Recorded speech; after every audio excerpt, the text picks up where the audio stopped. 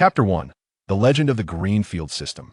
A blinding white light pierced through his eyelids, causing Ligt to instinctively shut his eyes.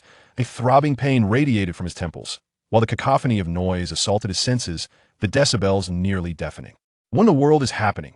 Hadn't I celebrated my birthday with too much drink and gone to a hotel with my girlfriend? Why am I still in a bar? Damn it. It's so loud. Cursing inwardly, Ligt opened his eyes, only to be greeted by a face as dark as night, and a pair of luminous eyes gazed at him with concern, the hot breath from flaring nostrils nearly brushing against his face, and the stark white teeth revealed were reminiscent of a wild beast. Instinctively, he pushed the imposing figure away, exclaiming, "A ghost! Lee, what's wrong?"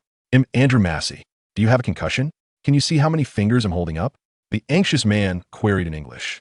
Ligt stared at the man before him, bewildered. How could he understand every word? He had only mastered a few simple phrases like "How are you?" "How old are you?" and "Nice to meet you." Could it be? As an avid reader of novels, a sudden thought struck him that moment. A torrent of unfamiliar yet strangely familiar memories flooded his mind, as if he had lived through them before. Indeed, he had traversed into another realm. Licht's heart raced with exhilaration. A fan of such narratives. Having achieved nothing by the age of 30, he had finally become a part of the great adventure of transmigration. But wait, where's my golden finger? Lee? Noticing Licht's fluctuating emotions, Andrew Massey furrowed his brow in concern. Ligt regarded the man before him, his mind recalling that this individual was the team doctor at Liverpool's Kirkby Academy, named Andrew Massey. He was known to be a genuinely good person, one of the few in the academy who respected individuals of Asian descent. Simultaneously, he could hear scattered expressions of concern mingling with derisive laughter. "Lee, how are you feeling? I told you, Asians aren't suited for football. Don't believe it? Just a couple of bumps, and he's out cold." "Huh, Henry, you were right, he doesn't deserve to play football at all. Just knocked unconscious by Remy, but at least his recovery seems impressive. Let's keep it down." Licht's gaze swept across the familiar yet foreign faces, his memory allowing him to call each name to mind with clarity. The corners of his mouth twitched slightly as he mused. "I've transmigrated into the body of a namesake of Chinese descent in England, and am part of the Liverpool Academy. How delightfully challenging. However, being nearly 16, he might soon have to bid farewell to the Liverpool Academy. Professional football is a ruthless domain. Once young players reach a certain age and fail to earn their coach's approval during the annual assessments, it signifies their imminent dismissal. Naturally, they might seek fortune at other clubs." The youth who had just chastised his teammate is Licht's closest companion within the youth training ranks, a talented individual named Curtis Jones, a native of Liverpool who joined the Liverpool Academy at the tender age of 9. Playing as a central midfielder, he possesses remarkable talent, which grants him considerable influence in the U15, U16 teams, silencing the mocking voices of his peers. Only the captain, Rhys Williams, who stands on par with Curtis Jones, scoffed, "A waste is a waste, a mere bump. In your days, perhaps you should return to your milk." "What do you mean, Rhys?" Curtis Jones raised an eyebrow, visibly displeased. Ligt glanced up at the seemingly mature Rhys Williams, instantly recalling information about him. Like Ligt, Rhys had joined the Liverpool Academy at 10. With a tall stature and adept ball control, he exuded a commanding leadership aura, making him the preferred captain across various age groups. He harbored a natural bias against those of Asian descent, often leveraging his physical prowess on the field to bully the slender Ligt, resulting in Ligt accumulating bruises after every internal match. The English Premier League already places great emphasis on physicality, and the coaches at the Liverpool Academy often stress the importance of embracing physical confrontations. Turning a blind eye to Rhys Williams' intentional actions. Contemplating this, a cold glimmer flickered in Licht's eyes, startling Rhys Williams. Rhys Williams, taken aback by Licht's audacity to glare at him, felt his anger surge. "What are you staring at, you waste? Do I permit you to look?" "Trash," Ligt replied coolly, retorting sharply. As his words resonated in the noisy environment, he seemed to hear an ethereal voice. "Courageous traveler Ligt. System activation in progress, commencing assessment." Holy cow! Licht's excitement surged. What had just been said? Indeed, there was a golden opportunity. In a flash, the familiar voice echoed once more. Potential host Ligt meets the binding requirements of the legendary green pitch system. Requesting binding. Only a fool would refuse. Binding agreement accepted. Binding successful. Loading the legendary green pitch system. Chapter 2. Talent Speed Demon.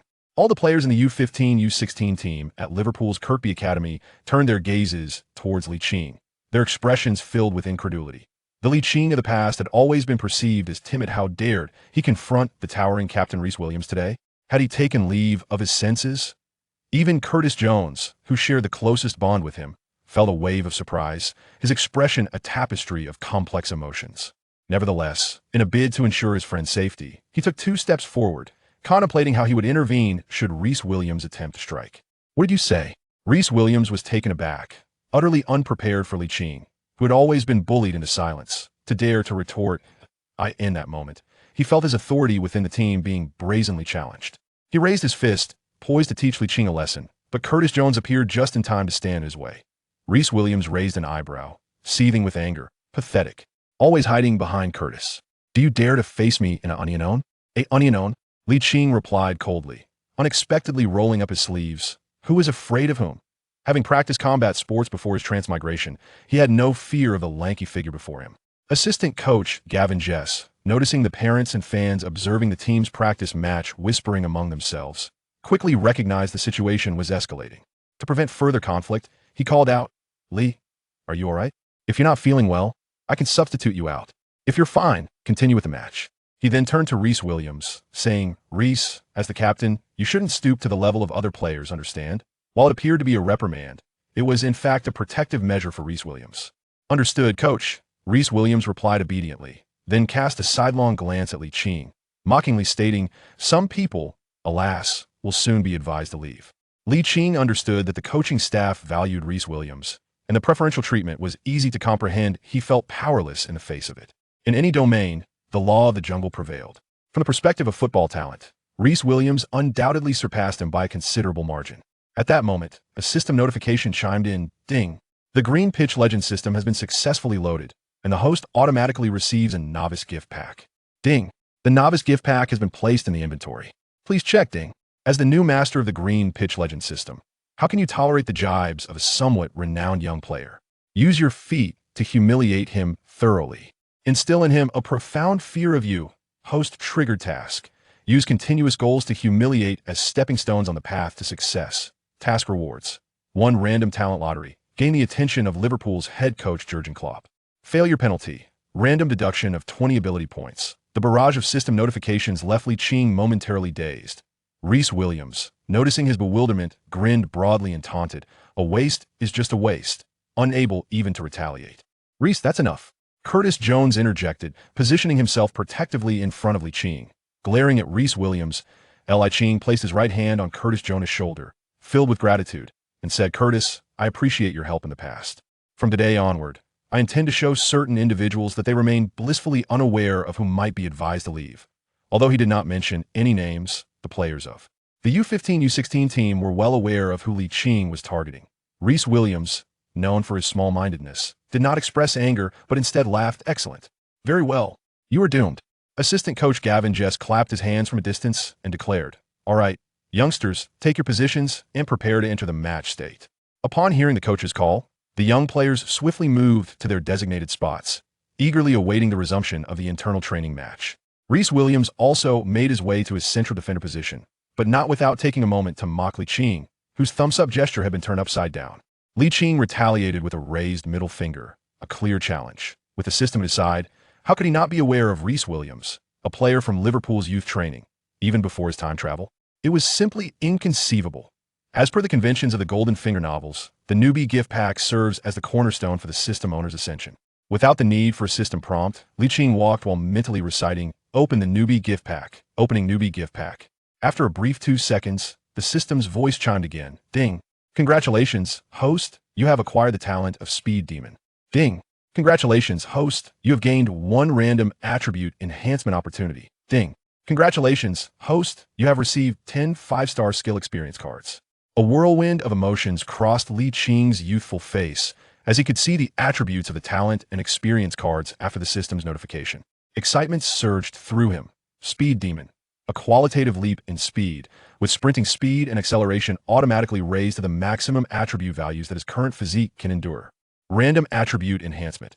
Upon use, the system will randomly enhance the attributes of the position chosen by the host on the field, the 5-star skill experience card. For 30 seconds after using the experience card, ball control skills become effortless, and any fancy move can be executed with ease. On the football field, aside from scoring goals, the most captivating aspects are speed duels and physical confrontations. Acquiring the talent of Speed Demon equates to possessing a remarkable level of attention. The explanation of the random attribute enhancement is quite clear. He can choose his position on the field to receive random enhancements in the main attributes associated with that role. Choosing forward would likely yield random enhancements in shooting, heading, and goal-scoring instincts that if he opts for midfielder, then critical attributes such as short passing, long passing, dribbling, and organization would receive random boosts. Choosing defender would enhance defensive attributes like interception, tackling, marking, and stealing today for the goalkeeper. Having finally acquired the golden finger, why would one choose to enhance goalkeeper attributes? The 5-star skill experience card was tailor-made for utterly dominating Rhys Williams in this training match. Curtis Jones observed Liching's inexplicable smirk, the corners of his mouth twitching slightly. Could it be that Lee had been rendered dazed by the collision with Remy Savage, the central defender partnering with Rhys Williams? Out of concern, he slowed his pace and, once he was walking alongside Liching, inquired with genuine care, "Lee, are you certain you're all right?"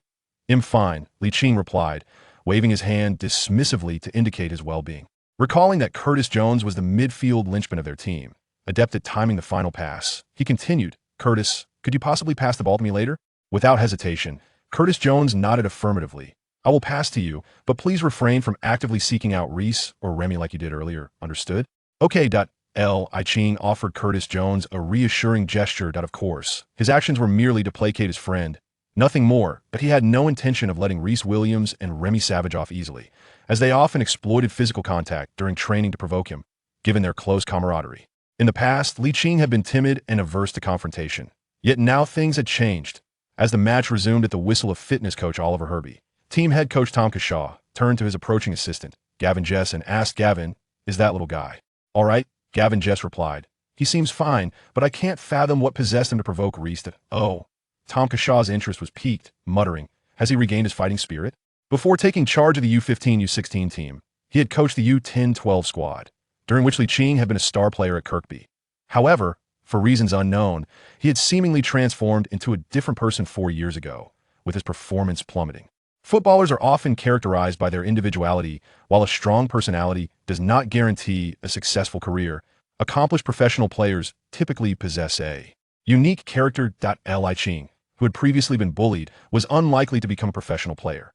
Yet now, he was openly challenging the team's foremost villain, Rhys Williams, indicating that he had at least rekindled the passionate spirit befitting a professional.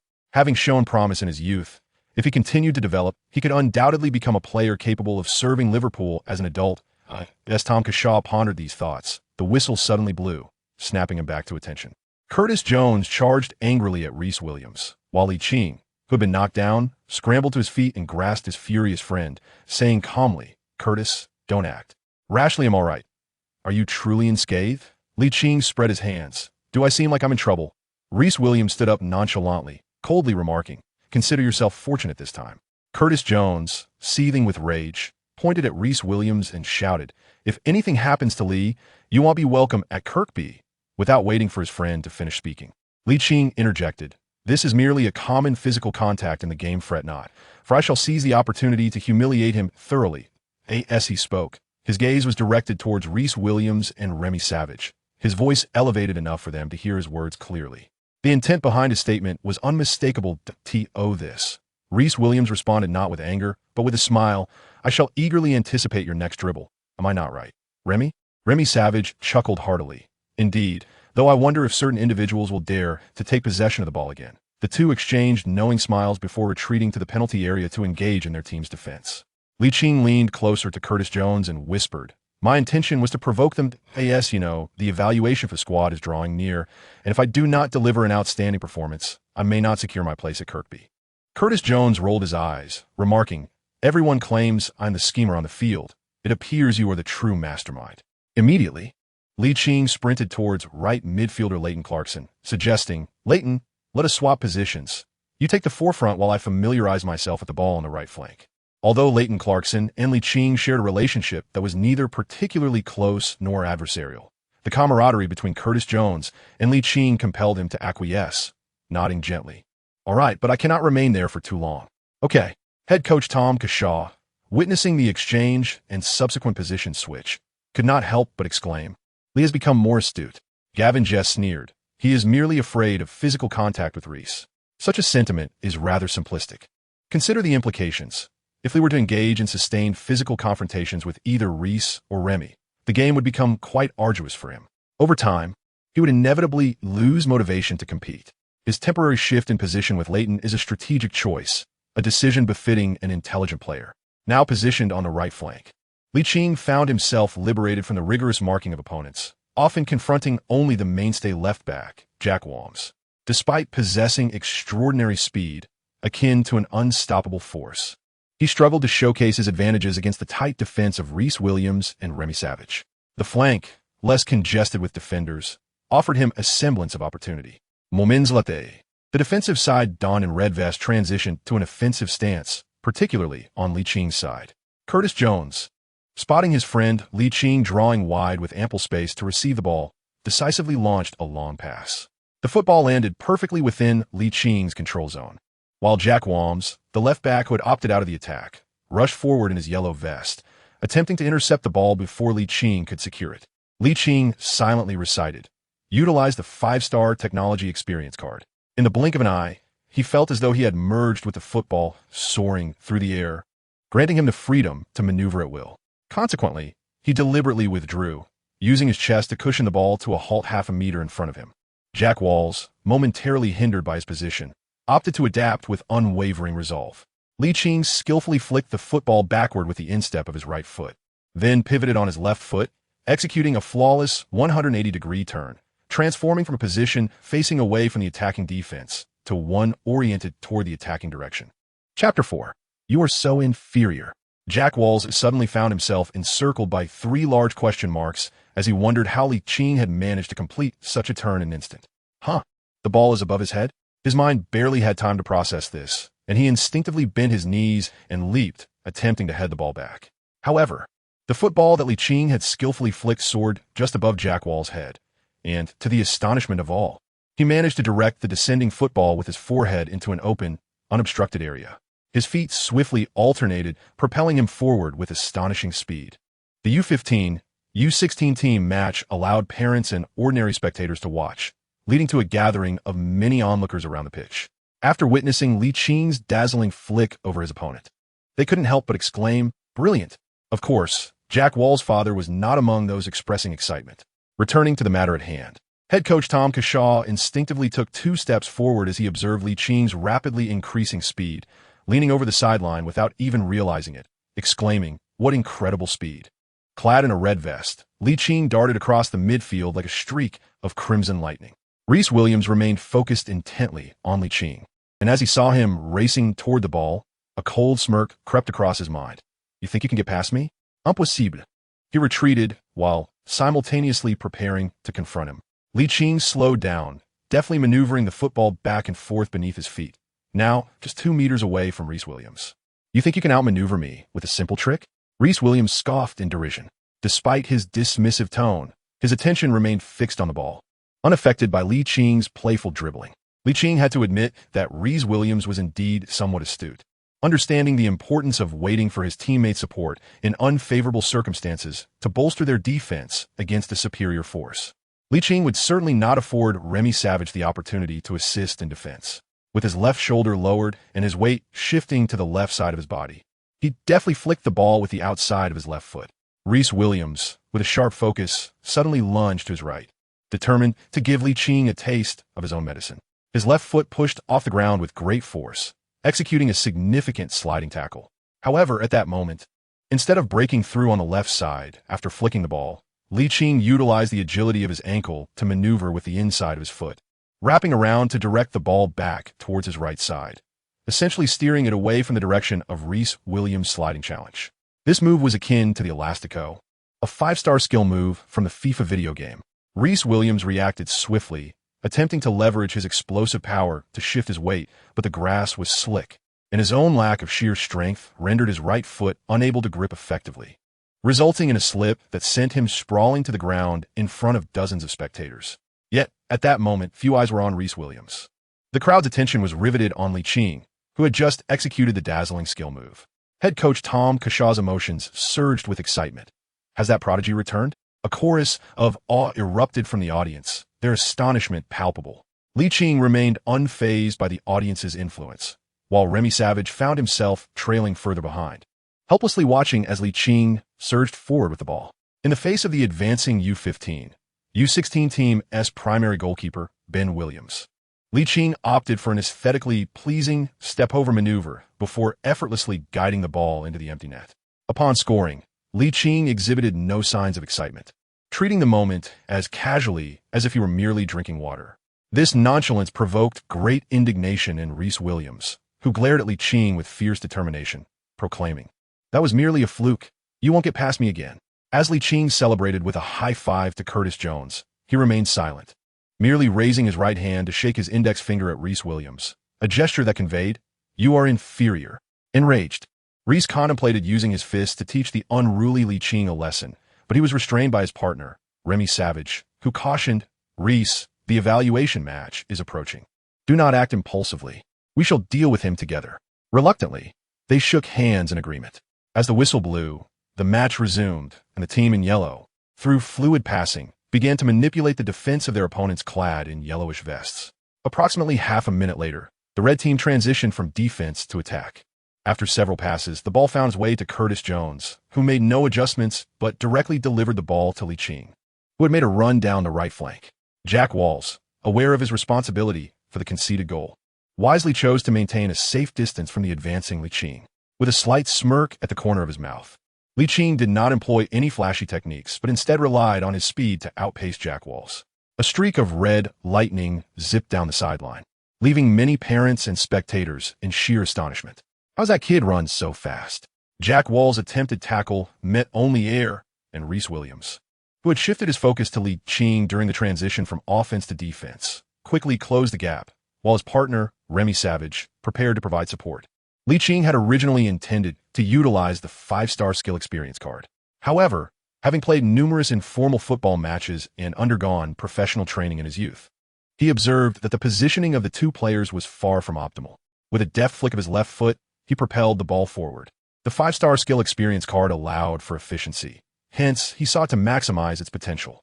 The ball, which had been rolling forward at a leisurely pace, suddenly accelerated, darting swiftly between Rhys Williams and Remy Savage. Rhys Williams, unwilling to witness Ligt breach his defenses once more, halted abruptly, pushing off the ground with his right foot. He lunged sideways to the left, intending to use his robust physique to obstruct Ligt while simultaneously raising his elbow. However, Licht's speed had undergone a remarkable transformation.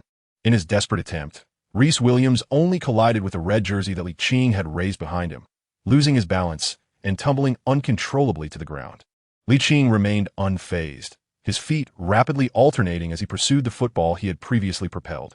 Remy Savage, lacking in speed and caught off guard by Licht's unexpected skillful maneuver, found his options severely limited, merely watching in astonishment as Ligt surged past him with astonishing velocity.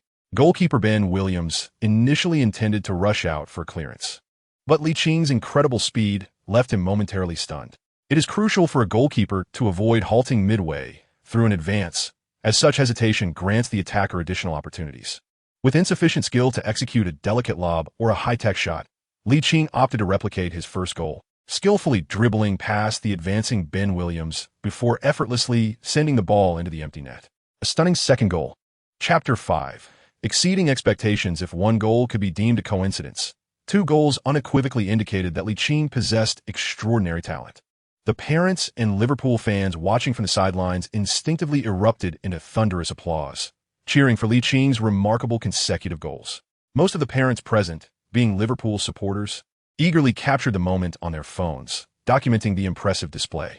Having scored two visually striking goals in succession, the child's future appeared undeniably bright, a belief they held steadfastly. Several elderly fans, well over 60, reminisced about their youth, recalling the brilliance of Michael Owen and Raheem Sterling, who once showcased similar spectacular performances.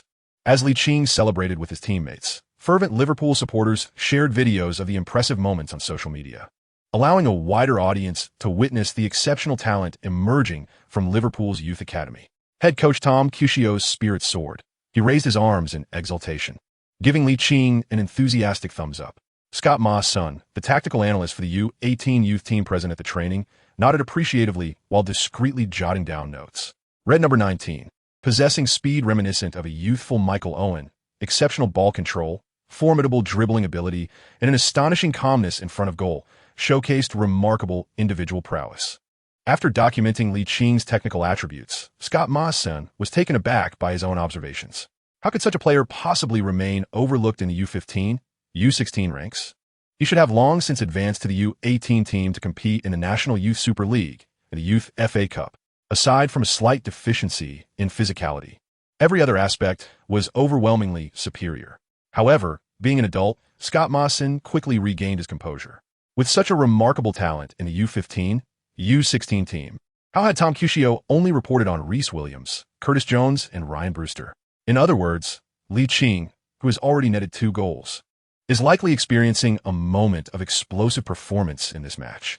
As he retraces his steps, he once again gestures with his finger towards Rhys Williams, who, consumed by fury, refrains from retaliating this time. Aware of the watchful eyes of numerous coaches on the sidelines, he understands that resorting to violence may lead to his departure from the Liverpool Academy. Thus, he clenches his fists tightly, repeatedly reminding himself to remain calm. Stay composed. Stay composed. The remainder of the match will improve. However, the resumption of play does not unfold as Rhys Williams had hoped. Each time the red team seizes a counterattack opportunity, their defense becomes increasingly vulnerable. Faced with the formidable Liqing, the yellow team finds itself with no option but to commit fouls. Over the subsequent 10 minutes, both sides score, with Liqing continuing to demonstrate his vitality and adding 2 more goals to his tally. Frequently drawing defenders to the flanks, his influence during counterattacks is unmistakable, particularly as youth players at this age often lack sufficient awareness of foul play. 2 minutes later, Liqing receives a long pass from his friend Curtis Jones and accelerates down the left wing. Utilizing the 5-star skill experience card, his footwork dazzles, as he skillfully evades the yellow team's right back Daniel Atherton and central defender Remy Savage. The audience erupts in applause for Liqing's performance, eagerly capturing the moment on their phones, wishing to immortalize this spectacle. Meanwhile, Rhys Williams finds himself in a state of despair, unsure of how to proceed amid the ongoing battle. Liqing took the initiative to make a choice, skillfully performing a bicycle kick around the football while gradually slowing down. On the surface, Rhys Williams appeared unfazed, yet internally, he was in a state of turmoil. This was due to the striking realism of each of Liqing's movements. He sensed that no matter which direction he lunged toward, Liqing would deftly redirect the ball to the opposite side.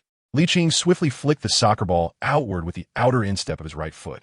Rhys Williams had no choice but to dive to his left. At that precise moment, Liqing stepped forward, deftly controlling the ball with the inner side of his right foot, causing Rhys Williams to abruptly halt in place. Liqing did not truly remain stationary. As his right foot touched the ground, his left foot deftly flicked the ball forward to the right. Rhys Williams had no choice but to initiate his own movement in place, striving to thwart Liqing's acceleration and breakthrough. Often, intentions may be noble, yet reality can be merciless.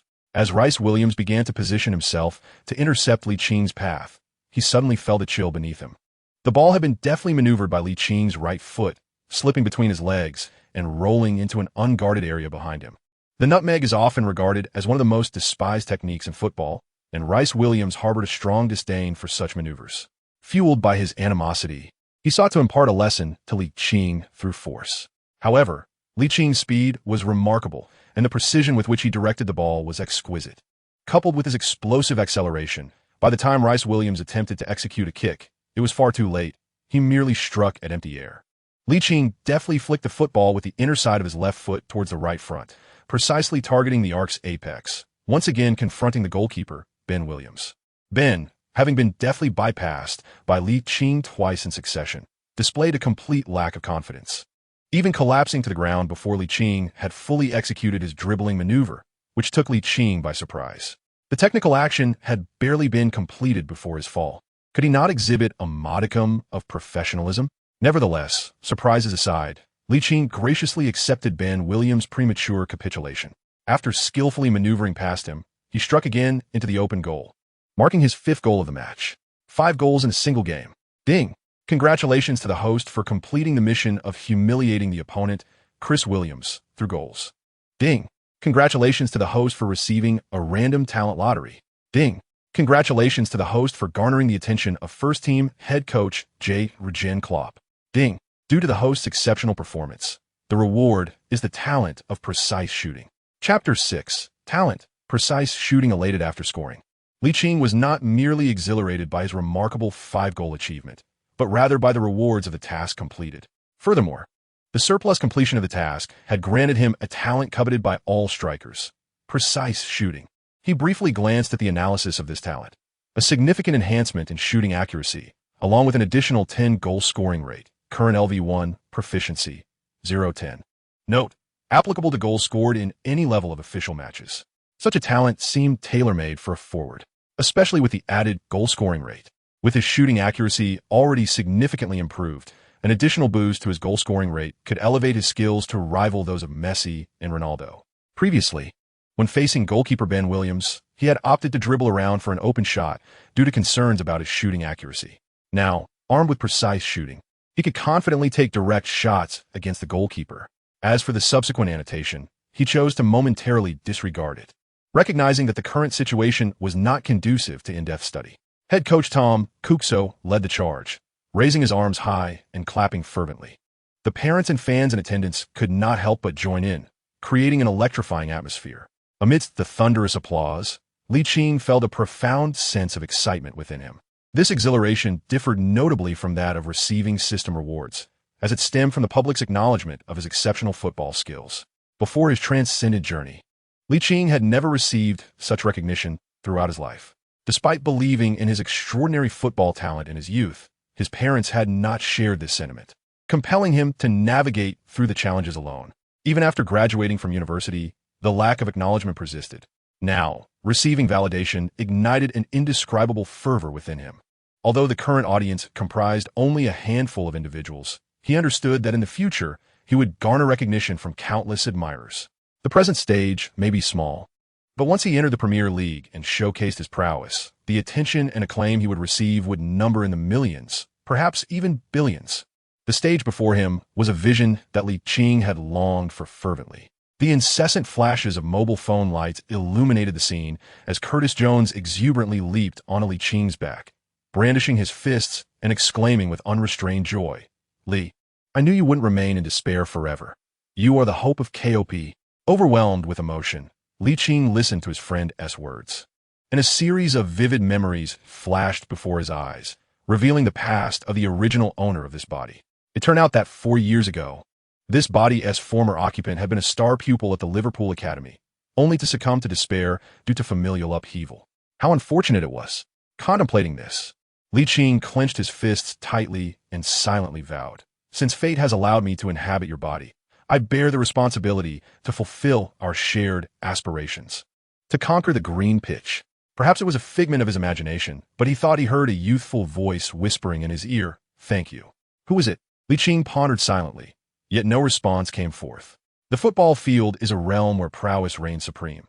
Those endowed with skill find themselves surrounded by admirers, while the less capable are met with disdain. Licht's struggles in the U15, U16 team can largely be attributed to a significant decline in his abilities compared to the impressive performances he showcased in the U10, U12 age group. Now, with his resplendent display, he naturally earns the admiration of his more conventional teammates, leaving him little time to ponder the source of the disparaging remarks directed at him. Rhys Williams and Remy Savage exchanged glances, both having exhausted their efforts during the recent defensive play, yet Licht's prowess proved insurmountable. After celebrating his goal with his teammates, Ligt did not overlook Rhys Williams. He playfully raised his right hand, first shaking his index finger with a knowing smile, then defiantly displaying 5 fingers. The gesture clearly communicated, "You are inadequate. I've scored all 5 of my goals against you in this match." Rhys Williams, already irked by Licht's quintuple goal tally, could scarcely tolerate the affront delivered so brazenly in his presence. In a swift motion, he lunged forward, delivering a direct punch. Anticipating the attack, Ligt, having trained in various combat techniques for several years, was quick to react. He sidestepped the blow, allowing it to pass harmlessly by, and with a well-timed kick from his right foot, struck Rhys Williams' knee. The force sent Rhys tumbling forward, face first into the ground, tasting the turf. Only at this moment did the others comprehend the situation. Rhys Williams, having been effortlessly taken down by the seemingly frail Ligt, felt a wave of humiliation wash over him. He hastily regained his footing, determined to retaliate with another punch. However, by this time, The other team members had come to their senses and instinctively intervened to restrain Rhys Williams. Ligt was utterly unperturbed by Rhys Williams. He coldly remarked, "You cannot win on the field, nor can you prevail in a brawl. What purpose does your existence serve?" Rhys Williams felt his anger surge, attempting to push aside the teammate obstructing his path. At that moment, head coach Tom Cushing suddenly exclaimed, "Rhys Williams, what do you think you're doing? Resorting to violence because you are unable to win a match? Who taught you that? Effective immediately, you are no longer the team captain. Furthermore, ensure your father is here tomorrow. Otherwise, do not expect to remain at Kirkby." Everyone was taken aback by the usually genteel Tom Cushing's outburst. Rhys Williams, merely a 15-year-old boy, stood frozen in place, head bowed and silent after the coach's reprimand. Tom Cushing then turned his gaze to Ligt, his expression still grave. Yet his tone shifted. "Lee, do not let a moment of glory in a training match lead to arrogance. Professional football is not as effortless as you may think. After the training match concludes, you will complete 50 push-ups as a form of reprimand." "Understood, Mr. Cushing." Ligt was able to discern the goodwill in Tom Cushing's words and nodded obediently. As for the punishment of 50 push-ups, it was utterly inconsequential for a football player. After a brief interruption, the match resumed, and within a mere 10 minutes, Ligt scored 5 goals, becoming the most formidable player for the yellow team, drawing increasing attention geometrically. Nevertheless, despite possessing the cognitive maturity of an adult, Ligt remained remarkably composed, showcasing his exceptional ability to seize opportunities, coupled with his innate talent for precise shooting. In the remaining time of the match, he netted 2 additional goals, leading the red team to a resounding victory of 8-4. Thus, Ligt concluded the game with an impressive tally of 7 goals, becoming the focal point of the entire stadium. Chapter 7. Attention from Klopp. As the internal match concluded, the U15, U16 players departed the Kirkby Training Academy like schoolchildren at the end of the day, each carrying their own little bags. "See you tomorrow." Curtis Jones waved goodbye to Ligt, who had just completed his 50 push-ups, before following his mother away from the field. "See you tomorrow." Watching Curtis Jones and his mother gradually fade into the distance, Licht's mood turned melancholic. Through the search of his memories, he learned that the original owner of this body had encountered a family tragedy 4 years prior. Both parents had perished during an overseas trip, leaving him, who was then engaged in a match, as the sole survivor in this world. Before his journey into another realm, Ligt was not an orphan, yet his circumstances were scarcely better. His mother had passed away early, and his father was a compulsive gambler. His psychological resilience was remarkable, and although he led a solitary existence, at least he could enjoy a life free of worries, provided he refrained from frivolous spending. The untimely demise of his parents had left him with a substantial inheritance of £2 million and a well-appointed apartment, which meant that he could live a carefree life if he managed his finances wisely. However, with the newfound support of a system, his future prospects appeared boundless. Aspiring to become a professional football player had long been Licht's childhood dream, and with such an opportunity now at hand, what could be better? He sensed that this was a celestial arrangement.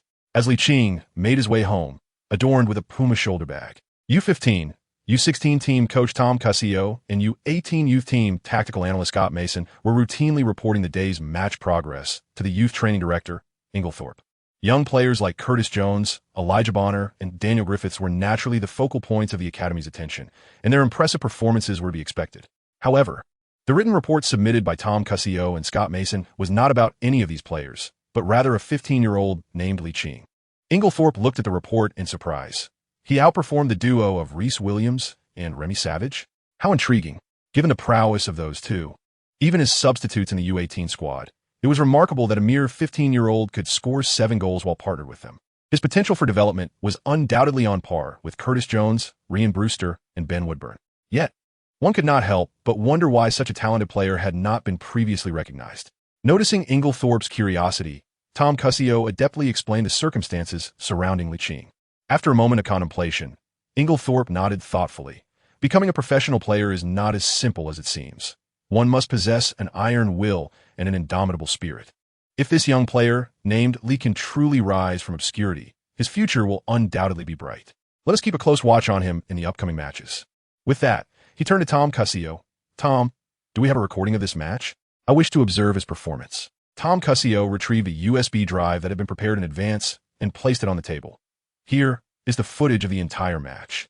as Tom Cashaw and Scott Mason departed from the office of the youth training director. Ingersoll promptly connected a USB drive to the computer to view a 40-minute match involving the U15, U16 teams.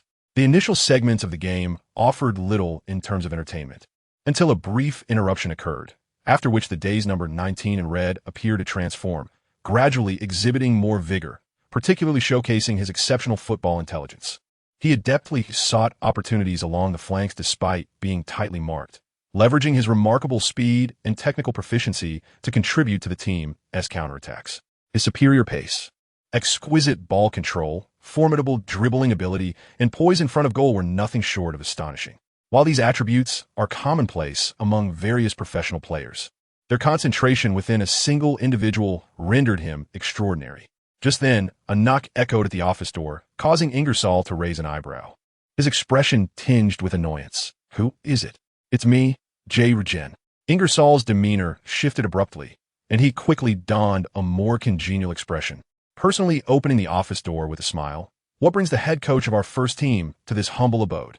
Klopp entered with a furrowed brow, shrugging his shoulders and stating, "As you are aware, our first team is currently plagued by numerous injuries, and Sadio Man is set to participate in the Africa Cup of Nations this January.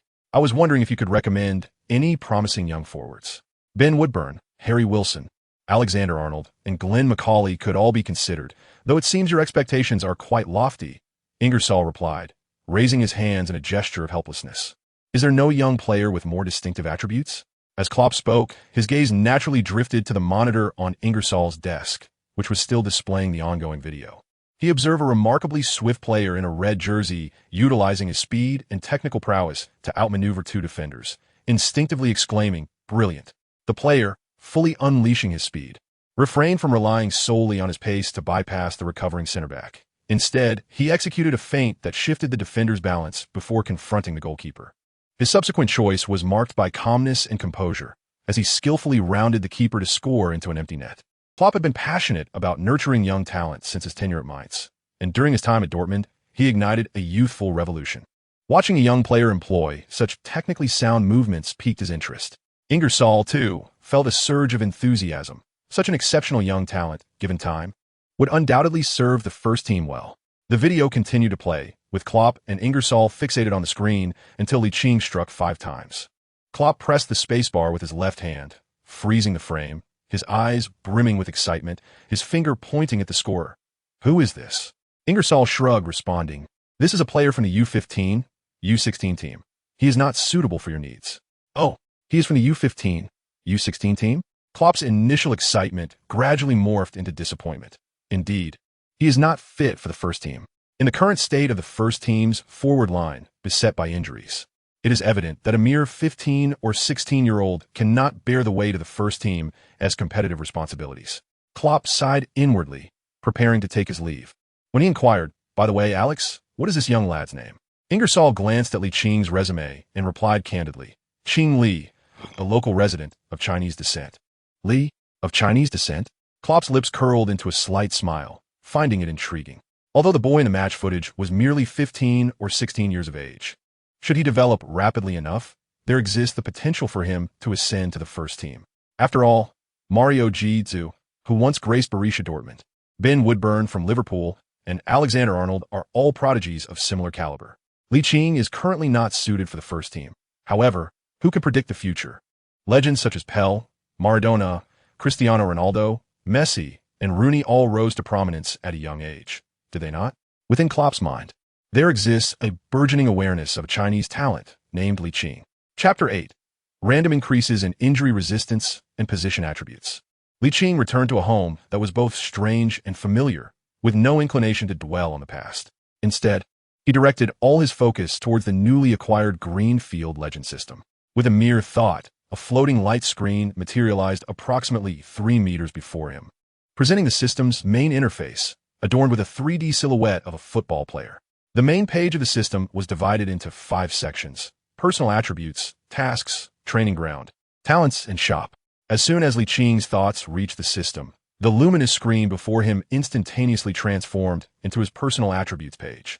All offensive and defensive attributes: height, 169 centimeters weight, 51 kilograms position, forward strength, 39 stamina, 50 skill, 62 shooting, 80 shot power, 50 heading, 53 long shot, 46 free kick, 50 penalty kick, 80 sprint speed, 82 acceleration, 84 jumping, 62 agility, 65 balance, 72 tackling, 34 interception, 40 positioning, 50 marking, 55 dribbling, 56 ball control, 55 short pass, 60 crossing, 54 long pass, 55 off-the-ball movement, 68 creativity, 70 vision, 62 reaction, 74 inclination, 50 willpower, 85 GK save, 29 available skill points, 10 inventory, 5-star skill experience card x 5 lottery attempts, 1 coins, 0 skill assessment, professional C level, with SSS being the highest level. Note: can serve as a key player for mid-tier teams or a substitute for title-contending teams in second-tier leagues outside the 5 major European leagues.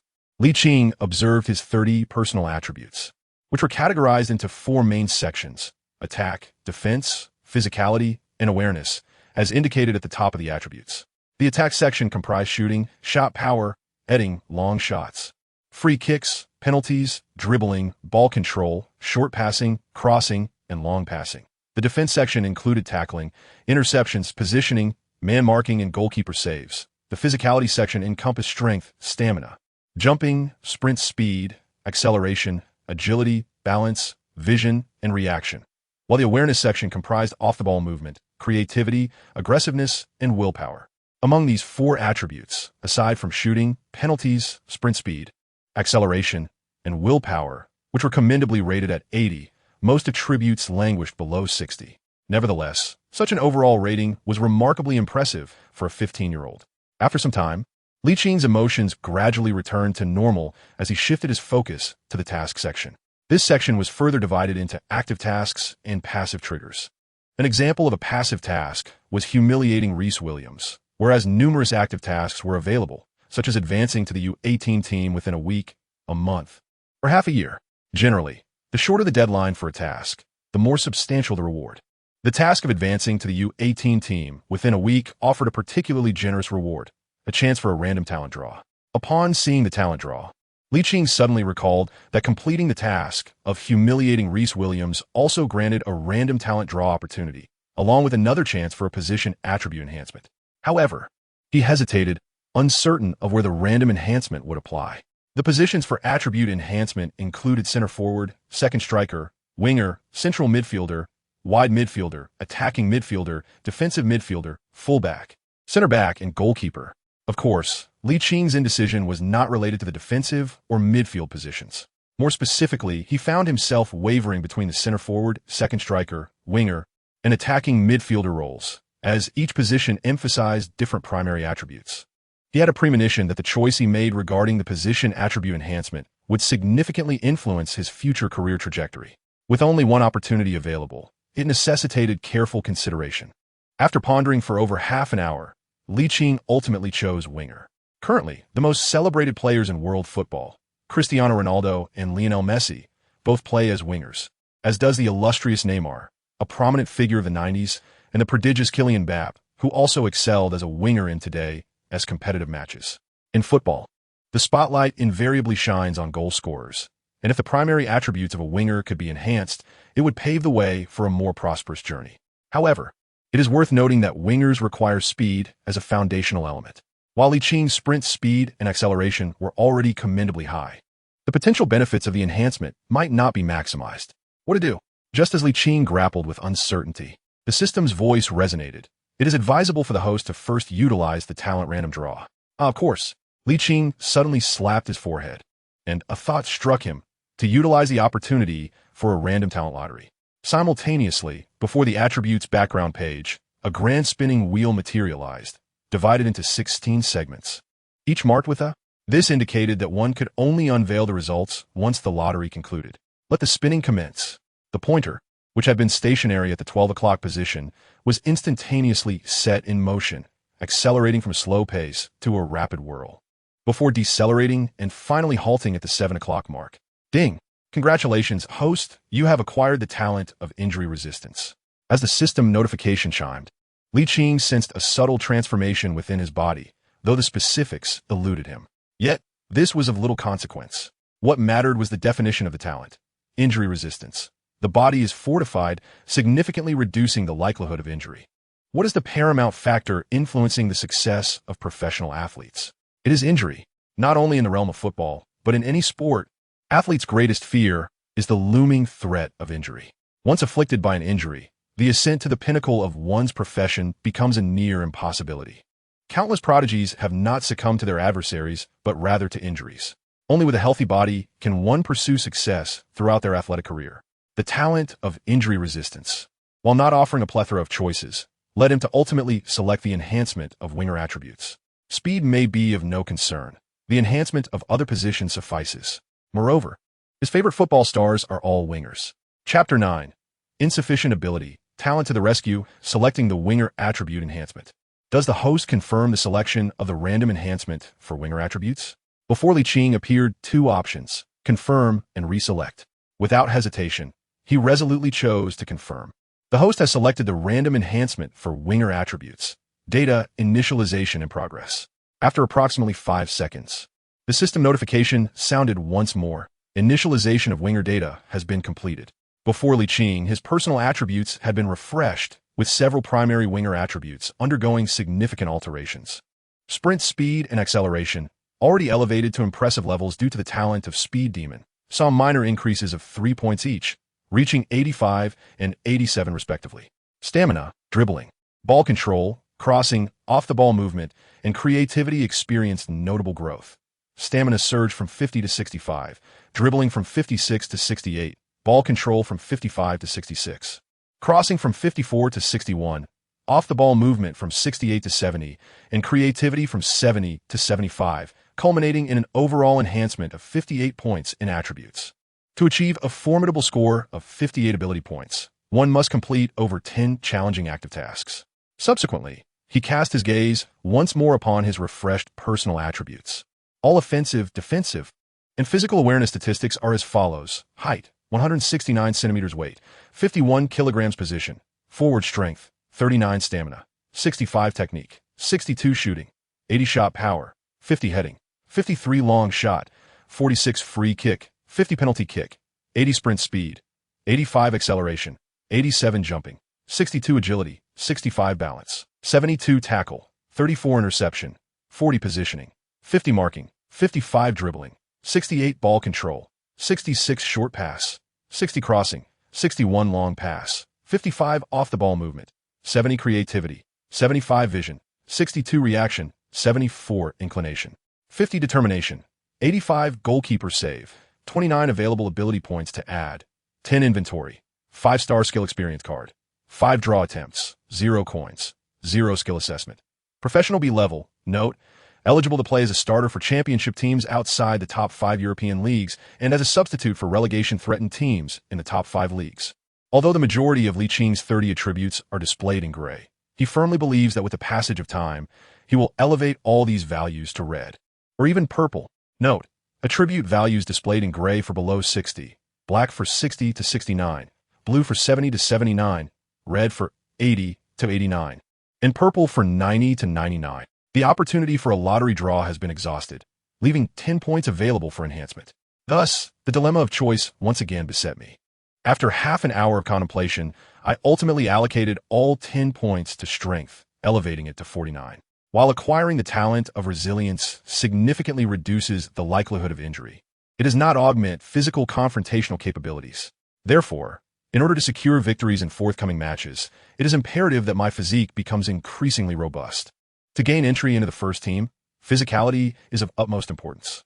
The Premier League, renowned for its emphasis on physical duels, necessitates that I attain a level of fitness conducive to frequent confrontations at the earliest opportunity. Otherwise, possessing resilience would be of little consequence. Time passes swiftly. 2 or 3 hours vanish in an instant. During this interval, I have come to grasp the various segments of personal attributes, task assignments, training grounds, talents, and the marketplace. The training ground allows me to engage in self-training within the system, with a time ratio of 1:4, meaning that 1 hour in the real world equates to 4 hours within the system. The training ground offers targeted enhancement exercises for each attribute. For instance, to elevate my strength, I can diligently practice in the gym located within the training facility.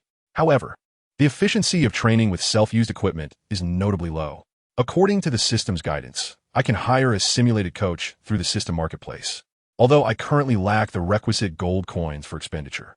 It is noteworthy that the simulated coaches available in the system marketplace can be chosen at my discretion, reflecting an impressive degree of user-friendliness. Much like the voice navigation packages of popular mapping applications, I can select from renowned male and female celebrities as fitness coaches. As for pricing, it varies based on influence and popularity.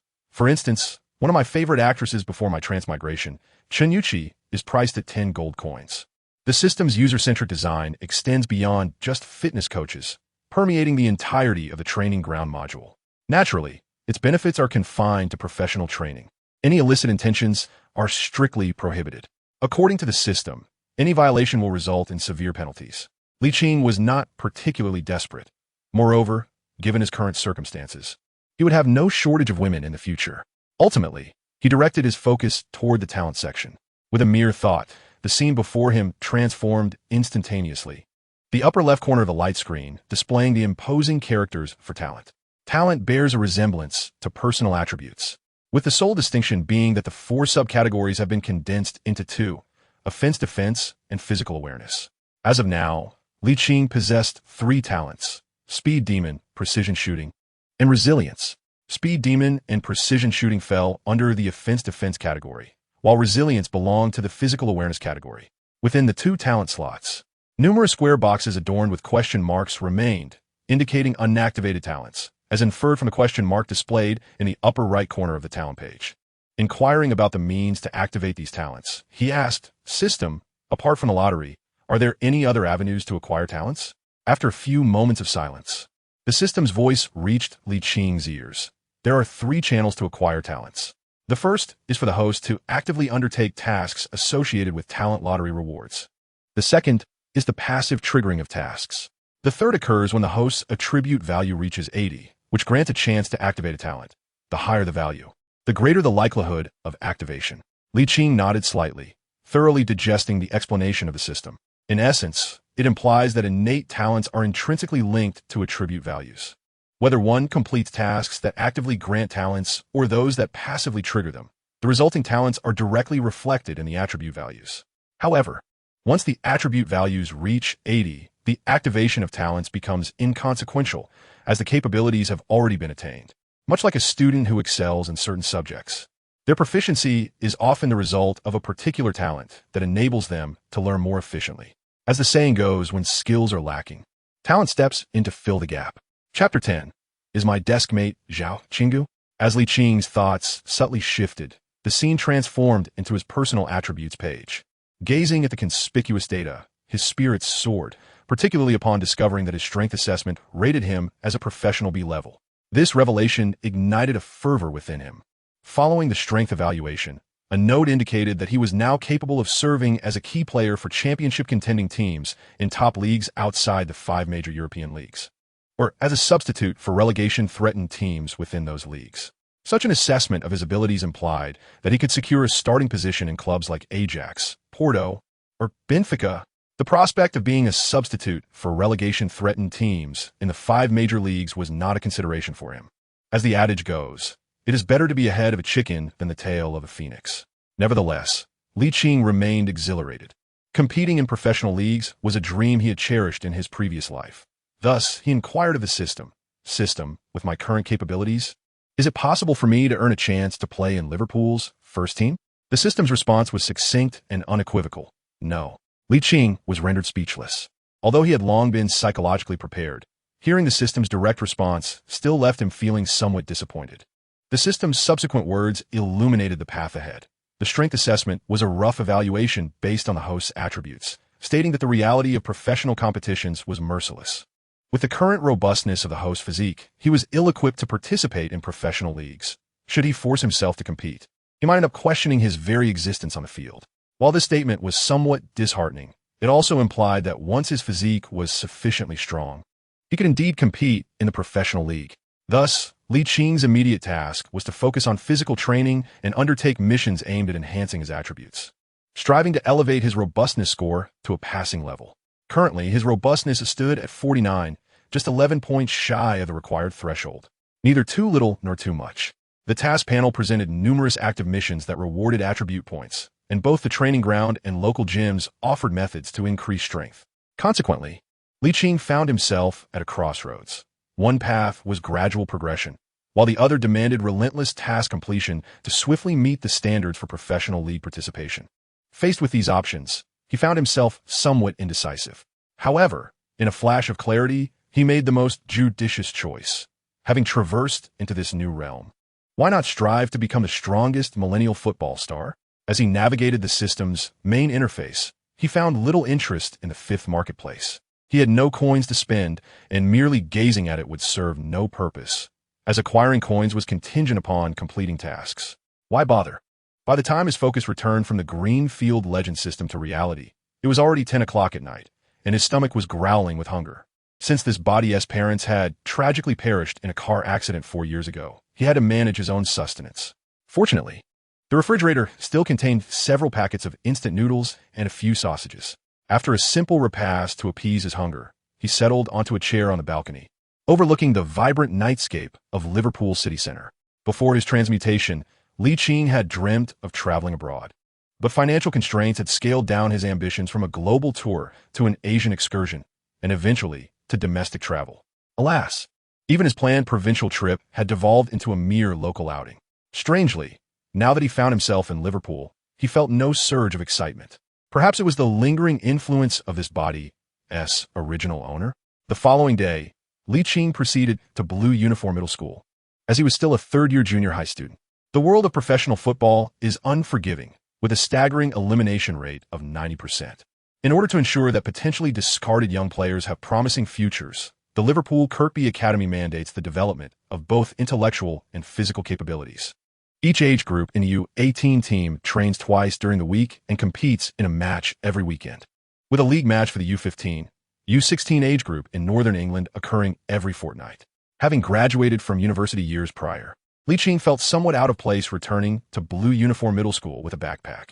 However, the Kirkby Academy had clear stipulations. Every player in the team must complete their coursework, or they would not be included in the official match roster. Without a spot on the match list, no amount of talent could be showcased. Naturally, such regulations primarily apply to ordinary players. For prodigies like Ligt, equipped with systematic support, the future is bright regardless of circumstance. As Ligt entered the classroom, several blonde-haired, blue-eyed boys and girls sneered at him, but he paid them no heed. Instead, he took his seat according to the memories of his former self, surveying the familiar yet alien environment. "Lee, I watched your match at Kirkby yesterday afternoon. It was incredible." A boy with a freckled face approached excitedly as Ligt glanced around. Ligt was acquainted with a freckled boy named Tom, a friendly local from Liverpool, and they shared a pleasant rapport. He was one of the few good friends of the original owner of this body. His voice was not particularly loud, yet it was sufficiently audible for every classmate to hear in the quiet classroom. Most of the students attending this school were fans of either Liverpool or Everton, with the former being the predominant group. The boys and girls who had just scoffed at Ligt hailed from families of Everton supporters. Ligt smiled and waved his hand, effortlessly speaking in fluent English. "It's just a routine operation. Don't take it too seriously." Tom raised his thumb high and exclaimed, "I will also be attending the match in Kirkby this weekend. Go for it." He then turned to his classmates and asked, "Who else is going to Kirkby this weekend? Let us cheer for Lee together." Except for a classmate with an Everton inclination who snorted dismissively, most readily agreed. In this age of rapid information dissemination, highlights of Licht's match were released by fans the very same evening, igniting fervor among his classmates as they felt as if they were witnessing another Messi in the making. Ligt shook his head with a smile, poised to express his gratitude to Tom, when a sudden waft of an enchanting fragrance filled his nostrils. This aroma was not the synthetic scent of artificial perfume, but rather the natural essence of jasmine. Instinctively, he turned his head, only to be met by a visage of exquisite beauty, fair skin, delicate features, and a subtle smile that seemed capable of melting the harshest of glacial ice. For a moment, he found himself momentarily entranced. Is it just me? Or does she bear a striking resemblance to the beloved actress Zhao Qinggu from my past life? A fleeting thought crossed his mind. In an instant, information about the girl before him surfaced, causing a slight twitch at the corner of his mouth. Indeed, this girl was named Zhao Qinggu. Chapter 11. It turns out this is a highly parallel world. Zhao Qinggu hailing from Hebei, had moved to Liverpool with her parents 2 years prior. And by a remarkable twist of fate, she became the desk mate of Ligt, the original owner of this body. This revelation prompted new questions to arise in Liching's mind. Prior to his transmigration, he had been captivated by Zhao Qinggu, who had starred in the film Hua Liying, and had researched her extensively through Baidu.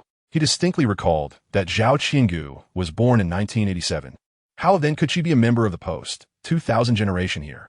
As he pondered these perplexities, he did not neglect to admire the sweet and charming Zhao Qinggu before him.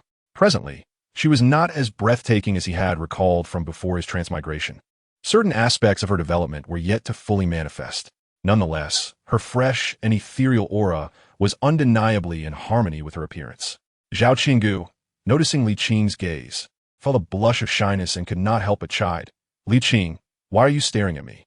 Liching's gaze shifted from Zhao Qinggu, a smile gracing his lips as he remarked, I find you particularly enchanting today. Regardless of age, no woman can resist the allure of candid compliments. Zhao Qinggu shot him a sidelong glance, retorting, Humph, I no longer wish to converse with you. With that, she promptly took a seat. Liching observed with clarity the faint blush that adorned Zhao Qinggu's fair visage, her cheeks tinged with a delightful hue.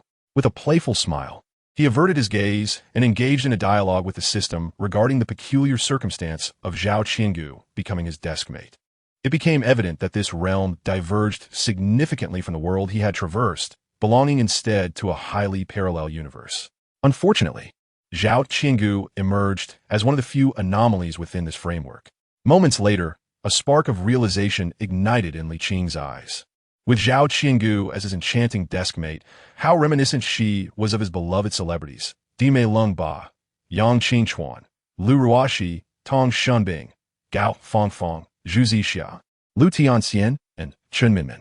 The thought compelled him to disregard the ongoing class and hastily retrieve his phone, conducting a Google search for information on these starlets. If they indeed shared a fate akin to Zhao Qinggu's, it would be an injustice not to claim them all. Upon entering this world, his aspirations extended beyond mere dreams. He aimed to amass wealth and revel in the company of the most exquisite women. Meanwhile, Zhao Qinggu found herself enveloped in a cloud of confusion. The Liching she remembered was a taciturn individual. How curious it was for him to jest and tease her today. As the saying goes, curiosity can be perilous.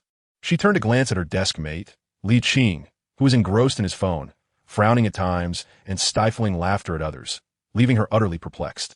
Liching searched for numerous female celebrities he admired in his past life, using his mobile phone. He discovered that most of them were unsearchable, indicating that those elusive starlets might, like Zhao Qinggu, lead ordinary lives in this world. Perhaps, in some corner of the universe, they awaited his pursuit. Suddenly, he sensed a gaze directed at him from his right, and when he turned to look, he found himself locking eyes with Zhao Qinggu's enchanting orbs. Initially taken aback, he soon smiled and nodded lightly, playfully remarking, Qinggu, why are you staring at me? Zhao Qinggu, realizing that staring at the boy was somewhat embarrassing, quickly averted her gaze. Flustered as she grasped her textbook, her fair complexion instantly flushed with a rosy hue as she huffed. I'm not looking at you, you big-headed ghost. I'm reading. My dear, you have your book upside down.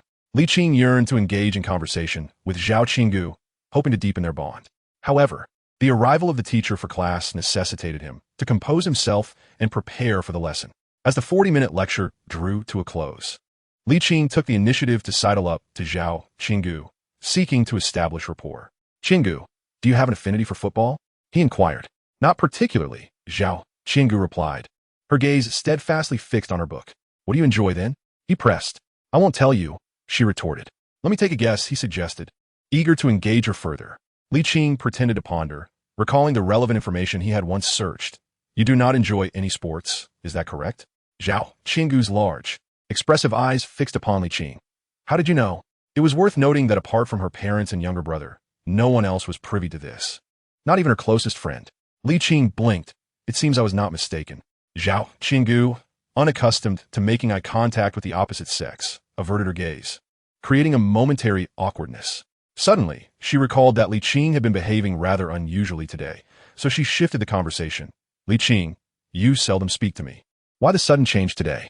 This matter is rather lengthy, but if you wish to hear it, I shall be succinct. Zhao Qinggu glanced at the time. Only a few minutes remained before the next class, and reading seemed of little use, so she nodded lightly. You are aware that my parents passed away 4 years ago, correct? Zhao Qinggu had heard this news from her classmates and nodded repeatedly, her expression growing somewhat serious. Li Qing tilted his head skyward at a 45-degree angle, feigning sadness. A few days ago, I came to a realization. Rather than living in sorrow in this world, it is far better to embrace joy each day. I believe my parents in another realm would wish for me to do the same. What do you think? After speaking, Li Qing turned his gaze toward Zhao Qinggu. After a brief moment of eye contact, she quickly looked elsewhere and, flustered, replied, You are absolutely correct. By the way, I have a match at Kirkby this weekend. I wonder if you have time to join? No sooner had she finished speaking than Tom approached, joyfully interjecting in his broken language. Zhao, if you wish to go, I can accompany you. Tom shared a close friendship with Li Qing and enjoyed learning languages during their free time. What is so captivating about a group of people chasing a soccer ball around? Zhao Qinggu shook her head in response. Li Qing and Tom exchanged a glance, both filled with resignation. As the teacher arrived early to the classroom, Tom returned to his seat. Li Qing quietly implored once more, Are you truly not going to watch? Zhao Qinggu, initially inclined to decline, hesitated upon seeing the almost pleading look in Li Qing's eyes. She thought of his unfortunate background and the few friends he had. If she, as his deskmate, also refused, it was likely that the recently uplifted Li Qing would revert to his former reticent self. As a girl, Zhao Qinggu did not give a direct affirmation. If there is no homework over the weekend, I will go. Ingwa Middle School differed from typical institutions, as weekends were nearly devoid of assignments. In essence, Zhao Qinggu's response was a subtle agreement, which filled Li Qing with exhilaration as he envisioned showcasing his prowess in the upcoming Northern District competition that weekend. Chapter 12. The majestic figure the U15, U16 team at the Liverpool Academy only trains for 2.5 days during the week, specifically on Wednesday and Thursday afternoons. Upon returning to the training ground, Li Qing, having been the standout player the previous week, became the center of attention. His rival, Rhys Williams, was absent from practice, as he had been informed by Curtis Jones that Williams was undergoing a 2-week period of reflection. Remy Savage trained alone on the far side of the field, appearing quite solitary. As the warm-up concluded, Curtis Jones pointed discreetly at the youth development director, Inglethorpe, and the U18 team coach, Neil Critchley, who had just arrived at the training ground, whispering, Lee, they are here to assess your performance, aren't they? Li Qing looked up and happened to meet the gaze of Ingersoll and the others. Casually, he remarked, Of course, it's only natural. However, in the near future, I wonder if we might find ourselves as teammates in the U18 squad? Absolutely, Curtis Jones replied with unwavering confidence. Li Qing's current attributes have reached a level where he could secure a starting position in a relegation-threatened team within Europe's top 5 leagues. If one were to focus solely on his core statistics, he could even serve as a principal winger for mid-tier teams in the other 4 major leagues, excluding the Premier League. However, at merely 15 years of age, his physique is not yet robust enough to withstand the rigors of high-intensity physical confrontations. Despite his natural talent that renders him less prone to injury, his ambition is to strengthen his body to an acceptable standard by the age of 16, and subsequently maintain exceptional performance to ascend to the first team. Nonetheless, his physical prowess in the U15, U16 tier remains remarkably impressive, surpassing his performance from the previous weekend. His continuous scoring has left opposing goalkeepers and defenders questioning their abilities. Notably, during a scrimmage, Remy Savage was nearly overpowered by Li Qing's physicality, much to the astonishment of head coach Tom Cashaw. Naturally, this brought him great joy, as he had previously harbored concerns that Li Qing's slender frame would hinder his capability to compete at higher levels. It now appears that such worries were unfounded. Li Qing's continuous scoring is directly related to the active novice tasks he has undertaken. This task is divided into 3 phases. The first phase requires 100 goals. The second phase requires 500 goals, and the third phase requires 1,000 goals. Upon completing the first phase, one receives 1 point of ability value and 10 gold coins. Upon completing the second phase, 5 points of ability value and 50 gold coins. And upon completing the third phase, 10 points of ability value and 100 gold coins, along with an additional talent lottery. This task is exceedingly simple, as any goal scored in any environment counts towards the total. Goals scored during regular training are counted, as are those scored in the training section of the system's homepage, not to mention goals scored in official matches. Simultaneously, U15, U16 team coach Tom Cashaw, U18 team coach Neil Critchley, and youth training director Inglethorpe are engaged in ongoing discussions, clearly impressed by Li Qing's performances. Neil Critchley stated with clarity, "Tom, Alex, I have a feeling that once Lee advances to the U18 team, I'm confident we can defeat the title favorites, Manchester City U18, in the Youth FA Cup 1/16 final early next year." Such confidence? Inglethorpe was taken aback. In his recollection, Neil Critchley was not one to boast and reminded him, "Lee only erupted last weekend. I worry his performance may not be consistent. I personally suggest observing for a while longer." Neil Critchley's resolute demeanor wavered slightly. Tom Cashaw, whose purpose is to nurture players for higher-level teams, felt that if Li Qing ascended to the U18 team and excelled, it would signify recognition of his work. Thus, he asserted, Li was once a prodigious talent in the U10, U12 ranks. Only due to family upheaval 4 years ago did his temperament change. I believe he has emerged from that low point.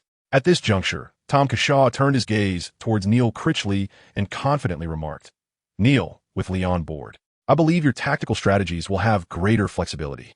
Coupled with Glenn McCauley and Rian Brewster, I am certain this season's Youth FA Cup will be well within our grasp." Inglethorpe shrugged. He felt that young players should progress gradually, and the merely 15-year-old Li Qing might not yet be suited for the higher-level U18 competition. With just over a month until 2017, and approximately 2 months until the Youth FA Cup 1/16 final, he suggested observing a few more matches. Neil Critchley, naturally considering the superior's advice, still leaned towards promoting Li Qing, stating, "If his performance remains stable, Li is a definite choice." The youth training director Inglethorpe has been closely monitoring Li Qing's performances. Should Li continue in this vein for 2 or 3 more matches, he will undoubtedly advance to the U18 team. For years ago, he was a genius, and I believe he will not disappoint us 4 years hence. Curtis Jones remarked enviously after Inglethorpe and the others departed, "Li, I think you will soon be reporting to the U18 team." Li Qing placed his right hand on Curtis Jones's shoulder and humbly remarked, "Do not envy. You shall ascend in due course. Li, you must wait for me in the U18 squad. Together, we shall claim a National Youth Super League Championship and the Youth FA Cup." Curtis Jones, evidently pleased by these words, gazed with immense longing at the Youth Champions League title as well. Li Qing gently draped his arm over Curtis Jones's shoulder, clearing his throat and speaking with a smile that danced on the edge of laughter. "I say, my friend, you must put in the effort. Perhaps by the time you reach the U18 squad, I will already have made my debut in the Premier League." Curtis Jones's eyes brimmed with skepticism, and without elaboration, Li Qing chuckled and patted his friend's shoulder, leaving behind only his silhouette. It was not until Li Qing departed from the training ground that Curtis Jones came to a realization. Li Qing had been prolific in scoring, showcasing remarkable performances that surpassed many players in the U18 team. Thus, it was indeed plausible that he could leap directly into the first team and participate in the Premier League. Perhaps his words were not mere bravado. As the sun dipped below the horizon, Li Qing's figure elongated in the fading light, and Curtis Jones found himself questioning whether it was merely an illusion. He felt that Li Qing's silhouette grew increasingly imposing. Chapter 13. The wager with Zhao Qiangu and Tong Xinbing after 2 days of midweek training. Li Qing resumed his academic pursuits. Under the watchful eyes of the U18 team coach, he showed no signs of complacency. With aspirations of ascending to a higher tier, he dedicated himself not only to rigorous training in reality, but also to intense practice in the systematic training grounds. On Friday, after school, Li Qing purposefully called out to his desk mate, the enchanting Zhao Qiangu, in Mandarin. "Hey Qiangu, what is up?" Zhao Qiangu inquired, her curiosity piqued by the significant transformation in Li Qing's demeanor. "Where are you headed tomorrow afternoon?" Li Qing mischievously blinked his eyes. "Where to?" Zhao Qiangu furrowed her delicate brows, assuming a contemplative demeanor. "I have nowhere to go. Perhaps I shall stay home and keep my cousin company." "Umph. You have indeed forgotten our promise. Li Qing faina displeasura." "Agreement?" Zhao Qiangu suddenly recalled something. Her fair face flushed, and she gently raised her right hand to lightly pat her smooth forehead, apologetically saying, "I am truly sorry, Li Qing. I completely forgot. Rest assured, I will undoubtedly be there to support you tomorrow afternoon." "It's a promise then," he replied. Li Qing smiled as he raised his right palm.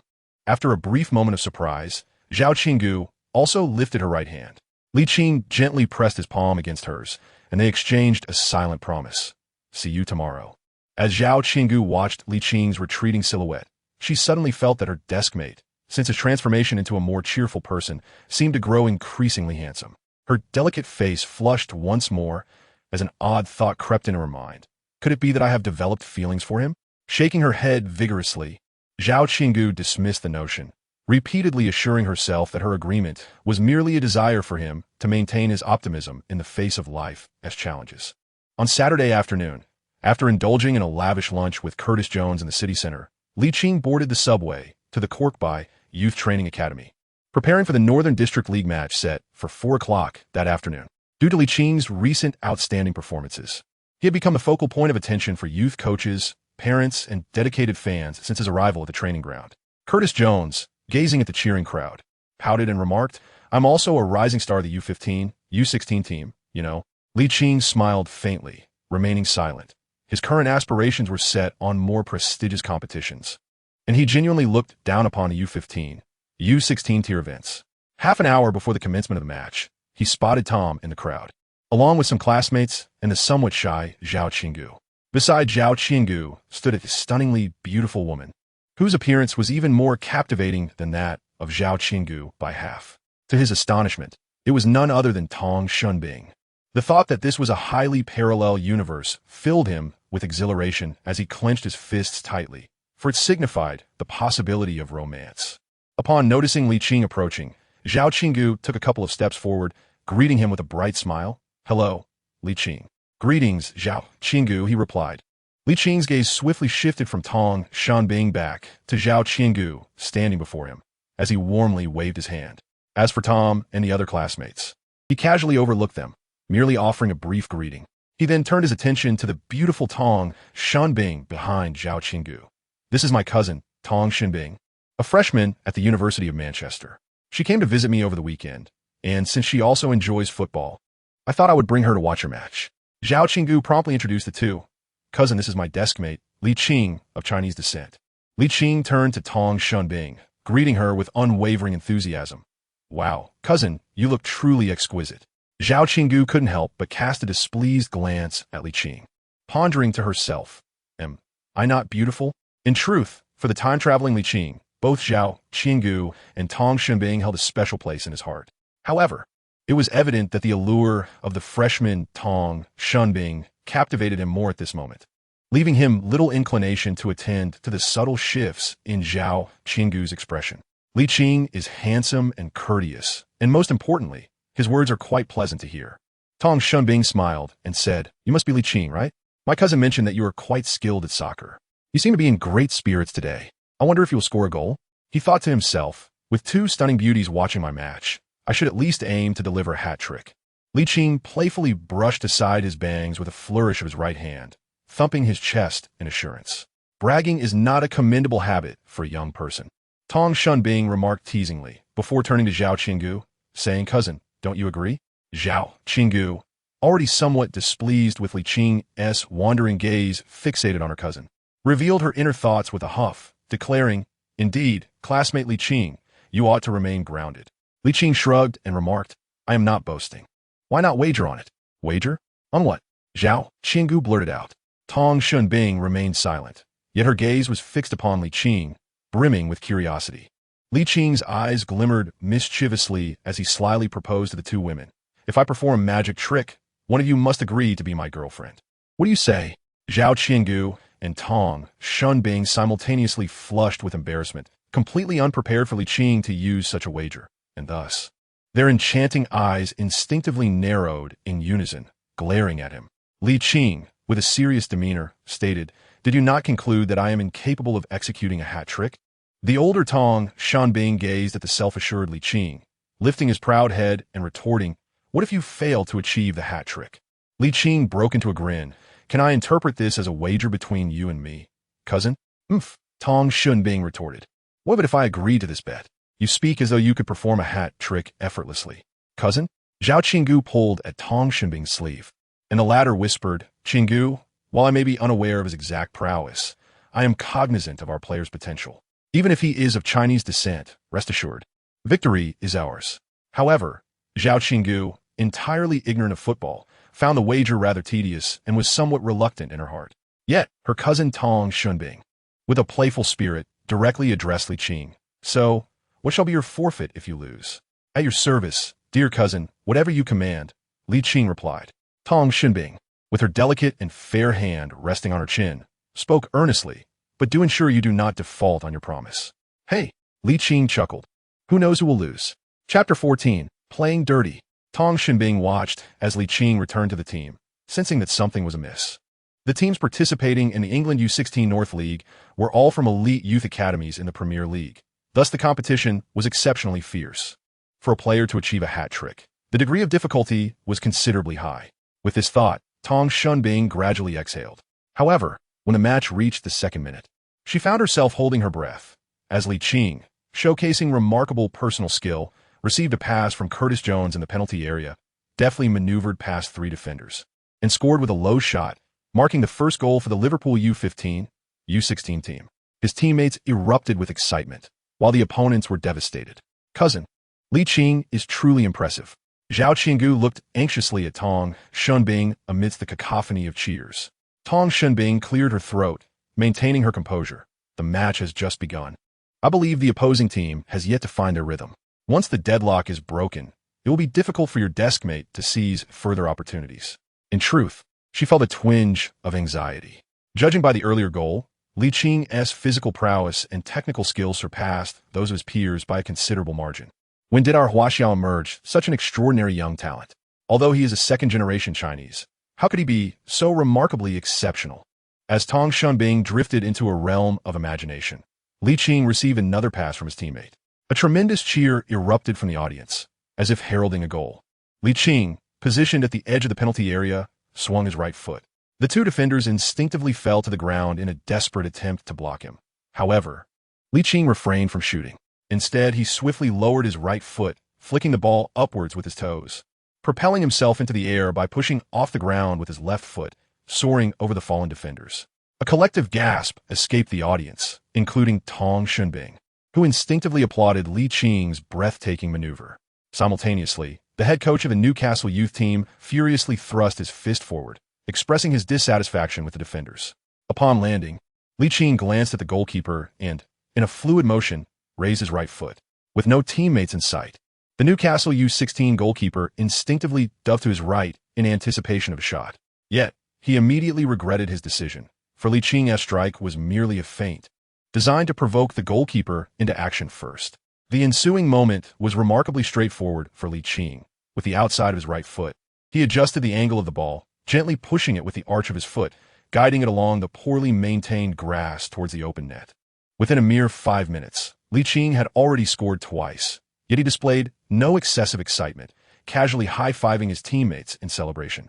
Seated in the stands, Tong Xinbing observed Li Qing, whose demeanor seemed devoid of any emotional fluctuation, and suddenly felt as though she had been outwitted by her cousin's deskmate. Having scored 2 goals within the first 5 minutes, the prospect of a hat trick appeared tantalizingly close. Zhao Qinggu, innocent and easily influenced by the surrounding fans and parents, clapped her hands, generating cheers, and fervently supported her deskmate, developing a newfound interest in football. It was only when Li Qing's meaningful gaze met hers that her cheeks flushed, recalling the wager she had made earlier. Though her understanding of football was limited, having a cousin passionate about the sport had imparted some knowledge. She was aware that scoring 3 goals in a single match was a formidable challenge. Yet she had not anticipated her deskmate's prowess. The Liverpool Youth Academy director, Ingersoll, turned to the U18 head coach, Neil Critchley, and remarked, "It seems that this stage of the competition holds no developmental value for Lee. Am I to understand that you have agreed to my proposal to promote Lee to the U18 squad?" Neil Critchley replied with a knowing smile. Ingersoll crossed his arms, fixating his gaze on Li Qing, who appeared poised to resume play. Having scored 2 goals with apparent ease, he suddenly reconsidered his previous stance, reflecting that perhaps the U18 level would not pose a challenge for him either. Neil Critchley, observing Li Qing's effortless performance, expressed his skepticism. "Surely not? Just earlier, you were reluctant to elevate Lee to the U18s, and now your position has shifted so rapidly?" "Neil, let us await the outcome," remarked Ingersoll with a faint smile. Observers of the match, apart from the Liverpool and Newcastle youth coaches, included numerous scouts drawn by the promising performance of Li Qing. They diligently noted his technical attributes, exceptional physical prowess, remarkable speed, a skill set significantly surpassing his peers, an extraordinary synergy between ball and player, exquisite shooting ability. and a commendable composure in front of goal. As the match resumed, Ligt, who had already netted 2 goals, became the focal point of the opposition's attention. His physical advantages over contemporaries, coupled with his unparalleled technical skills and speed, compelled the Newcastle defenders to resort to fouls in an attempt to curtail his advance. Nevertheless, in the 16th minute, Ligt, through a deft interception within the penalty area, assisted the Liverpool U15, U16 team in extending their lead to 3 goals, achieving a hat-trick. Upon scoring, rather than immediately celebrating with his teammates, Ligt turned to Tang Xunbing and Zhao Qinggu, raising 3 fingers in a gesture of unity. In response, both Tang Xunbing and Zhao Qinggu swiftly averted their gazes, as if searching for something. Ligt sensed a hint of unease. Could they be playing tricks? As it turned out, his intuition was indeed accurate. At the conclusion of the first half, Ligt had scored 5 goals and provided an assist, leading his team to a commanding 6-1 advantage. However, when he glanced towards the direction where Tang Xunbing and Zhao Qinggu had previously been, he was taken aback. The only figures remaining among Tom and the cheering fans were fellow students and parents. The 2 girls were nowhere to be seen. Chapter 15. Seeking the chubby one in the final match of the England U15, U16 Northern League between Liverpool and Newcastle. The score ended at 10-1, with Ligt contributing an impressive 7 goals and 2 assists, thereby dominating what was expected to be a closely contested match. The mood of the youth coach, Tom Cusho, became somewhat complex, while U18 head coach Neil Critchley and youth training director Ingersoll were exceedingly pleased. Though Ligt was merely 15, his talents clearly surpassed those of his peers. Should he continue to shine at the U18 level, he stands a strong chance of being promoted by first-team coach Jurgen Klopp to compete in the Premier League. Ingersoll approached Tom Cusho and meaningfully patted him on the shoulder, saying, "Tom, there is no need to wait until next year. Let us have Lee report to the U18 squad next week." Could they possibly wait until the following year? Each team had its own set of objectives, and currently, the U15, U16 squad was ranked 6th in the Northern League, 3 places shy of the promise made at the season's outset. If Ligt could remain with the team until the year's end, he was confident of achieving a streak of victories. As the youth training director, Ingersoll was well aware of Tom Cusho's intentions. He chuckled, "How about I grant you full marks for this season's youth training points in advance?" Tom Cusho felt a surge of joy. Although he had long contemplated promoting Ligt, human nature is inherently selfish. He wished to keep Ligt for an additional month purely for the sake of youth training points. Now that Ingersoll had proactively offered full marks, how could he possibly disagree? After all, isn't the essence of youth training to nurture talent for the first team? Thus, Tom Cusho quickly nodded in agreement, saying, "Of course." He then turned to his colleague Neil Critchley, stating, "Congratulations. This season, it seems you will lead the team to reclaim the Youth FA Cup after a decade-long hiatus." Neil Critchley was in high spirits, yet he chose not to speak definitively. Instead, he modestly replied, "If Lee performs exceptionally, I wouldn't say a championship is guaranteed, but reaching the semi-finals is certainly within our grasp." The last time Liverpool's U18 team won the Youth FA Cup was in the 2006-2007 season, before the restructuring. A championship would signify that Liverpool's youth training was on par with the globally renowned Manchester clubs and Chelsea. Before long, Ingersoll, Tom Cusho, and Neil Critchley approached Ligt, who was holding his phone with an expression of discontent. He was curious. Could it be that he was dissatisfied with contributing 7 goals and 2 assists in a single match? Upon this realization, he felt an immense sense of satisfaction. While an ordinary player might revel in such a moment, Ligt remained unfulfilled. What does this signify? It signifies that Ligt possesses an unwavering heart, one that yearns for greater strength. Occasionally, he would text Zhao Qinggu, and, as he caught sight of Coach Tom Cusho approaching, he swiftly tucked away his phone and inquired with curiosity, "Coach, is there something you need?" Tom Cusho directed his gaze towards Ingersoll, who, with a smile, extended his right hand and introduced himself. "Allow me to introduce myself. I am Alex Ingersoll, the director of Kirkby College." "Greetings, Mr. Ingersoll." Ligt gently grasped the situation. Remaining composed, yet a hint of curiosity flickered within him. "Is there something you wish to discuss?" In truth, he was brimming with excitement, though he forcefully suppressed it.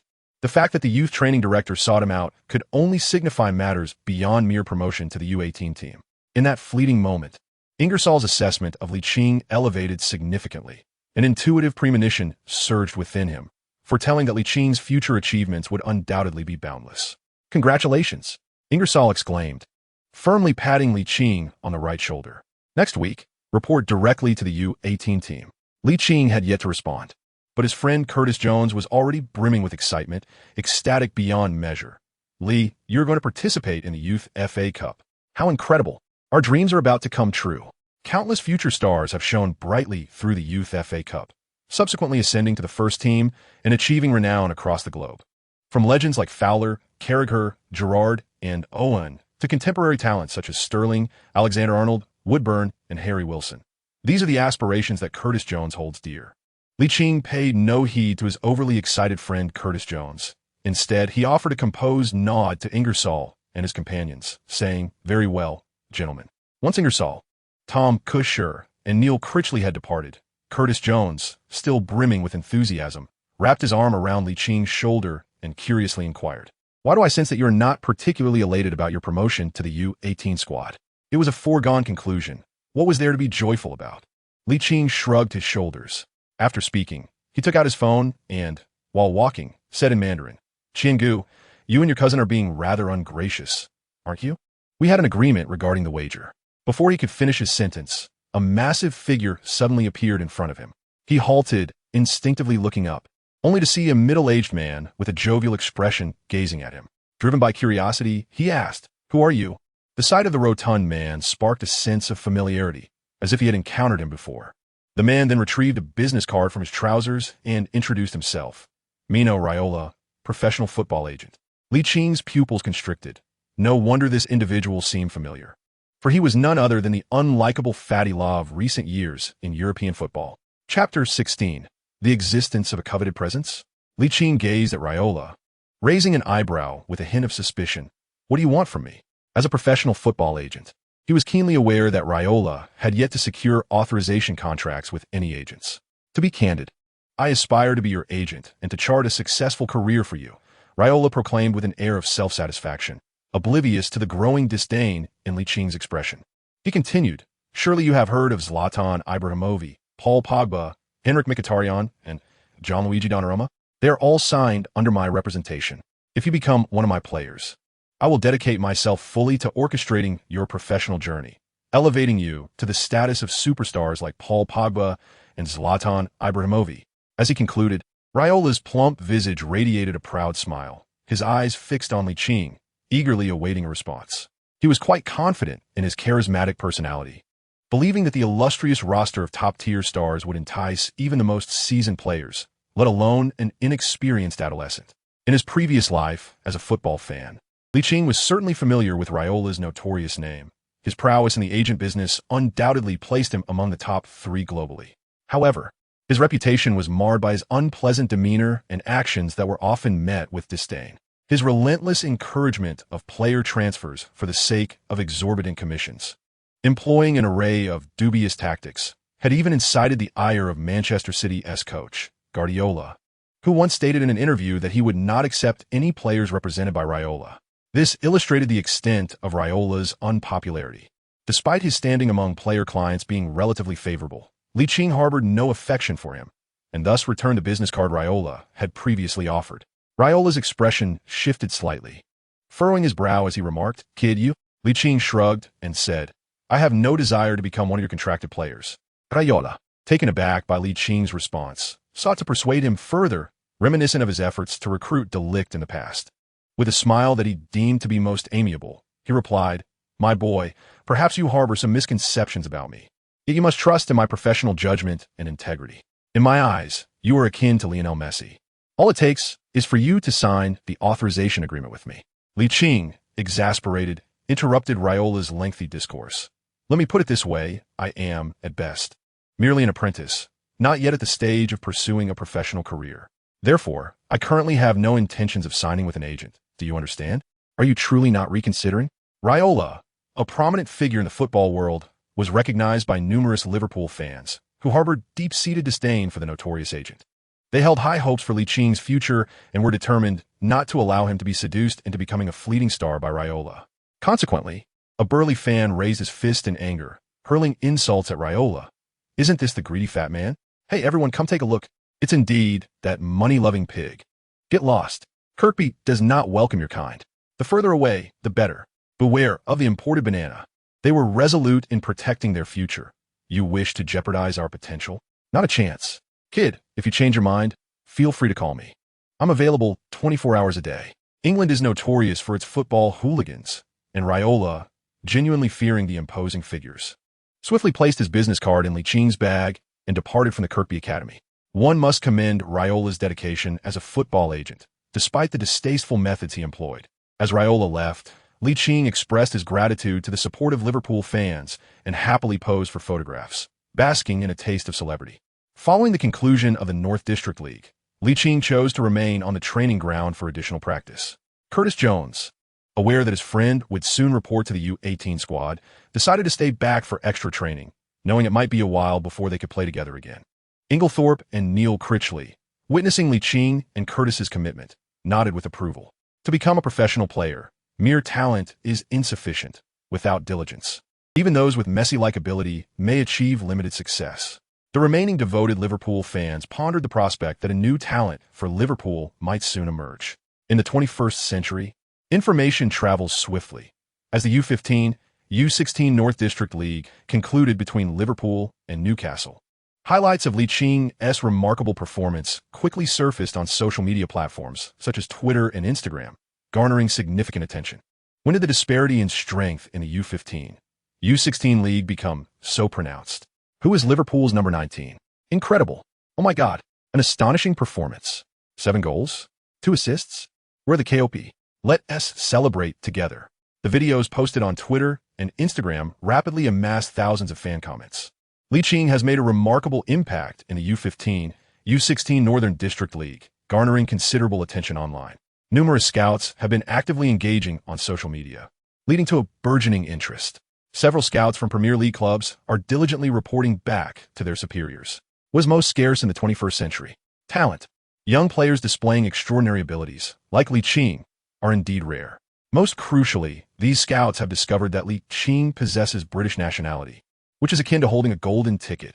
Such players are bound to attract the eager interest of English clubs.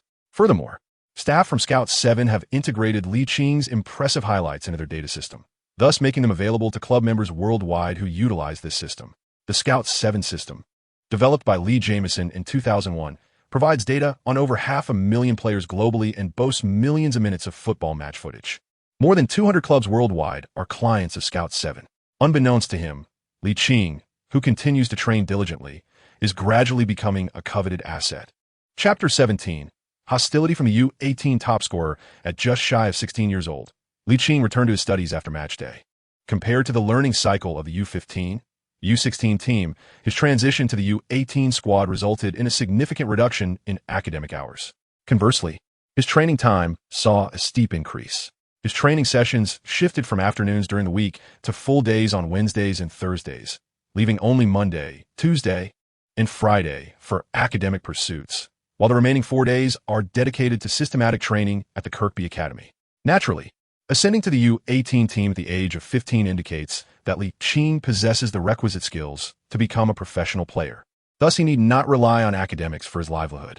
However, the academy enforces certain regulations requiring young players to maintain satisfactory academic performance and complete assignments, albeit with a decrease in both quantity and quality. Returning to the point, on Monday, Liching arrived at Blue Uniform Middle School with a smile, slowly taking a seat next to Zhao Qiangu, who had a habit of arriving early to the classroom. With his most charming smile, he remarked, "Classmate Qiangu, being inconsistent is not the behavior expected of a model student." Zhao Qiangu, who had been studying early, set her book down and, wearing a smile of her own, replied playfully, "Liching, it was not I who agreed to wager with you. If you wish to find someone, seek out my cousin. It has nothing to do with me." At the end of her statement, a mischievous smile graced Zhao Qiangu's face. Liching was momentarily taken aback, but you did not object either. Does a lack of objection equate to consent? Zhao Qiangu's spirited eyes fixed intently upon Liching. Liching is no fool. He is well aware that refraining from opposition does not equate to assent, which leaves him somewhat speechless. He understands that the astute Zhao Qiangu is attempting to evade responsibility. However, he remains unperturbed, for there is still the wager with Tong Shunbing, who has agreed to the bet. In comparison to his contemporaries, the 18-year-old Tong Shunbing is undeniably more captivating. Suddenly, he recalls that the Liverpool U18 team has successfully advanced to the round of 32 in the Youth FA Cup, with their next challenger being Manchester City U18. Furthermore, their draw has resulted in an away fixture, meaning he will be traveling with the Liverpool U18 squad to the prosperous city of Manchester in England come January. Coincidentally, Manchester, the city where Manchester City U18 is based, is also home to Tong Shunbing's university, the University of Manchester. Li Qing's lips curled into a subtle smile, an involuntary expression of delight gracing his face, as if he were beckoning. "Come to me, Xiao Shunbing." On Wednesday morning at 9 o'clock, Li Qing arrived at the Kirkby Training Academy half an hour early. Today felt remarkably different from the usual. The U18 level represents a pivotal juncture on the path to the senior team. If he maintains his outstanding performance, he will inevitably catch the attention of the senior squad and ascend to a grander stage, representing Liverpool's first team in the Premier League and possibly the Champions League. As the 12th round of the 2016 to 2017 Premier League season unfolded, Liverpool stood second in the league, accumulating 27 points from 8 wins, 3 draws, and 1 loss. Just 1 point behind the leaders, Chelsea. Under Klopp's stewardship, the team harbored significant aspirations of qualifying for the next season's Champions League. Arriving half an hour early at the U18 training ground, the pitch was still devoid of players. After donning his kit and warming up with a light jog and stretches, it wasn't until he commenced ball drills that others began to arrive. However, they were not players, but rather U18 head coach Neil Critchley and his 2 assistants, Mike Garrity and Oliver Mogan. Mike Garrity served as the training assistant, while Oliver Mogan, a sports scientist and fitness coach, collaborated with Garrity in orchestrating scientifically grounded training regimens. Neil Critchley nodded with satisfaction, increasingly enamored with Li Qing's talent. What reason could there be for failure when such a gifted player dedicates himself to extra training? He harbored a premonition that by the conclusion of the 2016 to 2017 season, Li Qing might very well be elevated to the first team by Klopp. This thought startled him, leaving him momentarily taken aback. Li Qing possesses both talent and diligence. However, his physical attributes seem insufficient to withstand the rigors of first-team matches. Nevertheless, he is more than capable of excelling in the Youth FA Cup and the National Youth Super League. After all, Li Qing is still a minor, and entering professional leagues at such a young age may not serve him well. Unfortunately, Neil Critchley is unaware that Li Qing is eager to participate in the Premier League. Aside from his lack of physical robustness, Li Qing's qualities as a winger could very well secure him a place on Liverpool's bench. As the clock approached 9:30, members of the U18 squad gradually arrived at the training ground. During this period, Li Qing showcased remarkable performance, becoming a prominent figure within the youth academy. Rumors even circulated that head coach Neil Critchley remarked that with Li Qing, overcoming the challenge posed by Manchester City would be a breeze, which led to some discontent among certain players regarding Li Qing's presence. The idea of relying on a 15-year-old of Chinese descent to advance to the top 16 of the Youth FA Cup seemed almost ludicrous. Glenn McAuley, who joined Cork City from St. Joseph's Boys in Ireland last year, was the top scorer for Liverpool in the National Super League during the 2016 to 2017 season, even overshadowing local prodigy Ryan Brewster at times. He coldly stated, "The U18 level is not that simple. Do you really think he has what it takes to lead us to the top 16? Nigerian midfielder Bobby Adekanji chuckled as he patted Glenn McAuley on the shoulder. Yet his gaze shifted toward Li Qing, saying, "Glenn, an Asian player could never qualify for that. Don't worry. I will ensure he understands the gap in skill during the upcoming training." While jogging with the ball, Li Qing sensed someone watching him and looked up, locking eyes momentarily with Glenn McAuley and Bobby Adekanji. Instinctively, he offered a genuine smile. However, Glenn McAuley and Bobby Adekanji quickly turned away, their expressions cold and aloof, exuding an air of unfriendliness. After a brief murmuring to himself, Li Qing resumed dribbling and running. Among those who harbored animosity towards him, there were naturally some who felt a sense of admiration. For instance, Ryan Brewster, who had been promoted to the U18 team last year, held Li Qing in high regard. However, the majority of players maintained a watchful stance. Such is the nature of the football field. As long as one demonstrates convincing prowess, others will inevitably regard them with greater respect. Li Qing was naturally unaware of his new teammates' thoughts, but he understood that in this new team, he must exhibit strength superior to that of his peers. Otherwise, how could he continue to advance beyond his current level? Chapter 18. You truly are a good person. Oh my God, the speed is astonishing. What skill? Remarkable composure in front of the goal. After a single training session, the majority of the U18 teammates completely altered their perception of Ligt, particularly those who had previously been skeptical. During the break, they actively sought out conversations with him. Brewster, being astute, recognized that Ligt primarily played on the wing while he himself was a center forward, which meant there was no direct competition between them. Since their positions did not overlap and could complement each other, it was entirely possible for them to become friends. Here you go, Lee. Ligt looked up in surprise at Brewster. Despite his astonishment, he swiftly reacted and smiled as he accepted the bottle of water. Lian, thank you. You're welcome. Brewster effortlessly settled down on the grass beside Ligt, propping himself up with his hands on the ground, visibly fatigued from the recent training session. It was truly perplexing. Suddenly, an odd and sarcastic voice reached the ears of Ligt and Brewster. Ligt furrowed his brow, his gaze falling upon the formidable duo of Bobby Akanji and Glenn Macaulay, who loomed before him at a distance of 2 meters, their condescending stares fixed upon him. With a raised eyebrow, one of them inquired with palpable irritation, "What do you mean by that?" Akanji replied coldly, "Do not presume that scoring 7 goals in the Northern District League for the U15, U16 age group renders you invincible. The U18 level is far more intricate than you might imagine." Ligt was well aware of the intentions of the other party. What a ploy! Before he could utter a word, Brewster preemptively spoke up. "Bobby, I advise you to be prudent. Lee's abilities far surpass yours. Rather than waste your breath, you would do well to invest more effort into your training, lest your position become far less secure than it once was." Akanai found himself momentarily speechless, while Glenn Macaulay, the esteemed forward of the season, remarked, "You should first claim the starting striker position from me before you speak. That day will come soon enough." Brewster scoffed as he cast a disdainful glance at Glenn Macaulay. He held unwavering confidence in his own talents and abilities, believing that his current inability to secure the starting center-forward position stemmed largely from a lack of physicality. He was convinced that as he matured and his strength increased, Glenn Macaulay would undoubtedly become his substitute. Those who speak without substance and those who boast endlessly are bound for obscurity. Glenn Macaulay chuckled as he addressed Akanai. "Bobby, let us depart before we catch their folly." Meanwhile, Ligt heard a notification from the system. Ding. As the master of the Green Field Legend system, how could one be reduced to the object of ridicule among minor characters? Replace Bobby Akanai in the starting winger position with your performance. Task reward: 5 attribute points, 10 gold coins. Failure penalty: randomly erase 1 talent. Seeing Ligt furrow his brow, Brewster cautiously remarked, "Lee, do not overthink it. These foreign players tend to compete fervently with us local talents." Ligt finally comprehended the reasons behind Adekanji's aversion towards him. It turned out that this young Dutch footballer, of Nigerian descent, had previously honed his skills at the illustrious La Masia before arriving in Cork, coincidentally occupying the same position as himself. No wonder there was tension.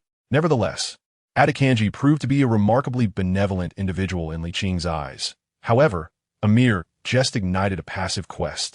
Although the rewards were not particularly lavish, the 5-point increase in his attributes would undoubtedly elevate his competitive prowess to new heights.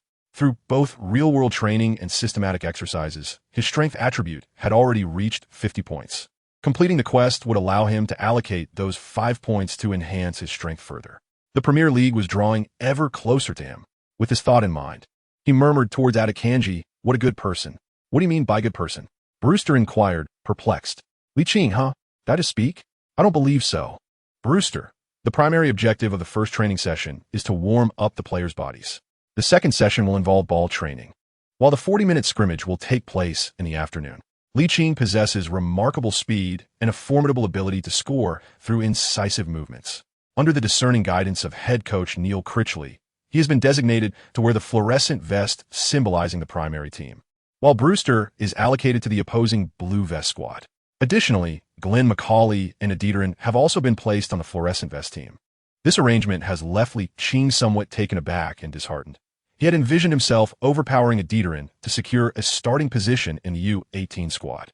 Both Glenn Macaulay and Adederin share his surprise, as they believe that Ligt, having just ascended to the U18 level, should begin as a substitute rather than immediately joining the starting lineup. Consequently, amidst the collective bewilderment, Ligt raised his right hand. As the teams had just been assigned, Coach Neil Critchley shifted his attention. "Lee, is there something you wish to say?" "Coach, I would like to join the blue team," Ligt responded. Critchley's brow furrowed with displeasure. The authority to assign players to teams is an absolute prerogative of the head coach, one that no one may challenge or interfere with. I require reason. Ligt had long contemplated his reasoning. He gestured towards Brewster and stated, I have just joined the U18 team and am more familiar with Rian. Our synergy will be more harmonious. Neil Critchley, not one to adhere to rigid conventions, possessed a remarkable ability for perspective taking. Recognizing that Ligt and Brewster could assimilate into the team more swiftly on the same flank, he lightly nodded and instructed, You should swap positions with Rafael. The recently donned blue vest brought Rafael Camacho immense joy as he eagerly exchanged his fluorescent vest with Ligt, displaying a radiant smile that revealed 2 rows of immaculate teeth. Lee, you truly are a good person, he exclaimed cheerfully.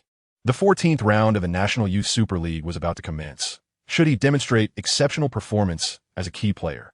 The upcoming home match against Middlesbrough this weekend could very well see him starting. Ligt. Meanwhile, Glenn McCleary and Adkani exchange a knowing glance, their faces adorned with triumphant smiles. They had originally planned to isolate Ligt if they found themselves on the same team. Now that they were positioned opposite him, the strategy became significantly simpler. They would launch a direct offensive and apply pressure. Let us see how you will perform now. Chapter 19. Goal. Completion of Phase 2 task. Ligt had already captivated the majority of his teammates during the morning training session. However, his opponents in the group match showed no leniency, exerting their utmost effort. Consequently, at the outset of the game, Ligt, still unaccustomed to the U18 training tempo, was swiftly taken down upon receiving the football. Kid, you're not cut out for U18. Perhaps you should return to the children's class next door. The sardonic voice belonged unmistakably to Adekanji. Ligt chose to rise nonchalantly, brushing off the grass from his clothes. Adekanji, dissatisfied with Licht's indifference, retorted fiercely, Just wait on the right flank to be humiliated. Fool. This time, Ligt could no longer hold his tongue, responding sharply, Why don't you say that again?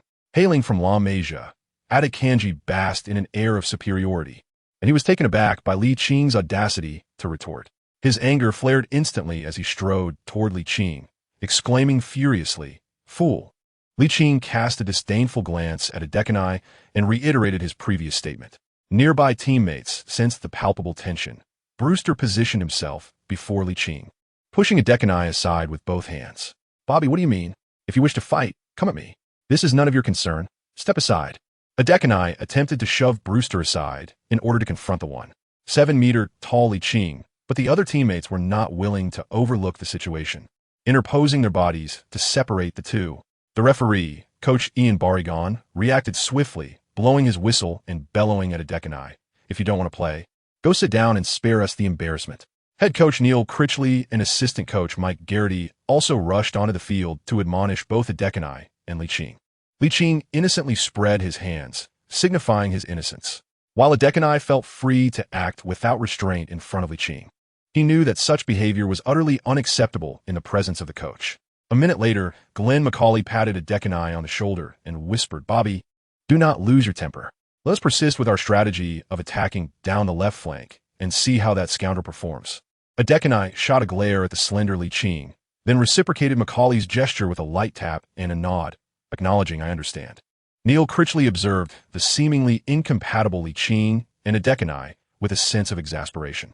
In his view, Ligt was a crucial player for Liverpool U18 this season, while Adekanai also played a significant role. However, if a choice had to be made, he would naturally favor the one with greater talent and dedication, Ligt. Nevertheless, as an experienced youth coach, he was determined not to let the situation escalate. It was only natural for young individuals to be a bit fiery, and with a little guidance, matters could be resolved.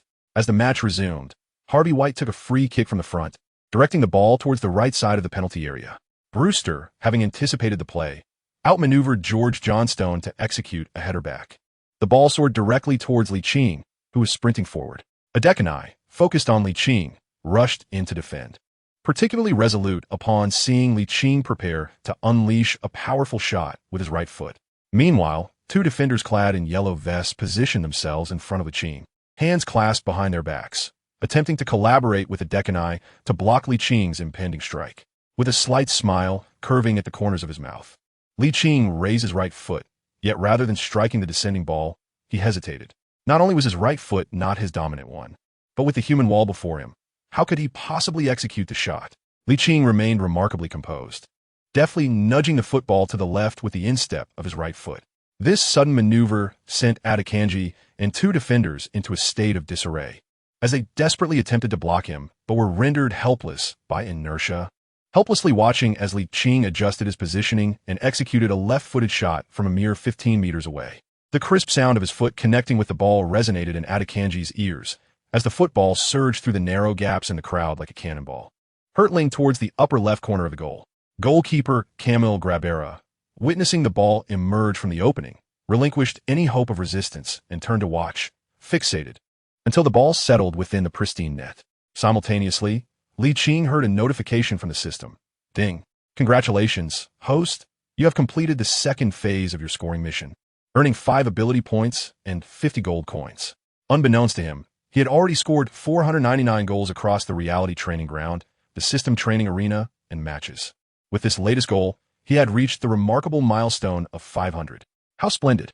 Completing this task was crucial, as the reward of 5 ability points and 50 gold coins was significant for him.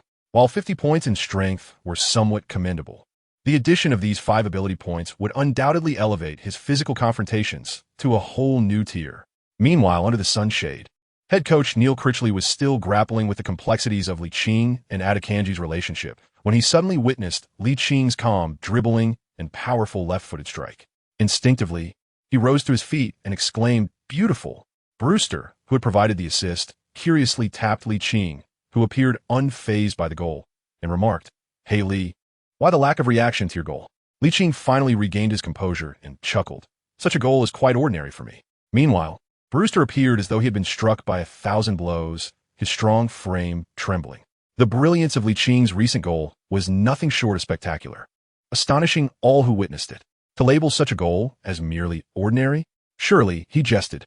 His teammates promptly extended their congratulations, for this goal was a classic from every conceivable angle. As they made their way back, Ching cast a disdainful glance at Adekanji, who felt insulted and anger surged within him. Glenn McCauley reacted swiftly, intercepting Adekanji and firmly advising, "Bobby, do not act impulsively. The match has only just begun. Let's see how he handles it when we launch our attack." Chapter 20, Impenetrable Defense. Ching attentively absorbed the dialogue between Glenn McCauley and Adekanji. Had he been faced with the task of scoring before completing the second stage, he might have hesitated. However, the situation had changed. The system had rewarded him with 50 gold coins, allowing him to readily spend 10 of them on 2 fortress cards. The fortress card, when utilized, elevates all defensive capabilities to 80 for a duration of 30 seconds. As the match was about to resume, Ching focused his thoughts, purchasing 2 fortress cards from the shop and allocating all 5 points of ability he had received as a reward to strength, raising its value to 55. As soon as he enhanced his abilities, he felt a gentle surge of energy coursing through his limbs, an exquisite sensation. After approximately 3 seconds, he sensed his muscular strength intensifying. What a delightful feeling. The blue team, led by Ching's initial goal, took the lead, much to the discontent of the fluorescent-vested players, who were clearly superior in both individual and collective prowess. In this context, they were all determined to level the score in the forthcoming offensive. The National Youth Super League was set to commence this weekend in Kirkby, and a lackluster performance in the group matches could easily result in even the most prominent players being removed from the starting lineup. After 2 or 3 passes, the ball found its way to the left flank at Adekanji's feet, while left back George Johnstone sprinted forward along the sideline. Ching occupies the right flank for the blue team, directly matched against Adekanji. Corey Hwylan, wary of George Johnstone's late runs, finds himself somewhat helpless. Defensive midfielder Harvey White had intended to assist Ching in containing the formidable dribbler Adekanji, but Coyle's movements compel him to focus primarily on positional defense. Thus, in the rapidly changing dynamics of the match, it falls upon Ching alone to defend against Adekanji. Ching has gleaned insights into Adekanji's attributes from Brewster. Adekanji spent his formative years at the renowned European Football Academy Ajax, joining La Masia at the tender age of 12. However, due to FIFA's ruling that deemed the transfer illegal, he was barred from playing for Barcelona. Nonetheless, this did not hinder his 3 years of advanced training at La Masia until he signed with Corkby early last year. His technical prowess is distinct, characterized by remarkable speed, explosive power, and a solid foundation in dribbling and cutting shots. Representing the Dutch national youth team, he has been dubbed the new Robin by the Dutch media. With a confident smile, Akanji, 2 meters away from Ligt, begins a series of step-over maneuvers to baffle him into making the first defensive move. Regrettably for Akanji, Ligt remains unfazed. Undeterred, Akanji glances at the slender figure of Ligt, thinking to himself, "Let me show you the breakneck speed of my explosive dribbling." Iron Wall, activate. Ligt silently recited a mantra within his heart. In an instant, Akanji deftly nudged the ball with the outside of his left foot, creating an angle to break toward the left. Almost immediately, he struck the ball with the inside of his left foot, driving it toward the baseline. Ligt, fortified like a bastion, felt an undeniable sense of experience and intuition in defense. He could easily discern Akanji's intention from his preliminary movements. He reacted almost instantaneously to the first touch of Akanji's left foot, propelling himself forward with a powerful push from his left foot, reducing the distance between them by a small step to the right. As Akanji advanced the ball with the inside of his foot, Ligt extended his right foot to intercept the ball mid-stride. Akanji, who had envisioned a graceful acceleration along the sideline, found himself thwarted by Ligt, who seized the opportunity while Akanji continued his momentum forward. Without turning back to mock Akanji or pausing, Ligt swept the ball forward with the arch of his right foot, transforming defense into offense. He accelerated. The fluorescent-hued left back, George Johnstone, pressed forward tactically, providing Ligt with ample space to advance. Conor Masterson, the central defender and captain, appeared momentarily bewildered, caught between pressing forward and blocking the path of the breakthrough. By the time he comprehended the situation, Ligt had already traversed the halfway line. Brewster's movement through the center attracted the attention of another central defender, Anthony Glennon, compelling Liverpool's U18 captain, Conor Masterson, to confront Ligt alone. On the sidelines, coach Neil Critchley and assistant Mike Garrity were riveted by Licht's rapid advance, instinctively exclaiming in awe, "What incredible speed!" As Ligt sprinted, he glanced at Brewster following closely behind in the center, then lifted his left foot, feigning a pass to Brewster, who was darting toward the left flank. A pass? Neil Critchley's brow furrowed in skepticism. No. Masterson, reacting to Licht's movement, shifted his body slightly toward the center to intercept the passing lane. However, Licht's raised left foot was not a signal for a pass. Instead, he deftly flicked the ball forward to the right with the inside of his left foot, a masterful feint. Must not let him through. As the captain and the last line of defense, Masterson lunged forward with his right foot, while his left foot followed the momentum and immense counterforce, aimed at the already elusive Ligt. The desperate attempt to tackle was a defender's last resort, but Ligt was prepared. His movement after the feint had directed him outward, placing him further from Masterson. The latter struck nothing but air, helplessly watching as Ligt surged toward the goal with breathtaking speed. Anthony Glennon, drawn toward the left flank by Brewster, could not cover the gap left by Captain Masterson in time. The goalkeeper, Kamil Grabera, realized he had no option but to rely on himself. Without hesitation, he chose to charge from his line. Licht's perspective may not be exceptionally broad, yet he perceives the goalkeeper surging out of the penalty area. He makes a decisive choice, using the inner side of his left foot to delicately caress the ball's underside. The sphere swiftly ascends into the air, and Kamil Grabera, who had just reached the edge of the penalty area, abruptly halts in frustration. He raises his gaze to the ball soaring toward the unguarded net, only to shake his head in dismay as it collides with the pristine white goal net. Chapter 21. The most humiliating method of dribbling? Licht's shooting prowess reached an impressive score of 80, complemented by an additional 10 goal-scoring rate from his innate talent for precise shooting. Faced with an open goal, he encountered no difficulty whatsoever. The football unerringly struck the pristine white net, marking his second goal of the match. Neil Critchley, rather than praising the beauty of Licht's goal, vehemently chastised the defensive line, which symbolized the starting players. He roared like an enraged lion, exclaiming, "The attack must be coordinated. The defense must be decisive. How many times have I told you? In such situations, fouls must occur. Fouls! Damn it! You should be grateful this is merely an internal match and not the National Youth Super League or the Youth FA Cup."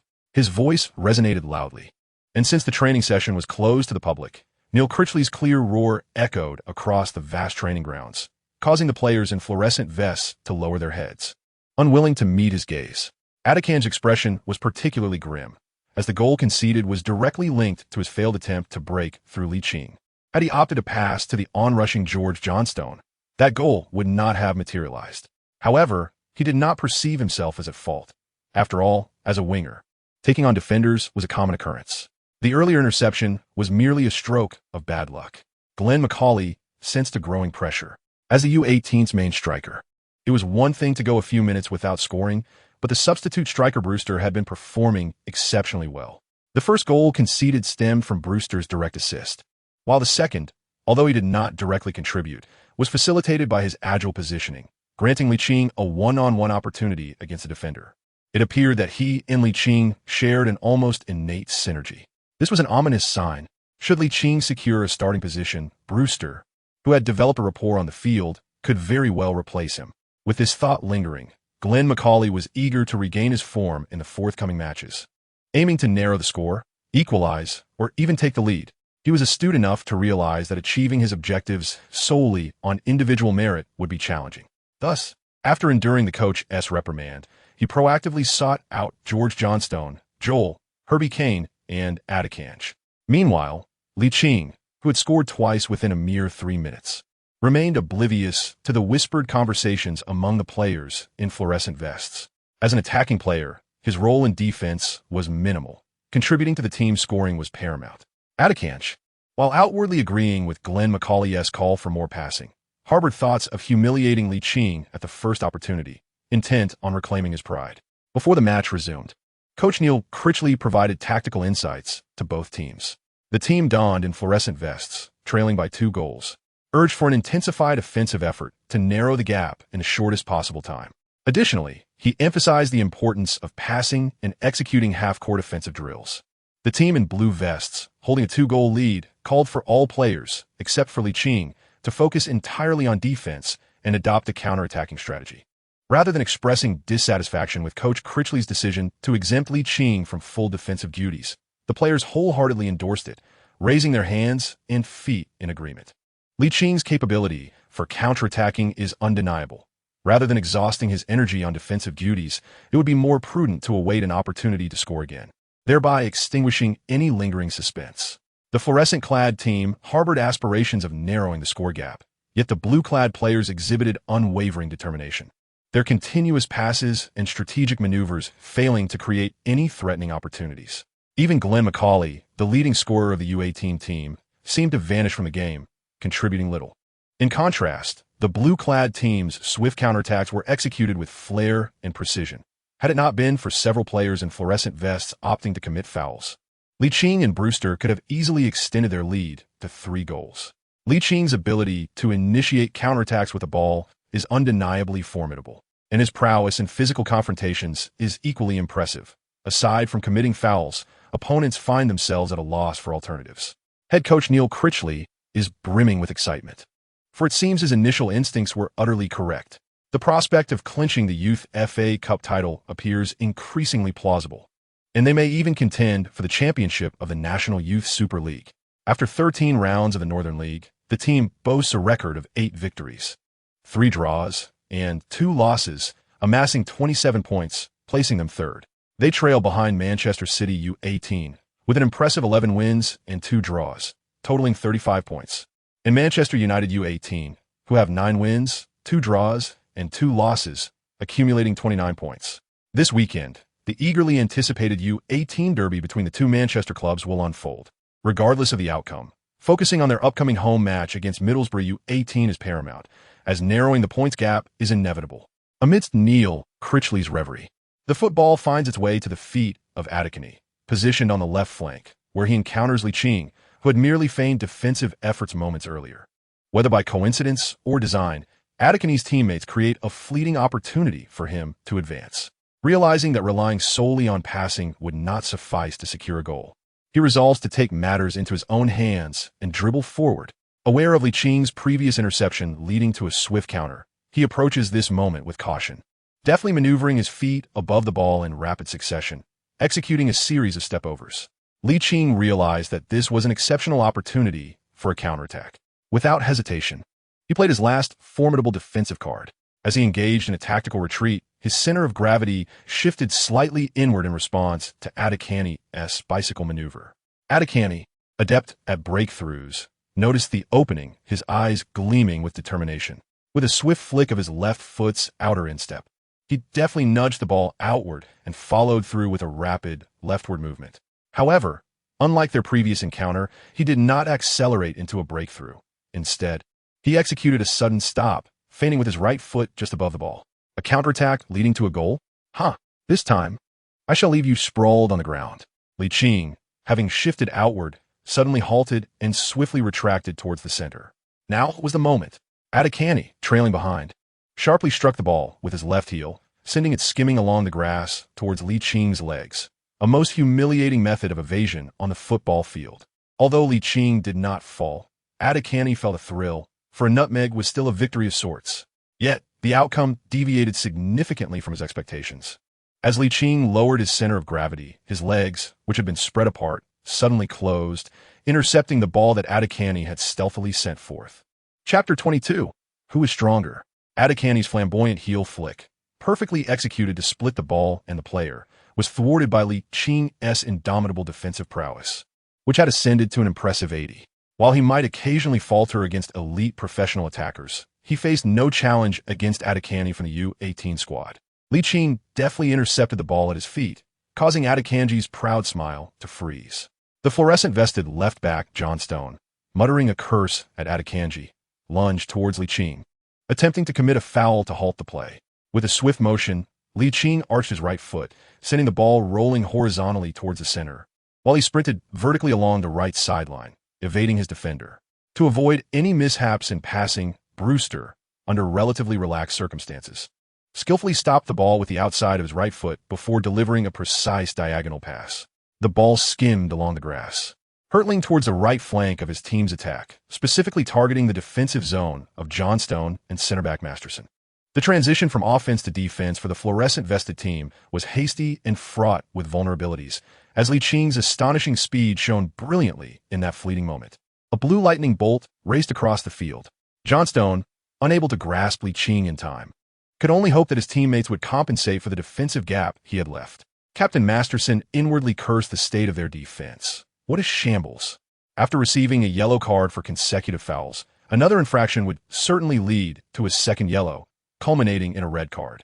Although this was merely an internal match, receiving a red card would be a significant embarrassment, especially for one in his esteemed position as captain. Time was of the essence. Ligt exhibited remarkable speed as he caught up with the football, skillfully maneuvering it from the flank towards the center. In the blink of an eye, he found himself merely 5 meters away from Masterson. Brewster's positioning was astute. Noticing Liching's advance into the middle, he deftly guided another center back, Anthony Glennon, towards the left flank, thereby denying the two defenders the opportunity to converge on Ligt. Glennon, in perfect sync with Masterson, quickly realized that their opponent was retreating strategically, prompting him to disregard Brewster's movement and rush directly at the ball-carrying Ligt. Neil Critchley frowned at Glennon's decision. Should Ligt choose to distribute the ball now, the vast space behind him would be perilously exposed. Contemplating this, he shook his head, convinced that the young Ligt would not possess the composure required in such a moment, particularly after scoring 2 goals, a scenario that often incites youthful exuberance. Yet, in the next instant, the football departed from Liching's feet, gliding along the grass between Glennon and Masterson towards the left flank of the attack, precisely in the direction of Brewster's forward run. Critchley was taken aback by Liching's audacious choice, an unopposed run. The youthful Glennon and Masterson gritted their teeth, hastily pivoting to pursue the now accelerating Brewster, oblivious to the relentless forward movement of another formidable threat. As Glennon and Masterson pursued tenaciously, goalkeeper Camel Grabera made the decision to leave his line. Brewster, initially intending to stop the ball for a shot, caught a glimpse of a blue figure racing in from the corner of his eye. As he prepared to shoot with his left foot, he opted instead to pass the ball centrally. Grabera, along with center backs Glennon and Masterson, followed the rolling ball with their eyes, their match experience leading them to a sudden realization. A player clad in a blue vest approached the ball, gently stopping it with the outside of his left foot before establishing a firm stance with his right. With a subtle push from the instep of his left foot, the football sped along the grass, crossing the goal line and crashing into the pristine white net. A hat trick! Ligt, beaming with joy, sprinted towards Brewster, fully aware that his forward run had merely been a backup option, never anticipating a pass from Brewster. I must express my gratitude. Rian, thank you so much. Brewster chuckled, giving Ligt a friendly pat on the back. I simply passed the ball upon seeing your advance. I never imagined our synergy would be so seamless. As if it were innate. I was merely testing the waters, he added with a mischievous grin. But from now on, be sure to pass to me more often. Ligt was momentarily taken aback, recalling that all 3 goals were directly linked to Brewster, and this match was merely their inaugural collaboration. Was this not a testament to an innate synergy? Thus, Ligt nodded earnestly in affirmation, undoubtedly. Neil Critchley expressed satisfaction with the harmonious partnership and the goals scored by Ligt and Brewster. However, he was profoundly disappointed with the fluorescent-vested team, particularly with Adekanji, who was almost frenzied in his outburst. Bobby, how many times must I tell you? You must cooperate. Collaborate. Do not delude yourself into thinking that your time at La Masia makes you a peer of Lionel Messi. The incessant reprimands left Adekanji feeling exceedingly vexed. Yet his frustration was not directed at the head coach, but rather at Ligt. If it were not for that damn Ligt, how could his performance have been so abysmal? Once the king of dribbling within the team, he now found himself consistently outmaneuvered by Ligt on the right wing. Ligt delivered a stunning hat trick, while Adekanai bore responsibility for all 3 goals conceded by his team, rendering the disparity in skill glaringly apparent. Could it truly be that he is inferior? After all, he has honed his skills at the esteemed Ajax Academy in the illustrious La Masia. While Liching's rise seemed sudden and unexpected, he reassured himself of his superiority. Yet, whether in the latter stages of the first half or throughout the second, Liching's performance was utterly dominating. When the final whistle blew, the score read 2-9, with Ligt contributing 5 goals and 2 assists, while Adekanai registered neither goals nor assists. Adekanai's gaze towards Ligt began to shift, a dawning realization creeping in. Could it be that he truly fell short? He refused to accept this notion. Coach Neil Critchley had already resolved to tailor the team's tactics around Ligt following this training match, though he opted to delay any official announcement until Ligt had fully integrated into the squad. After all, these young players were known for their pride. Proclaiming Ligt as the central figure based on a single internal match would undoubtedly stir discontent among others. Only when the majority acknowledged Liching's prowess would be the appropriate moment for such an announcement. With nearly 2 months remaining before the FA Youth Cup final, there was ample time. Chapter 23. Signing the apprentice contract. Lee, let's forego extra training today. Please accompany me to Mr. Alex's office. Ligt looked at head coach Neil Critchley with a puzzled expression. Neil Critchley smiled and clarified for Ligt. The U18 level is distinct from the age group you have previously experienced. Being selected for the U18 signifies that you have successfully passed the initial stage of the professional player selection process, earning the esteemed recognition of Liverpool. It is now time to sign a contract with the club. Ligt then revealed an expression of understanding. From U6 to U9, and continuing to U15 and U16. Unless one possesses exceptional talent, the payment of a considerable tuition fee to Corkby Academy is required. However, upon reaching U18, the circumstances change, signifying that the player has met the fundamental prerequisites of a professional athlete. Consequently, the club affiliated with the Youth Training Academy is obliged to enter into a foundational professional contract with the player, known as an apprenticeship contract, which is signed between the academy and the player. A genuine professional contract can only be signed at the earliest upon reaching the age of 17. Nevertheless, this does not imply that every player who signs an apprenticeship contract will be able to secure a professional contract upon turning 17. It remains a fact that professional football demands skill. Should one's abilities fall short, they may either not renew their apprenticeship contract or seek opportunities elsewhere. According to Liching's understanding, the weekly stipend for apprentices is generally modest, typically ranging in the hundreds of pounds. Nevertheless, even so, when converted to RMB, it amounts to a significant sum. For instance, a weekly stipend of 100 translates to nearly 1,000 RMB, and when multiplied by 4 weeks, it exceeds the earnings of most wage earners. Moreover, given Liching's demonstrated talent, it is evident that he would not be at the lower end of the 100 weekly stipend, given his current display of talent. What would his worth be in terms of weekly pay? 500? 800? 1,000? Or perhaps even more? As he pondered these thoughts, he unwittingly arrived at the door of the youth training director, Ingelsop, alongside Neil Critchley. Knock, knock, knock. As Neil Critchley rapped on the door, Ingelsop's voice resonated from within. Come in. Ligt and Critchley entered the office of the youth training director, where, in addition to Ingersoll, there was an unfamiliar middle-aged man. Upon recognizing Ligt and Critchley, Ingersoll set aside his tasks and greeted both with a handshake. He then introduced the other individual in the office to Ligt. "This is Nick Marshall, the Director of Football Affairs, and he is responsible for your apprenticeship contract." "Hello, Lee. Good day, Mr. Marshall." The two exchanged polite handshakes, and Marshall, straightforward in his approach, presented the prepared apprenticeship contract to Ligt, stating solemnly, "Please take a moment to review it.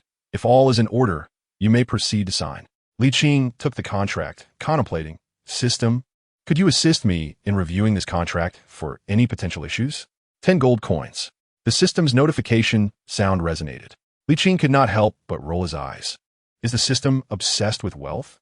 Must it demand gold coins even to review a contract? Of course. Ligt found himself at a loss for words in response to the system's reply. However, he refrained from expending any gold coins, for his current reserves were rather meager. Moreover, this apprentice contract was merely 2 pages long, straightforward and uncomplicated, devoid of the complexities that often ensnare players in professional contracts. After all, having not only seen but also been a football enthusiast prior to his transmigration, he was well acquainted with the intricacies involved. The apprentice contract was simple, lacking the convoluted bonuses associated with goals, assists, honors, and appearances typical of professional contracts. It merely stipulated a basic weekly wage. As a player, aside from the salary, the duration of the contract held significant importance. The offered weekly wage was entirely unexpected, an astonishing 200, when converted, that amounted to over 10,000 yuan. This was the remuneration for just 1 week. Although Ligt was unaware of the maximum salary for the U18 youth team, he was certain that a weekly wage exceeding 200 was indeed rare and might even be considered a middle income within the U23 category. The contract duration posed no significant issues. However, he felt a tinge of concern at the brevity of the 2-year term. Did this imply a lack of esteem? Noticing Liching's furrowed brow, Ingersoll assumed that Ligt was dissatisfied with this prestigious U18 youth team apprentice contract and, with a hint of displeasure, remarked, "Lee, are you not content with this contract?" Ligt failed to discern the displeasure in Ingersoll's words. Scratching the back of his head, he inquired about the duration of the contract. Marshall, assuming that Ligt believed the contract length to be excessively protracted, chuckled and replied, "Lee, a 2-year term is the maximum duration for an apprenticeship contract. It cannot be shortened further. After 2 years, you'll be 17 years old, fully eligible to sign a professional contract with the club." Ligt initially perceived the 2-year term as rather brief, believing it signified a lack of recognition. However, it now appears that signing for the maximum duration of 2 years reflects a degree of esteem for himself. The absence of a buyout clause is thus easily comprehensible. The apprenticeship contract has a maximum duration of 2 years, and in England, individuals may sign a professional contract upon reaching the age of 17. According to Liching's understanding, if his abilities do not meet the first team S standards, the club would not offer him a professional contract. At best, he would be granted an extension of his apprenticeship contract. What Ligt was unaware of was that under the same conditions, the original club held a preferential right to renew the contract, unless another club offered a more lucrative deal after the contract expired. Moreover, according to UEFA regulations, a club that signs a player whose apprenticeship contract has ended is required to provide financial compensation to the original club, rendering the buyout clause somewhat redundant. Naturally, any club would strive to retain its homegrown prodigies at a high price before the contract's conclusion, unless the asking price was excessively steep. With a weekly wage of 200 and a 2-year contract, Ligt was, in principle, quite satisfied. However, after a moment of contemplation, he decided to propose an addition, cautiously addressing Marshall. "Mr. Nick, would it be possible to include a clause at the end of the contract stating that if the party continues to perform exceptionally well, the contract terms may be amended during its duration?" Inglethorpe, Marshall, and Critchley exchanged glances, each surprised by the other's reaction. Yet they were not at all averse to the request, as it was both logical and aspirational. What was the purpose of modifying the contract terms? Was it not merely to secure a raise? While a salary increase might typically seem excessive, his stipulation regarding continuous outstanding performance rendered the request nearly irresistible. Ultimately, the apprenticeship contract was finalized with the inclusion of the clause Ligt suggested, allowing for amendments to the contract terms should the party continue to excel. However, as the club's representative, Marshall ensured that the club would not suffer undue loss.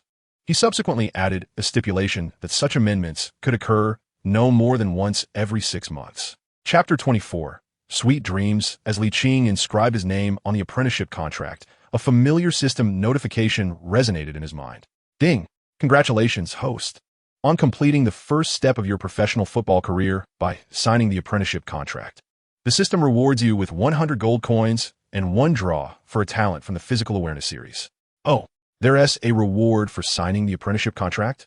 Although it does not include an increase in ability points, a draw for a talent in the Physical Awareness system is far more rewarding. Returning home, it was already 7 o'clock in the evening. After a quick meal, he promptly exited the system and redeemed the talent draw from the apprenticeship contract reward. With a mere thought, a grand prize will materialize before him, featuring 16 segments, each marked with a, obscuring the nature of the talent rewards within. The wheel began to spin. It slowed after about 10 seconds, finally halting at the 3 o'clock position. Ding! Congratulations, host, on acquiring the talent All-Seeing. All-Seeing significantly enhances vision, randomly boosts creativity. Wow, this is a remarkable gift. With the talent All-Seeing, it is akin to possessing a divine perspective on the field, enabling him to swiftly detect opposing defensive weaknesses and deliver deadly passes to teammates.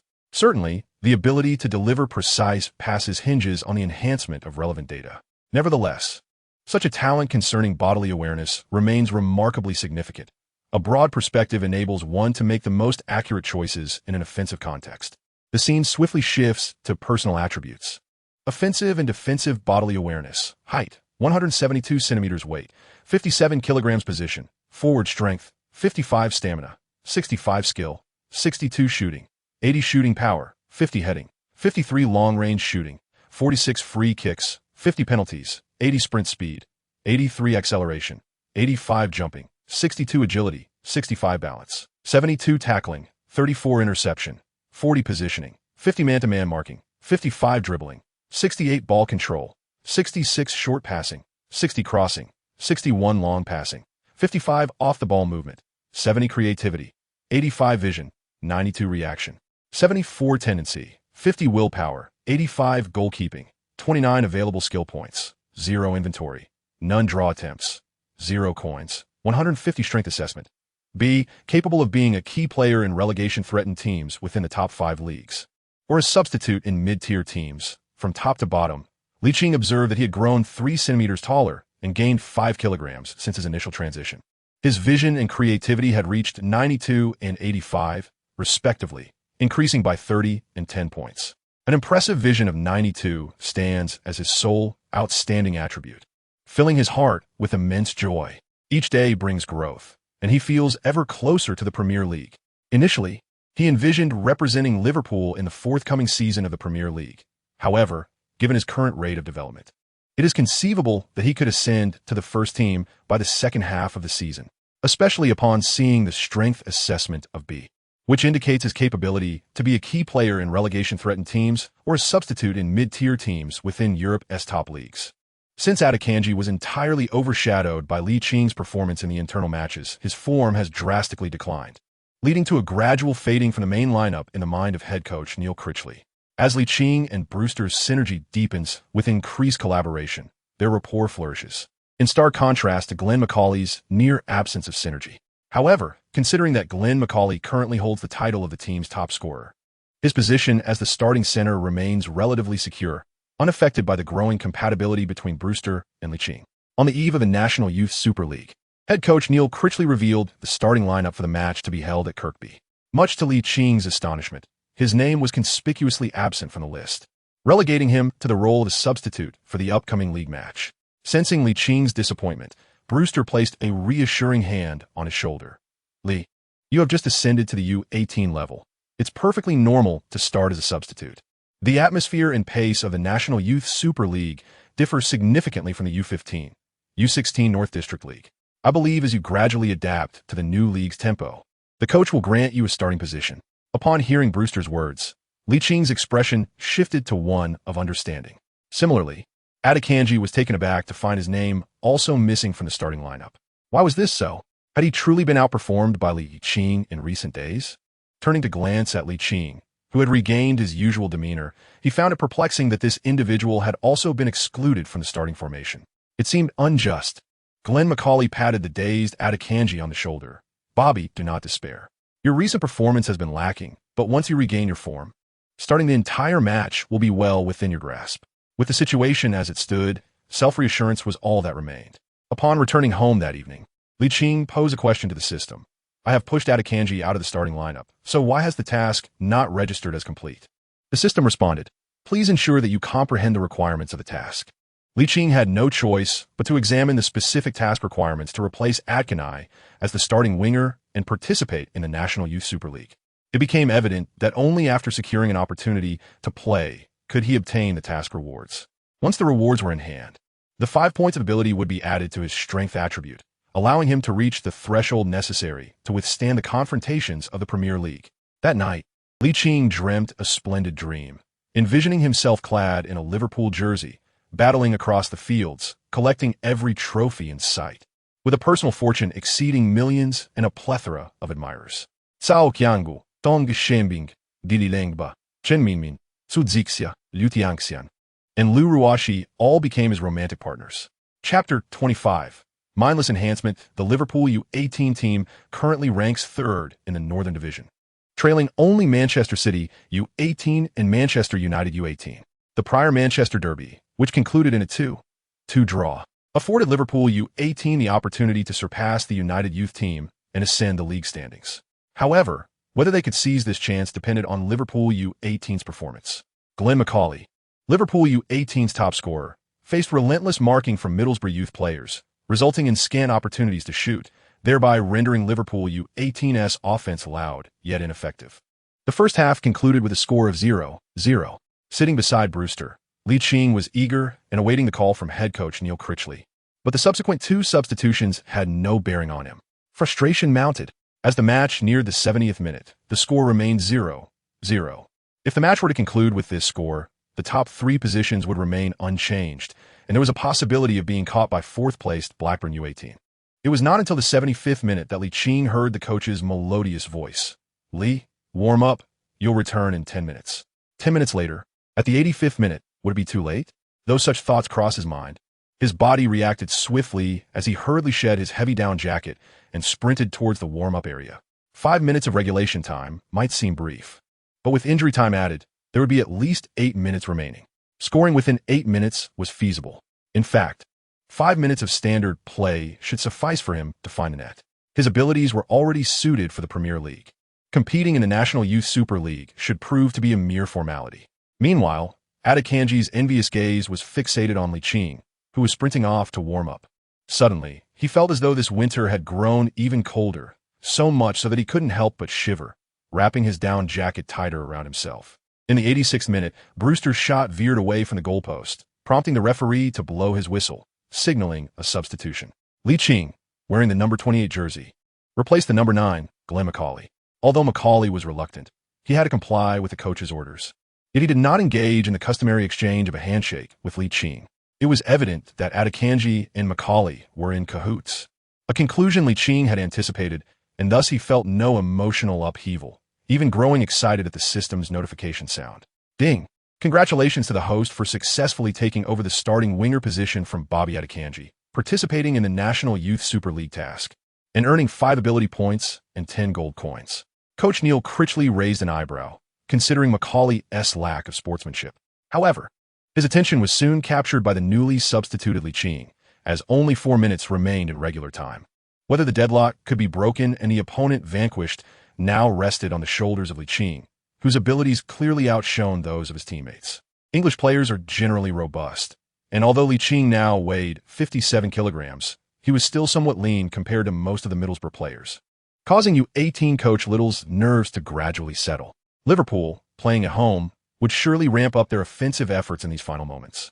Yet the last substitution was not a towering forward, implying they would continue to seek opportunities through possession. If that were indeed the case, then a single point will be gladly accepted. This match marked Licht's debut in U18 competitions, a moment he cherished deeply. After receiving the 5 ability points reward, he mindlessly allocated all of them to enhance his strength attribute, bringing it to a passing threshold of 60. His seemingly frail physique concealed considerable power. The ball, after several passes, arrived at Licht's feet on the right flank. No sooner had he stopped the ball than two Middlesbrough U18 defenders appeared before him, while another defender lurked ominously at his side, making a successful breakthrough seem challenging. Yet, as the saying goes, where there's a will, there's a way. How could a man aspiring to conquer the pinnacle of the footballing world falter in U18 competitions? Ligt raised his right index finger, gesturing for right back Johnstone to advance. The defender near the sideline was momentarily distracted by Johnstone's forward run along the touchline. In that instant, Ligt, controlling the ball with the outside of his left foot, deftly nudged it forward. Accelerate. The defender at the side instinctively stretched out his foot to intercept, but Licht's speed was remarkable. With the inner side of his left foot, he quickly flicked the ball forward, executing an explosive breakthrough. Brewster moved in sync and with undeniable talent. Licht's eyes sparkled with determination. This may simplify a complex situation. He adeptly utilized the arch of his right foot to pass the ball laterally to the left before circumventing the defensive player and sprinting decisively towards the baseline. Brewster, without pausing the ball, delivered a precise pass that rolled along the grass in a straight line from 30 meters away at the right flank of the attack towards the penalty area's right side. The last defender from Middlesbrough, seeing Ligt rushing towards the ball, instinctively raised his right arm to alert the linesman of an offside. Yet the linesman, following Ligt towards the baseline, confirmed that there was no offside. Damn it! The Middlesbrough U18 coach, Liddell, abruptly rose from his seat, roaring in anger. In a flash, the previously impregnable defense of the Middlesbrough U18 team was torn open. While in motion, Ligt skillfully stopped the ball 10 meters from the baseline with the outside of his left foot at the right side of the penalty area. Without waiting for the defenders to position themselves or for the goalkeeper to advance, he took a shot. The Middlesbrough U18 goalkeeper, Blin, had just begun to step forward for an attempt to intercept, but as he watched the ball roll swiftly towards the far corner, he was compelled to dive. Yet the ball was moving far faster than he could react. Neil Critchley, witnessing the ball find its way into the far goal, could hardly contain his excitement, raising his arms in triumph. In the 87th minute, the score was opened. Chapter 26, A Bold Idea. The goal scorer, Ligt, was not as composed as usual, for this marked his first genuine career goal, albeit in the England Football Youth Super League. The beginning is always the hardest, with the first goal secured. How far could the second one be? Brewster, having provided the exquisite assist, became the object of Licht's embrace as they shared a moment of joy, their hands connecting in a celebratory high-five before joining their teammates in celebration. After laboring for over 80 minutes, they finally scored. On the substitutes bench, Glenn McCauley and Adekani felt particularly disheartened, especially Glenn McCauley, as Licht's goal was a direct result of his substitution. Scoring immediately upon entering the field is a textbook example of an impactful substitute. A change in personnel can be as decisive as a change in weaponry. Journalists, self-media reporters, and spectators at the Kirkby Academy training ground incessantly pressed their camera buttons, eager to capture this remarkable moment. Among them, some contemplated a bold notion that perhaps, in the near future, he would astonish the world. Most have been following the Liverpool U18 team since their preparations for the 2016 to 2017 National Youth Super League season. Yet they had never seen this yellow-skinned player. It was impossible to recruit him from other teams before the mid-season break, indicating that he had been developed internally, having been promoted from the U15, U16 ranks. Regardless, Licht's display of talent was nothing short of extraordinary. From the moment he received the ball, every step was textbook perfect, particularly his reception and shot, devoid of any unnecessary movements. A natural-born striker, this is one of the rare evaluations from the few journalists present for Ligt, serving as the core theme of the report. Whether Ligt can perform well in the future is beyond their consideration. Returning to the main point, Neil Critchley, after ecstatically celebrating a goal, quickly summoned Captain Masterson to discuss the strategy for the remainder of the match. With a goal conceded just before the end, Middlesbrough U18 certainly would not concede defeat easily. It was essential to maintain strong defense in the final moments to secure victory. However, Neil Critchley did not intend to defend desperately until the final whistle. He specifically instructed Ligt to focus less on rigorous defense and merely feign it. Rather than stressfully completing the remaining match, it was more advantageous to exploit Middlesbrough U18's eagerness to equalize and decisively end the contest. As the match resumed with the referee's whistle, Ligt adhered to Coach Neil Critchley's tactical directives, merely pretending to defend while awaiting a counterattack opportunity. Liverpool U18 ranked third in the North Division, while Middlesbrough U18 was 8th. There was an inherent disparity in strength.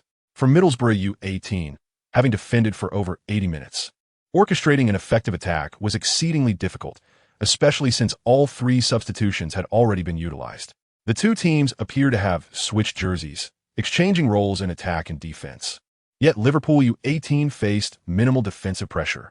In the first minute of stoppage time, Masterson cleared the ball with a powerful kick, which fortuitously soared towards the right flank of their attack.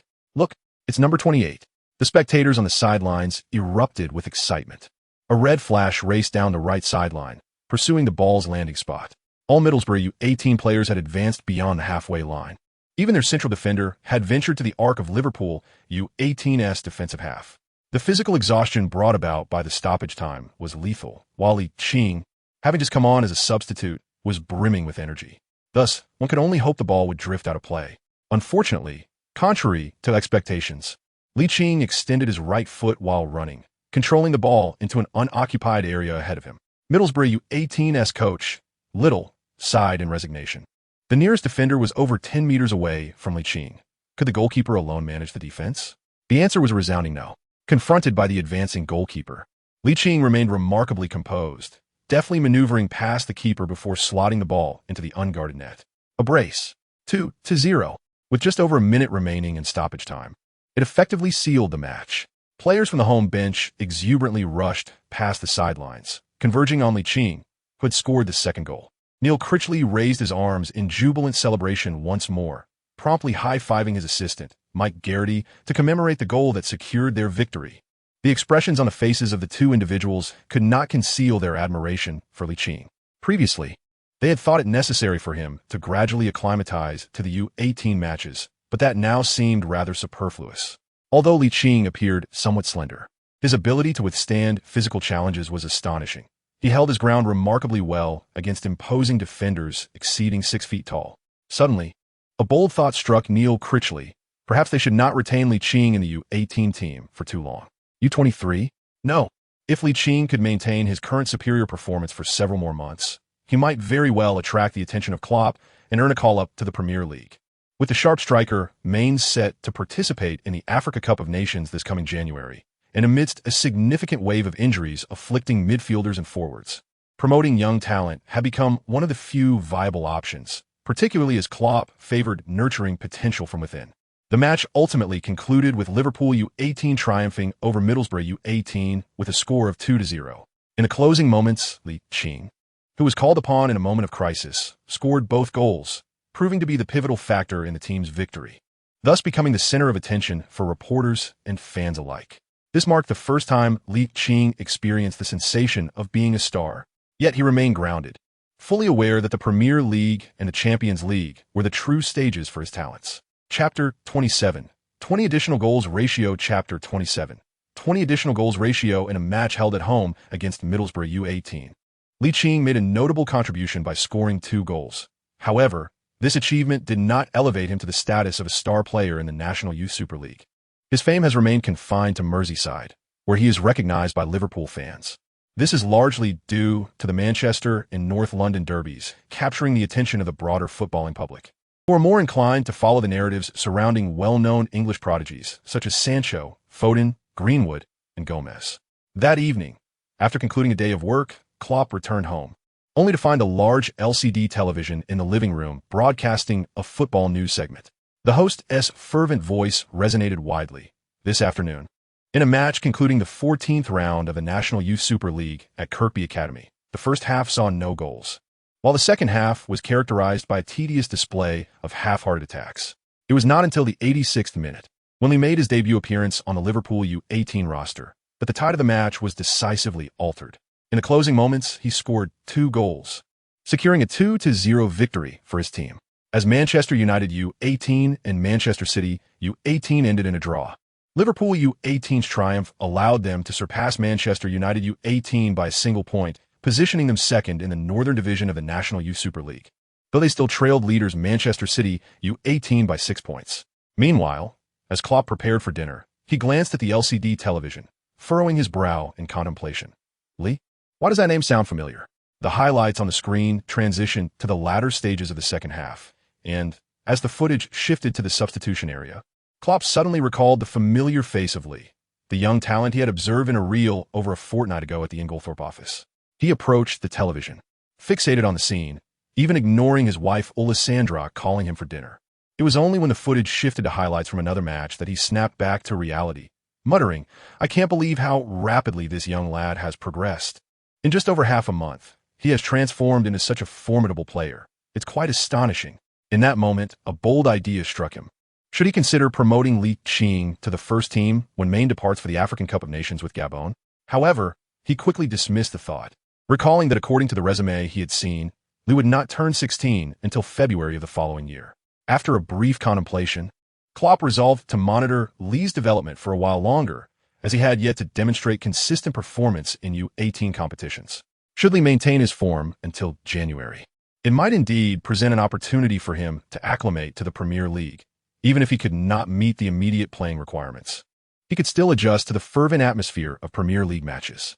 Since Ligt ascended to the U18 youth team, his time at Blue Shirt School has significantly diminished. However, he has not neglected his studies. His beautiful desk mate, Zhao Qiangu, graciously assists him in catching up on the coursework he missed during midweek training. Of course, this was not a suggestion made by Zhao Qiangu, but rather a rather shameless request from Ligt, who demanded that she compensate for his losses. With little choice in the matter, the academically gifted Zhao Qiangu had no option but to tutor Ligt, serving as recompense for his previous default. Joyful moments often pass swiftly. After 2 consecutive days of attending school, Ligt must return to the Kirkby Academy for training, preparing for the upcoming weekend match against Stoke City in the National Youth Super League. This match also marks one of the final 2 games for the Liverpool U18 youth team in 2016.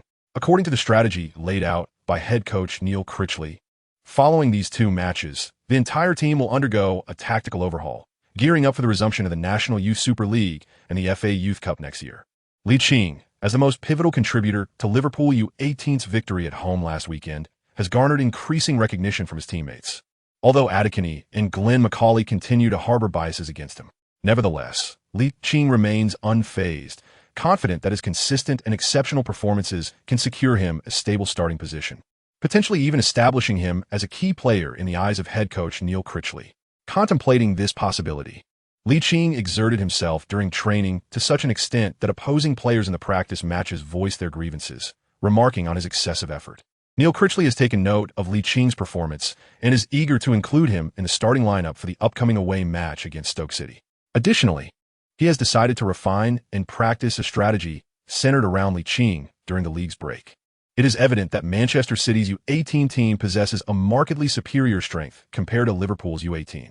The defeat earlier in the season at the City Football Academy, where Liverpool lost 0-5, underscores the necessity of leveraging Liching's formidable individual capabilities to overcome Manchester City U18 in the FA Cup.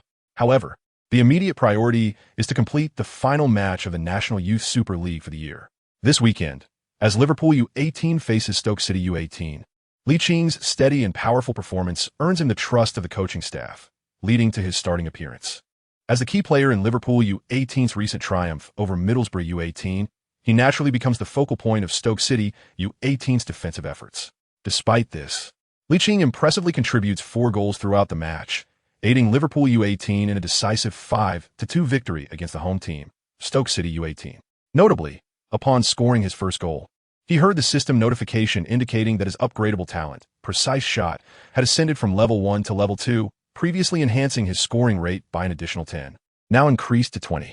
Once the experience bar filled, it reached 350, suggesting that to upgrade precise shot to level 3, he must score 47 goals in any formal competition.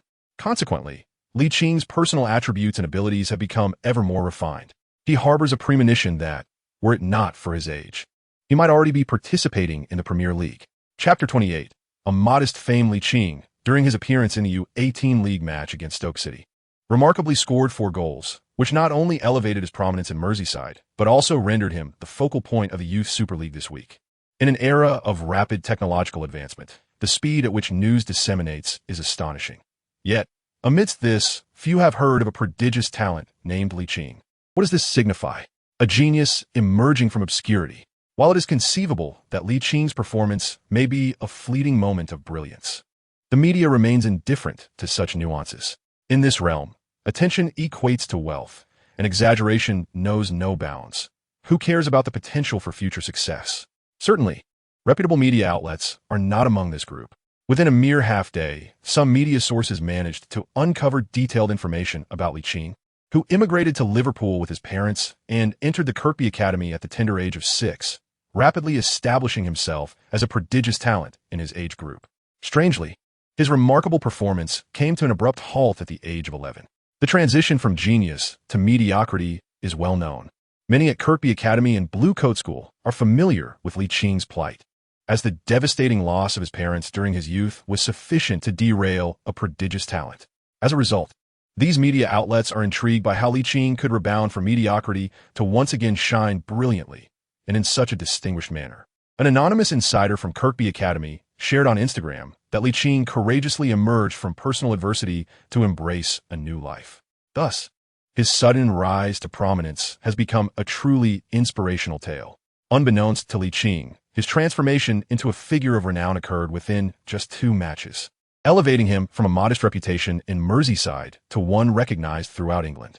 The Echo, Liverpool's largest local media outlet, dedicated a detailed feature on Ligt in their youth training column, and local fans increasingly admire him, hoping he will one day achieve the status of legends like Owen, Gerrard, and Carragher within KOP. During this period, media coverage of Ligt surged, prompting the higher-ups at Kirkby Academy to recognize the considerable temptations posed by premature media exposure. Consequently, they opted to decline multiple interview requests, urging U18 head coach Neil Critchley to inform Ligt about the potential hazards of early media engagement. This world has never been devoid of genius. The realm of football is replete with examples of prodigious players who, when exalted by the media and fans, faced harsh realities that brought them back down to earth. However, today's landscape differs from that of previous years. The internet has brought the world closer together, meaning that self-discipline must ultimately come from within. In this regard, Ligt possesses a profound self-awareness and remains unfazed by media accolades. Instead, he has set even higher standards for himself. In addition to arriving early for training, he voluntarily stays afterwards to hone his skills, much to the admiration of Liverpool fans. Of course, Ligt is still merely a member of the U18 team, and his level of attention remains limited. Otherwise, the media would undoubtedly swarm him. Returning to the matter at hand, Liverpool U18's final league match of 2016 was a home game against Derby County U18. Derby County U18's overall strength was comparable to that of Middlesbrough U18 and Stoke City U18, indicating that the team in better form would have a higher chance of victory. Although Liverpool U18 generally surpassed the aforementioned teams in overall capability. Nevertheless, even with a strength advantage, Liverpool U18 would need to demonstrate their true skill to secure a win, as the match would not be easily won. The coaching staff of Derby County U18 evidently prepared thoroughly for the match, devising strategies to counteract Ligt, resulting in a somewhat challenging start for him. However, it was merely a challenge, not an insurmountable obstacle. Currently, Ligt possesses a robust physique, with a strength rating of 60, placing him in the upper middle tier of the U18 youth team. He is only slightly less formidable than the taller, more muscular central defenders. However, what truly hinders Licht's performance is the cohesive defensive structure and exceptional tactical acumen of the Derby County U18 squad. In the face of a resurgent Liverpool, the visiting Derby County U18 team maintained a commendable attitude, opting for a strategy of steadfast defense and counterattacks. To be precise, they adopted a rigorous defensive stance, not launching a single offensive attempt in the first 20 minutes. Although Ligt did not employ a 5-star technical card, his footwork is not excessively delicate. Nonetheless, his average values in skills, dribbling, and ball control hover around the 60s, which is respectable. However, the limited space of the half and the targeted nature of Derby County U18's defensive scheme resulted in Ligt having scant opportunities. As time progressed, the seemingly impregnable defensive line began to tremble under Licht's persistent attempts to breach it. He had discerned the vulnerabilities gradually surfacing in Derby County U18's defensive framework. While many perceived his technical strengths to be speed and powerful breakthroughs, the truth is more nuanced. The innate talent he had previously showcased granted him a significant leap in vision and creativity, while the Derby County U18 defenders fell into a rut of habitual thinking, mistakenly believing that Liverpool U18's offensive focus would remain on Ligt. In reality, Neil Critchley's tactical plan was indeed aligned with this perception. In the 24th minute, upon receiving the ball, Ligt did not attempt a breakthrough. Instead, he used the outside of his left foot to nudge the ball inward before unleashing a long pass that, while not particularly precise, served its purpose. Neil Critchley, positioned on the sidelines, perked up at this moment. Despite the pass's lack of accuracy, it did not undermine its effectiveness as Glennon, sprinting along the left sideline, had ample time to assess the situation. In this scenario, Derby County U18 defenders, recognizing the vulnerability on their right flank, were suddenly thrown into disarray. Chapter 29. Weaknesses. Liching's imprecise long pass yielded a positive outcome, as Derby County's U18 defensive formation swiftly shifted from the left flank to the right, inadvertently neglecting the most threatening player. Ligt, Glennon, just ahead of the approaching defenders, executed a remarkably well-placed cross. The center forward, Glenn McCauley, leapt high. However, he was unable to fully elevate due to the interference from the opposing center back. The goalkeeper, witnessing the ball's fierce trajectory, refrained from catching it directly with his hands and instead opted to punch it away. The ball soared towards the edge of the penalty area, and the spectators, recognizing a familiar figure in its descent, instinctively erupted in cheers. Liverpool's U18 head coach, Neil Critchley, observed Ligt as he made a run, positioning himself to strike with his left foot, ready to unleash a long-range shot without pausing the ball. The Derby County U18 players, pressed outward, were startled, instinctively reacting by leaping to block. Liching's lips curled into a subtle smile as he mused, 5-star skill card, activate. The 5-star skill experience card obtained from a novice gift pack had long been depleted. This time, he was utilizing a 5-star skill card freshly acquired from the system shop, priced at 5 coins, with effects identical to the experience card. In an exaggerated manner, Ligt swung his left foot, and in that fleeting moment, it seemed as if he had established an innate connection with the football. With a delicate flick of the inner side of his foot, he deftly nudged the ball to the right, then swiftly propelled it into the penalty area with his right foot. His explosive acceleration was perfectly showcased. The entire maneuver executed fluidly and with remarkable elegance, completed in the blink of an eye, leaving the Derby County U18 defenders momentarily stunned. They were unable to react in time to foul him as he glided into the penalty box. The flustered center back, Mills, stretched out his foot in an attempt to intercept the ball, but Liching's pace was swifter, allowing him to seize the opportunity and carry the ball directly towards the goalkeeper. Possessing precise shooting skills at level 2, Ligt made a decisive choice, using the arch of his left foot to execute a gentle push, sending the ball rolling along the grass towards the near post, giving Liverpool U18 the lead at home. Derby County U18 coach Jack Walker shook his head in frustration. The defensive strategy he had devised pre-match was sound, yet he had not anticipated that Ligt, who had previously showcased sharp breakthroughs and calm finishing, would also possess such expansive vision. Liverpool U18 coach Neil Critchley, filled with exhilaration, beamed with excitement. It turned out that Ligt was even more well-rounded than anticipated. However, the goal did not overly excite Ligt, as he recognized his own shortcomings. To compete in the Premier League, he still had a long journey ahead. In this match against the tightly marked Derby County U18 defenders, he felt almost helpless. How would he fare in the more intense environment of the Premier League? His technical skills needed enhancement. Otherwise, the 5-coin 5-star skill card would become a bottomless pit. Long passes also required further practice, as not every long ball would be executed with the same extraordinary finesse as the previous one. As for his positioning ability in front of goal, there was no rush to improve that. One must take life one bite at a time. According to the schedule, Liverpool U18's next match was an away game against Everton U18 in mid-January, giving him an entire month to focus on self-improvement. The Derby County U18 team, in a renewed match, launched tentative offensives, perhaps intimidated by the almost surreal counter-attacking prowess of Liverpool U18, resulting in a limited number of participants in their attacks. Neil Critchley shook his head. He yearned to witness the opponent's press forward, thus providing Ligt with space to counterattack. However, the Derby County U18 players showed little commitment to offense, indicating that the visiting team prioritized defense. Fortunately, with a lead on the scoreboard, Neil Critchley was not overly anxious for his team to extend their advantage. The team's laid-back style of play persisted until the 70th minute of the match, when 3 consecutive substitutions aimed at bolstering their attacking front clearly demonstrated their resolve. Ligt, who had previously been conserving his energy, became invigorated, for he sensed that his opportunity was approaching. As anticipated, the Derby County U18, having intensified their offensive efforts, exhibited a noticeable decline in defensive quality. In the 79th minute, Ligt received a long goal kick from goalkeeper Kamil Grabera, skillfully maneuvering past two defenders. Calmly confronting the goalkeeper, he feigned a shot before deftly dribbling around the advancing keeper to slot the ball into the empty net, thereby extending Liverpool U18's lead to 2 goals. Due to significant physical exertion, Ligt found himself largely ineffective for the remainder of the match. Nevertheless, his presence on the field continued to exert immense pressure on the Derby County U18 players. The score remained unchanged at 2-0 until the final whistle. Meanwhile, Manchester City U18 also secured a victory in their match, leaving the gap between the teams unaltered. However, Ligt, having scored twice in this match, drew considerable attention from media outlets focusing on youth training, dominating a significant portion of the sports segments. As the last round of the National Youth Super League for 2016 came to a close, the media following youth development eagerly anticipated the FA Youth Cup final at the Manchester City Football Academy in mid-January.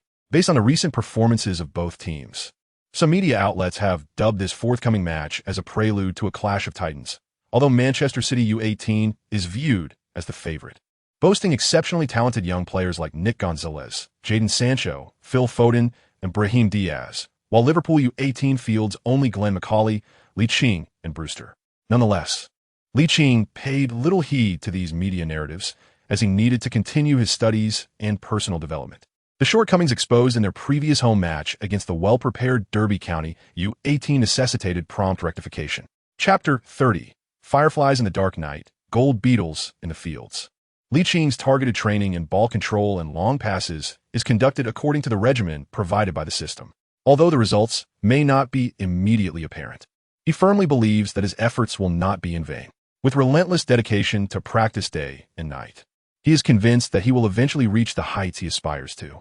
To avoid unnecessary complications, Ligt has chosen to practice these two skills separately, reinforcing his foundational techniques within the system while focusing on long passing techniques at the Corkby Youth Training Academy. His commitment to additional training sessions at the academy has captured the attention of head coach Neil Critchley, who raised an eyebrow in curiosity. How did his extra training shift from shooting to long passing? This prompted him to reflect on the goal Ligt scored during last weekend's match against Derby County U18, which marked the opening of the scoring. From Licht's long pass distribution, it is evident that his vision is exceptionally broad. While wingers or wide midfielders typically emphasize speed, dribbling ability, and scoring through cutting inside, as a youth coach, it is essential to guide players with more comprehensive talents to facilitate their advancement. Professional football is far from simplistic. Many players find themselves in positions during professional matches that differ from those they were accustomed to during their youth training. Consequently, numerous youth academies strive to ensure that players adapt to a variety of positions, thereby enhancing their chances of survival in future competitive roles. Furthermore, with Neil Critchley having devised a tactical framework centered around Ligt, his technical capabilities will become more well-rounded, resulting in an even more refined skill set. Although the time available for Ligt to enhance his technical abilities is limited, it holds the potential for immeasurable growth in the future. He recalls the recent retirement announcement of Liverpool legend Steven Gerrard at the end of last month, with the club's management expressing interest in hiring Gerrard to join the first-team coaching staff. However, the likelihood of this occurring is quite low, as the first-team coaching staff was assembled by Klopp. If the club were to appoint Gerrard, it would undoubtedly lead to dissatisfaction from Klopp, who might perceive it as a lack of trust in his leadership. After all, how could the club justify placing Gerrard within the coaching staff? Those with a modicum of foresight among the higher-ups would never act so rashly. Otherwise, a team that has finally shown signs of improvement would suffer a devastating blow, plunging back into the depths of despair. To return to the main topic, Gerrard, as an outstanding product of the Kirkby Academy, is highly likely to start his journey as a youth coach. His exceptional abilities in both short and long passing, particularly his remarkable skill in transitioning the ball, have prompted Neil Critchley to seek a discussion with Gerrard, hoping he might offer some guidance to Ligt. As Licht's fame continues to rise, numerous agents from Europe, akin to sharks sensing blood in the water, have begun to stir. Even the previously rejected Fat Man has resolved to win over Licht's favor with sincerity, aspiring to make him his client. The renowned football agency Gestified has also taken an interest in Ligt. Jorge Mendes, the astute owner, is known for personally signing players who are key figures in major clubs, with Cristiano Ronaldo of Real Madrid being the most illustrious among them, and the most notable coach being the charismatic Jose Mourinho. After reviewing Liching's profile, Mendes swiftly set aside his current commitments to arrange a visit. Eager to sign this prodigious talent, who has recently received much acclaim from certain English media outlets. Perhaps the media's portrayal is somewhat exaggerated. Yet Mendes possesses a unique eye for talent and harbors a subtle premonition that Liching is likely to carve out a significant place for himself in his future career. While he may not reach the heights of Ronaldo, even a shade below would suffice. Moreover, possessing an English passport makes him particularly desirable in the Premier League. Contemplating this, Mendes could not help but raise an eyebrow. With such appeal, might other agents seize the opportunity first? Especially considering that the insatiable fat man is currently in England. A young player of Liching's caliber would undoubtedly attract his attention. Thus, he made a phone call to have his staff investigate. Approximately half an hour later, he received word that Liching had yet to sign with any agent. The report also indicated that the fat man had approached Liching but had been turned down for reasons unknown, an encounter witnessed by many Liverpool fans, thus lending it considerable credibility. Consequently, Mendes promptly booked the earliest flight to Liverpool. Opportunity must not be missed. Simultaneously, the fat man resolved to secure the signing of this exceptionally gifted young player. As the school bell rang at Blue Coat School, Liching, Tom, and Zhao Qinggu harmoniously shouldered their backpacks and exited the classroom. Upon reaching the school gate, they heard an alumnus exclaim, "Oh my God! Rolls-Royce, Bugatti, Koenigsegg, Maybach." Liching raised his gaze, beholding the nearly immaculate luxury vehicles, and exclaimed in astonishment. Tom and Zhao Qinggu, both hailing from comfortable backgrounds, found themselves momentarily entranced by the opulence akin to a luxury car exhibition. The owners of those extravagant automobiles frequently cast their eyes towards the school gate, as if awaiting the arrival of someone significant. At that moment, it appeared that the elite car owners had indeed spotted their target, and, almost in unison, they made their way over, prompting the onlooking students and passersby to instinctively part and create a pathway nearly 3 meters wide. Liching raised an eyebrow, having already recognized two of the individuals approaching him. One was the notorious fat man who had sought him out a few days prior, and the other was Jorge Mendes, a titan in the world of football representation, often regarded as the foremost agent in the global football arena. As for the remaining individuals, it was unnecessary to speculate. They were likely either well-known or lesser-known agents. He could not help but let out a sigh, pondering. A young talent like himself was akin to a firefly in the dark of night or a golden beetle in the fields. Chapter 31. Awaiting the right price upon spotting the fat man and Mendes in the crowd, Liching immediately understood the purpose of their visit. While he felt aversion towards the infamous fat man, he harbored no such sentiments towards the other agents, even feeling a sense of admiration and longing for Mendes. As an aspiring professional player, one could not escape the influence of football agents. In the football-enthusiastic regions of Europe and America, agents have become indispensable bridges and hubs between clubs and players. After all, human energy is finite. As a player, it is essential to focus entirely on the pitch, delivering outstanding performances to repay the club and its fans, leaving little time to negotiate contracts and endorsement deals off the field. For many, the negotiation process can be a daunting and exhausting endeavor. There is a saying that rings true. Every profession has its specialization, and it is best left to the experts. With the monetization of football, professional players often command annual salaries amounting to millions of euros, with top-tier athletes like Messi, Ronaldo, Neymar, and Bale earning even into the tens of millions. Consequently, individuals are compelled to navigate their interests carefully. If players were to manage these affairs themselves, it would undoubtedly affect their on-pitch performance, leading to a decline in their commercial value, a scenario that would yield more harm than good. Thus, the profession of football agents came into being.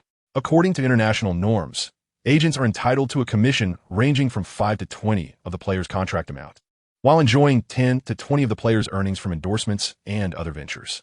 Even the smallest of sums is still money, and every penny represents the fruits of a player's hard work. The thought of relinquishing hundreds of thousands or even millions of euros annually to agents can be disheartening, which has led many players to enlist relatives as agents, adhering to the adage of not letting the profits flow to outsiders. Returning to the main point, Liching had considered enlisting a relative as an agent. However, with both parents deceased and scarcely any kin remaining, save for an uncle in the country, it was evident that they were unsuitable. Finding a competent professional agent could indeed alleviate a multitude of troubles.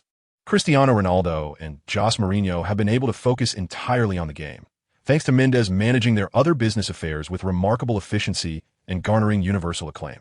Thus, Ligt had already formed a preference in his mind. As a prospective superstar in the world of football, it was imperative to secure a fitting agent. Jorge Mendes stood out as the most suitable candidate. This is not to imply that Mendes is the only agent with a stellar reputation and integrity in the football world. But as someone who has experienced the industry, Ligt was unwilling to leave matters to chance. Moreover, Mendes, as the owner of his own agency, personally reaching out to him signified a level of importance and consideration. Although it is true that the future relationship between the two individuals is intertwined with mutual interests, one party possesses the ability to alleviate troubles and resolve issues. Thus, once the problems are addressed, it is only natural to offer compensation. Licht's mind raced as he stood in place, awaiting the arrival of several prominent agents from the global football arena. With so many contenders, he could choose only one. And naturally, he intended to negotiate a favorable deal. Mendes, the most renowned agent in the world of football, commanded respect even from the likes of the recently prominent agent, Laporte. Mendes was the first to approach Ligt, producing a business card from his suit and presenting it with a modest introduction. "Greetings, I am Jorge Mendes, a professional football agent." The others followed suit with their introductions. "I am Pere Guardiola. My brother, Josep Guardiola, is the head coach of Manchester City. Should you become one of my players, I will gladly recommend you to him. I am Casey James, manager of WMG Group. Our company has represented Liverpool legends such as Steven Gerrard, Michael Owen, and Jamie Carragher. I am Tony Joseph, manager of Stellar Group. Gareth Bale is one of our esteemed clients. I am Walker Strutt." With several business cards laid before him, Ligt found himself uncertain about which to accept. He decided to interrupt the conversation. "I understand your intentions, but this is not the appropriate venue for discussion." The implication was clear. He wished to relocate the conversation. Mendes, undeterred by Licht's aloofness, responded positively. "Indeed, this is not the place for dialogue. Let us move to the finest CAF in the city center. It will be perfectly tranquil." With that, he gestured invitingly.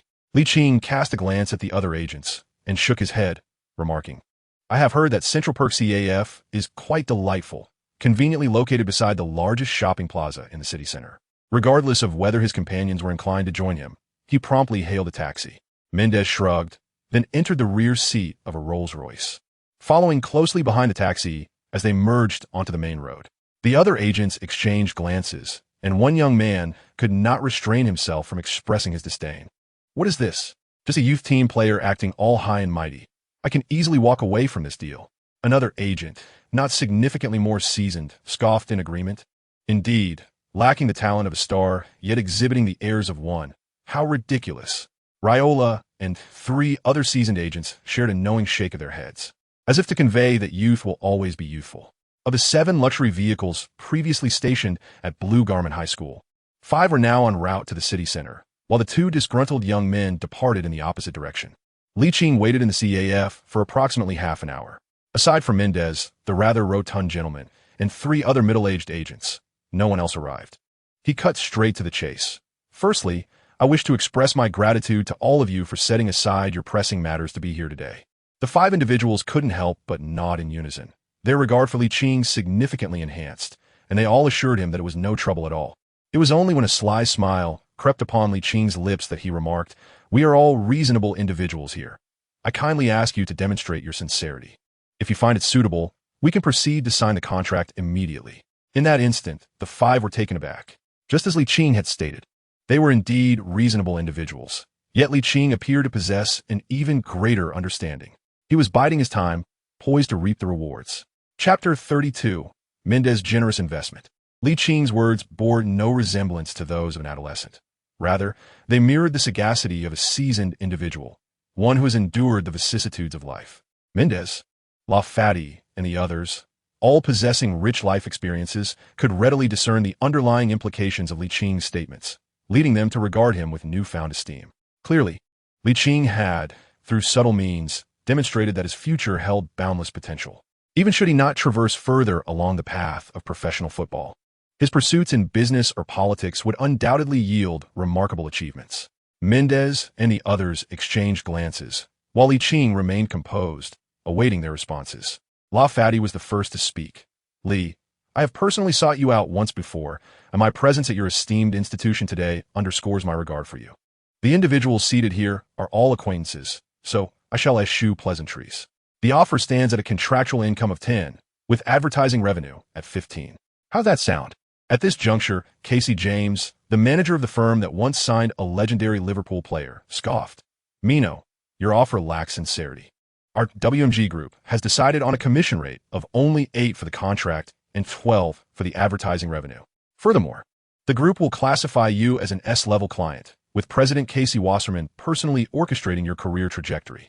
Among the three who had yet to make an offer, Mendes maintained a constant smile, while the other two fell into contemplation. Fatty's proposed figures adhered to the prevailing market standards for agents. Yet the WMG Group, as the largest agency in Great Britain, had reduced their offer by a total of 5, while also providing the advantage of career planning by Casey Wasserman. This was indeed a show of considerable goodwill. Should Ligt ascend to a certain level, the profits for WMG Group from signing him would remain substantial, complemented by the additional advertising benefits, ensuring their coffers overflowed. However, it must be acknowledged that no independent agent or agency could rival the WMG Group. Their vast resources rendered them formidable. Fatty's expression soured as he glared at Casey James, exclaiming, "You are undermining the rules." James, unfazed, retorted, "How is it a violation of the rules when we are operating within the permissible commission structure? Unlike some individuals who are so avaricious that they demand tens of millions in commissions for merely shifting affiliations, you epitomize the modern-day vampire, tarnishing the overall image of the professional football agency sector. Who, then, is truly undermining the rules?" Although he did not name names, it was evident that he was referring to Raiola. Among the agents in contemporary football, Raiola holds the second position for notoriety, with no one daring to claim the first. Raiola had business disputes with the WMG Group, where Casey James is affiliated, thus Mendes naturally paid little heed to their quarrels. Instead, his gaze towards Ligt revealed a distinct admiration. As the foremost super agent in the world of football, Mendes has his own legacy. While the players under the Gestifute banner may not number as many as those with WMG, the majority are renowned stars of the sport, representing a curated selection. Furthermore, unlike the WMG Group, Mendes exhibits an approachable demeanor, showing no signs of arrogance despite his status as the leading agent in the football world. In that moment, he felt an inkling that perhaps Licht's future accomplishments could surpass even those of his marquee player, Cristiano Ronaldo. The thought startled him, for Ronaldo is undeniably one of the absolute luminaries in the realm of football today. Is it conceivable that Licht's accomplishments could surpass those of Cristiano Ronaldo? It seems implausible. Mendes, observing Ligt, noticed a shift in his gaze, as the youthful visage adorned with a faint smile exuded confidence and maturity. Having encountered countless individuals, Mendes rarely encountered such a perspective. Could it be that this young talent truly possesses the potential to eclipse Ronaldo? If that is indeed the case, what does it matter if the commission is reduced? As uncertainty lingered among the onlookers, Mendes rose from his seat, leaning on the table, and addressed Ligt in English. "Lee, join my ranks. I shall require no commission from player earnings. I only seek 10 from endorsements and business ventures. Furthermore, with your consent, I will personally devise a detailed career plan for your future." "Enough, Mendes. This is excessive." Raiola, still simmering with indignation, erupted upon hearing Mendes's proposal, his voice resonating loudly enough to draw the ire of other patrons in the CAF. "Sir, could you lower your voice? Your outburst is disturbing the other guests." Seemingly undeterred by Raiola's admonition, Mendes continued, "You need not concern yourself with matters beyond the pitch. I assure you that upon reaching adulthood, you will enjoy privileges at Gestifute on par with those of Cristiano Ronaldo." A collective gasp escaped Raiola and the others, their astonished gazes fixed upon Mendes. This was an audacious gamble. Even the smallest commission from player earnings is still income, even at the industry's minimal rate of 5. When Ligt eventually ascends to an annual salary in the tens of millions of euros, it would amount to a significant sum. By requesting only 10 from endorsements, Mendes is essentially wagering that Licht's future will mirror the success of Ronaldo and Messi. Ligt cast a profound glance at Mendes. Originally, he had contemplated shifting his allegiance to the opposing camp, and now, unexpectedly, he found himself foregoing player commissions entirely, opting solely for a 10% cut from advertising. This was indeed unforeseen. Naturally, in the future, he was unlikely to allow Mendes to exert significant influence over his business affairs, conceding only that meager 10% in advertising commissions. The generous offer from Mendes could be attributed not only to pressure from figures like Raiola, but primarily to his belief in Liching's potential.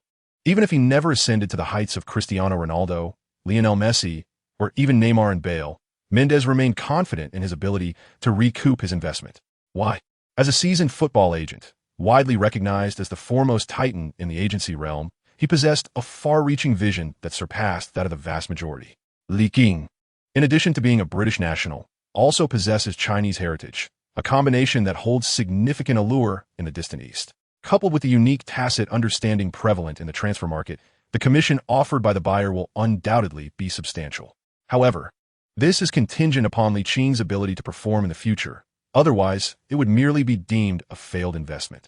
Ultimately, Liching consented to the most favorable offer from Mendes, leaving the other four in disappointment. Chapter 33. Would you like to learn from my senior? The news of Liching's signing with the Gestifiant company, owned by Mendes, spread quietly. However, it did not capture the attention of fans, as it coincided with the Spanish National Derby. After all, Liching was only modestly renowned in Merseyside, and when compared to prodigies like Sancho, Foden, and Hudson-Odoi, he was somewhat overshadowed. With 10 days remaining until Christmas, Liching completed his final class at Blue Coat School and was expected to enjoy a month-long vacation, not returning to school until mid-next year. Yet, for Liching, the holiday had not truly begun, as he was scheduled for a week's training at the Kirkby Academy in preparation for the National Youth Super League and the FA Youth Cup final, both taking place in mid-January. As was customary, he arrived early at the U18 training ground of the Kirkby Academy, only to find someone had arrived even earlier. A glance revealed a middle-aged man clad in a Liverpool training top, possessing the physique of a seasoned athlete. He hardly resembled a teammate. Could it be Oliver Morgan, the fitness coach? However, that possibility was quickly dismissed, for the man had a crew cut, whereas Oliver Morgan sported medium-length hair. Who could this be? He seemed strikingly familiar, as if he had been encountered before. It wasn't until Liching approached the edge of the pitch that he recognized the individual, leaving him momentarily stunned. It was none other than Steven Gerrard, the legendary captain of Liverpool, the longest-serving captain in the club's history. He held the record for the most appearances and was also the top scorer in European competitions. Gerrard, catching sight of Liching, offered a slight smile, lifting his right foot to propel the descending football forward. Reacting instinctively, Liching placed his foot on the swiftly rolling ball. "Hello, you must be Ching Li." Arriving at the training ground this early, Liching was momentarily taken aback. Was it not his own English name, Ching Li? It dawned upon him that Gerrard was greeting him. Indeed, it was true. He fervently nodded in agreement, his spirits soaring to unprecedented heights. Somewhat at a loss for words. "Are you Steven Gerrard, the captain with the longest tenure at Liverpool?" "Indeed, I am the very Steven Gerrard you speak of," Gerrard replied, a smile gracing his lips.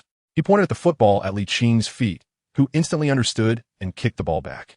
Gerrard then positioned the ball, took 2 steps back, and addressed Liching. "Do you think I can strike the intersection of the left goalpost and the crossbar of the opposite goal?" Liching did not respond immediately. Instead, he looked up and estimated the distance, realizing that the 2 points were at least 80 meters apart. Uncertain, he remarked, "That's quite far. Surely it can't be done?" A slight smile graced Gerrard's lips as he bent down to initiate his run-up. Boom! The football soared into the air, spinning distinctly from top to bottom, and after traveling over 50 meters, it began to descend slowly. To Liching's astonishment, it struck the intersection of the left goalpost and crossbar with a resounding bang. Goodness, such precision. Was the person before him Gerrard or Beckham? Gerrard, with a triumphant glance towards Liching, remarked, "Quite precise, isn't it?" In truth, Liching wished to suggest that it was merely luck. Gerrard, with his vast life experience, could easily discern the strain in Liching's words. Consequently, he retrieved 3 more footballs from the iron basket and placed them near where he had just kicked. "Watch closely," Gerrard said, his previously casual demeanor shifting to one of focus. After stepping back to a sufficient distance, he kicked each football towards those positioned 3 meters in front of him. Each landing was as precise as the previous long-range shot, resembling a flawless replication, as he made 3 consecutive hits. "Wow, that is incredibly precise," Liching exclaimed, his face alight with astonishment after witnessing the 3rd football strike the same spot. It is not difficult to comprehend Liqing's reaction. Gerrard's prowess has always been celebrated among fans for his powerful long-range shots and his ability to join the attack and score. During his tenure at Liverpool, he was known for his long passes and orchestration, akin to Xabi Alonso. While in the national team, he had Beckham and Lampard, which meant he rarely needed to showcase his long passing ability, leading many to overlook Gerrard's talent in this regard. Gerrard, thoroughly pleased with Liqing's reaction, casually placed his left hand in his pocket and patted Liqing's shoulder with his right. In a relaxed state, one can hit a target every time, but achieving this in an actual football match is quite another matter. Liqing gazed at Gerrard's retreating figure and nodded slightly. A true football match undoubtedly demands every second. The opposing defenders would never grant the attacking players a moment's respite to control the ball. As he recalled Gerrard's remarkably precise long-range shot, he imagined that his long passes in the game would be equally accurate. With a playful smile, Gerrard turned to Liqing and asked, "Would you like to learn how to make long passes?" As soon as the words left his lips, Liqing's expression transformed into one of excitement, his eyes sparkling with enthusiasm. "You would actually teach me long passes?" "Of course," replied Gerrard, as he retrieved several footballs from a metal basket and scattered them across the grass. He then placed a training pole about 50 meters away. "Show me what you've got. Aim for that upright pole. It doesn't matter where you kick from, just hit it." Liqing nodded attentively, stepping back to a sufficient distance, and kicked the football according to the technique he had envisioned in his mind. Boom! The ball soared into the air, differing from the straight up and down trajectory of Gerrard's kick, as it possessed a slight curve, resulting in a landing point that was just a tad off, missing the crossbar.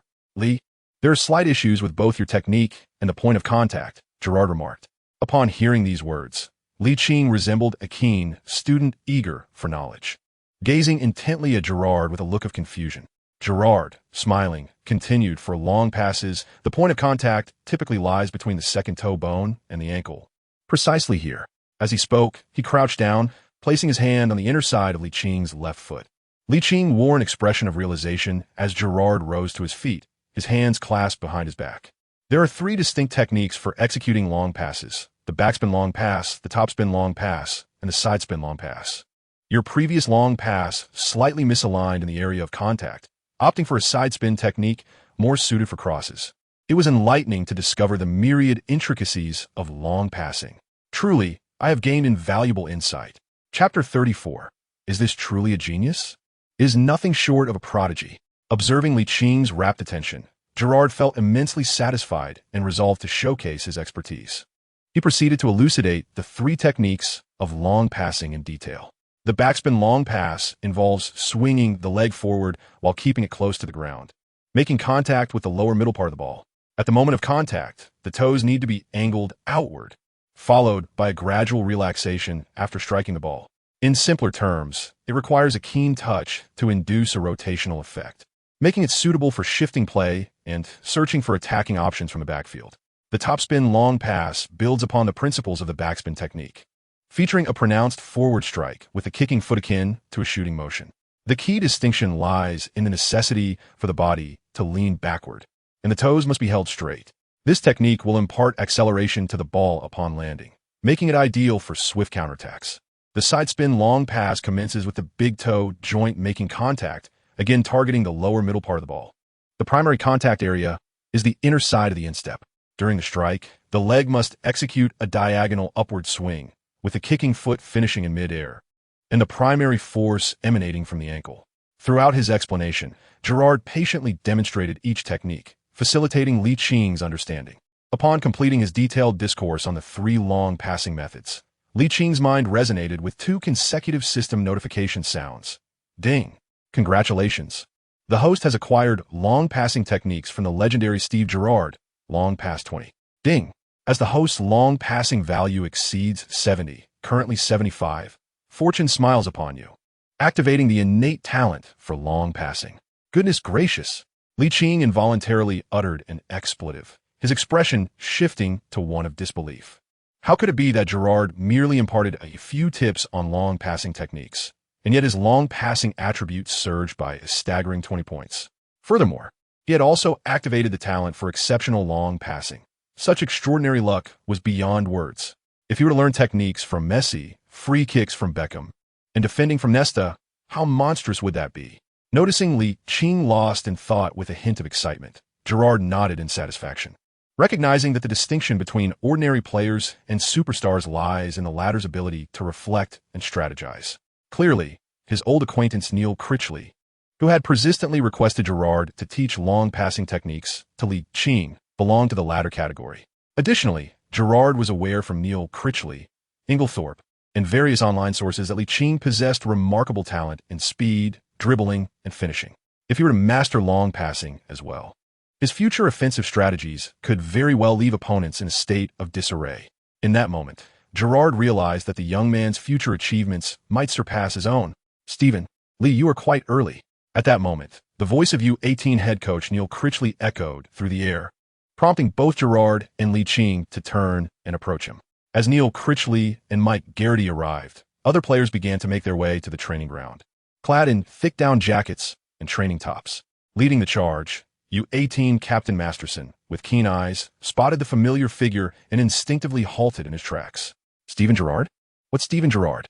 A teammate muttered in confusion, until Masterson, while running, exclaimed, "It truly is Steven Gerrard." As a legendary star of Liverpool, Gerrard was idolized by the youth academy players who had grown up admiring him. Thus, encountering their idol inevitably led to an emotional outburst. The puzzled U18 players of Liverpool, upon seeing the smiling Gerrard, mirrored Masterson's reaction, their fervent emotions erupting in an instant. Ligt naturally stood to the side, seizing the opportunity while everyone's attention was focused on Gerrard. He took a moment to inquire with the system why he had received a numerical reward under the guidance of the football star.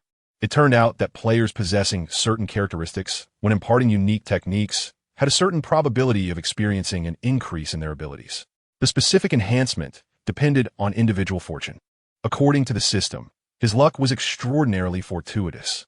Not only had his long pass value increased by 20 points, but he had also activated the talent of being an adept long passer. From his personal attribute data, it was revealed that this talent provided an additional 10-point increase, meaning his long pass value had surged from a mere 55 to an impressive 85. This figure could almost rival the elite long pass specialists in today's global football arena.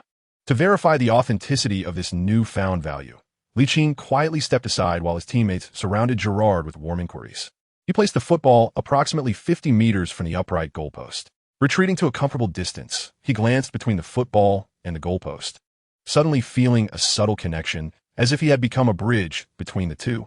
The optimal striking area was the inside of the foot, while the ideal contact point on the ball was slightly below its center by 2 centimeters. He arrived at this conclusion in his mind. With determination, Ligt began his run-up. His first 2 strides averaged half a meter, and his final step extended nearly a meter. His right foot positioned about 30 centimeters to the right of the ball, he struck the lower half of the football with the inside of his left foot. Boom! The ball soared into the air, propelled by the topspin technique Gerrard had described. Just over 2 seconds later, it struck the top of the goalpost with a resounding thud, causing the entire post to topple. "Did I really just do that?" he exclaimed, and the system's voice confirmed. "Indeed, it was you, host, who executed that kick." Ligt, with a swift motion, propelled 2 or 3 footballs forward, covering a distance of over 10 meters. The goalpost lay toppled, leaving no reference points. The location he had just occupied was a daunting 80 meters from the goal, a distance that, given his current strength, made it quite challenging to propel the football that far. Thus, he decided to advance his starting point, reducing the distance to approximately 50 or 60 meters. Gerrard engaged in lively conversation with the younger players from the training academy, and out of the corner of his eye, he noticed Ligt meticulously retreating to an appropriate distance. With a graceful run-up, he executed a flawless kick. The ball struck the intersection of the goalpost and crossbar, a resounding thud echoing through the air, causing Gerrard to gasp in astonishment. Could this possibly be real, or was it merely a stroke of luck? Contemplating this possibility, Gerrard nodded in satisfaction. Precision long passes require not only innate talent, but also relentless training day in and day out. He understood that his own accuracy stemmed from countless hours of dedicated practice. Another loud bang resonated, causing Gerrard's pupils to constrict as he murmured, "This defies logic." The onlookers, noticing Gerrard's stunned expression directed at Ligt, turned their gazes toward him as well. After a brief pause of about 5 seconds, another bang jolted Gerrard back to reality, prompting him to mutter under his breath, "This is no mere genius. is nothing short of a prodigy.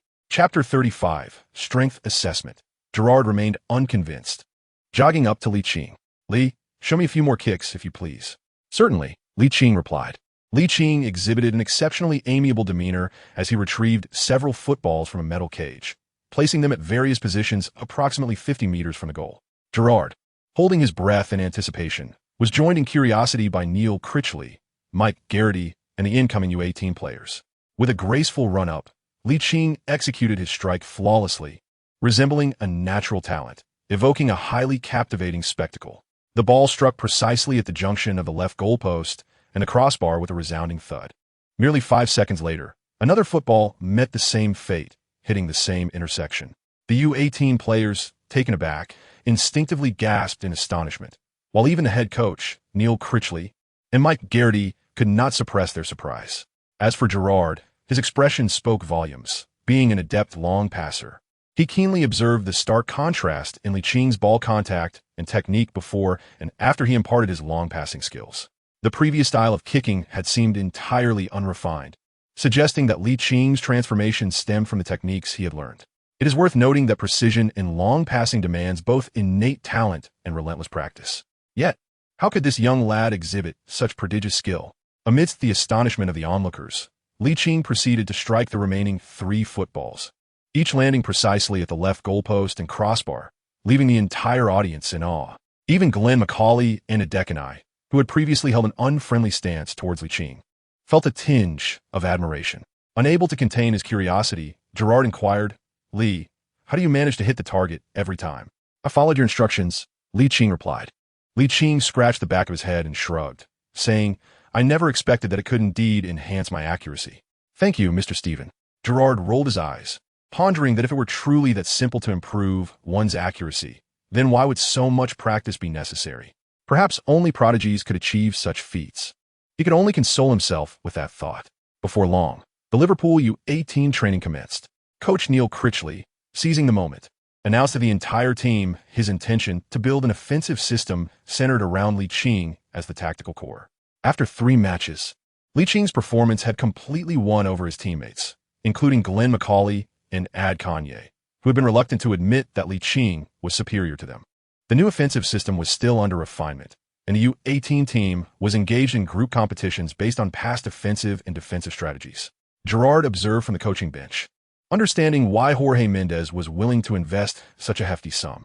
With extensive connections in the football world, Gerrard was well aware of all happenings surrounding Liverpool, and as he watched Ligt clearly outshine his teammates, he murmured softly to himself. As a week of training swiftly came to an end, the Kirkby Academy for Youth Training began its holiday. Having grown accustomed to rigorous training, Ligt felt oddly out of place staying at home. Thus, he focused his thoughts and summoned the system interface. Before him, a luminous screen emerged, revealing his personal attributes. After more than a month of dedicated effort, he was eager to glimpse his achievements.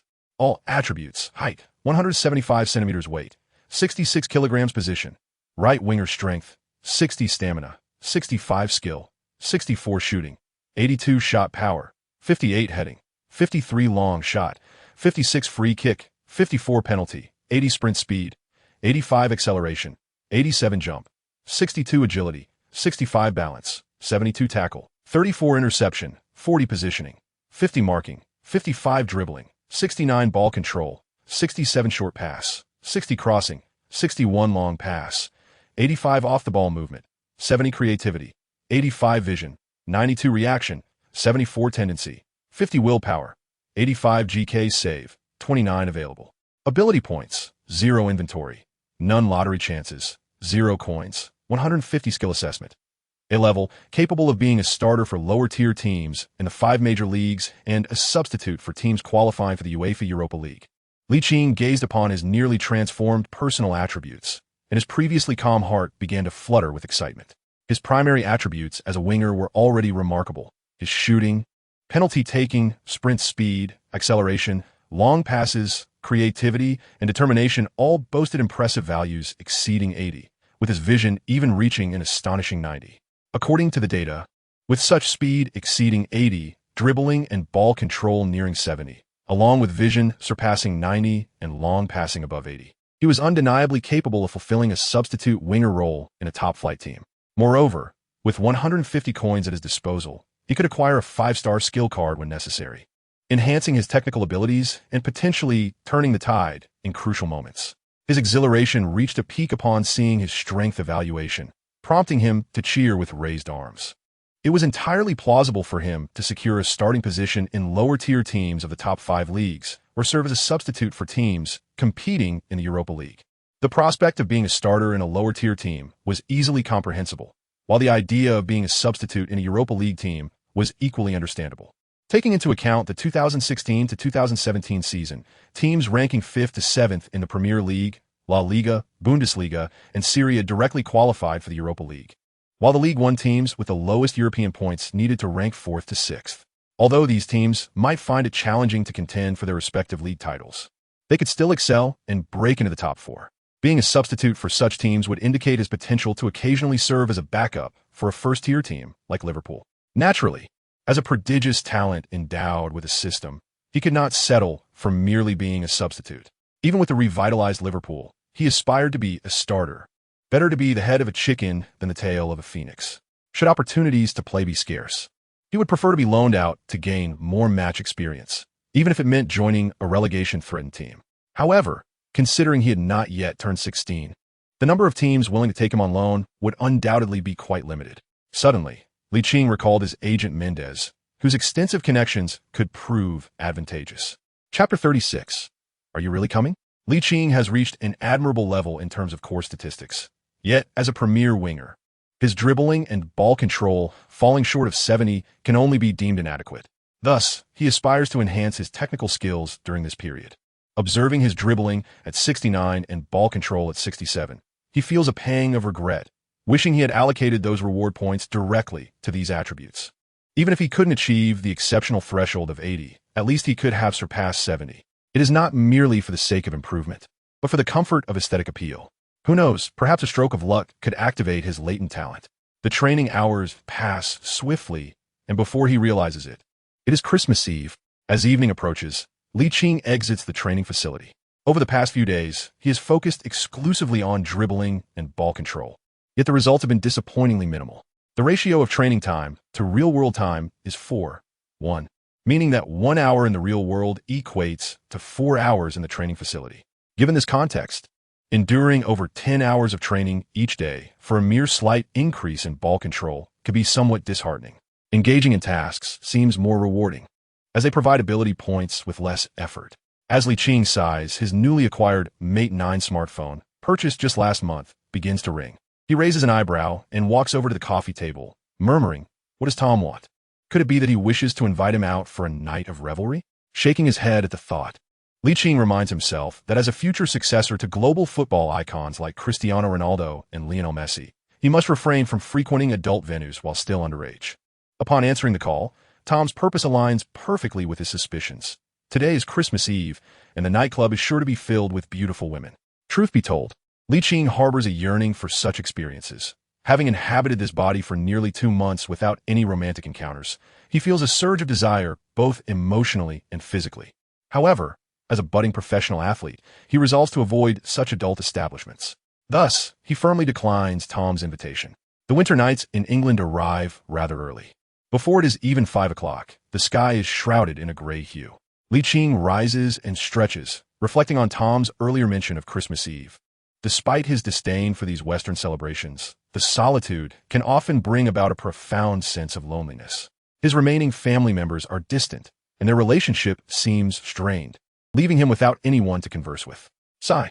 Ligt let out a sigh and ultimately resolved to spend the evening at home indulging in a day of gaming, considering it a well-deserved respite to reward himself for the rigorous training he had undergone recently. Upon logging into the game and entering the main page, an invitation appeared. Oh, Qiangu. Without hesitation, he clicked to join, for playing solo and gaming with female companions offered distinctly different experiences, especially when the companion was an attractive woman. However, upon entering the room, he found it already occupied by a handsome fellow, and his heart sank momentarily. Qiangu had been maintaining her distance from him recently. Could it be that she had found a boyfriend? Yet, in the next instant, he vehemently dismissed this possibility, not due to any concrete evidence that might refute his theory, but because two familiar voices emanated from the open voice chat. One was Zhao Qiangu greeting him, while the other, if you were not mistaken, was likely Zhao Qiangu's cousin, Tong Xinbing, the girlfriend who had refused to acknowledge her defeat in a bet. What a coincidence, classmate Qiangu. Li Qing greeted Zhao Qiangu and then tentatively inquired, was that voice just now from Sister Xinbing? Indeed, quite a coincidence. Zhao Qiangu's laughter momentarily faltered, cleared her throat. Her tone gradually took on an unnatural quality. Ahem, classmate Li Qing, you must have misheard. I was duo queuing with my cousin and happened to see you online, so I extended the invitation. Initially, Li Qing was uncertain whether the other feminine voice belonged to Tong Xinbing, but Zhao Qiangu's somewhat awkward speech raised the suspicions. Just then, another player muted their microphone, which confirmed his doubts. Sister Xinbing, you may evade me for a moment, but not for eternity. Should I find you? You shall learn the consequences of evasion. As they prepare to face their opponents. Tong Xinbing's playful and teasing voice echoed through the speakers into Li Qing's ears. Little brother, you wish to find your sister, do you? Come on in. I'm at the Manchester University dormitory. If you have the courage, come find me. I'm quite bored and have no one to keep me company on Christmas Eve. Sister Xinbing, are you truly at Manchester University? You can't be deceiving me. You must be with Qinggu. Li Qing glanced at the clock hanging on the wall. It was now 5:10 in the afternoon. Liverpool lay a mere 55 kilometers from Manchester, easily accessible by either train or bus. The central train station in Liverpool boasts an hourly service to Manchester, with even more frequent bus options available. Sister, I too wish to join Qinggu in her revelries. But alas, my part-time job only concluded this afternoon, she lamented, just as she had settled into her dormitory, only to be conscripted by Qinggu. Tong Xinbing, seemingly confident in her hold over Li Qing, shifted the conversation with a playful tone. Could it be that you would come to Manchester just for a visit? Why not? Li Qing retorted. Then come over. As it happens, I have yet to dine this evening. Allow me the pleasure of treating you to a sumptuous meal. Unbeknownst to Tong Xinbing, Li Qing was not a mere youth, but rather a man nearing 30, possessing the soul of an elder gentleman, making him less than tolerant of such jests. Li Qing, while putting on his shoes, said, Cousin Xinbing, you said it, just wait for me. I'll be right here waiting for you. Remember to call me when you arrive. My phone number is. Unbeknownst to them, Zhao Qiangu could no longer bear the conversation between the two and promptly pressed to start matching. Shortly thereafter, they entered the character selection interface. Tong Xinbing swiftly redirected her attention to the game, as this was her golden promotion match, and she could not afford to be careless. She promptly chose her main hero, Deji. After a moment of hesitation, Zhao Qiangu ultimately selected Arthur. As the countdown for character selection commenced, and Li Qing had yet to make his choice, Tong Xinbing couldn't help but remind him, little brother, you should pick a character. In the final second before entering the game, the system automatically selected Lan Ling Wang for him, and they soon entered the loading screen. Just then, a distinct sound of a door closing echoed suddenly, leaving Zhao Qiangu and Tong Xinbing momentarily stunned. Tong Xinbing ko tiosling kirat, Li Qing. You wouldn't actually be coming to Manchester, would you? Chapter 37. Christmas Eve debt collection. In response to Tong Xinbing's inquiry, Li Qing chuckled, as a steadfast and honorable man. How could I ever renege on my word, right? He then shifted the topic. However, cousin, it appears you enjoy being untruthful. Doi.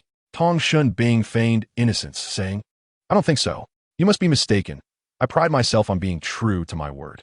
Li Qing had yet to finish his thoughts when he found himself disconnected from the internet due to the distance from the room, causing the game's latency to spike to 460. England was notorious for its poor network connectivity, and with no desire to continue the game, Li Qing hailed a taxi to the train station. There was no need to purchase a ticket in advance. He simply entered the station to catch the train to Manchester, where a ticket inspector would naturally be present to collect fares. In a female dormitory at the University of Manchester, Tong Xinbing observed the motionless Lan Ling Wang in the spring water, feeling a twinge of anxiety. Could this little fellow genuinely be on his way to Manchester? Qinggu had once mentioned that he wouldn't turn 16 until February of next year. What were the legal implications of dating a minor? Controlling Arthur. Zhao Qinggu noticed her cousin's character, Daji, had not yet appeared in the mid lane, and she couldn't help but frown, saying, Cousin, why haven't you come to the mid lane yet? Huh? Tong Xinbing, momentarily distracted, quickly replied, the connection was lagging a bit, but it's fine now. If one listened closely, they could detect a hint of anxiety in her voice.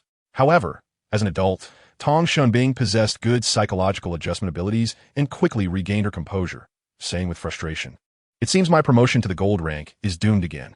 Chingu, what do you think I will ascend to glory gold? Cousin, the game has just begun. How can you give up so soon? Who knows if your classmate is truly coming or just bluffing? At this point, Tong Shinbing's eyes lit up. Oh, Chingu, do you think your classmate is attempting to deceive me into losing my stars by pretending to be disconnected on the way here? Initially, Zhao Qinggu had felt a bit displeased upon hearing that Li Qing was heading to Manchester to see her cousin. However, upon hearing this, her spirits lifted, and she eagerly agreed, "Cousin, you might be onto something. Let me tell you, just a few days ago, that bronze player pulled a similar trick on me, leaving me stuck in the silver rank. Humph. What shall we do about this match? 6-point throw? No, no, no. The minions are still advancing. Why should the heroes give up? 4 against 5 is still 4 against 5. What if? Chingu, that's quite motivational. Where did you learn such words? Last time I played with Li Qing, one of the teammates disconnected for a hilariously absurd reason, claiming his girlfriend wanted. Zhao Qinggu couldn't help but laugh, her cheeks flushing. Is it really that funny? Indeed. Then finish your story, or I might just come to Liverpool to bully you. The two exchanged banter, and time flew by. Although they did not resort to a 6-point throw, they ultimately lost the game due to the absence of teammate. Chingu, let us play 2 more games. I have a feeling we'll achieve 2 consecutive victories and ascend to glory gold. All right, cousin. After 2 matches, Tong Shunbing, feeling dejected, said in the game room, Forget it. I'm a bit hungry. Let's stop playing and go eat." Just then, Zhao Qinggu heard her mother calling from the kitchen, inviting her to dinner, and replied, "Annie's calling me to eat. Let us play again tonight." Okay.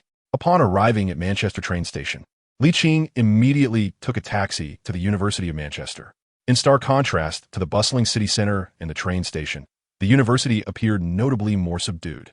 The majority of students attending the University of Manchester hailed from within the country and neighboring European nations. Christmas, being the Western New Year, is celebrated with family or loved ones, with Christmas Eve akin to New Year's Eve. Glancing at his phone, he noted the time to be 7:40 in the evening, and coincidentally, his stomach protested in hunger. He quickly dialed the mobile number of Tong Shunbing, which he had discreetly memorized earlier. In a female dormitory at the University of Manchester, Tong Shunbing admired her nearly perfect reflection in the mirror, unable to suppress her self-praise. "Shunbing, oh Shunbing, how exquisite you are." Suddenly, the classic ringtone of her Apple device filled the air. She casually picked it up to check, discovering an unfamiliar number without a save contact. Muttering to herself, she wondered, who could this be? With that, she swiped the screen and spoke in English. "Hello, who is this?" A playful voice emerged from the receiver. "Cousin Shinbing, it truly is you. I am nearly starving from my quest to seek you out for dinner. Hurry to the school gate and escort me to a meal, it's so cold." His words were laced with a hint of shivering due to the chill in the air. "You really came?" The reflection of Tong Shunbing in the mirror radiated surprise, her lips twitching slightly. Half an hour later, with a subtle touch of makeup, Tong Shunbing met Li Qing at the Brazilian barbecue restaurant adjacent to the agreed-upon school gate. As she settled into her chair, she cast a sidelong glance at the smirking Li Qing and rolled her eyes. "What brings a minor like you all the way to Manchester?" This inquiry harked back to over a month prior. "If it weren't for you, cousin, failing to repay your gambling debt," Li Qing lifted his gaze, scrutinizing Tong Shunbing, who feigned composure. "Why on earth would I come to Manchester to chase after debts?" A hint of embarrassment washed over Tong Shunbing as her eyes instinctively wandered elsewhere. Suddenly, a thought struck her, and she turned to Li Qing with an expression of calm. "Last time was merely a matter of urgency, and I lacked your contact information. I recall informing Qinggu. Did she fail to relay the message? It's hardly my fault." Now it was Li Qing's turn to roll his eyes. This woman was indeed adept at weaving her fabrications, showing a mastery not often found among men. "Having said all that, I cannot possibly verify with Zhao Qinggu. Can I?" Nevertheless, Li Qing, possessing a psychological maturity akin to that of a man nearing 30, chuckled. "So, cousin, are you implying you want to default on your promise?" The implication being that Tong Shunbing ought to uphold her word. Tong Shunbing, not only blessed with beauty, but also with a nimble mind, quickly devised a plan as her eyes twinkled mischievously. "Dear little brother, do you truly wish for me to be your girlfriend?" "Without a doubt. How could I not dream of being with such a stunning cousin? Isn't your aspiration to be a professional athlete? My demands are not extravagant. Once you manage to score a goal for Liverpool's first team, I shall agree to be your girlfriend." Li Qing's eyes sparkled with excitement as he listened. "Really?" Chapter 38. Can one turn back? Tong Shunbing, with her large eyes that revealed genuine emotion, gazed intently at Li Qing and nodded slightly. Of course. As a devoted Manchester United supporter, Tong Xinbing naturally followed the team under Mourinho's management. In her spare time, she would browse interesting football news on various platforms, completely unaware of Liverpool's youth training system, and thus ignorant of Li Qing's recent developments at the Corkby Academy. Moreover, she believed that matches in the U15, U16 age group were hardly noteworthy. To her, this was an unattainable ambition for Li Qing. You wish to be my boyfriend? Besides being handsome, you must be at least 8 meters tall. Li Qing looked at Tong Xinbing with a smile that was both amused and enigmatic, his expression taking on a playful quality. What if you regret it later? He remarked, shaking his head in disbelief. How about we make a pinky promise? Tong Xinbing raised her right hand, extending her pinky finger. Li Qing shrugged and followed suit, intertwining his pinky with hers as they simultaneously recited, "Pinky swear. We shall not change for 100 years." For Li Qing, who had already become a semi-professional player, representing Liverpool's first team was merely a matter of time. As for scoring, once he stepped on a field, how far could he be from finding the back of the net? Hey, it seems a girlfriend is not far off. Tong Xinbing retracted her hand, feeling as though a heavy weight had been lifted from her heart, her mood instantly brightening. With a grand gesture, she declared, "Little brother, eat as you please. This treat is on me." Really? Of course. After a satisfying meal an hour later, Tong Xinbing snapped her fingers with flair. The waitress approached, holding the bill, and with a courteous bow, she said, "Beautiful miss, your total comes to $385. Would you prefer to pay in cash or by card?" Upon hearing the staggering price, Tong Xinbing, who had just taken a sip of water, spat it out in shock, narrowly avoiding choking. Wiping her mouth, she asked with a quiver in her voice, "What? How much?" $385, what? Tong Xinbing had never imagined that a visit to a restaurant for Brazilian barbecue would cost nearly £400. Truly outrageous. That amount was equivalent to her living expenses for over a month. The sting felt akin to missing out on the coveted golden rank today. Li Qing possessed a soul nearing 30 years of age. How could that not be evident? With a smile, he retrieved a bank card from his pocket and addressed the waiter, saying, "Charge it to my card." Although Tong Xinbing felt a pang of discomfort at the thought of spending over £300, she remained resolute in fulfilling her promise to treat him. "You are visiting me. As the host, I must treat you," she declared with unwavering determination, producing her own bank card. "No, allow me to pay," she insisted. "I have already stated my intention to treat this gentleman to dinner." The waiter, caught in the middle with 2 cards in hand, was at a loss as to what to do. As a gentleman, how could he allow the beautiful lady to foot the bill? Li Qing, with his refined demeanor, gracefully placed his bank card into the hands of the female attendant. He then turned to Tong Xinbing and remarked, "Cousin, there's no need for us to dispute this any further. You may be unaware, but I'm currently a key player in the U18 squad and have even secured an apprenticeship contract with Liverpool. Just between us, I inquire with Brewster, and my weekly wage is among the top contracts within the team." What? Upon hearing this, Tong Xinbing's expression shifted dramatically. Wasn't Li Qing only 15 years old? How had he already made it to the U18 team and signed a top-tier apprenticeship contract? What had she just said? That if he scored a goal for the Liverpool first team, she would become his girlfriend? As a devoted fan, she understood that the U18 youth team serves as a pathway to the first team, and the fact that Li Qing was holding a prestigious apprenticeship contract with the U18 squad indicated that he was highly regarded by Liverpool's upper management. She felt an overwhelming urge to timidly inquire whether she could retract her previous statement. Li Qing was oblivious to the inner turmoil of Tong Xinbing. Assuming that she had not heard him clearly, he reiterated his statement. "Oh, so you are an invisible tycoon. Then you shall treat us to this meal." He. Li Qing carefully tucked away the bank card handed back by the waiter, rising to his feet and half-jokingly remarked, "Cousin, during my time of striving, you must remain virtuous." Tong Xinbing retorted with a dismissive huff, "Why should it concern you?" Li Qing gazed at Tong Xinbing, momentarily taken aback. It was not that he was captivated by her stunning beauty, but rather that, if memory served him correctly, this was the first time he had witnessed her display such a playful demeanor. "Why are you looking at me?" Tong Xinbing, slightly overwhelmed by Li Qing's intense gaze, hurriedly made her way outside. As the waiter opened the glass door, a gust of cold wind swept in, causing Tong Xinbing to shiver involuntarily. Li Qing observed the scene and draped the down jacket he was about to wear over Tong Xinbing's shoulders, saying, "Here, put on." Tong Xinbing turned slightly, avoiding the jacket on her shoulders, and shook her head, replying, "No need." Li Qing shook his head, approaching Tong Shunbing with a commanding presence, and declared, "As a professional athlete, your physique is undoubtedly robust. You won't feel the cold. After all, you are to be my future girlfriend, and I cannot allow you to catch a cold. Be obedient and put this on." The overwhelming aura of masculinity enveloped her, causing Tong Shunbing's heart to flutter like a startled fawn. With a flushed face, she chose not to reject his offer this time, silently acquiescing to his gesture. Having not seen him for over a month, she noticed that he had grown slightly taller, and suddenly found him quite alluring. Becoming a starter for Liverpool's U18 squad at the tender age of 15, his future was undoubtedly promising. The thought of being able to boast to her friends about having a boyfriend playing for Liverpool's first team filled her with pride. As this notion crossed her mind, the blush on her exquisitely beautiful face deepened. Manchester, located in the northwest of England, was particularly quiet on this Christmas Eve, as many chose to spend the evening with family or loved ones. The sparse crowds only intensified the chill in the air, yet he remained oblivious to the cold. Clad in a high-neck wool sweater and blessed with a vigorous constitution. After dining, they explored numerous places, wandered through shopping malls, and even enjoyed a film together. Time slipped away swiftly, and before they knew it, the clock struck midnight as they arrived at the entrance of the female dormitory at the University of Manchester. If he were in a different era, Li Qing would have suggested finding a place to rest as the hour grew late. However, for reasons unknown, he found himself at a loss for words in front of Tong Shunbing. She observed his hesitation, her maturity allowing her to infer his thoughts. With a slight flush, she playfully rolled her eyes and left him with a charming silhouette, saying, "See you tomorrow, you little rascal."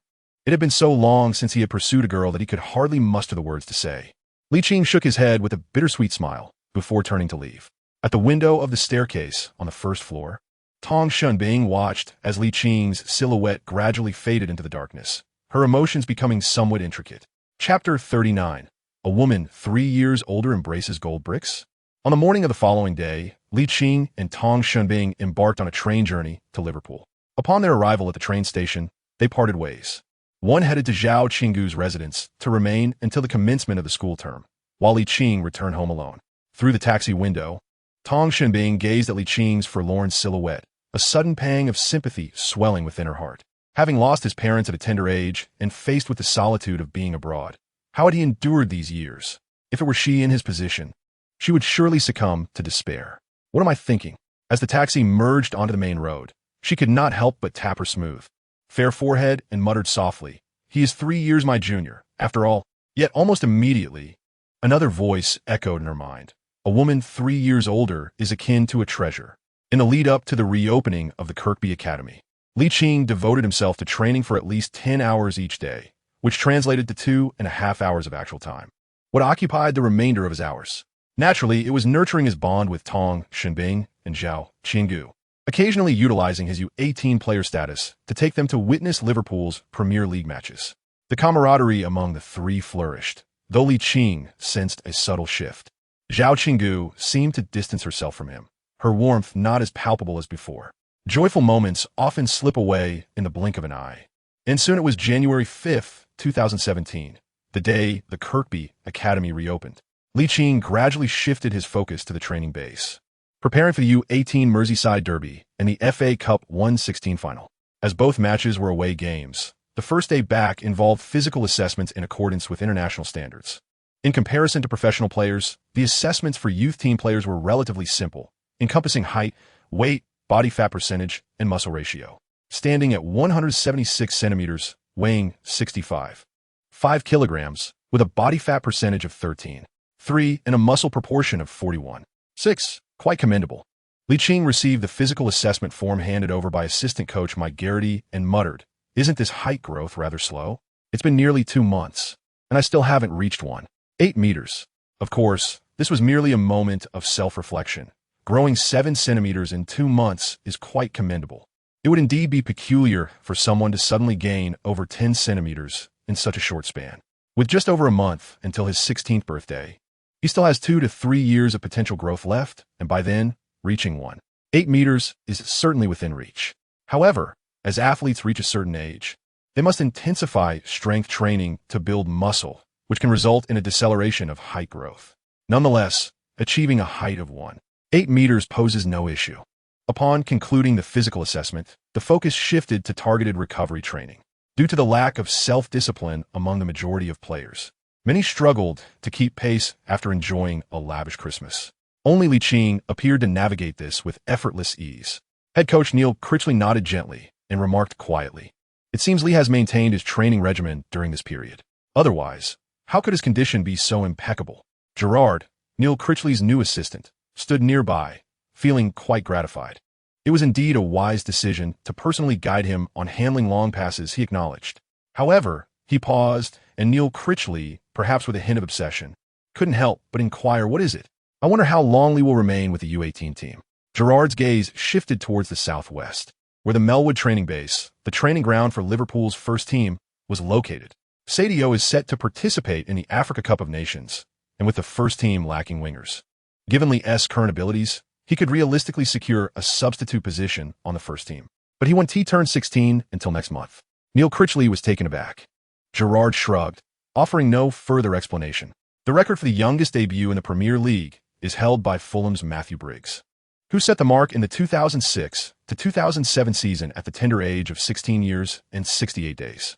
While not every player who sets such a record goes on to achieve greatness, many prodigious talents unveil their gifts to the world at a remarkably young age. Ligt is on the brink of turning 16. Why should he not be considered? In his eyes, Ligt far surpasses those so-called prodigies. According to the arrangements made by the club as higher-ups, he will soon share dinner with Klopp. Should he be recommended at that time? Just then, Ligt received a pass from a teammate on the right flank, immediately attracting 2 to 3 defenders. Nearby, 1 or 2 additional defenders were poised to assist, and everyone anticipated that Ligt would attempt to break through. To their astonishment, he delivered a precise long pass with his left foot, finding the right back, who surged forward at high speed. Without breaking stride, the right back sent the ball across to the center of the penalty area, where the eager Brewster struck it into the net. Witnessing this, Gerard resolved to wholeheartedly advocate for Ligt. Even if he cannot play as a winger, he could serve as a central midfielder responsible for long passes. However, this position necessitates a certain level of defensive capability. Typically, Ligt is not assigned heavy defensive duties, often merely pretending to defend, thereby conserving his energy to seize counterattack opportunities. It is indeed a headache. With the evolution of modern football, players who solely focus on offense are gradually losing their place in the global arena. Nowadays, attacking players must also defend, as any lapse in a high-stakes match can prove costly. To mitigate defensive issues, coaches often require all 10 outfield players to partake in defensive duties. Similarly, defenders must also contribute offensively. The expectations for goalkeepers have risen significantly. They must excel not only at stopping shots, but also at distributing the ball. Perhaps he should have a private conversation with Ligt about improving his defensive skills? Chapter 40. The emergence of long passes. Gerard shared his thoughts with Neil Critchley, who chuckled and shook his head. Lee's goal-scoring rate is exceedingly high. He requires no defensive responsibilities. As long as he is positioned up front, he serves as a formidable deterrent. The Premier League is indeed distinct from group matches, the National Youth Super League, and the Youth FA Cup, Gerard noted. Neil Critchley shrugged. The Premier League is undoubtedly a challenging affair, but I trust in Lee's attacking attributes. Not every player needs to be multifaceted. Remember, being overly versatile often equates to mediocrity.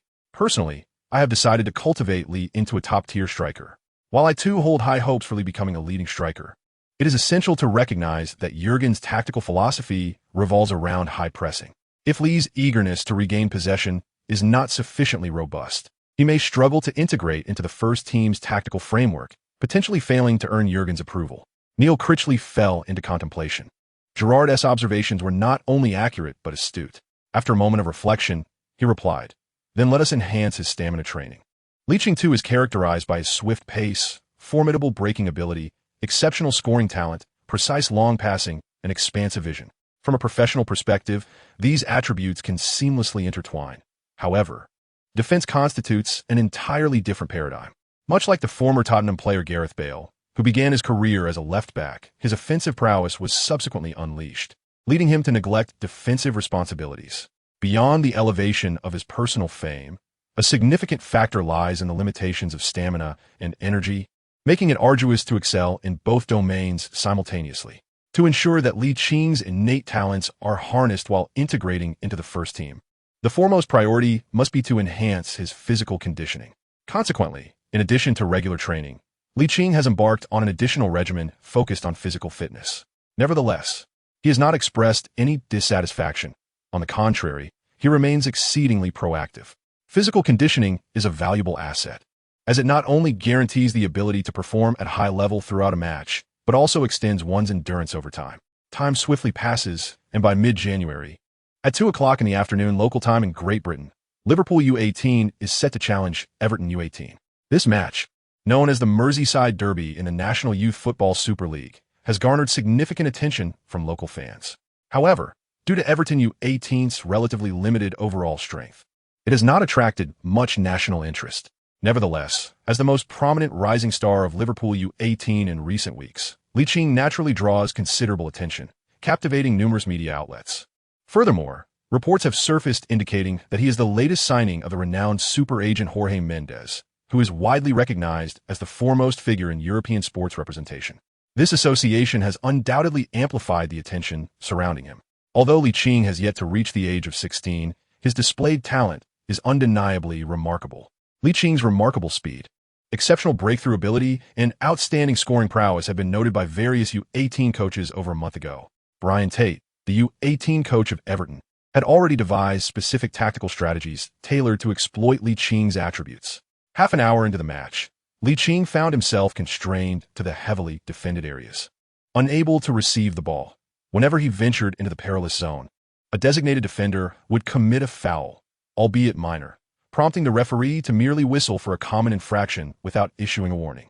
Ligt appeared to be entirely immobilized, akin to a talent lost amidst the chaos of the pitch, meandering aimlessly with infrequent bursts of speed as if resigned to his fate. Yet this was not the case.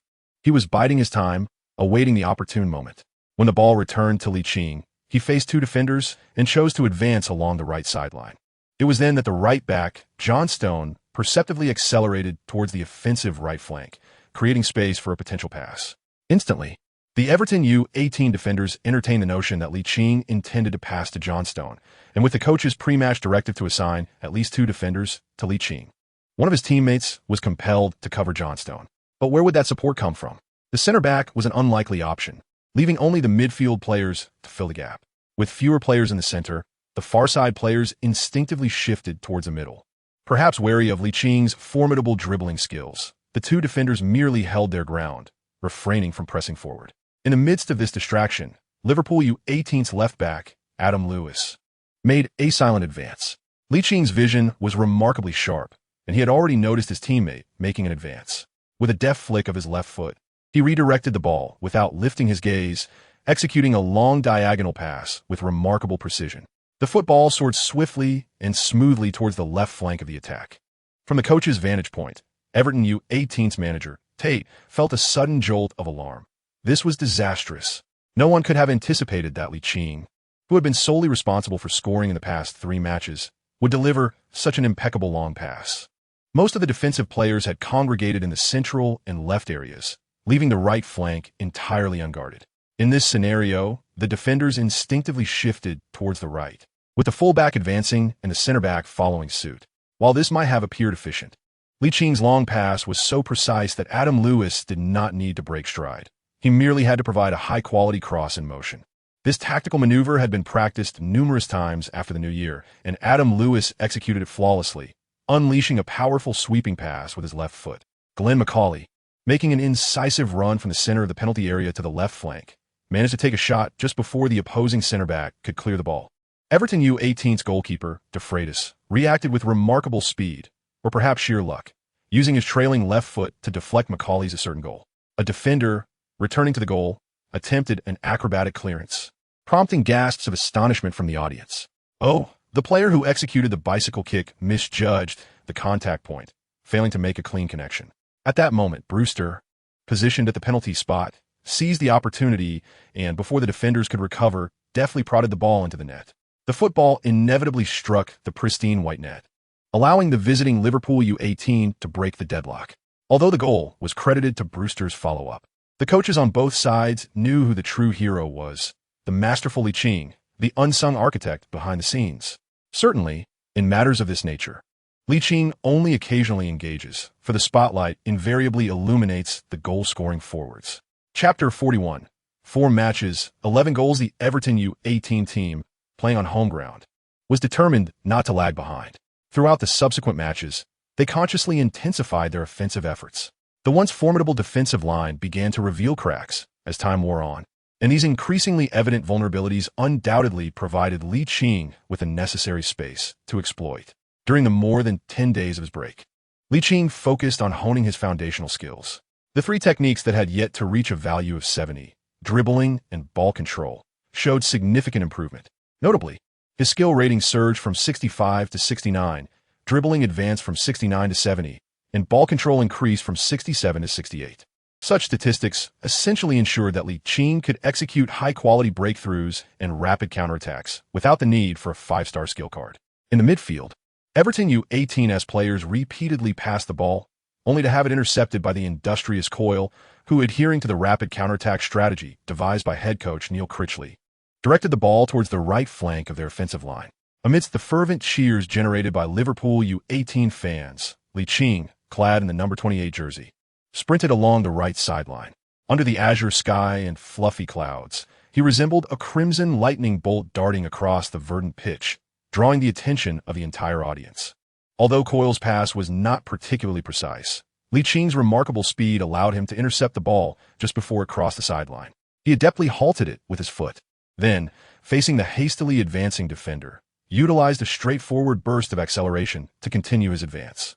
The Everton U18 center-back, Richards, executing a high-speed recovery, chose to execute a sliding tackle at the precise moment Qing's touch brought the ball close. In his mind, even if he failed to make contact with the football, it was imperative to keep his opponent grounded. Whether or not he would receive a red card was a matter beyond his concern. That was the referee's domain. However, he was perhaps overthinking the situation. Qing's acceleration, reaching an impressive 89, ensured he could achieve a second burst of speed while sprinting. Note, initially, his 2 speed attributes were 85 and 87. The talent for speed enhancement suggested that these values could be elevated in accordance with the limits of his leg muscles, now adjusted to 87 and 89. The onlookers were momentarily struck with fear by Richard's action, silencing them in an instant. Neil Critchley, Gerrard, and Mike Garrity all narrowed their eyes, their faces etched with anger and discontent. Yet, in the next moment, their expressions shifted to excitement, for Richards had merely tackled a gust of air. For a striker who had previously scored 8 goals in 3 Youth National League matches, the subsequent events were remarkably straightforward. Faced with the advancing goalkeeper, he executed a feigned shot followed by a genuine touch, effortlessly slotting the ball into the empty net, thereby assisting Liverpool U18 in establishing a 2-goal lead against Everton U18 on their home turf. Trailing by 2 goals before halftime was an unbearable situation for the home team. Following the restart, their attacking momentum intensified significantly, although oftentimes, heightened defensive efforts do not guarantee proportional rewards. The tactical prowess centered around Qing was brilliantly showcased throughout the match, as he netted 2 more goals in both halves, completing a hat trick and leading his team to a resounding 4-0 victory over their rivals. Observant individuals noted a remarkable shift in the top scorers list after the completion of the 16th round of the England Youth Super League, with another Liverpool U18 player emerging among the top 10 scorers. Qing. He ranks 6th in the overall scoring chart with 11 goals and 4th in the Northern District. Ahead of him are Wolverhampton U18 player Jack Allen, Liverpool U18 player Glenn McCauley, and Manchester City U18 player Jadon Sancho. It is noteworthy that Qing achieved these 11 goals in just 4 matches. To be precise, it was 3 matches plus 7 minutes. Such a scoring efficiency can only be described as extraordinary. At the U18 level, the difficulty of scoring is significantly higher compared to the U15, U16 age groups, or younger. Achieving such a feat in this context has garnered immense attention. However, this attention is primarily confined to media outlets focused on English and European youth training, as fans tend to favor the top leagues of senior teams. Kean, who seldom receives coverage in U18 news, murmured to himself while holding his phone. So, I've reached 6th in the overall scoring chart. The top player, Chelsea U18's Tyler Crowder, has only scored 16 goals? Perhaps I could strive for the top scorer title within the limited matches. With that, a confident smile graced his lips. The first match of the England Football Youth Super League in 2017 has concluded, marking the countdown to the England Youth FA Cup for the 2016 to 2017 season. The coaches of the 32 teams advancing are now focused on their upcoming opponents. Manchester City U18 coach Lee Carsley is feeling increasingly pressured, having previously played for Everton. Facing the Liverpool U18 team from the beginning of the season was not particularly daunting. However, this team has become significantly stronger with the addition of the talented forward Ligt from the U15, U16 ranks, who has contributed an astonishing 11 goals in 4 matches, nearing an average of a hat-trick per game. Such an efficient forward is a formidable weapon that any defense would dread. With numerous personal technical attributes at his disposal, he seems nearly impossible to contain. While his ability to break through defenses is impressive, his scoring prowess is equally formidable. And to top it off, he possesses an accurate long pass. The first two aspects are relatively easier to manage, but how does one counteract the long pass? Defenders typically maintain distance against fast and skillful players, often resorting to double or even triple marking. However, when too many defenders are focused on the ball carrier and nearby offensive players, the far-end defense becomes compromised, given the limited manpower available. Damn it. It was only 2 days before the match that Manchester City U18 coach Lee Carsley had a sudden epiphany. The 116 final would be on home turf. And with talents like Foden, Sancho, and Diaz, who possess skills rivaling those of Ligt, why should they focus more on defense at home? Wouldn't it be better to secure victory through a relentless offensive on their own ground? Chapter 42. You may be strong, but I will assist with goals and assists. The focal point of the 2016 to 2017 season's English Youth FA Cup final was a singular clash. The Manchester City U18 team, last season's runners-up, hosted Liverpool U18. This high-profile encounter captivated numerous football enthusiasts across England. While the Youth FA Cup may not bear comparison to the Senior FA Cup or the Premier League, its primary purpose lies in nurturing young talent, the very hope of the nation's future. Such a prestigious matchup inevitably promises the emergence of dazzling prospects. The illustrious talents of Manchester City's young stars, Jadon Sancho and Phil Foden, have already made their mark, while Liverpool's promising player, Ligt, has been showcasing remarkable form recently. Coupled with the potential of rising star Ryan Brewster, how could such a match fail to attract attention? The scheduling of the Youth FA Cup aligns conveniently apart from the Premier League, providing fans, media, and coaches the opportunity to focus on this competition. With Ligt consecutive outstanding performances and a recommendation from Steven Gerrard, Liverpool's manager, Jurgen Klopp, was poised to watch the live broadcast in his office after the afternoon training session. The trio of Manchester City's prodigies, Sancho, Foden, and Diaz, are well known. And first-team coach Pep Guardiola had already taken notice, expressing keen interest in the U18 matchup against Liverpool. In the near future, the first team may require reinforcements from the U18 or U23 squads. On the eve of the match, Ligt, having mentally shifted to his system, recalled that it had been some time since he completed the second phase of scoring. He accessed the task board to review the progress of the third phase, 993 out of 1,000. This indicated that only 7 goals remained in the final phase task. This revelation filled him with newfound confidence for the upcoming game. The task rewards included 10 points of ability, 100 gold coins, and an additional talent lottery. Regardless of the outcome of the talent lottery, the 10 points of ability would undoubtedly alleviate the immense pressure of the imminent high-stakes clash. 2 hours later, Ligt finally heard the familiar prompt from his system. Ding. Congratulations, host, you have completed the final phase of the scoring task, earning 10 points of ability, 100 gold coins, and a talent lottery.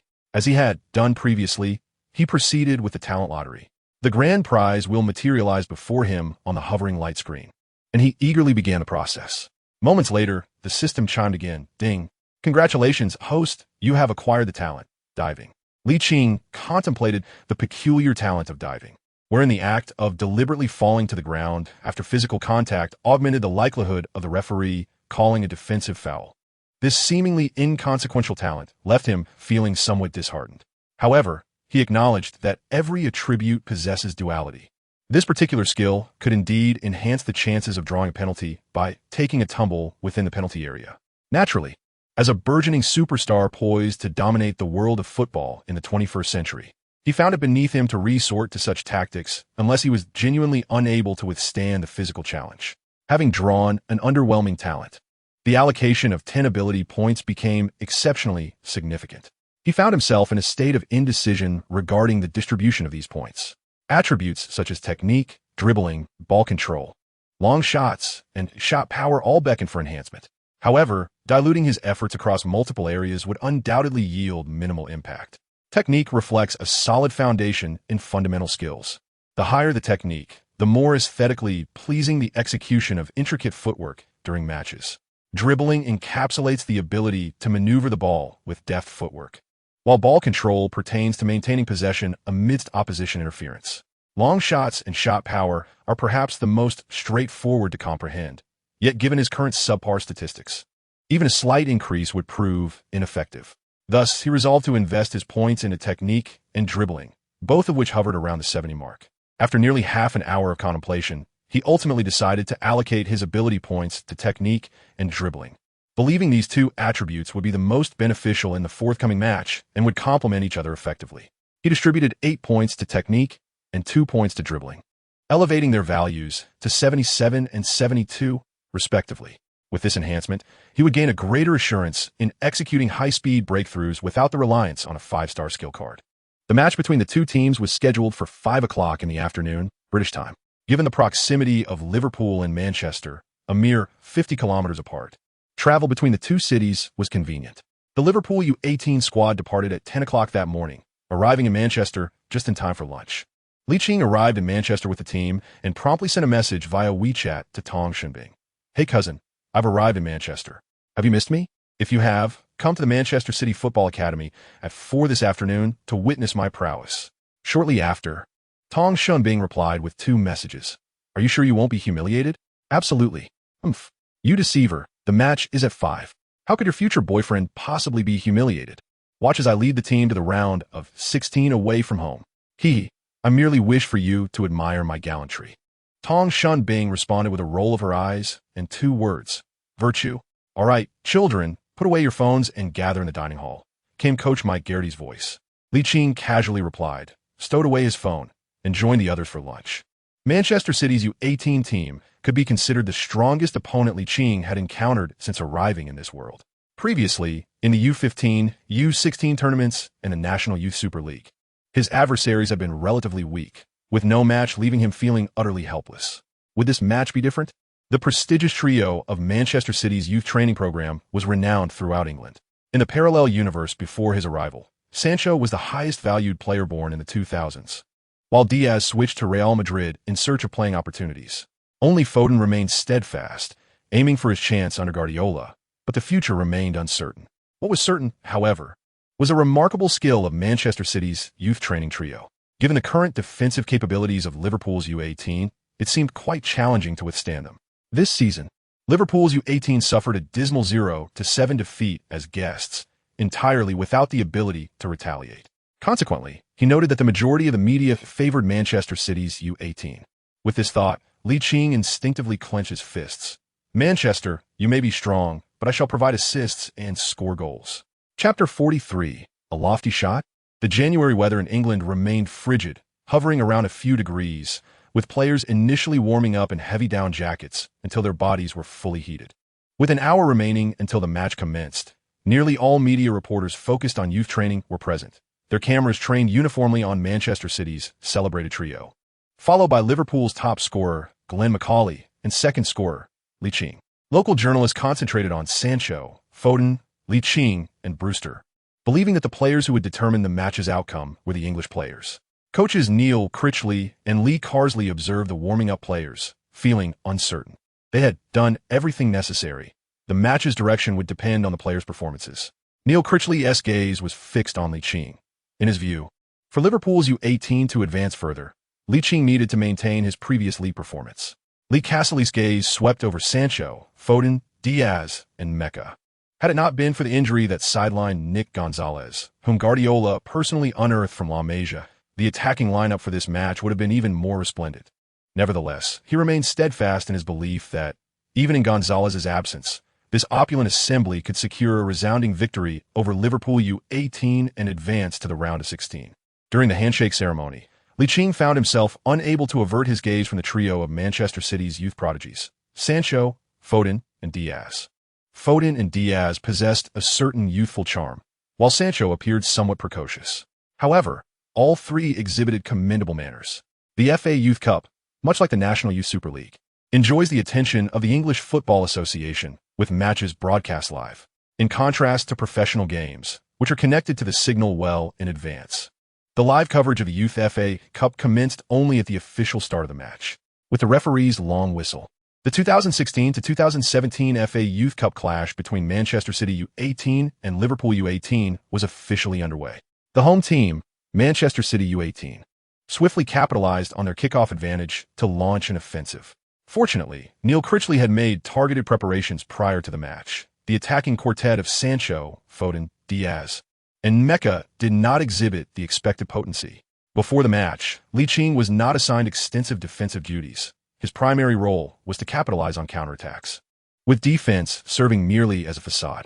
Due to Liverpool U18's extensive preparations for defense, Foden, adept at orchestrating attacks in the midfield, found himself stifled, while Sancho lacked the necessary space to exploit his speed, resulting in a lack of effective support for the forward, Mecca. The only player from Manchester City U18 who appeared to perform consistently was Diaz, hailing from Spain. His footwork was remarkably refined, and his dribbling accuracy was exceptionally high, making it challenging to dispossess him unless faced with three defenders. The first shot on goal came from Sancho, who attempted a long-range effort after breaking through on the right. But unfortunately, it failed to find the target. In the following minutes, recognizing that penetrating the center was futile, the Manchester City U18 players resorted to a series of long-range attempts from outside the box, although their accuracy left much to be desired. Even if they were fortunate enough to strike the goal, the agile grab era would inevitably thwart their efforts. Overall, during the opening minutes, Manchester City U18's attack was more noise than substance, eliciting disapproval from the City fans watching from the sidelines.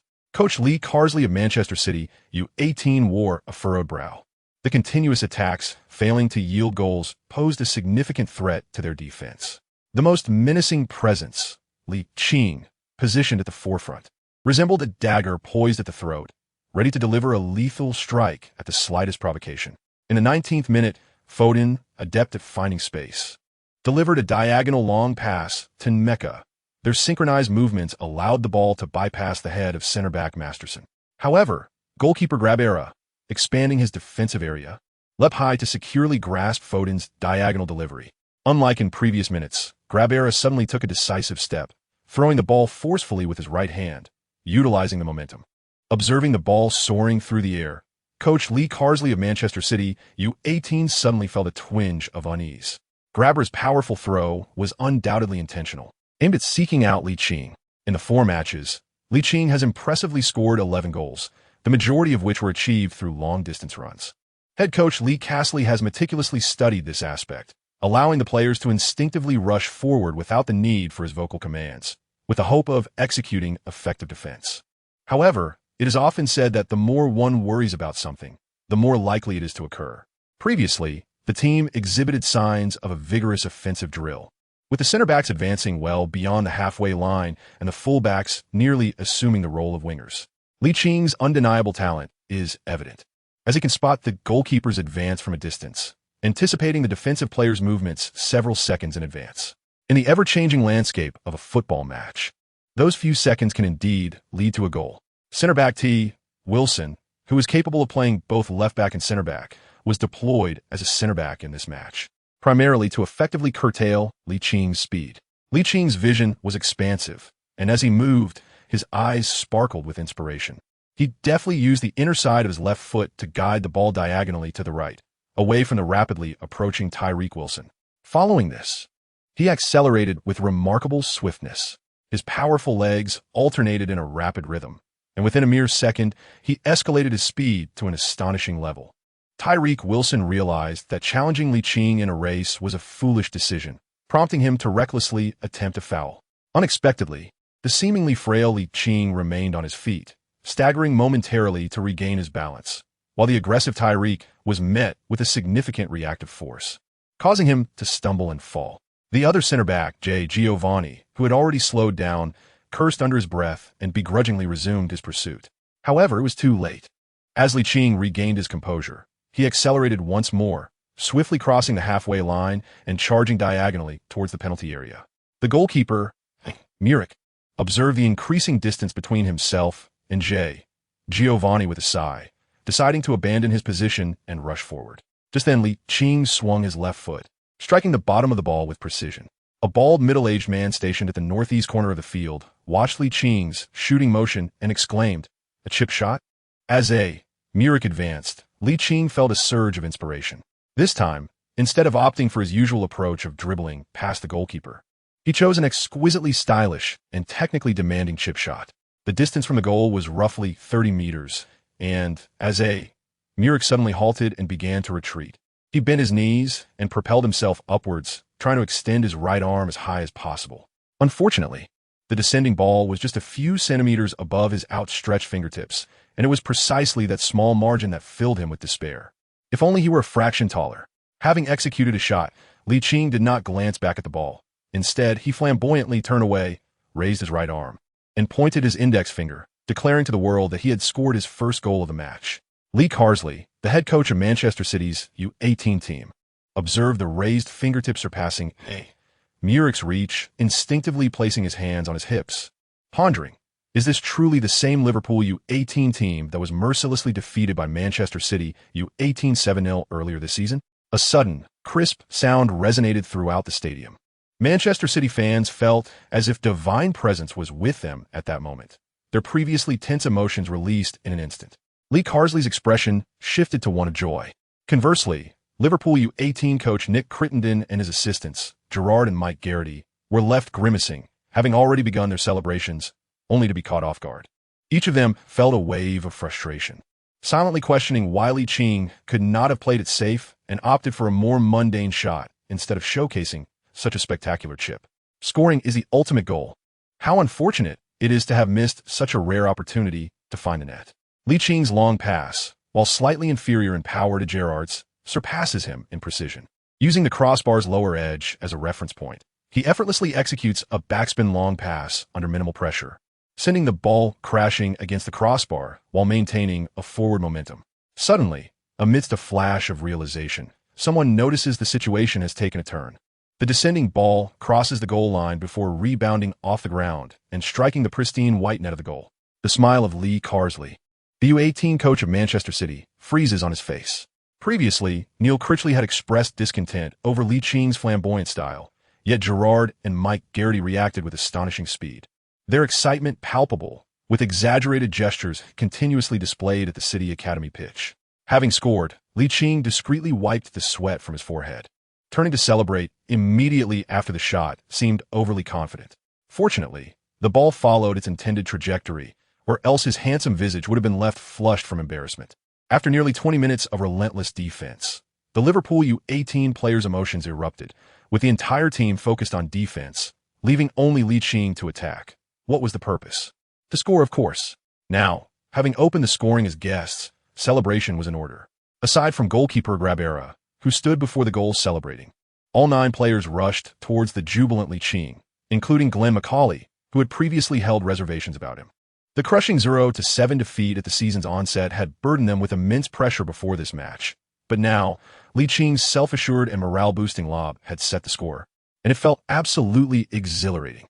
Meanwhile, Jurgen Klopp, watching the live television broadcast, raised an eyebrow at Ligt's choice to attempt a lob during a one-on-one situation. As an experienced coach, he would have preferred to see his player opt for a more secure approach, to complete the shot and then turn back with such confidence. To celebrate prematurely? Unless one can score, all is but mere embellishment. However, ultimately, there was a thrilling yet safe conclusion. The flamboyant strike from the post, 2000 generation, eventually found the back of the net, aiding Liverpool U18 in securing the first goal on away soil. Observing the footage, one can discern the evident admiration in Klopp's eyes directed towards Ligt. As a young talent yet to reach the age of 16, his choice to execute a visually captivating chip shot under such immense pressure is, in itself, a testament to self-affirmation. Confidence is an essential attribute that every professional athlete must possess. Although a chip shot may not be the most prudent method, the crucial element is the player's self-assurance and the resultant goal. In professional football, the outcome is paramount. Furthermore, considering that Ligt is still under 16, there remains considerable potential for growth. The star players of Manchester City U18, Sancho, Foden, Diaz, and Mecca, exchanged glances, taken aback that their opponents managed to score from merely a swift counterattack, and in such a manner, evoking a sense of disappointment. This feeling is akin to expending tremendous effort without reward, while an adversary reaps great benefits from a simple attempt, creating a stark contrast that is somewhat difficult to accept in the short term. At this juncture, the role of the head coach becomes significant. Lee Carsley encourages players with applause, reminding them that they are indeed the finest youth team in all of England. Manchester City is currently one of the top clubs in England's youth development scene, boasting a roster of exceptional talents. This season, they have remained undefeated in both League and Youth FA Cup. With the recent home victory of 7-0 against Liverpool U18 still fresh in memory, how could they concede defeat so easily? The match had only just begun 20 minutes prior. Securing victory is merely a matter of time. Liching's exquisite lob not only initiated the scoring for Liverpool U18, but also disrupted the equilibrium of the match. The home team, now trailing, began to exert considerable pressure in hopes of equalizing swiftly. Consequently, Liverpool U18 found themselves in precarious situations within their penalty area. Had it not been for the outstanding form of goalkeeper Grabera, Manchester City U18 would have leveled the score. The strain from relentless defending began to accumulate, and in the 26th minute, Sancho exploited his speed to break past Johnstone, delivering a precise backward pass. And Mecca, stationed at the forefront, feigned a shot, deceiving all defenders, while Foden surged in, delivering a decisive strike that brought Manchester City U18 back on level terms. Before the Liverpool U18 players could fully comprehend the situation, the match resumed. And merely 2 minutes later, Sancho, who had provided the earlier assist, struck again with a low shot from the right side of the penalty area, propelling his team into the lead. Chapter 45. A goal seals the deal. In a mere 3 minutes, he contributed 1 goal and 1 assist, and Sancho appeared utterly elated. The Manchester City fans surrounding him rhythmically chanted his name. Sancho, Sancho, Sancho, like a tidal wave, reminiscent of the one-sided slaughter witnessed in the 3rd round of the Youth Super League. The cheers reverberated throughout the City Academy Stadium, and as the adored figure of the moment, Sancho clearly reveled in the attention. As he returned to his half of the pitch, he consciously glanced at Ligt, the one who had opened the scoring for Liverpool U18, and shrugged his shoulders in a playful gesture. Ligt felt somewhat bemused by Sancho's provocative gestures. After all, it was merely a goal and an assist. With less than 30 minutes into the match, he had ample time to equalize and even take the lead. However, it was frustrating that such circumstances did not trigger any passive incentives. Otherwise, his motivation would have surged. The photographer responsible for adjusting the visuals captured a deeply symbolic moment, subsequently providing a close-up shot of Liching's face, which was pushed into the frame. Klopp, observing the broadcast of Ligt, felt a sense of anticipation. There was still plenty of time left in the match, and if you could offer me sufficient surprises, perhaps I would consider elevating you temporarily to the first team. Standing alongside the few Liverpool supporters, Tong Shinbing gazed intently at the frowning Ligt, choosing to silently offer encouragement. As the match resumed, Liverpool U18, benefiting from the kickoff advantage, failed to generate any significantly threatening attacks. It was not long before possession changed hands, allowing Manchester City U18, playing at home, to regain control of the game. Ligt harbored a sincere desire to assist his team in equalizing the score. However, his teammates were momentarily dazed by Manchester City's U18 team, who had scored 2 consecutive goals. Shortly after the kickoff, they made an uncharacteristic error. Undoubtedly, he did not cast blame upon them. The haunting shadow of a devastating defeat encountered in this very stadium 4 months prior loomed large. Having finally gained a lead, it was swiftly reclaimed by the opposition, leaving little room for reaction. Proactively aiding the defense might not signify a reduction in overall pressure, but rather could potentially introduce significant risks. In his perspective, only by maneuvering close to the Manchester City U18 defenders could he alleviate the pressure on his defensive teammates to the greatest extent. With both of Manchester City's fullbacks making overlapping runs to join the attack, and the center-backs hesitant to advance, it effectively meant that 3 defenders were focused on Ligt, rendering the defense of 9 against 7 comparatively manageable. As time progressed, the defensive situation gradually stabilized, as Ligt had envisioned, with Manchester City's U18 team's offense returning to a state of thunderous noise, yet minimal impact. Liverpool's U18 team was not solely on the defensive. Under Liching's leadership, they managed to create 2 shooting opportunities amidst their limited offensive forays, though neither resulted in a goal. The defenders of Manchester City's U18 team were astute. understanding the importance of committing fouls during the transition from attack to defense, forcing Ligt to retreat with the ball, thereby extinguishing the best opportunities for attack. After a period of rapid offensive play, Manchester City's U18 team slowed the tempo, granting Liverpool's U18 team a rare moment to catch their breath, and their offensive opportunities gradually increased. Ligt was acutely aware that Manchester City's U18 team intended to exploit this weakness to launch counterattacks. With the lightning speed of Sancho and Mecca, coupled with the exceptional ball control and passing abilities of Diaz and Foden, there was a palpable risk that they could widen the scoreline given the right opportunity. Realizing this, Ligt suddenly smacked his forehead in realization. Why ponder so much? Scoring is the ultimate goal. He redirected his focus entirely toward finding the net, and soon a clearer vision of how to achieve that began to form in his mind. After a few well-executed passes, the ball found its way to Licht's feet, immediately drawing the unwavering attention of the Manchester City U18 defenders, who dared not slacken their vigilance. Although the first goal had been largely a matter of chance, every subsequent offensive opportunity for Liverpool's U18 squad was orchestrated by Ligt, compelling them to take him seriously. Ligt, faced with two defenders, skillfully maneuvered the ball with a series of intricate footwork, his feet dancing above the football, causing the defenders to hesitate, fearful of leaving space behind them. In that moment, he unexpectedly flicked the ball outward with the outside of his left foot, executing a long pass. None anticipated that the player, who had consistently opted for individual breakthroughs, would suddenly deliver such a pass, leaving them unprepared. The ball soared swiftly towards the penalty area, its trajectory meticulously calculated, just evading the head of Manchester City's U18 centre-back, T. Williamson. The goalkeeper, A. Muric, found it challenging to intervene. Unfortunately, Glenn McCauley reacted a fraction too late. By the time he realized the pass was intended for him, it was almost too late. His header lacked sufficient force, resulting in a miscalculated angle that veered away from the goalpost. Overwhelmed with regret for the missed opportunity, Glenn McCauley clasped his head in despair. Ligt shook his head. His synergy with Glenn McCauley was woefully inadequate. It seemed that prior to Brewster's arrival, he would have to rely solely on his own abilities. Lee Carsley, the head coach of Manchester City's U18 team, raised an eyebrow.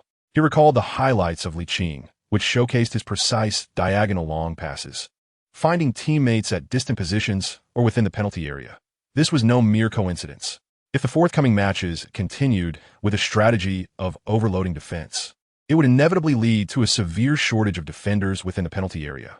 Should Ligt deliver such high-quality passes once more, it could spell trouble.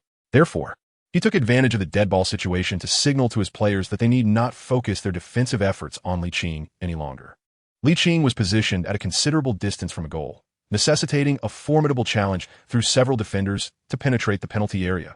After all, not every left-footed player possesses the technical prowess of Messi. Judging by the quality of the earlier pass, it was evidently more threatening. The live commentator provided a slow-motion replay of Liverpool U18's closest attempt at goal, prompting Klopp, who was watching the match from his office, to exclaim in admiration. What an exquisite pass!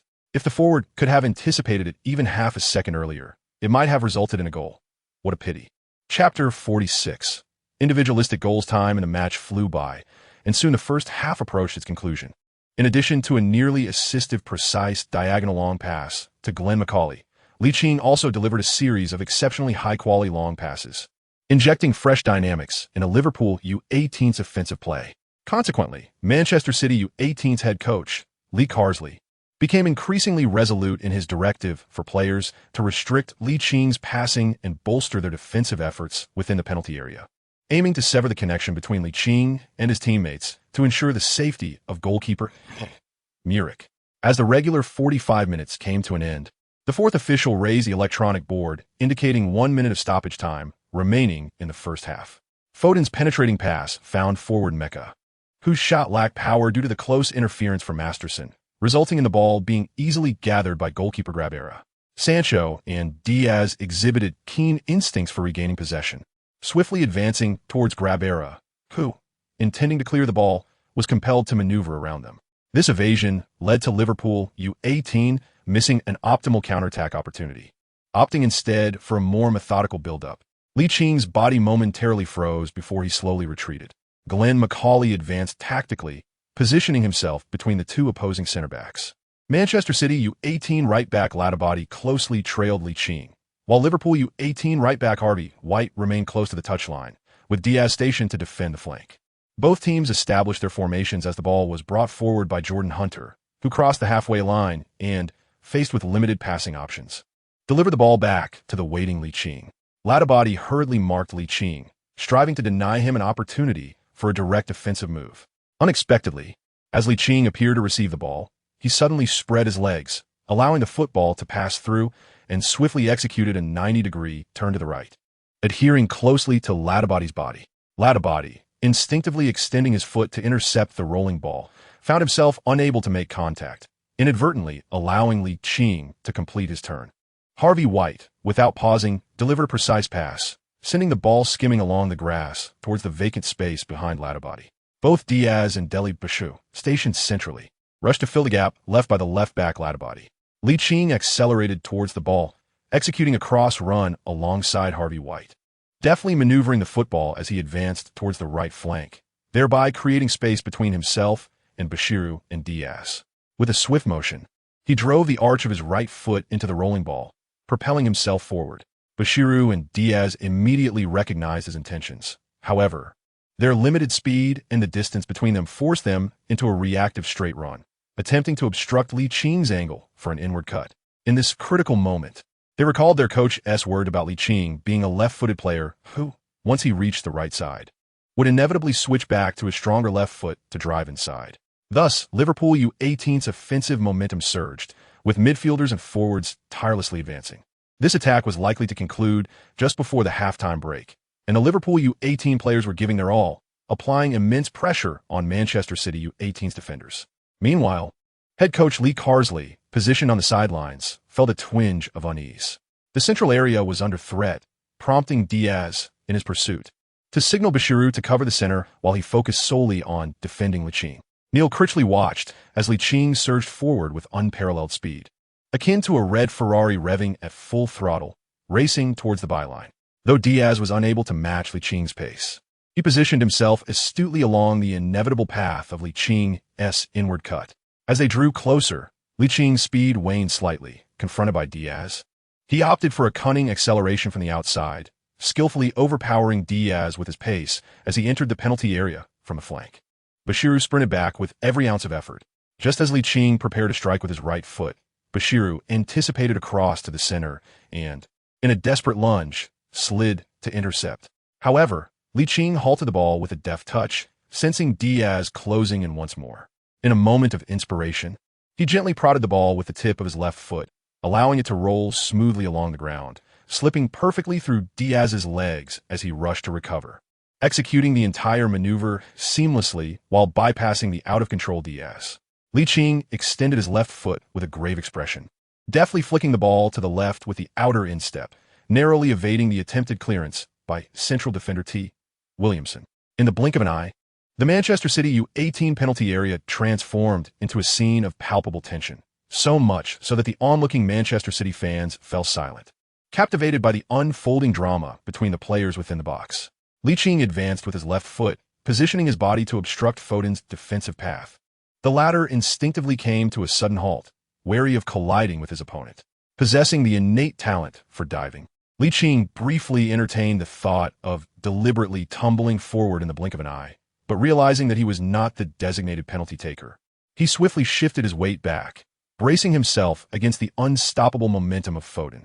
In a flash, he raised his left foot and struck the ball.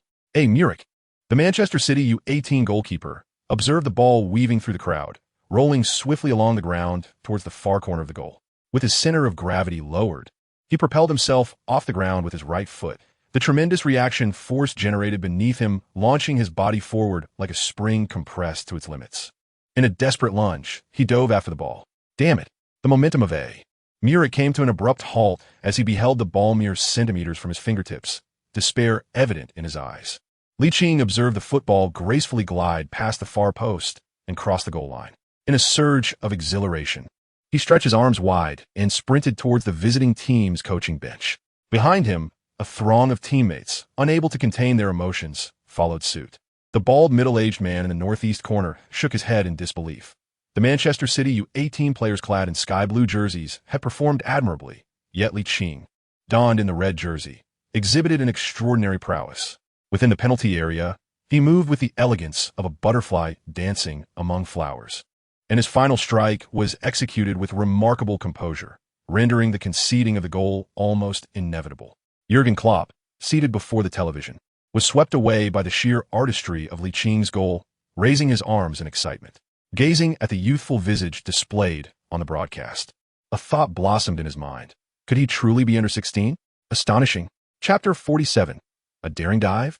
The referee's whistle signaled the validity of the goal and promptly concluded the first half of the 2016 to 2017 English Youth FA Cup final between Manchester City U18 and Liverpool U18.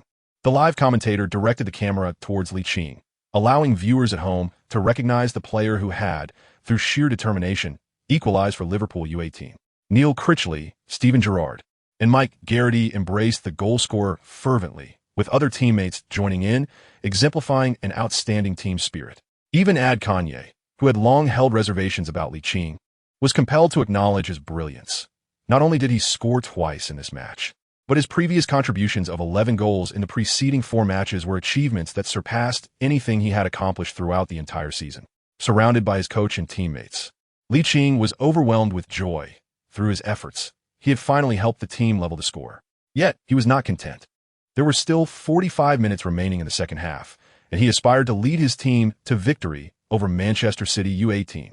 This match was deemed a clash of titans, with numerous scouts from various clubs undoubtedly present, perhaps even hidden among the fans in attendance. Just as Liching had surmised, scouts from renowned clubs were indeed in the crowd. Mendes, amidst his busy schedule, could not suppress a smile. The investment he made in signing Liching had seemed somewhat extravagant, bordering on a gamble. However, it was now evident that Liching possessed exceptional talent, arguably surpassing the brilliance that Messi displayed during his time at La Masia. Perhaps, Liching truly had the potential to evolve into a superstar on the level of Cristiano Ronaldo or Lionel Messi. If this were to transpire, his investment would yield tremendous returns. The venue for the Youth FA Cup match lacked spectator seating, with fans standing around the perimeter of the field. Naturally, there were no changing rooms for the players, with the home team being the sole exception. Led by Liching, the Liverpool U18 players sat on the sidelines, while media reporters incessantly clicked their cameras. The recently concluded first half had taken a toll on them, leaving them fatigued and in need of hydration. They had to seize the moment to rest and replenish their fluids. Otherwise, the second half would be worrisome. The standout players of the first half were undoubtedly 2 individuals, Sancho and Liching. Sancho contributed with assists and goals, while Liching netted 2 goals. Reporters and social media influencers knew that regardless of the outcome of the second half, the impressive performances of Sancho and Liching in the first half would make headlines. As dusk settled, the powerful floodlights around the field flickered to life, although they failed to warm the plummeting temperature. A gentle breeze swept through, prompting Tong Shunbing, standing at the sidelines, to shiver involuntarily. The warmth of her breath mingled with the cold air as she muttered softly, "If only I had brought an extra down jacket." Freezing. Just then, a familiar figure appeared before her. Looking up, she saw Liching standing there, holding a heavy down jacket, his handsome face glistening with sweat. "Cousin Tong, seeing you so cold, you should wear this," he offered. Tong Xinbing was one of the few female fans at the Manchester City Academy ground. As the clock approached 6 in the afternoon, the chill intensified, despite her multiple layers of clothing. The sight of a beautiful girl elicited sympathy from the Liverpool supporters, who clapped their hands in appreciation of Liching's considerate gesture as he draped the jacket over her shoulders. Just as she was about to decline, Liching shrugged and returned to his team, leaving her with no choice but to wear the thick down jacket. Besides providing warmth, she caught a faint scent of masculinity emanating from it. Her gaze shifted forward, observing Liching as he intently listened to the coach, his focused demeanor illuminated by the lights, making him appear even more handsome. The 15-minute halftime break swiftly passed, and both teams returned to the field. Perhaps satisfied with their players' performances in the first half, neither coach opted for substitutions. With the advantage of the kickoff, Liverpool U18 did not rush to organize an attack. After several passes, the ball found its way to Liching, stationed on the right flank. The memory of his spectacular goal just before halftime lingered vividly, causing the Manchester City U18 defenders to remain alert and focused. Liching, observing the solemn expressions of his opponents, couldn't help but break into a smile. He feigned a pass to the advancing coil with his raised right foot, tricking Diaz into making a move to intercept the ball. In a swift motion, he lowered his right foot, alternating his stance as he decisively struck the ball with the inner side of his left foot, directing it sharply to the right front. His right foot quickly pressed down on the ball, pulling it to the left, forcing the defensively positioned Latabadier to halt abruptly, only to follow the shifting dribble of Ligt as he retreated. However, as Ligt pulled the ball to the left halfway, he suddenly reversed his direction, using the tip of his foot to flick the ball forward. The ball glided along the ground, slipping through the legs of Latabadier, who had just begun to step inward. Latabadier's pupils constricted, and his legs swiftly closed together, but it was evidently too late. Ligt, with an explosive burst of speed, launched himself forward, showcasing his remarkable agility.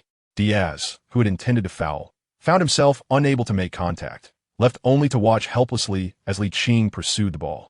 Initially, Ligt merely sought to gauge the defensive capabilities of Manchester City's U18 team, only to discover that they were considerably weaker than he had anticipated.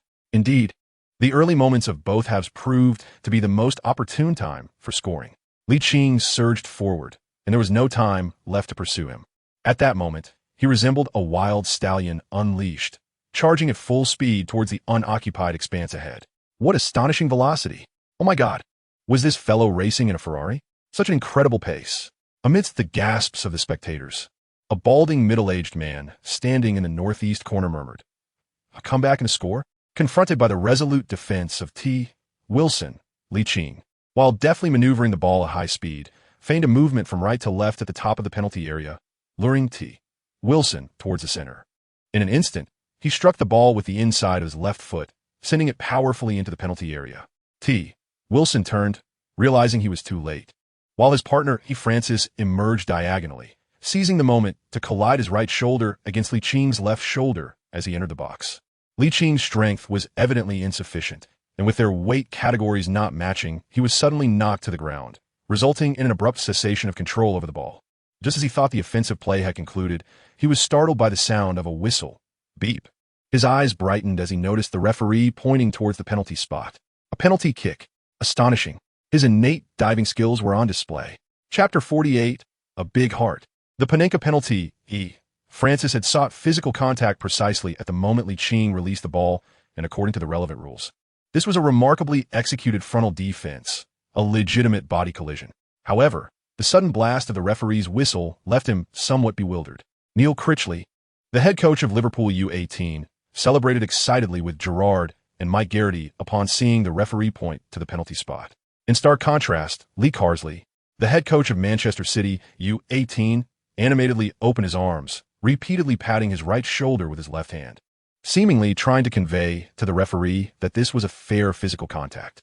Nevertheless, the referee remained resolute in his decision, unfazed by the protests from the Manchester City U18 players, firmly asserting that E. Francis had committed a foul.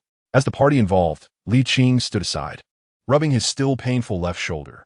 While it could be argued that E. Francis's collision leaned towards a legitimate challenge, the referee's call was indisputable. After all, he had failed to make contact with the ball. Indeed, the referee's ability to award a penalty is not without its reasons, as he possesses a remarkable talent for diving. Lee Carsley, the head coach of Manchester City's U18 team, shook his head in resignation. He had observed the incident clearly. The collision seemed reasonable, yet the referee's decision was also justifiable. Often, the judgments made during a football match hinge on the subjective assessment of the referee in a fleeting moment. The on-site commentator provided a series of slow-motion replays of the physical confrontation between E. Francis and Ligt. The broadcasting network commentators were divided into three factions. One group believed it to be a legitimate challenge, another deemed it a foul, while the final group maintained a neutral stance, asserting that the decision lay solely with the referee. As the dust settled, the Manchester City U18 players had no choice but to accept the reality. Liverpool U18's foremost penalty taker, Glenn McAuley, would ordinarily be the first choice to execute the penalty. However, upon noticing Ligt clutching the ball to his chest, it was evident that he intended to take the kick himself.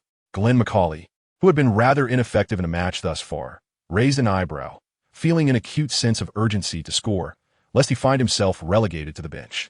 Thus, he was fervently eager to net a goal, even if it was merely from the penalty spot.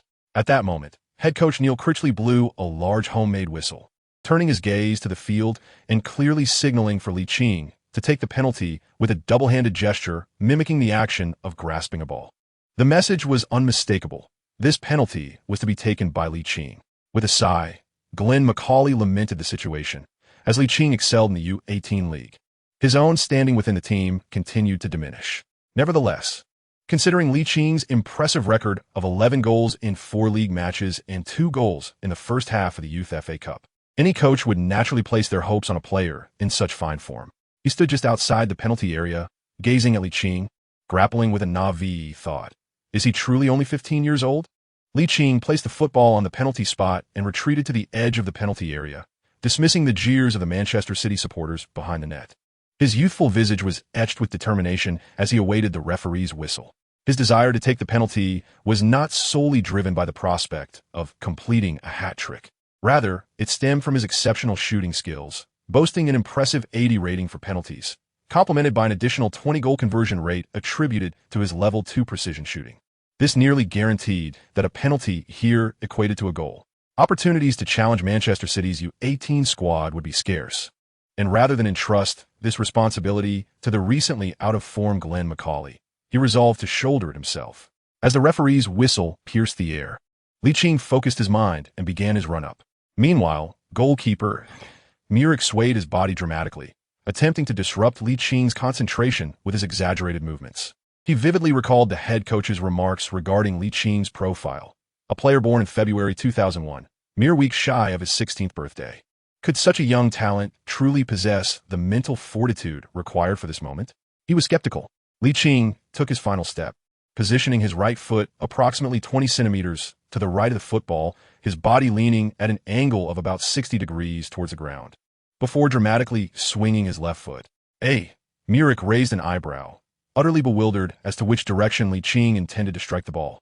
It was only at the moment his left foot made contact with the football that a spark ignited in his eyes, and a long-lost smile of victory graced his lips. No matter how composed you are, you cannot penetrate the goal of a penalty kick expert like me. The lower right corner. But in reality, Ligt exaggeratedly swung his left foot, neither unleashing a powerful strike nor directing the ball towards the lower right corner of the goal as Muric had anticipated. Instead, at the moment of contact, he withdrew 80 of his power, merely caressing the bottom of the football with the inner side of his foot. Alas, Muric had already leapt toward his left, anticipating the trajectory towards the lower right corner of the goal. The football, kicked by Ligt, floated lethargically towards the center of the goal. Logically, even an amateur goalkeeper could easily catch such a ball. However, Muric had made an early move to save the penalty, leaving him to watch helplessly as the ball leisurely descended towards the center of the goal he once occupied. Having secured his 3rd goal of the match, Ligt did not exhibit the same exuberance as with his previous 2 strikes. Instead, he remained composed, arms outstretched, awaiting his teammates to join in celebration. On the sidelines, coaches and substitute players from the visiting team erupted in a jubilant huddle, fervently applauding Licht's exquisite Panenka penalty. The admiration in Gerrard's eyes intensified. A player who had yet to reach 16 years of age executed such a visually captivating penalty under the pressure of a tied score, demonstrating remarkable nerve. Meanwhile, Liverpool's manager, Klopp, watching from the screen, murmured to himself, "With this Panenka, you must be promoted to the first team." However, Klopp was not one to act impulsively. Ligt had already proven himself superior to most players in the U18 squad during this period, and the path to U23 seemed limited. Only the first team awaited him. Chapter 49. A personal battle against the entire team. With Klopp having decided to elevate Ligt to the first team, continuing to watch the match lost its significance. This weekend, he would be preparing to host Swansea at Anfield, leaving him with numerous responsibilities to attend to. Ligt was oblivious to the fact that his performance had garnered the approval of Klopp. Having helped his team regain the lead, he remained fiercely determined, intent on securing a definitive victory. With over 40 minutes still left in the match, the opponents had ample time to equalize or even take the lead. In the northeast corner of the pitch, a bald middle-aged man watched with keen interest the number 28 player of Liverpool's U18 team, pondering whether he could persuade Begiristain to bring this extraordinary talent to Manchester City. Judging by Licht's performance, he bore an uncanny resemblance to a young Messi at La Masia, and in terms of goal-scoring efficiency, he even surpassed Messi's early days with Barcelona's second team. If he could sustain such prodigious talent, it was not an exaggeration to assert that he might not only rival Messi, but potentially eclipse him. Such an investment would undoubtedly yield substantial returns. Simultaneously, the few Liverpool supporters erupted with a thunderous cheer, akin to a tsunami, rallying behind the phenomenal Ligt. Manchester City's U18 stars, Sancho, Foden, Diaz, and Mecca, shook their heads in disbelief at Licht's hat-trick performance. They could hardly fathom that just 4 months prior, the Liverpool U18 team they had decisively defeated would transform into such a formidable force under Licht's leadership. Sancho and Foden exchanged glances, their eyes reflecting a sense of helplessness. From the outset of the match, they had exerted considerable effort. Yet Licht's extraordinary performance resulted in 2 leads for Liverpool U18 from 3 opportunities. Lee Carsley, the head coach of Manchester City's U18 team, was thoroughly disheartened. He had repeatedly emphasized the need for his players to remain vigilant during the 4 critical periods when goals are most easily conceded, and now, 2 goals had slipped through during those very moments. Had they maintained focus at the end of the first half and the beginning of the second, the score could very well have been 2-1 instead of 2-3. Meanwhile, Neil Critchley, the head coach of Liverpool U18, quickly regained his composure from the initial excitement and promptly summoned Captain Masterson to strategize the upcoming defense. Manchester City, having conceded 2 goals on their home ground, was certainly not inclined to relent. With the sharp whistle of the referee, the match resumed, perhaps influenced by Licht's outstanding performance. The Manchester City U18 players became hesitant in their offensive maneuvers, lacking the decisiveness they previously exhibited. Lee Carsley, the head coach of Manchester City U18, observed this with a furrowed brow. His options as a coach were severely limited in such circumstances. He had already encouraged his players, yet their ability to overcome this mental hurdle depended largely on their own psychological resilience. His gaze then shifted to the most remarkable player on the pitch, Ligt of Liverpool U18. It is no small feat to achieve a hat-trick in a high-stakes match, and each of the young prodigy's goals was nothing short of spectacular, especially the first and third, which seemed crafted to uplift his team's morale. In stark contrast, the Liverpool U18 players displayed unwavering determination and boundless energy, often winning 50-50 challenges with a fierce tenacity. This was not a favorable sign for Manchester City. Faced with a downer in player performance, Lee Carsley had no choice but to make adjustments to the lineup. Within 10 minutes of the second half, Manchester City U18 made 2 positional changes. Neil Critchley glanced back at the substitutes bench, deep in thought, ultimately shaking his head, deciding against any immediate alterations. Given the current state of the players on the field, there seemed no need for adjustments. Their momentum was strong, and with only a few minutes into the second half, their stamina remained robust. Substituted players might not match the vigor of those already on the pitch. Time continued to tick away, and Jadon Sancho, who had previously contributed to Manchester City U18 scoring, sprang back into action, applying relentless pressure on the Liverpool U18 defenders with his dribbling and passing. As the match progressed, both Diaz and Foden also regained their form. The resurgence of Manchester City's renowned trio, Sancho, Foden, and Diaz, significantly elevated the quality of play. As the clock struck 60 minutes, Sancho unleashed a powerful long-range shot from outside the box, striking the right post and sailing out of play, serving as a warning to the Liverpool U18 goal. During this period, Ligt remains the most formidable player on Liverpool U18. His dribbling and passing have caused considerable disarray in the Manchester City U18 defense, resulting in 2 yellow cards for the opposing players. If one were to encapsulate this match, it could be aptly described as Licht's solitary battle against Manchester City U18. The football once again found its way to Licht's feet, confronted by 2 defenders. He deftly employed fundamental techniques of flicks, pulls, and turns, maintaining unwavering control over the ball, which left the spectators in awe. Such ball control is indeed remarkable.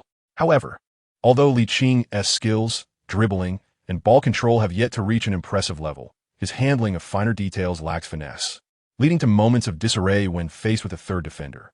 Fortunately, the Manchester City U18 players, wary of potential vulnerabilities in their defense, refrained from deploying too many defenders.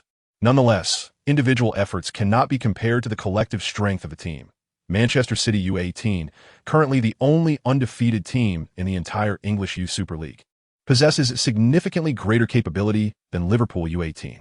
Sancho utilized his exceptional footwork and speed to break through to the baseline and deliver a high-quality cross. The substitute Hardy, upon entering the penalty area, fell and struck the ball into the net, helping Manchester City U18 equalize. The commentator initially focused the camera on Sancho, then shifted to Ligt, who had just completed a hat-trick for Liverpool U18.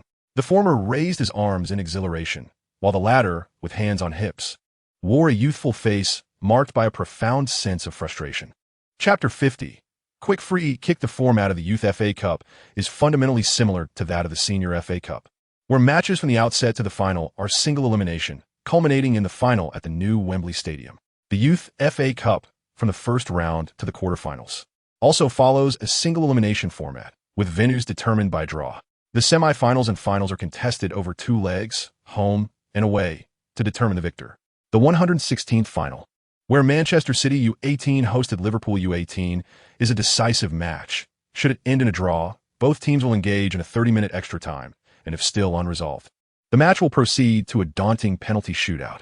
Of course, with regular time still ongoing and 90 minutes yet to elapse, extra time and penalties remain a distant prospect. The youngest player on the field, Ligt, clenched his fists tightly. Despite his team's defensive shortcomings, he yearns to single-handedly propel his team into the round of 16. Previously, Agent Mendes had a discussion with the first-team coach, Klopp, indicating that Ligt currently possesses abilities that significantly surpass those of U18 players, rendering a promotion to U23 of little value. He expressed a desire for Ligt to join the first team, should there be no available position within the first team. He hoped the club would allow Ligt to gain experience with other teams. Klopp explicitly stated his decision to remain focused on the Youth FA Cup, asserting that if Ligt performs exceptionally well, he may be considered for the first team. Otherwise, he would be loaned out to clubs willing to provide playing opportunities. Scoring 3 goals is undoubtedly remarkable. However, Ligt wishes to avoid the feeling of defeat.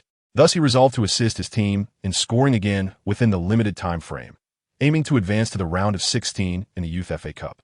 Liverpool U18 coach Neil Critchley made personnel adjustments before the match resumed, substituting Brewster for Glenn McCauley to enhance the synergy among the attacking players with Ligt.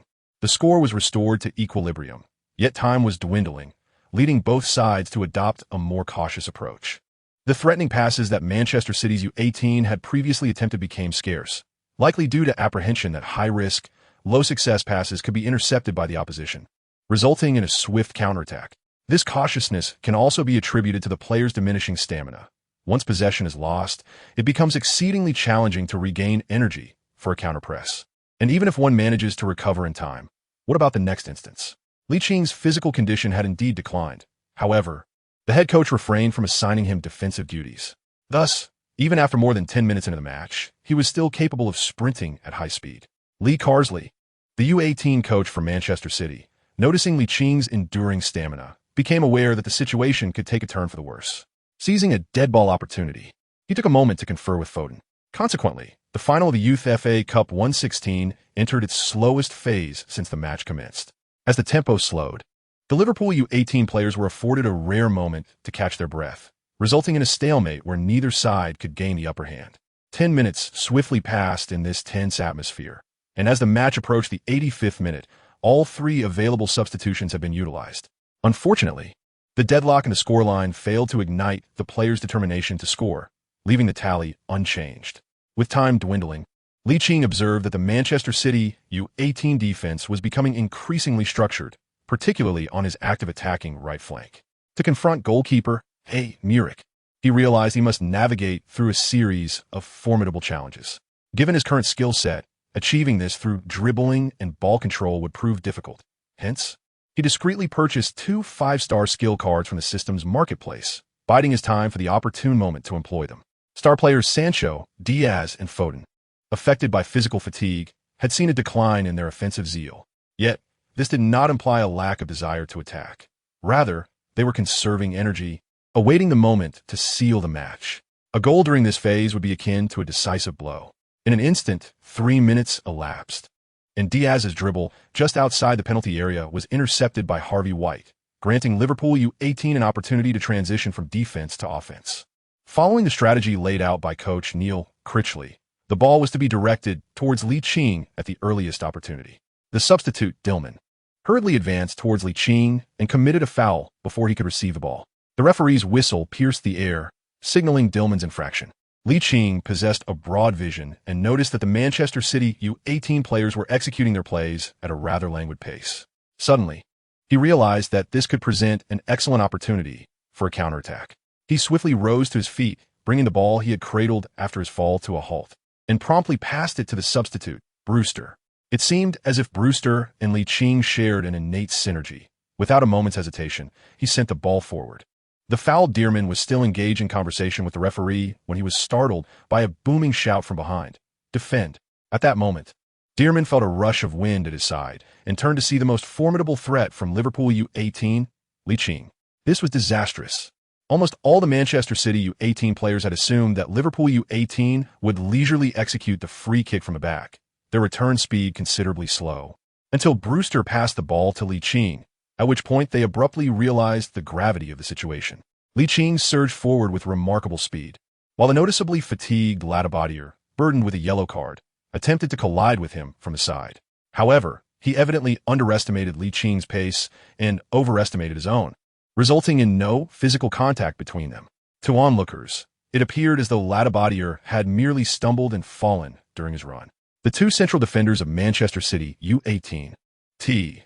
Williamson and E. Francis, rapidly retreated, maintaining a prudent distance between themselves, while the defensive midfielder, Giovanni, reached out to pull in the advancing Brewster. Even without glancing up, Ligt adeptly assessed the situation as he dribbled the ball past the halfway line, intentionally seeking out T. Williamson and E. Francis. With Manchester City U18's defense outnumbered 3-2, head coach Lee Carsley felt a surge of irritation as the attention of the crowd was fixed on the pitch. He rushed to the sidelines and bellowed foul. Chapter 51, a magnificent 4.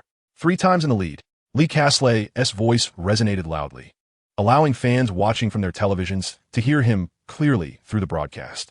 However, the Manchester City U18 defenders were entirely focused on the pitch, leaving them oblivious to his shouts. Nevertheless, T. Williamson and E. Francis, both seasoned defenders, understood the necessity of making decisive fouls in such precarious defensive situations. Yet, the disparity between intention and execution often presents a challenge. Observing the past 80 minutes of the match, it became evident that Ligt was not easily susceptible to fouls, particularly in one-on-one situations, as his speed and explosive power were astonishing. Consequently, T. Williamson and E. Francis awaited the opportune moment to commit a foul. Naturally, as professional players, they harbored a certain obsession. Why resort to unconventional methods when standard defensive tactics could suffice? Brewster, sprinting alongside Giovanni towards the left flank, witnessed Ligt advancing rapidly into the Manchester City U18's defensive territory. T. Williamson and E. Francis exchanged knowing glances, acutely aware that the forthcoming defensive maneuvers would prove pivotal. Should they fail to contain the ball or the player, they might find themselves eliminated from the next round of the Youth FA Cup. With resolute gazes and indomitable spirit, it was a clash where only the brave would prevail. Ligt, in the midst of the fray, silently intoned, 5-star skill card, activate. With the clock ticking down, he recognized the necessity of seizing this rare opportunity. Reflecting on the 3 previous goals, it was evident that the lack of focus from the Manchester City U18 players had played a significant role, and once again, he was determined to grasp fate by the throat. The 5-star skill card in his inventory dwindled to a solitary card, and as he lifted his gaze, he felt an unmistakable and profound connection with the football. With only 3 meters separating him from T. Wilson and E. Francis, Ligt sprinted forward, his feet pedaling in rapid succession, his shoulders swaying dramatically with each movement. Every feint towards a change of direction seemed utterly convincing. E. Francis advanced, while T. Wilson positioned himself to support, aiming to halt the ball 35 meters from the goal.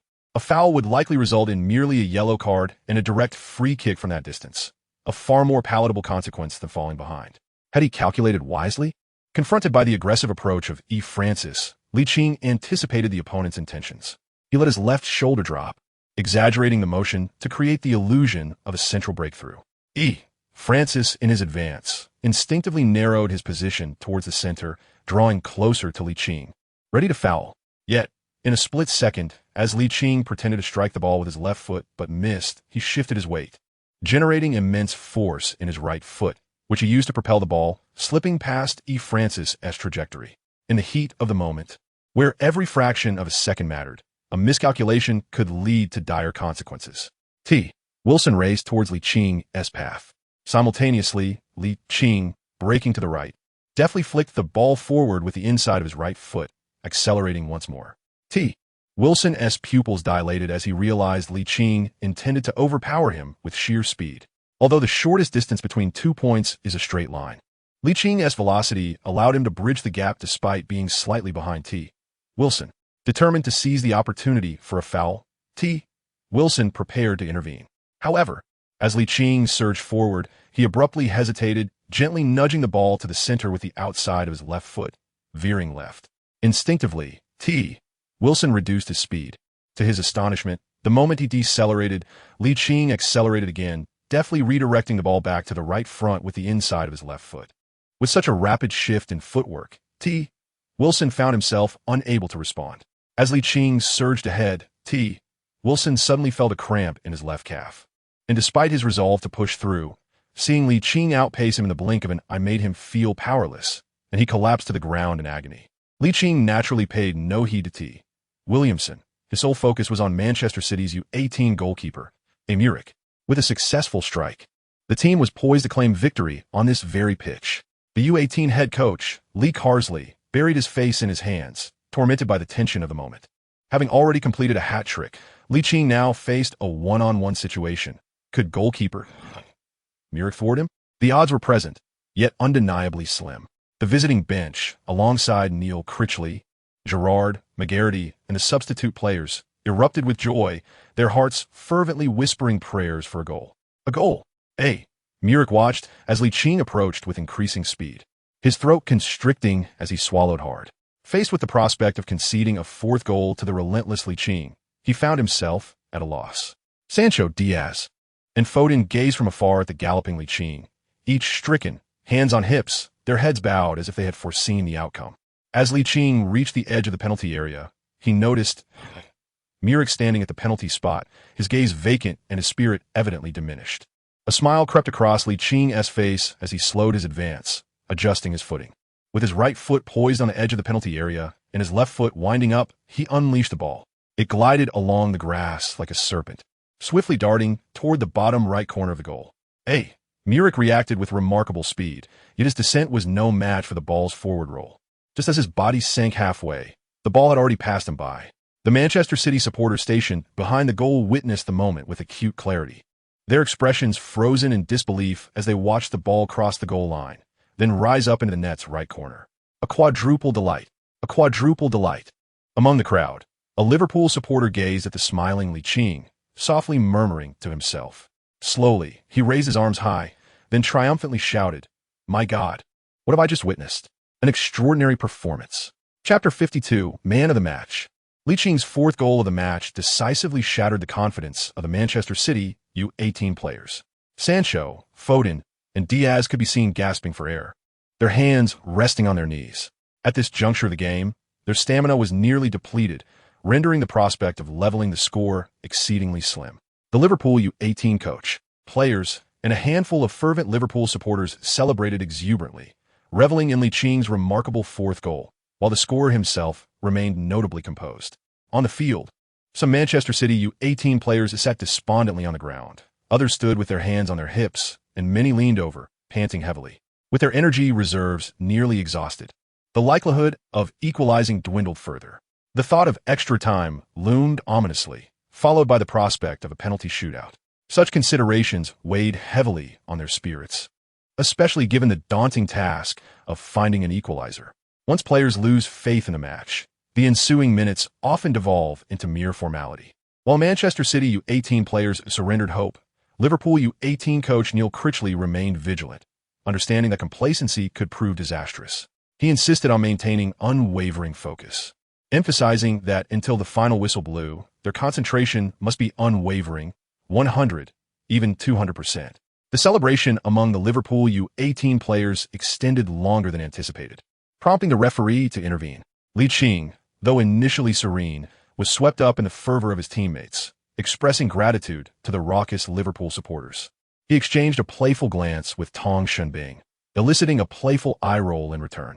Originally, the referee aimed to save time for Manchester City U18's equalizing efforts. However, the home players appeared listless and lacked urgency to restart the game. After a sluggish half-minute delay, the match resumed. though their spirits were somewhat lifted. Breaching the resolute Liverpool U18 defense posed a considerable challenge, especially with Liching's prowess on the counterattack. Consequently, Manchester City U18 exhibited an unusual disconnect between their forward and defensive lines. Standing in the opposing coach's area, Neil Critchley wore a knowing smile, fully aware that this match was all but secured in their favor. With his players brimming with confidence and the opposition devoid of fighting spirit, the disparity was palpable. Liching's performance was nothing short of explosive. Should he seize the opportunity to extend the lead in the forthcoming moments, victory would be assured. Just before the stoppage time, Liching received a clearance from the center-back Masterson and surged towards Manchester City's U18 defensive half with the swiftness of the wind. He had already contributed 4 goals in this match, causing the Manchester City U18 players to fret over the prospect of him scoring yet again, leading the defenders who remained back to focus their attention entirely on him. However, with an expansive vision, Liching quickly noticed Brewster making a run through the center. With a precise long pass, not too distant, he found the rapidly advancing Brewster. One-on-one with the goalkeeper, Muric, Brewster remained remarkably composed, skillfully maneuvering past him to slot the ball into the empty net. This goal marked the final tally of the match. Against the odds, the Liverpool U18 team, under Liching's leadership, triumphed over the home team Manchester City U18 with a score of 5-3, thereby advancing to the round of 16 in this season's FA Youth Cup. As the referee's whistle echoed 3 times, signaling the conclusion of the match, both players on and off the field converged towards Liching in a harmonious rush. They all recognized that it was Liching's brilliance that had enabled them to eliminate Manchester City U18 on their home turf. Liching, with a broad perspective, noticed his teammates surging towards him in excitement, causing a sudden jolt of realization in his heart that something was amiss. He swiftly took to his heels, evading his teammates as he maneuvered across the field. However, ultimately, his attempts to escape were futile against the overwhelming enthusiasm of his comrades, and he found himself encircled, reluctantly surrendering to their exuberant celebration. Masterson, Harvey White, Brewster, and goalkeeper Grabera each seized one of Liching's limbs, while the other teammates provided supportive assistance. Then, under the count of their captain, Masterson, they harmoniously tossed him into the air to a height of 1 or 2 meters. "Oh my goodness, help! Put me down!" Yet, the louder Liching cried out, the more exhilarated his teammates seemed to become. Liverpool U18 triumphed over Manchester City U18 with a score of 5-3 at the City Academy Stadium, a result that even the most ardent followers of Liverpool's youth training could not have anticipated. Upon seeing the scoreline, they were momentarily taken aback, almost believing the news to be a fabrication. The astonishment was shared by Manchester City fans who closely monitor their youth academy, for it is widely acknowledged that the finest youth training programs in England belong to only 2 clubs, Manchester City and Chelsea. Just 4 months prior, Manchester City U18 had decisively defeated Liverpool U18 with a staggering 7-0 scoreline in the 3rd round of the National Youth Super League. How could such a turnaround occur so swiftly? It seemed improbable. Only those Manchester City fans who witnessed the live broadcast understood that the defeat was not merely to Liverpool U18, but rather to a remarkable young talent named Liching. With 4 goals and an assist, the young lad was undoubtedly the standout player of the match. Although the FA Youth Cup and the Youth Super League do not garner extensive attention domestically in England, the clash between the youth academies of Manchester City and Liverpool attracted significant interest, amplified by the sensationalist headlines crafted by various media outlets. Through this match, Liching had genuinely begun to carve a niche for himself in England. The fact that even the celebrated trio of Manchester City's youth academy could not best him was a testament to his prowess. Mendes, observing the plethora of laudatory news articles about Liching, wore a radiant smile, fully aware that this investment would undoubtedly pay off. That evening, Liverpool U18 returned to Liverpool by train, while Liching, unusually absorbed, scrolled through the online coverage of the FA Youth Cup in England, his smile unwavering. He predicted that within 3 days, first-team coach Klopp would inform him of an opportunity to train at Melwood, where the senior Liverpool squad practices. Should Klopp elevate him, he was confident he could remain there indefinitely. Chapter 53. Reporting to Melwood tomorrow. The day following the match marked the commencement of a new school week for Liching. Even before he reached the gates of the school, he was greeted by fervent Liverpool fans who raised their thumbs in enthusiastic approval. Upon his arrival at school, the excitement was palpable. As an aspiring star, Liching adeptly managed his demeanor, reciprocating the warm gestures of the passionate supporters with friendly waves, and graciously accommodating fans who sought to capture a moment with him in photographs. If the FA Cup serves as a platform for seasoned players to showcase their talents, then the Youth FA Cup stands as a stage for young athletes to demonstrate their potential.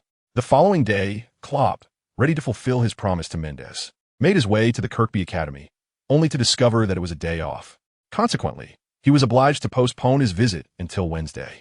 Meanwhile, Ligt devoted his full attention to his studies, immersing himself in the vast ocean of knowledge with unwavering enthusiasm. During this period, Ligt has distinguished himself while representing the Liverpool U18 youth team, and his academic performance has consistently ranked among the top in his class. The leadership of the high school division has stated that regardless of the outcome of his final exams, Ligt will gain admission to Blue Coat School's senior division. However, Ligt remains unresponsive, as Blue Coat School is not regarded as the finest high school in the Liverpool area. Naturally, as an individual with the soul of a nearly 30-year-old, he is reluctant to linger in school, idly passing the time. Nevertheless, the Kirkby Academy has stringent regulations mandating that players must complete their high school credits, though there is no explicit requirement regarding university attendance. Upon graduating from high school, if one cannot pursue a professional football career, further studies will undoubtedly continue. Conversely, those who embark on a professional journey will likely cease their academic pursuits. Typically, students graduate high school around the age of 18, but Ligt, possessing exceptional talent, has garnered the attention of the first-team coach even before completing middle school. Unfortunately, the policies at Kirkby Academy have yet to adapt accordingly. Returning to the main narrative, Licht's 2 days of academic endeavors swiftly came to an end, and the midweek training day commenced. As per his usual training rhythm, he arrived at the training base an hour early. His relentless dedication to extra practice has earned him unanimous praise within the Kirkby Academy, to the extent that the goalkeeping coach, Uncle Jack, raised his thumb from a distance upon spotting Ligt and proudly exclaimed, "Lee, I foresee you blossoming into a top-tier star in the world of football under Jurgen." In such moments, Ligt would typically respond with a modest smile and a wave, indicating that it was still premature for such accolades, before quietly making his way to the U18 training ground. After completing a 20-minute jog and a 5-minute stretch, as Ligt prepared for ball work, he caught sight of someone approaching from the corner of his eye. He lifted his gaze to see a middle-aged man whose face was largely adorned with stubble, a prominent nose supporting a pair of glasses, and his eyes sparkling with intensity. Could this be the first-team coach, Klopp? What brings him to the U18 squad? There are no other individuals present at this hour. Could it be? As this possibility crossed his mind, his expression transformed with a myriad of emotions. Klopp, with his extensive social experience and keen eye for talent, likely discerned Licht's thoughts, and with a wry smile, he inquired, "Lee, you seem quite happy. Have you thought of something joyful that you would like to share?" Licht's excited expression instantly faded, and he shook his head, saying, "Mr. J. Regen, you must have misinterpreted what you just saw. I was not laughing." Klopp, with a knowing glance at Ligt, remarked, "What a delightful little fellow." Ligt shrugged and smiled. "Mr. J. Regen, your visit to Cork this early in the morning must surely not be merely a whim. I know you wouldn't believe it if I said it was just a fleeting fancy." Klopp gently rested his right hand on Licht's left shoulder and candidly stated, "Starting tomorrow, you shall report to Melwood. Speculation is merely speculation." However, when Ligt truly heard that Klopp had promoted him to the first team, his heart soared with exhilaration, yet his expression remained composed as he calmly inquired, "Am I not able to go today?" Klopp gazed at Ligt with a hint of suspicion, puzzled by his demeanor. Shouldn't a young man receiving such joyous news express excitement? Why was he so unfazed? It was quite perplexing. Subsequently, Klopp's regard for Ligt deepened with admiration. His hand resting on the shoulder instinctively rose and then came down with a resounding clap. In the end, countless words converged into a single slap. Ligt gasped in pain, his pupils constricting as he cast a pitiful gaze towards Klopp. "Mr. J. Regen, are you not concerned about the dislocation of my left shoulder blade?" Klopp chuckled awkwardly, retracting his offending right hand. He turned away, leaving Ligt with his back, and raised his right hand, saying, "Remember to report to Melwood at 10 o'clock tomorrow morning." Ligt, with his right hand pressed against his still painful left shoulder, gazed at the receding figure of Klopp and muttered, "Klopp's methods are rather harsh. If I continue to play under him, will I end up severely injured? I must strengthen my physique and enhance my resilience to physical challenges." Klopp's decision to promote Ligt to the first team was communicated to the youth training director, Ingersoll, who subsequently informed the U18 coaching staff. Neil Critchley, Mike Garrity, and Gerrard, while having anticipated this day, were nonetheless taken aback by its sudden arrival. The well-planned FA Youth Cup now seemed a distant dream. Naturally, they had considered the possibility that Liching's elevation to the first team might be temporary. However, as youth coaches, they hoped for his permanent presence in the first team. Consequently, Liching's final training session with the U18 squad felt particularly arduous. Chapter 54. Must stay here. The Melwood training facility, nestled between Liverpool and Derby, was established in the 1950s and underwent renovations 6 years ago. It serves as the training ground for the illustrious Premier League club, Liverpool. However, its remote location posed a challenge for Liching, who was visiting Melwood for the first time. In contrast to the Kirkby Academy, Melwood is situated in the outskirts of Liverpool's L12 district, making it less accessible. Previously, he could cycle to the Kirkby Academy, but this time he had to opt for a more sophisticated mode of transport. As he had not yet reached the age of 17, he was ineligible for a driver's license, rendering both driving and riding a motorcycle impossible. Thus, he relied on public transport. Fortunately, a bus route 12 was available near his home, and after a 40-minute journey comprising 12 stops, he alighted on Melwood Avenue. Despite it being merely 8:30 in the morning, Liching noticed several fans loitering in front of the residential area across from the training facility. Clearly, these enthusiasts were waiting for Liverpool players to arrive, hoping to obtain signatures or photographs. Additionally, a few well-equipped journalists, armed with professional DSLRs, were poised to capture footage of the stars arriving at Melwood. Among the few individuals present, Liching stands out only slightly due to his handsome visage. He possesses little else in the way of allure, as these individuals have come to Melwood solely for the football stars. Liching noticed the journalist's disinterest and rolled his eyes, internally scoffing. I'm the best player of the Youth FA Cup. Oof. An unperceptive and unscrupulous journalist. Among the crowd, there was a particularly distinctive young man, marked by his yellow skin, black eyes, and black hair, standing in stark contrast to the predominantly European white faces around him. He appeared to be around 25 years old, wielding a professional-grade Canon DSLR, continuously adjusting his lens in search of the perfect angle. As he focused, a youth came into view, standing approximately 1.76 meters tall, with a robust physique, adorned with a Nike messenger bag. His strikingly handsome face and confident smile made him particularly noticeable. The young man's attention was drawn to this youth, who shared his skin tone and hair color. Perhaps due to prolonged stays abroad, he felt an innate urge to connect with someone who looked like him, believing they might be compatriots. Seeing the youth approach Melwood, he assumed it was the boy's first visit and was unaware that fans were not permitted inside. He hastened towards him, his native language spilling forth. Hey, wait a moment. As Liching made his way to the entrance of the Melwood training facility, he heard the familiar sound of Mandarin behind him. Reacting instinctively, he turned to see a young man sprinting towards him, a professional camera in hand. The young man's excitement surged as he exclaimed, "Are you? You?" Essentially yes, but in reality, no. The young man's head was instantly adorned with 3 question marks. Liching was not particularly inclined to engage with unfamiliar men, even those of his own nationality. Thus his tone was rather indifferent. I am of Chinese descent, a British citizen. Your Mandarin is quite impressive, the young man exclaimed, brimming with enthusiasm. He introduced himself while holding up his work badge, which hung from his chest. I am Lu, a reporter for Don Quidi in the Premier League section. It's a pleasure to meet you. Out of courtesy, Liching responded coolly, my name is Liching. Without waiting for a reply, he gestured towards the entrance of Melwood, saying, I must be going in. Farewell. Lu reminded him, by the way, the Melwood training facility is closed to the public today. If you wish to obtain an autograph, you will need to wait here. As he spoke, he glanced at his watch. There's approximately an hour until training begins, and players typically arrive around 9:30. Liching was initially reluctant to engage with reporter Lu from Don Quidi, but upon detecting the goodwill in the latter's words, and sharing the bond of nationality, he shrugged and said, rest assured, I can gain entry. Could it be possible? We shall see. Liching retrieved an identification card from his bag and approached the gatekeeper, presenting it briefly. The man glanced at it and promptly opened the gate, allowing him to enter. Lu's pupils constricted in disbelief. Had he truly just walked right in? Was he perhaps the child of an internal employee? However, this possibility was quickly dismissed, as all football clubs have stringent regulations prohibiting non-staff members from entering, and even high-ranking officials lack the authority to grant access to family members at the training base. Could he be the offspring of a shareholder? It was only when the wooden gate swung shut that Lulu slapped his forehead, murmuring to himself, "Had I known, I should have asked him for a number. Perhaps I could have obtained first-hand materials on the Liverpool first-team training."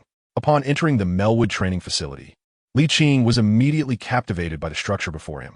A prominent wooden sign displayed the 7 letters Melwood, announcing to the world its identity. Below this, the words training and facility combined to signify the Melwood training base. In the distance stood a modern 2-story building, its right side adorned with the Liverpool club emblem. And further right lay the parking area designated for first-team players, coaches, and staff. Recalling from memory, he navigated along the corridor to the left of the bungalow. If his recollection served him correctly, that path led to the training grounds of the first team. While the players and coaches had yet to arrive at Melwood, the staff were diligently engaged in preparations to ensure logistical support for the upcoming first-team training session. Kean, unable to contain his emotions, clenched his fists tightly, encouraging himself, "I must stay here." Chapter 55. The recognition of the entire team. Kean was promoted from the youth team to the first team for the first time. In the first team's dressing room, there were no dedicated lockers. He initially intended to change into a training shirt casually outside the field, but a staff member promptly approached him. Upon learning that Kean was a youth player promoted by head coach Klopp, this logistic staff member guided him into the first team's dressing room, stating that Klopp had already informed the logistics department to prepare accordingly for his elevation. Such logistical support undoubtedly instilled a sense of belonging in Kean. Although this was a seemingly minor detail, it is often the subtleties that determine success or failure. The Liverpool executive responsible for establishing the latest regulations could not have anticipated that his slight modifications to the club would pave the way for the emergence of a true superstar in the future. Returning to the matter at hand, Kean placed his bag in a locker devoid of a name tag and swiftly changed into his training shirt, heading towards the natural grass pitch where the first team usually trained. After approximately 20 minutes of thorough warm-up and stretching, he commenced ball training. At this moment, several first-team players arrived by car at the designated parking lot. As they made their way to the dressing room, they noticed a solitary figure engaged in ball training on the pitch. Their curiosity piqued, as they recalled no teammate ever arriving early for training. In fact, some preferred to arrive just on time. Woodburn and Arnold, former U18 teammates of Liverpool from the previous season, were both summoned to the first team by Klopp this season and remained attentive to U18 matches. They had witnessed the team's transformation from a dismal start to a mid-season resurgence, seldom missing a game. Thus, they were aware that the U18's success was not solely a collective effort, but largely attributed to Kean's remarkable contribution of 15 goals over 5 matches. Rumors circulated that he had caught the attention of England U20 national team coach Paul Simpson and U17 coach Steve Cooper, who were scouting talent for the upcoming U20 and U17 World Cups. The youth engaged in ball training was none other than Kean himself. They had long heard that he was the first to arrive at the Kirkby Academy and the last to leave during training weeks, and it appeared to be true. Team captain Henderson noticed Woodburn and Arnold slowing their pace, gazing towards the field, and inquired, "Ben Trent, what are you looking at?" Woodburn pointed at Kean, saying, "I think I've figured out who the new teammate the boss mentioned is." "Who is he?" Henderson recalled Klopp mentioning a new player joining this week, having assumed it would be a top forward acquired from a prominent club, only to find it was the young man before them. He asked the U18's star forward, "Lee." "Oh." Henderson's gaze toward Kean widened with a hint of surprise. Could he be the same Lee who scored 4 goals and provided an assist to help Liverpool U18 defeat Manchester City U18 in the FA Youth Cup last weekend? Although Henderson did not hail from Liverpool's youth academy, as captain, he occasionally paid heed to the club's youth training, and the name Kean has recently resonated particularly loudly. "Indeed, it is he." Arnold nodded slightly. Henderson raised an eyebrow. If memory served him correctly, Kean was still under 16 years of age. Could a youth possess the capability to join the first team? He harbored doubts. At precisely 10 o'clock, Klopp, with his hands clasped behind his back, gazed intently at the fewer than 20 first-team players before him and announced in a resonant voice, "Before we commence today's training, I wish to introduce our new teammate." He turned his attention to Kean, stating, "His name is Kean Lee, a forward from the U18 youth team of Kirkby Academy." Klopp's introduction was direct, succinct, and clear, followed by the sharp clap of his hands. "Are you all ready for today's training?" "Ready." Every Liverpool player roared in unison, their spirits high as they embraced the day's training. Qing, standing to the side, was momentarily taken aback. The atmosphere was vastly different from that of his youth team training, leaving him momentarily stunned. Excellent. Klopp's keen gaze swept over each player's face, clearly pleased with their reactions. His enthusiasm remained undiminished. I hereby declare today's training officially commenced. With that, he turned to Woodburn and Arnold, shifting the conversation. Ben, Alexander. Lee has just come up from the U18s. You two should engage with him often to help him integrate into the first team swiftly. Is that clear? Absolutely, sir. Woodburn and Arnold replied in unison. As the team began their warm-up exercises, Arnold and Woodburn simultaneously approached Qing to introduce themselves. All three young men hailed from Kirkby Academy, and sharing common ground, they quickly became fast friends. Klopp, observing from the sidelines, felt a sense of satisfaction. He vividly recalled the youthful fervor he had ignited during his time at Dortmund, and he aspired to replicate that at Liverpool. Woodburn and Arnold, still somewhat inexperienced, would need Qing to mature rapidly to fulfill this vision. In time, if Woodburn, Arnold, and Qing could secure 3 key positions within the squad, a red whirlwind would sweep across Europe. The script was already penned in Klopp's mind, yet whether the trio would evolve as he envisioned remained uncertain. After an hour of warm-ups and stretching, regular training commenced, and the first-team players who had previously doubted Qing's abilities now appeared serious and focused. Particularly in terms of speed, Qing astonished several defensive players within the team. Center-back Lovren could not help but exclaim, "Even Sadio isn't as fast as you. Are you really still under 16? The astonishing speed is simply beyond belief. The long passes, footwork, and scoring ability do not resemble those of a mere minor. Of course, Qing's true footwork skills have yet to reach a significant level. The reason he showcases such remarkable technique in front of his teammates is entirely due to the utilization of a 5-star skill card, aimed solely at gaining their recognition. Qing's abilities have garnered recognition from the majority of his teammates, much to Klopp's satisfaction. Initially, Klopp intended for Qing to merely experience the atmosphere of the Premier League, without any genuine expectation for him to represent the first team in competitive matches. However, the unanimous praise from his teammates essentially signifies that he possesses the capability to compete in England's top-tier events. After all, training matches are fiercely contested, with no room for complacency. Given his outstanding performance under such circumstances, what reason is there to doubt his promising future in professional leagues? Chapter 56. Winless in 5 matches across all competitions. Qing has garnered considerable recognition from most of the first-team players at Liverpool's Melwood training facility. However, he remains humble, striving to enhance his abilities further. His performance within the team is indeed remarkable, and his teammates are wholly committed, yet he struggles to match their physical prowess, as his strength metrics barely surpass the minimum threshold, making it exceedingly challenging to compete at the professional level, where the demands are exponentially greater. Nevertheless, Qing is astute. He refrains from engaging in direct confrontation with physically dominant opponents, instead leveraging their weaknesses against his strengths. As training sessions progressed, Klopp realized that Qing's football intelligence exceeded expectations. Assistant coach Kovac, standing beside Klopp, remarked, "Jurgen, this young lad is truly impressive. I believe it won't be long before he meets the first team's playing requirements." Indeed, another assistant coach, Kravitz, nodded in agreement, adding, "As long as he acclimates to the training environment of the first team, he may soon have the opportunity to come off the bench." Yet, it is worth noting that Lee will not turn 16 until next month, a concern that weighed on Kovac's mind. This matter would best be resolved by Ruin, the head of Liverpool's medical staff. Klopp's gaze remained fixed on the outstanding Qing. Kovac and Kravitz exchanged glances. If Ruin deemed Qing's physical condition sufficient for match participation, it would signify his inclusion in the pinnacle of English football. Otherwise, Qing would continue training with the first team or return to the Kirkby Academy for further development. The abilities demonstrated by Qing have reached a level where further enhancement within Kirkby appears implausible, with only the first team as a viable avenue for progression. Moreover, as Qing has excelled while representing Liverpool U18, several Premier League rivals and prominent European clubs have made tentative offers. Coupled with Mendes' pressure, it is evident that Qing cannot be relegated back to the youth team. Otherwise, the club would undoubtedly incur significant losses. The two parties have signed an apprenticeship contract, and the tacit buyout clause is merely a triviality for affluent clubs who would find it worthwhile to invest a few million euros in acquiring a recognized, yet incomplete gem.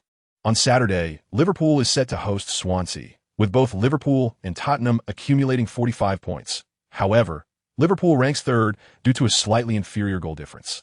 Swansea, languishing at the bottom of the league, has become one of the frontrunners for relegation this season. The disparity in rankings and capabilities between the two teams has led the media to unanimously predict a foregone conclusion, with Liverpool likely to capitalize on the concurrent clash between Tottenham and Manchester City to widen the gap. As a member of Liverpool's first team, Ligt shares this sentiment. However, he was not included in the matchday squad and could only cheer for his team from the stands.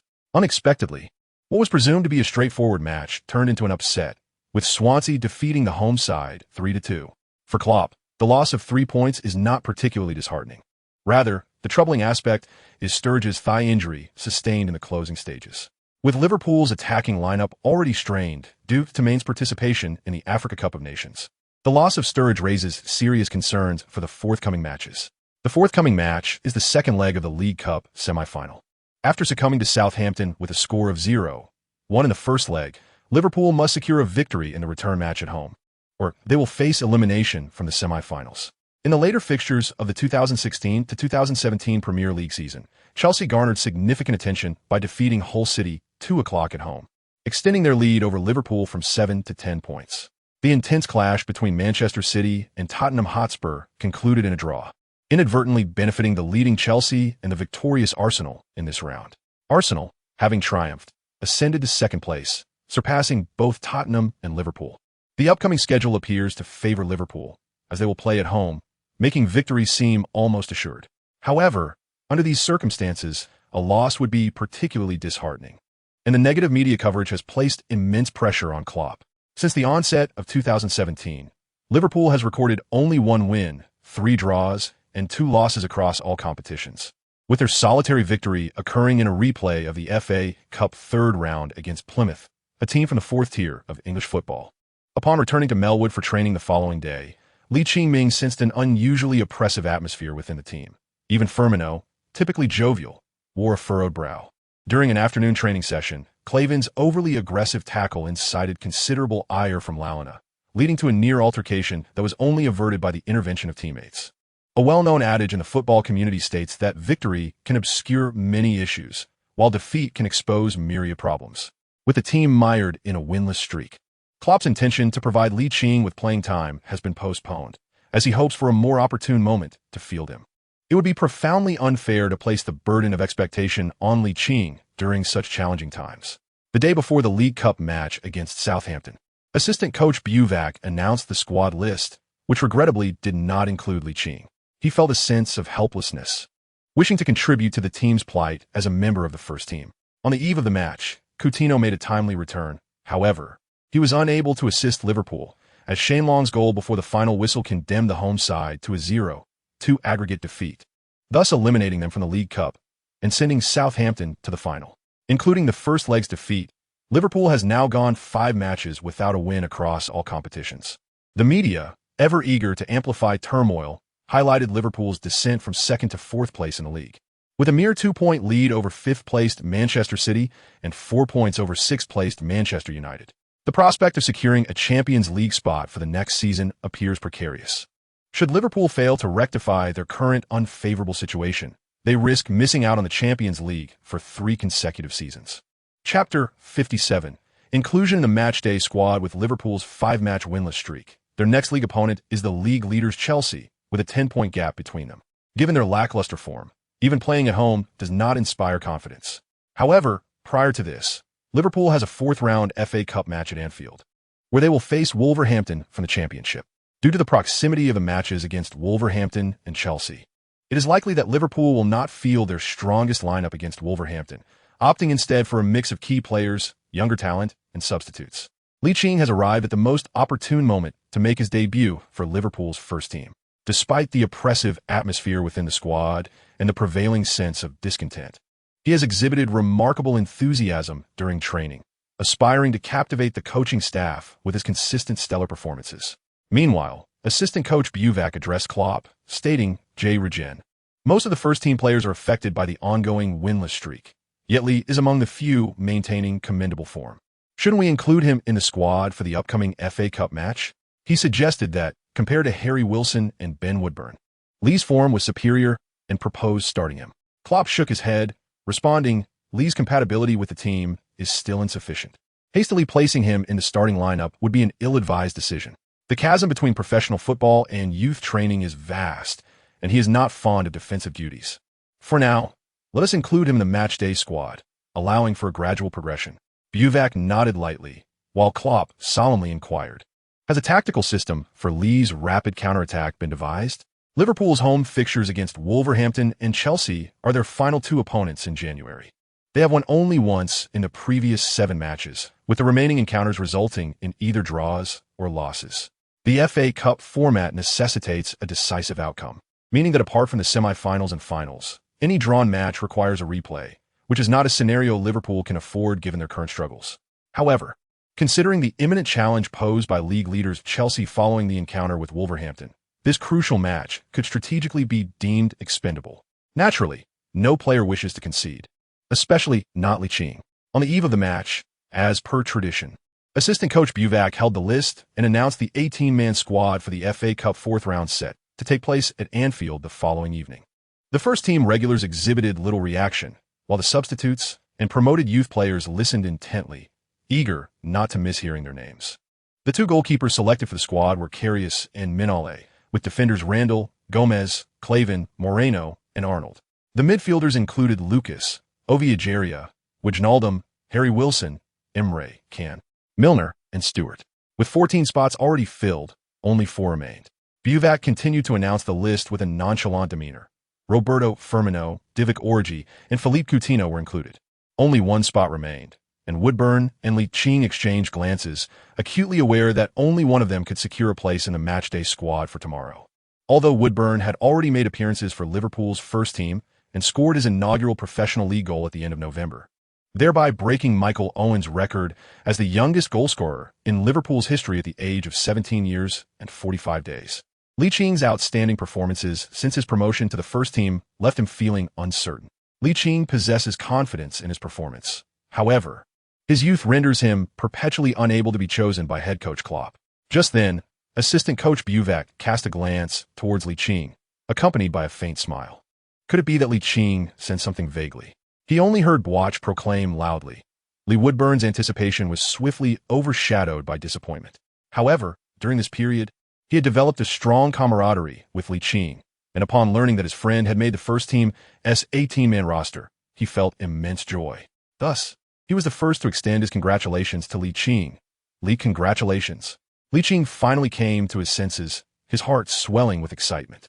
Arnold, along with 2 other youth academy players, Ovi Ayer A and Harry Wilson, along with their teammates, extended their congratulations to Ligt, expressing hopes that he would seize the opportunity to play in the match against Wolverhampton. Meanwhile, Ligt heard a notification from his system. Ding. Congratulations, host. For making it into the first-team matchday squad for the first time, you have been rewarded with a talent draw focused on offensive skills. Upon hearing this reward, Ligt let his joy over being included in the 18-man squad pour forth. This reward narrowed the scope of talent draws to offensive skills, meaning that the talents he could draw would manifest solely in aspects such as shooting technique, shot power, heading, long-range shooting, free kicks, penalties, dribbling, ball control, short passing, crossing, and long passing. Precise shooting corresponds to shooting technique talent, while being a long passer relates to long passing talent. Thus, the talent draw was further narrowed down to shot power, heading, long-range shooting, free kicks, penalties, dribbling, ball control, short passing, and crossing. Excluding penalties, short passing, and crossing, which are rather inconsequential talents, the remaining 6 attributes would undoubtedly play a significant role in his future matches. With this thought, his internal excitement intensified.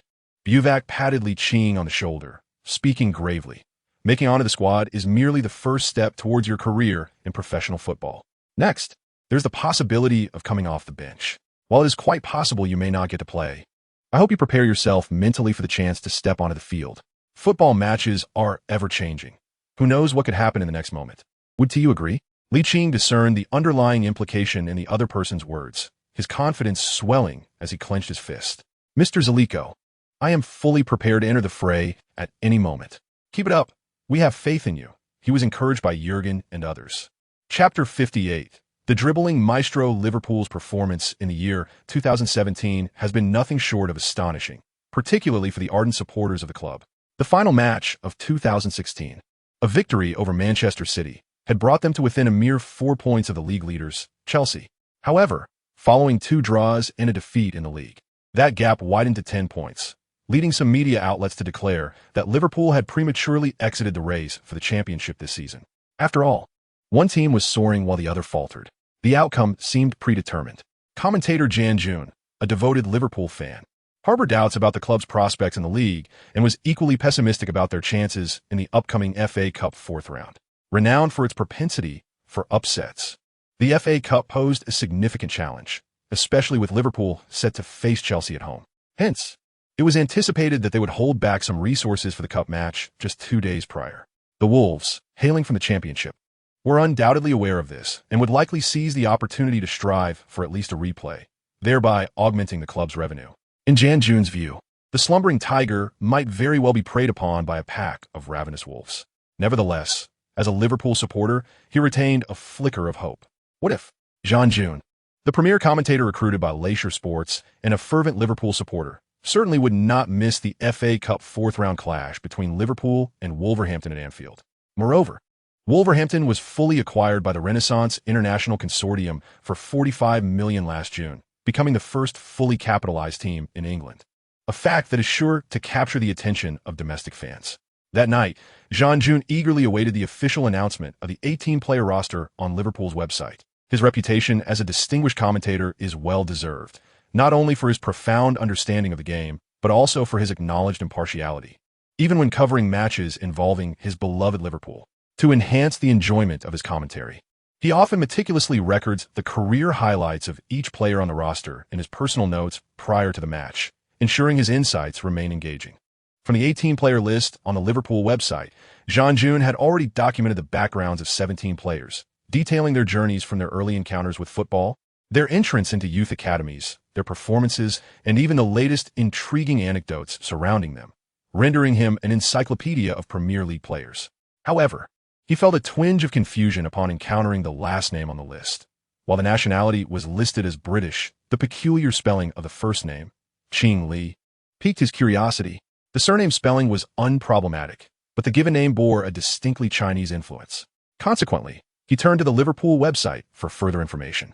Unfortunately, the site provided limited details, only mentioning that Li Qing had consecutively advanced through the ranks from U15 to U16, then U18, and was subsequently promoted to the first team by head coach Klopp. Intrigued, Jan June's interest deepened. What remarkable talent did this young British player possess to achieve such rapid advancement? He frequently employed resources such as the official websites of the National Youth Super League and the Youth FA Cup, alongside Google searches, to gather information, especially as he had consistently focused on live broadcasting of the Premier League and had cultivated connections with various teams. Meanwhile, Li Qing, back at home, promptly accessed the system. With the prospect of appearing on the substitutes bench at Anfield the following afternoon, his excitement was palpable. Although he had mentally prepared himself, the reality of becoming the center of attention inevitably brought a mix of exhilaration and nerves. Determined to excel, should he get the opportunity to play, he hoped to acquire crucial offensive skills, such as dribbling, technique, long-range shooting, or shot power. As the saying goes, overthinking is less effective than taking action. Thus, he summoned the lottery wheel with his thoughts. The pointer transitioned from stillness to movement, finally coming to rest at 7 o'clock, accompanied by the system's notification. Ding! Congratulations, host! You have acquired the talent of a master dribbler. Astonishing! What a remarkable gift! Upon hearing the system's announcement of the talent reward, Li Qing instinctively exclaimed. There was no need to consult the talent analysis. The name alone sufficed to convey its impressive nature. As a winger, it was imperative that his dribbling skills were not merely adequate, but rather formidable, as failing to exert pressure on the opponent's defense would prove challenging. His previous investments in 5-star skill cards during training and matches were aimed at showcasing his superior dribbling and footwork. With the acquisition of the dribbling expert talent, it essentially signified that he would no longer need to frequently purchase 5-star skill cards, resulting in substantial gold savings. According to his strategy, as he commenced playing in the first team, his physical fitness would not yet be at an excellent level, necessitating the purchase of stamina potions from the system's store. In stark contrast to the nearly all 5 gold cards, stamina potions were 6 times more expensive, and the recovery effect per match would diminish by half with each subsequent use. According to the potion's description, a single bottle restored 50 stamina, meaning that the second use in a match would only restore 25 stamina, the third use merely 12. 5 stamina, and so forth. Super stamina potions, while devoid of such limitations, were notably pricier, requiring 80 gold. To return to the main point, the benefits of the dribbling expert talent were clearly reflected in the data, as his original dribbling score of 73 surged to 91, a remarkable increase of 18 points, making dribbling Li Qing's second attribute to exceed 90. It is worth noting that since ascending to the first team, Li Qing had experienced considerable changes, with his strength increasing from 60 to 61, stamina from 65 to 67, technique from 77 to 78, shot power from 55 to 62, ball control from 68 to 70, short passing from 60 to 62, crossing from 61 to 64, long passing from 85 to 86, and off-the-ball movement from 70 to 75. In Chapter 59, as the 2 wagers were settled, he observed slight enhancements across various metrics, with the most gratifying being his height reaching 177 centimeters, bringing him closer to his desired 180 centimeters. Naturally, achieving a height of around 185 centimeters would also be acceptable. Before exiting the system, Li Qing dedicated time at the training ground to practice shot power, knowing that without the fortunate draw of long-range shooting talents, he could only enhance his scoring methods through this daily regimen of practice. Li Qing aspires to surpass the legendary Messi and Ronaldo of the Golden Era. Thus, he must swiftly refine his scoring techniques to ascend to the pinnacle of the footballing world. It was only when hunger pangs grew insistent that he emerged from the training facility. After satisfying his appetite, he noticed 2 WeChat messages from Tong Xinbing. Feeling a twinge of disappointment at the lack of someone to share his joy, he replied with a smile. "Cousin, I've been shortlisted for the FA Cup squad as Liverpool prepares to face Wolves tomorrow." Tong Xinbing was aware of his inclusion in the first team, yet she did not believe he had any real chance of making it onto Liverpool's matchday roster, considering his age. No head coach would likely risk placing a boy under 16 on the professional stage. While many professional teams may include promising young talents in first-team training to expedite their development, meeting the requirements to play in a professional match is an entirely different matter. Tong Xinbing concluded that, regardless of how outstanding Li Qing's performance in the youth team might be, he would not satisfy the criteria for first-team play. Thus, she responded with a playful message. "You little trickster, every time Liverpool plays, you claim to be in the squad. This is the 3rd time. Do you think I would believe you?" Li Qing, since that is the case, shall we make a wager? Tong Xinbing, evidently confident in her understanding of Li Qing, swiftly responded, "A wager it is. Do you think I am afraid of you?" He. Li Qing chuckled as he sent a voice message. "If I appear on the roster for the match, will you allow me a kiss?" Upon hearing the voice message, Tong Xinbing felt a flush rise to her cheeks. Just as she was about to reply, she suddenly recalled that Li Qing seemed brimming with confidence today, his words laced with a distinct mirth. Thus, she listened to it once more.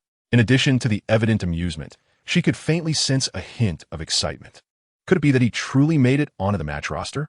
Although she did not possess the fervor of a true fan, she was still somewhat informed. The elite clubs of the Premier League often utilize the FA Cup and League Cup to groom their players. Allowing Li Qing to experience the atmosphere of a professional match from the bench was certainly plausible. With this thought, an idea sparked in her mind, and she hurriedly opened the official FA Cup app. The match roster for Liverpool versus Wolves was prominently displayed on the main page. At the end of the roster, she found a unique spelling of Li Qing's name. "Humph, you little trickster. Luckily, I am quite clever." Li Qing discerned that Tong Xinbing had likely seen the official roster for the competition, so he altered his proposition. "Shall we continue the wager? With me stepping in as a substitute? If you remain hesitant to engage in a bet, we could also include a goal. At that juncture, the 2 wagers would be settled simultaneously. What do you think?" Tong Xinbing furrowed her delicate brows, lost in contemplation. As a resolute thought began to take shape in her mind, it seemed that, regardless of the circumstances, victory was within her grasp. Why not take the plunge? After approximately half a minute, she replied in writing, "Let us wager.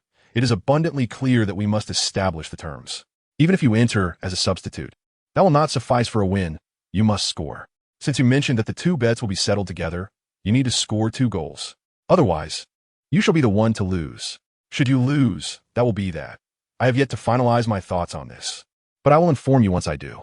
Not a problem. Ligt brimmed with confidence as he contemplated his imminent appearance on the substitutes bench at Anfield the following day. An exhilarating surge of emotions coursed through him, a sensation that lingered until he finally succumbed to slumber well past 3 in the morning. At 6:30, he awoke punctually, though the late hour of his previous night's rest left him feeling somewhat disheveled. Glancing in the mirror, he noted the pronounced dark circles beneath his eyes, reminiscent of panda eyes. If he were to arrive at the training ground in such a state, he would undoubtedly draw the ire of his coach, potentially jeopardizing any opportunity to make an appearance. What should he do? Suddenly, a brilliant idea struck him. He recalled that the time ratio in the training system was 4:1. Perhaps sleeping instead of training could be a viable option. System. Is it permissible for me to sleep at the training ground? Ligt could distinctly sense a shift in the system's emotional state in that fleeting moment. Yet its voice remained largely devoid of sentiment. Theoretically, it is possible. With this response, he promptly exited the system and entered the training arena to indulge in some much-needed rest. After 4 hours in the system's training ground, Ligt awoke to find that, in the real world, it was merely 7:40 a.m., leaving him with over an hour before the 9 a.m. assembly that assistant coach Bawaji had mentioned the previous day. Arriving at Melwood by taxi at 8:40 a.m., he noted that, in contrast to his usual punctuality, today he was significantly delayed. Arnold teased him, saying, "Lee, you're running late today. This isn't quite like your usual style." Ligt walked alongside Arnold towards the bus parked at the Melwood training ground. Feeling a touch of awkwardness due to a slight bout of insomnia, having risen rather late that day, Arnold chuckled, giving Ligt a reassuring pat on the shoulder. "It's perfectly normal. I recall my first time on a match day roster. I was restless the entire night, consumed by nerves. But you fared better than I did. At least you managed to catch some sleep. Otherwise, you might as well forget about getting on the pitch this afternoon." As the coaching staff boarded the bus one after another, the doors closed tightly, and the vehicle began its slow journey towards the hotel in the city center, signaling that the 4th round of the FA Cup was drawing ever closer. Chapter 60. First-hand news? Prior to home matches, Liverpool's team would conduct their final preparations at the Hilton Hotel, meaning the entire squad would remain at the hotel until it was time to board the bus to Anfield. Long before Liverpool arrived at the Hilton, a multitude of media personnel and fans had already gathered in eager anticipation. Click, click, click. As the bus came to a halt, journalists and fans alike could hardly contain their excitement, eagerly pressing their shutter buttons, the sound of camera flashes resonating from outside the windows. Ligt felt as though he were the protagonist, Bao Longxing from a classic tale, awakened by a cascade of silver ingots. Through the glass, he glimpsed numerous devoted Liverpool supporters brandishing banners, slogans, and scarves in fervent support of their beloved team. The familiar refrain of "You'll never walk alone" echoed faintly, and Ligt held his breath, whispering to himself, "If I get the chance, I will definitely score." Among the journalists was Lu, a member of the team from Donquidi, who, thanks to his solid footing honed over the past 2 years, had secured an excellent vantage point amidst the throng of European and American reporters. The first to disembark was head coach Jurgen Klopp. Despite the team's lackluster performance since January, his stature in the hearts of Liverpool fans remained unshaken, with a chorus of support ringing out. Touched by their encouragement, Klopp waved in gratitude, while Lu and his colleagues captured the moment, ensuring it would be immortalized on camera.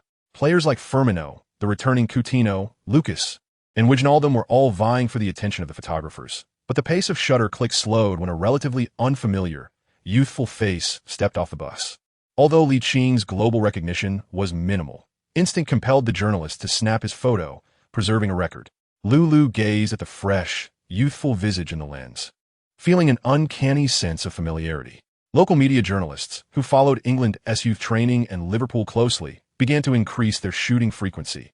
Arnold, Lia, Harry Wilson, and Ligt were all promising stars nurtured by the Kirkby Academy. Particularly, Licht's recent stellar performances were still fresh in their minds. As Ligt faced the enthusiastic fans of Liverpool's youth academy, a gentle smile graced his youthful and somewhat innocent visage, making him feel as though he were walking on air. This sensation was utterly delightful. It was not until Licht's figure vanished from sight that Lu suddenly recalled the young man he had just passed. Wasn't he the same Chinese individual he had encountered at the gates of the Melwood training facility? Could he truly be a member of Liverpool? It seemed implausible. However, the evidence was irrefutable. If he were not a Liverpool player, how could the gatekeeper have permitted him entry? And if he were not a Liverpool player, how could he travel on the team's exclusive bus? Furthermore, a multitude of fans clad in Liverpool jerseys were chanting Lee, which clearly indicated that he held a certain stature in the hearts of Liverpool supporters. Thus, he retrieved his mobile device and logged onto the official website of the FA Cup to view the roster for Liverpool's fourth-round match against Wolverhampton. Among the 18 players listed for Liverpool, a name appeared for the first time. Qing Li. Wasn't that a rather distinctive spelling of Qing?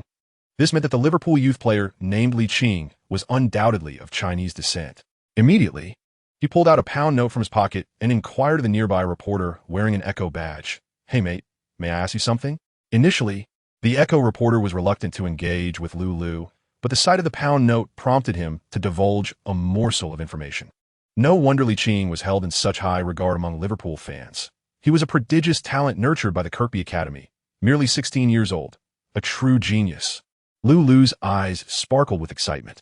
In a country with the largest population globally, the number of Chinese working abroad was unparalleled, and the presence of Chinese professional athletes was not particularly newsworthy. However, the fact that Li Qing had emerged from Liverpool's youth academy and secured a place on the FA Cup roster was indeed momentous. While there may be a long journey ahead before he steps on the pitch, the news of a second-generation Chinese player appearing on the matchday roster of an English Premier League giant like Liverpool would undoubtedly create a sensation back home. Having spent nearly 2 years in England without a promotion, this revelation filled him with a refreshing sense of optimism, as if the pinnacle of his life were about to unfold. Shortly thereafter, Lulu found a quieter spot to dial an international number. After a few seconds, the call connected, and a commanding voice resonated through the receiver. "Little Lu, calling me at this hour. What's the matter?" "Mr. Chun, I have discovered an incredibly exciting piece of news." "What news?" The voice on the other end carried a hint of anticipation. "Are you aware of Liverpool's upcoming FA Cup fourth-round match against Wolverhampton? In Liverpool's 18-man roster, there exists a second-generation British-Chinese player who has yet to reach the tender age of 16. After inquiring among local Liverpool fans, I learned that in a mere span of 3 months, he has made an astonishing leap from the U15 team to the first team." At this point, Lulu's emotions surged with excitement. If he were to get the chance to play, it would be evident that Mr. Chun possesses a discerning eye, fully aware of the implications. Thus, he turned to Lulu and asked, "Little Lu, is this information accurate? I would stake my future at the company on it." "Very well. If the news proves true, you shall step into the vacant position of European Deputy Manager." Chapter 61. I want to be the protagonist. Hours before Liverpool's FA Cup fourth-round match against Wolverhampton began, Lulu returned to his hotel room and swiftly turned on his computer, meticulously compiling the news he had gathered and subsequently posting it on his personal account on Donquidi. The men's national team, prior to the 2018 World Cup in Russia, had languished at the bottom of Group A with 2 draws and 3 losses in the first 5 rounds of the Asian qualifying matches, thus rendering their chances of advancing to the World Cup exceedingly bleak, which incited a wave of criticism domestically. In this context, the appearance of a second-generation Chinese player on the matchday roster of the illustrious Premier League club Liverpool would undoubtedly generate significant buzz. Lulu's literary prowess is remarkable. Within just 2 hours, he adeptly wove the information he had into a compelling narrative, allowing readers to vividly envision a Chinese prodigy rising at Anfield. At 6 o'clock in the capital, a striking headline appeared on Donquidi: "Liverpool's super talent created." Upon seeing this title, users of Donquidi felt compelled to investigate further. Before long, the majority of comments from fans leaned towards disparaging the editor. What is this nonsense? A 15-year-old talent? What a farcical international joke. Is this a last-ditch effort? Football is hopeless and created. Get lost. Bring my 40-meter knife. I want the editor to run 39 meters first. A 3-month leap? Do you think this is diving? Even the most outrageous novels wouldn't dare to write such a tale. Amidst the hundreds of comments, some fans harbored a flicker of anticipation. For Lulu's photos and article were coherent, entirely devoid of the randomness often found in fabrications. The screenshots and reports from foreign media were sourced from reputable newspapers, lending a high degree of credibility. Is this for real? Is this person truly our compatriot? How extraordinarily talented. A 3-month leap? So gifted. I heard that Messi will broadcast this match. I'll get a membership right away. Wow, this young man looks spirited. With 11 goals in 4 matches and a remarkable 4-goal performance in the Youth FA Cup, definitely worth following. As time progressed, the headline transformed into a sensation, garnering a multitude of comments, which reached into the thousands. Among these remarks, the majority were directed at Lulu with criticism.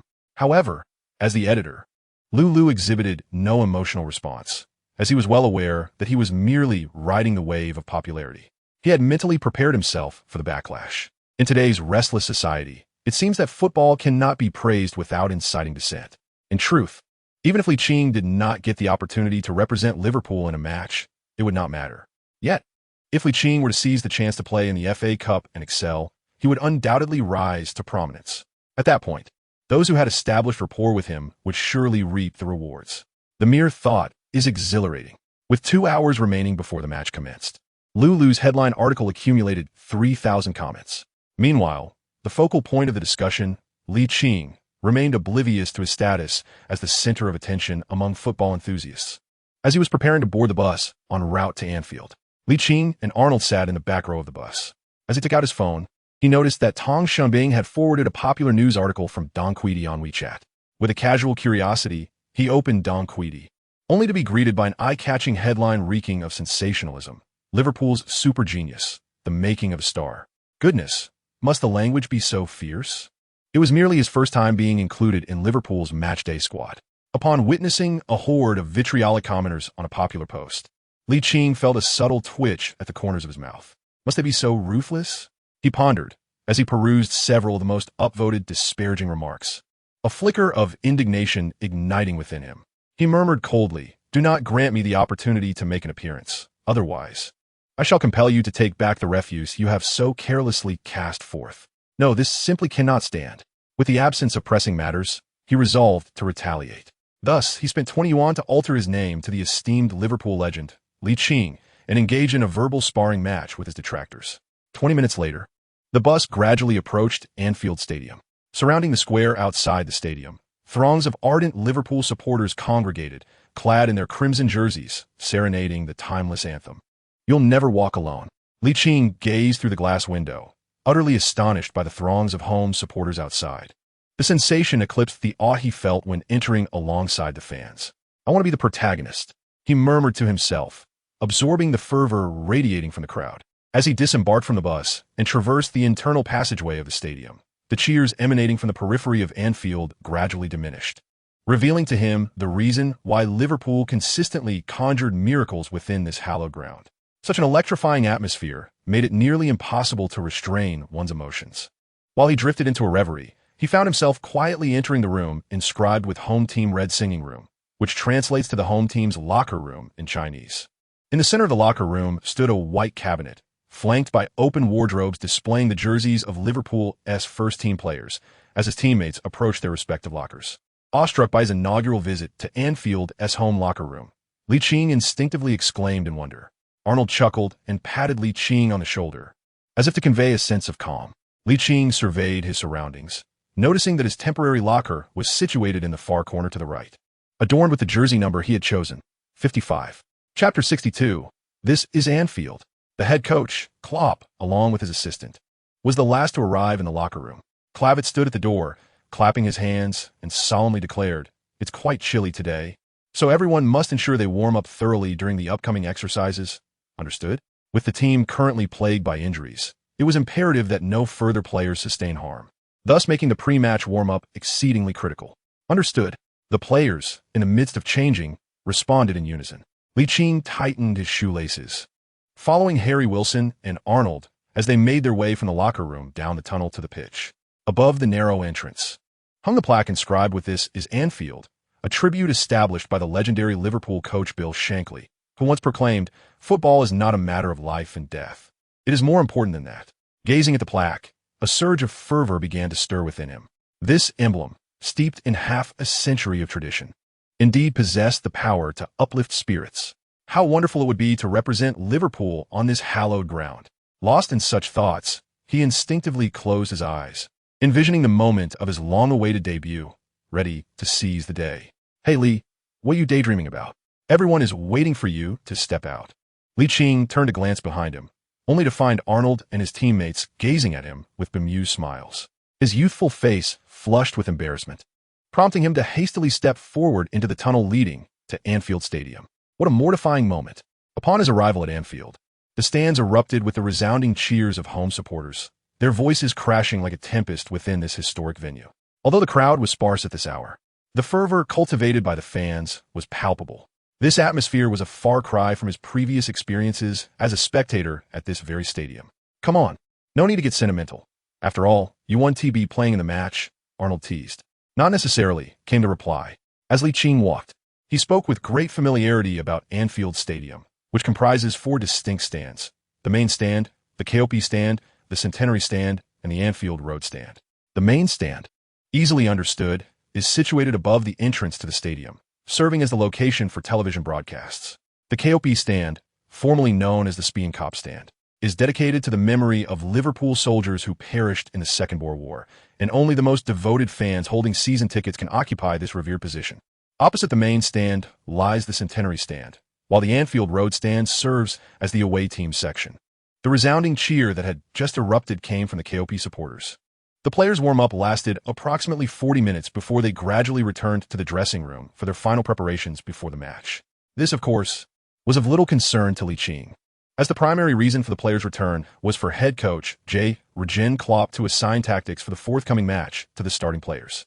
The substitutes, on the other hand, returned mainly to shower and change into dry clothes to avoid catching a cold. About 5 minutes before the match commenced, players began to exit the dressing room, with the starters remaining in the players' tunnel while the substitutes proceeded directly to their respective benches. At this moment, the atmosphere in Anfield noticeably waned, not due to a lack of enthusiasm from the fans, but rather a collective moment of respite, awaiting the eruption of cheers once the match began. Before long, both teams stepped onto the pitch, and Anfield erupted like an active volcano, with a deafening roar sweeping across the stadium. Seated on the substitutes bench, Ligt felt the fervent atmosphere wash over him, his blood coursing through his veins as if heated, gradually reaching a boiling point. At that moment, the live broadcast panned to the home team's substitutes bench, capturing Ligt's image. The commentator, Jean Jun, shifted his focus, stating, "The young player appearing on the left side of the screen is Ligt, a quintessential individual, of course. I refer to the fact that human blood flows through his veins. Born in Liverpool to parents who immigrated to Great Britain, he is of Chinese descent. From a young age, he exhibited extraordinary football talent at the Kirkby Academy, scoring 11 goals in 4 matches during the England National Youth Super League and delivering a remarkable 4-goal performance along with assists in the Youth FA Cup final at Manchester City Academy, propelling Liverpool's U18 team to the next round. His performance has also impressed the coaching staff of Liverpool's first team. In just 2 weeks, he will celebrate his 16th birthday, having achieved an unprecedented quadruple jump within 3 months. Moreover, Ligt has yet to represent England at any level in international competitions. It is hoped that our Football Association will take action. Failing to naturalize such a player would be a significant loss for us fans. Those who understand the game dismiss it, considering Jean Jun's statements to be exaggerated. Many fans sitting in front of their computers perked up at the mention of Ligt. While his true strength remains uncertain, his performance against Manchester City's U18 team, where he scored 4 goals, certainly suggests considerable talent. Furthermore, entering the senior FA Cup squad at the tender age of 15 speaks volumes about his capabilities. However, many fans believe it may be wise to give Ligt some space. Football can be likened to a vast melting pot. If he were to return to the national team, who knows if he might transition from prodigy to mere mediocrity. Since he is thriving in England, it would be prudent for him to remain there and continue to develop gradually. Chapter 63. Boss, I want to play with a resounding whistle from the referee. The 4th round of the 2016 to 2017 FA Cup officially commenced. Although Wolverhampton currently ranks in the lower mid-table of the championship, they swiftly organized an offensive attack with the advantage of kicking off. Midfielder Seville launched a long ball to the right, but left-back Moreno made a critical error in judgment. In an attempt to rectify his mistake, he committed a foul from behind, prompting the referee to decisively blow his whistle and award Wolverhampton a free kick on the right flank. The Liverpool fans in the KOP section responded with a cacophony of boos directed at the visiting players. Costa took the right side free kick, delivering the ball precisely to the center where centre-back Steelman lay in wait, soaring above the young Gomez and Klavan to execute a header. Goalkeeper Mignolet was caught off guard, and the ball found the back of the net. No one anticipated that the visiting Wolves would take the lead. The exuberant Liverpool fans were suddenly struck silent, stunned by the spectacle of the celebrating Wolves players and shaking their heads in disappointment. Since the beginning of 2017, the team has managed only one victory in replay. The rest of their matches have resulted in either losses or draws. Would this match, too, follow the pattern of their previous disappointing encounters? The live broadcast director presented a close-up shot of Liverpool's manager, Jurgen Klopp, whose hands were clasped behind his back, brow furrowed, and expression gravely serious. Despite the club's upper management having held a press conference 2 days prior to express their unconditional trust in Klopp, a string of consecutive home defeats for Liverpool would undoubtedly result in his dismissal. With the advantage of the kickoff, Liverpool played with an air of impatience, resorting to long-range shots against Wolverhampton, who had retreated to defend their half. However, the leading Wolves played astutely, filling the penalty area with defenders, thwarting Liverpool's attempts as the ball was deflected out for a goal kick. Facing a Wolves side entrenched in a defensive formation, Klopp found himself at a loss. Despite his expertise in high-pressing and counter-attacking strategies, sitting on the substitutes bench, Ligt wore a heavy expression, apart from Gini Wijnaldum and Roberto Firmino, who were regular starters.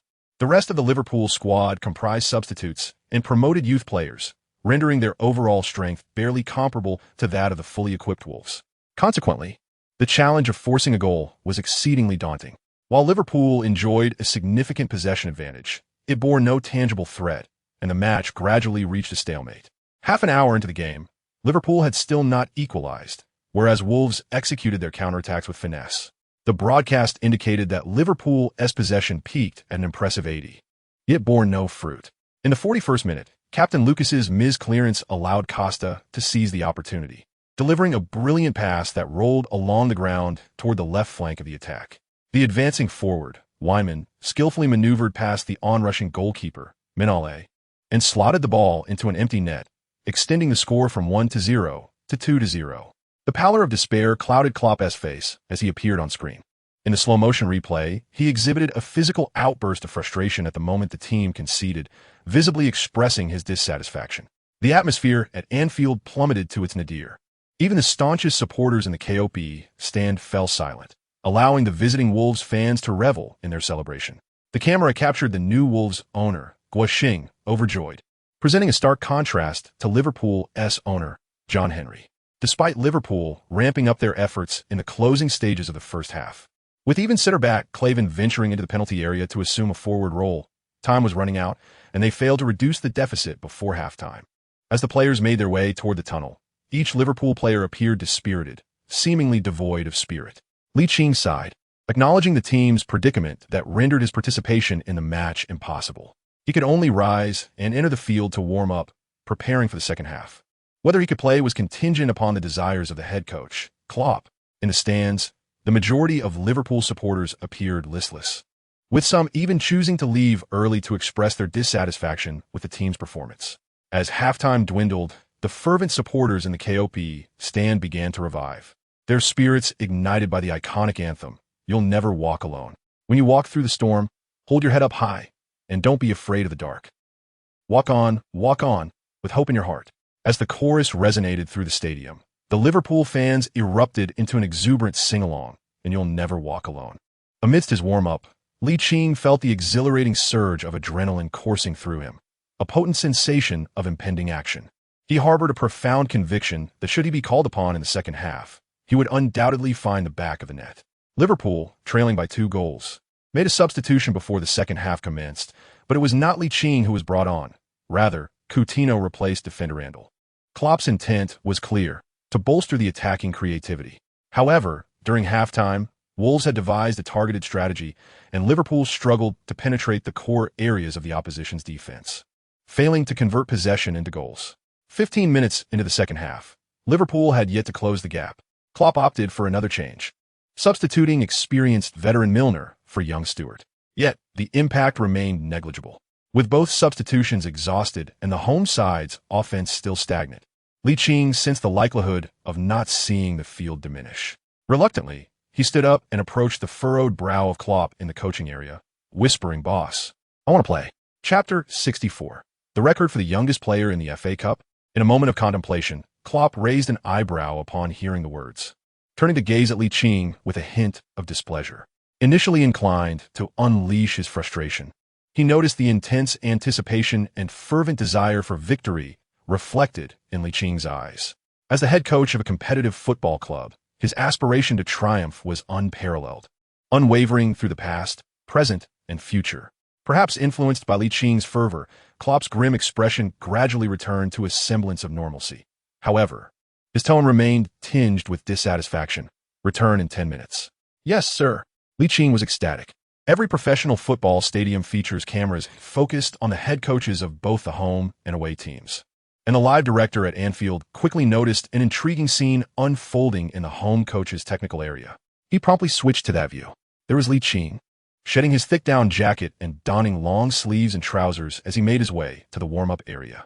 The commentator at Leicester Sports Broadcast Studio, Jean Jun, watched the scene with widened eyes and exclaimed, "The 15-year-old prodigy Ligt, making his debut in Liverpool's matchday squad, is leaving the bench to head to the warm-up area. Could this signify that Klopp's third substitution will involve this young talent?" His excitement grew as he continued. If Ligt ultimately takes the field, he will set a record, the youngest player to appear in the FA Cup. The previous record was held by Arsenal's Jack Wilshere, who achieved this feat at the age of 17 years and 7 days in 2009.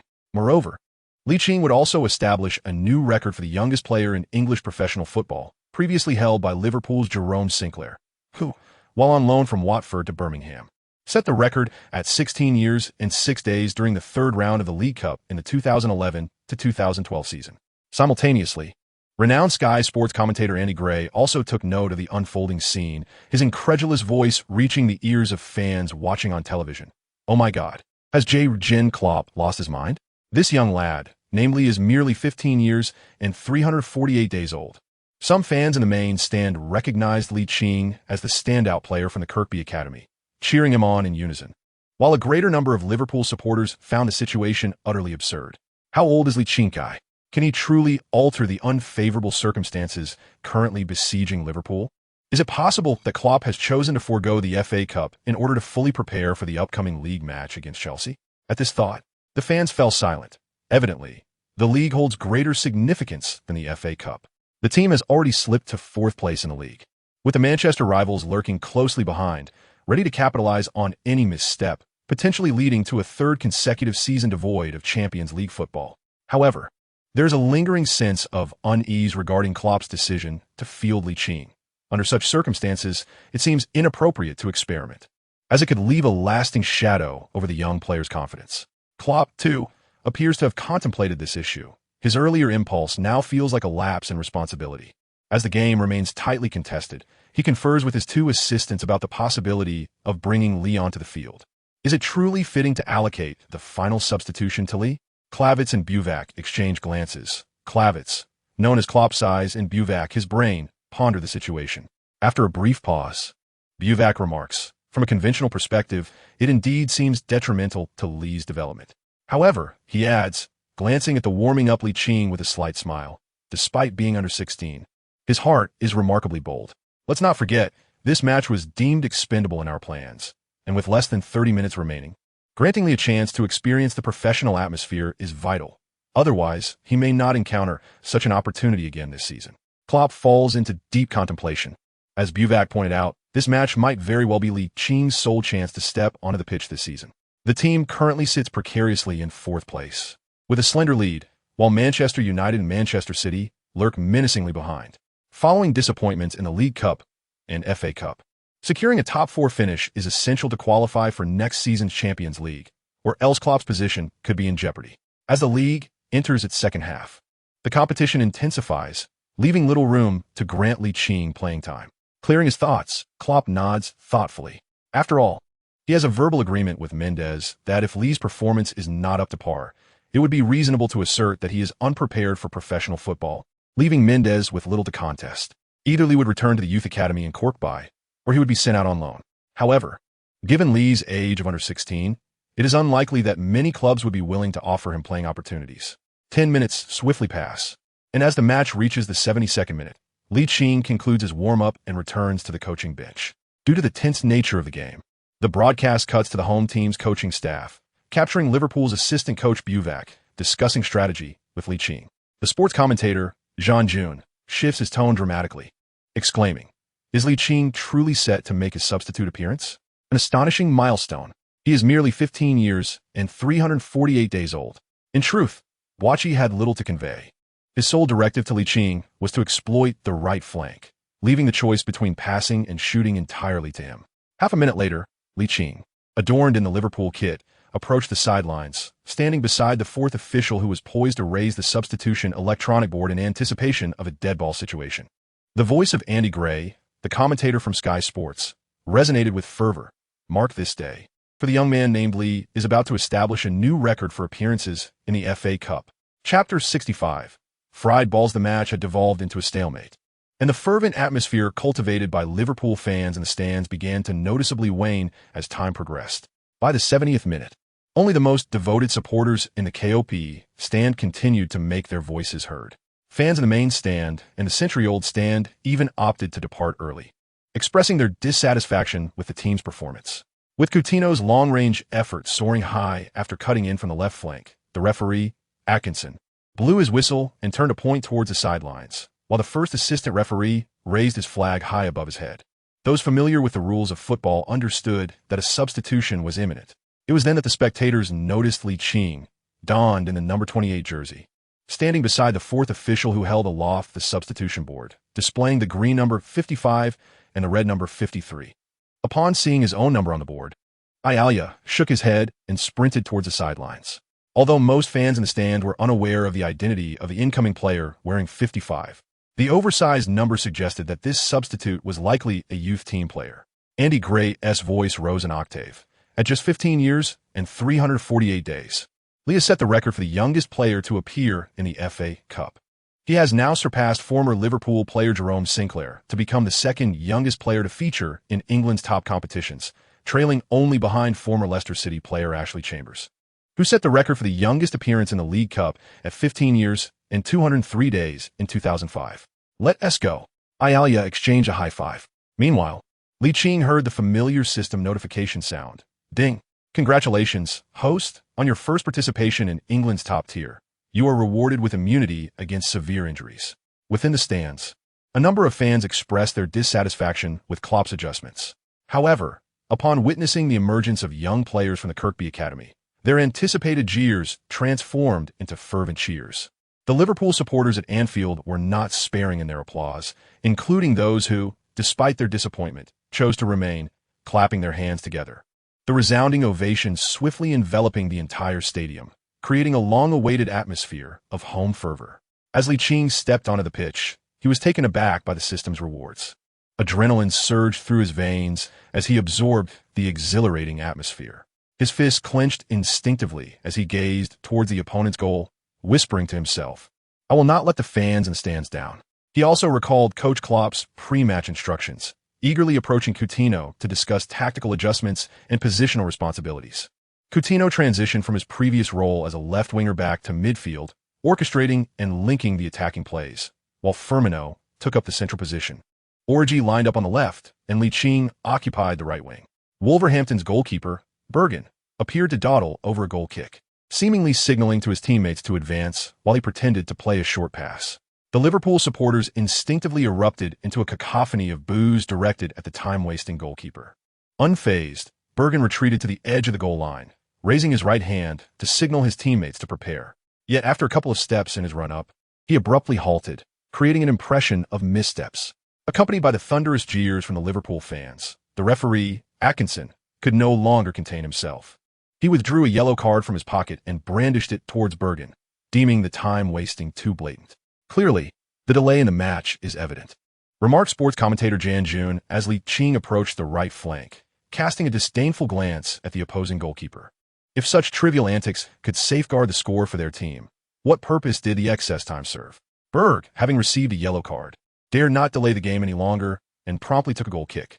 Wijnaldum leaped high in the center circle, overpowering Edwards to win the aerial duel, and the ball was subsequently seized by Coutinho, who orchestrated Liverpool's offensive resurgence. After a series of precise passes through the midfield, the ball found its way to Ligt on the attacking right flank. Doughty, the left back for Wolves, regarded the youthful Li Qing with a contemptuous expression, underestimating his abilities. Typically, a defender would lower their center of gravity, but Doughty dismissed Li Qing, thinking him to be of the same caliber as the recently substituted Stewart and Ezekiel. Little did he know, Li Qing suddenly maneuvered the ball with the outside of his left foot, darting forward with remarkable speed. Doughty, realizing the imminent threat, found his body unable to match his awareness, helplessly watching as Li Qing zipped past him like a bolt of lightning. Defensive midfielder Evans muttered a curse at Doughty, resolutely committing to a slide tackle. Even if he could not halt the ball, he intended to impede Li Qing. Having endured several seasons in the championship, he understood that decisive action was paramount in critical moments. In that instant, Li Qing adeptly flicked the ball with the inside of his left foot, then, using the arch of his right foot, propelled it forward. "What a sensational move!" exclaimed commentator Jan. Li Qing executed a sudden stop and change of direction, evading Evans' aggressive slide tackle as he surged towards the penalty area with the ball at his feet. Li Qing's sudden acceleration, abrupt halt, and swift change of direction ignited an exhilarating atmosphere at Anfield, akin to a volcanic eruption, spiraling into an uncontrollable frenzy. Chapter 66. The youngest goal scorer in England's top tier. Liverpool fans making their way towards the stadium exit paused instinctively, captivated by the resounding cheers emanating from the stands. They turned to witness a youth clad in the number 55 jersey charging towards the left flank of the Wolves' defense. It was noteworthy that Liverpool had never previously penetrated this pivotal area of the pitch. The unexpected prowess of the newly introduced young player was astonishing. Klopp, in a desperate bid to salvage the situation, felt a surge of fervor as he observed Li Qing deftly maneuver past two defenders. Without realizing it, he took several steps forward, leaning across the touchline. The Liverpool substitutes instinctively rose to their feet, eyes fixed on Li Qing as he advanced towards the Wolves' penalty area. "Oh my God!" Li Qing has navigated through two Wolverhampton Wanderers defenders. He has entered the box. The Wolves are in trouble.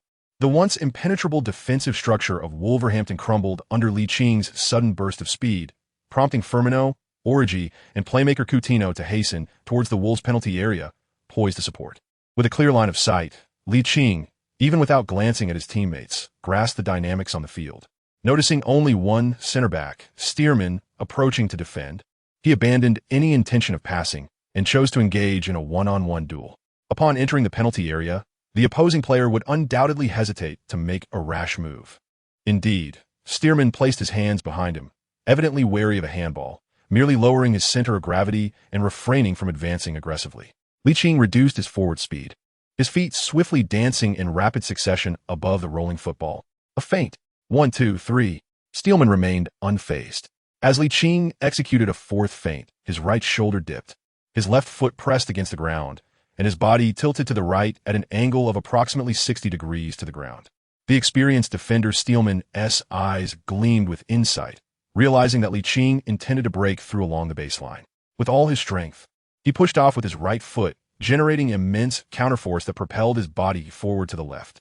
However, at that moment, Li Qing's right foot, which seemed poised to strike the ball, suddenly retracted by 10 centimeters. It was precisely this 10 centimeters that prevented his right foot from making contact with the ball. Instead, he leveraged the ball of his right foot, unleashing a powerful burst of energy in an instant. His entire body shifted as if a spring compressed to its limit. Abruptly altering his center of gravity, his left foot swung horizontally to nudge the ball. Disaster. Stearman's abrupt halt was evidently too late. He could only watch helplessly as Li Qing gently nudged the ball towards the center with his left foot, stepping forward to stand about 30 centimeters to the right of the football. Meanwhile, the sports commentator, Jean Jun, seemed to sense a pivotal moment approaching and shouted passionately. Li Qing has deceived Wolves' center-back Stearman with 5 consecutive feints. His left foot is raised. Stearman's defensive partner, House, was distracted by Firmino and was momentarily unable to defend Li Qing, leaving him unmarked. With his left foot poised, Li Qing stood approximately 16 meters from the goal. He struck the ball with the upper part of his left foot, precisely 1 centimeter above its center, sending it skimming along the ground like a sleek serpent racing towards the far corner of the net. Goalkeeper Berg, bending his knees to exert force, quickly leaned towards the right, attempting to go down before the ball reached him. Yet, the ball rolled forward at a speed that clearly outpaced his descent. No, Li Qing's shot lacked considerable power, yet was executed with a remarkably cunning angle. as the ball grazed the inside of the left goalpost before finding its way into the pristine white net, cradled in the embrace of the goal. Concurrently, Ligt heard the chime of the system. Ding! Congratulations to the host for scoring the first goal of his professional career, earning 10 ability points and 666 gold coins. Gulul. The iconic, elongated shout of Sky Sports commentator Andy Gray resonated in countless homes. The commentator from Leicester Sports, Jean Jun, was beside himself with joy. Ligt. Remember this name? At just 15 years and 348 days old, he becomes the youngest goal scorer in England's top-flight history. He also surpassed Woodburn to become the youngest goal scorer in the club's history. It was truly a night of madness. With only 17 days until his 16th birthday, Ligt helped the home team, Liverpool, recover from a 2-goal deficit, narrowing the score to 1-2 with over 10 minutes left in the match. There was still ample time for Liverpool to rally. Go Liverpool! Ligt was overwhelmed with excitement. Not only had he scored his first genuine goal of his professional career, but he also received generous rewards from the system, making his elation nearly uncontrollable. The live broadcast zoomed in on his jubilant face as he stood in the penalty area, raising his arms in triumph. His teammates were equally ecstatic. After an arduous 70 minutes without a goal, Licht's first breakthrough shot had reduced the deficit, a sensation that was simply exhilarating.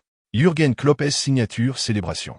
A triumphant fist pump was once again witnessed at Anfield as the Liverpool supporters erupted in a frenzied display of emotion, their cheers deafening.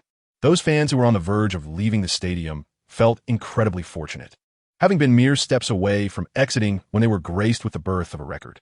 The fans who had already departed were unfortunate. Yet upon hearing of the goal, they hurried back into the stadium to join the rest of the Liverpool supporters at Anfield in celebrating the creation of a magnificent goal. Licht's goal not only established multiple records and aided Liverpool in narrowing the score, but the process of his striking was remarkably captivating. His ability to weave past 3 defenders before netting the ball was nothing short of astonishing. In the words of James, it was a goal that could never be replicated. In a dormitory at the University of Manchester, Tong Shinbing clutched her phone while watching Liverpool face Wolverhampton in the FA Cup, her lips curling in disbelief as she muttered to herself, "Is that how he scored? The youngest player to both appear and score in the FA Cup? Incredible." Chapter 67. The blade strikes, equalizing the score. Young goalkeeper Berg, in a fit of frustration, struck the grass in front of the goal with his fists, expressing his discontent. His teammates shook their heads in disappointment, particularly Steelman, the central defender who had been outmaneuvered by Ligt. Steelman had scored the opening goal for Wolves, yet the team's subsequent concession of a goal was inextricably linked to his performance, effectively nullifying his earlier success. Moreover, Doherty, the right back who had underestimated Ligt, was notably vexed. He could not fathom how, after his rare moment of disdain towards the opponent, he found himself thoroughly embarrassed. It was truly unjust. Wolves head coach Lambert seemed to have anticipated the concession, for he promptly summoned versatile midfielder Ronan to the pitch, prioritizing a balanced approach to both offense and defense. With the team still leading by a goal, there was no need to maintain the speed on the flanks. Defense was essential to triumph over Liverpool on their home turf. Before the match resumed, he substituted the visibly fatigued midfielder Helder Costa with the dynamic Ronan, aiming to enhance the midfield's activity and reinforce the defensive structure, denying Liverpool any opportunity to orchestrate an effective attack through the center. Nonetheless, Liverpool had already tasted success from Licht's right flank, and their attacks were merely transitioning through the middle without prolonged exchanges in search of chances. As the ball reached Licht's feet, the Liverpool fans in the stands became electrified, their eyes fixed intently on this young player who had recently stepped onto the field and already made a significant impact in reducing the score. Undoubtedly, Ligt is the youngest player in this match. However, underestimating him would yield unfavorable outcomes. The goals conceded by the Wolves largely stemmed from left-back Doherty's complacency, which granted Ligt the opportunity to seek a breakthrough. In a similar defensive position, Doherty focused intently, cautiously monitoring the ball at Licht's feet.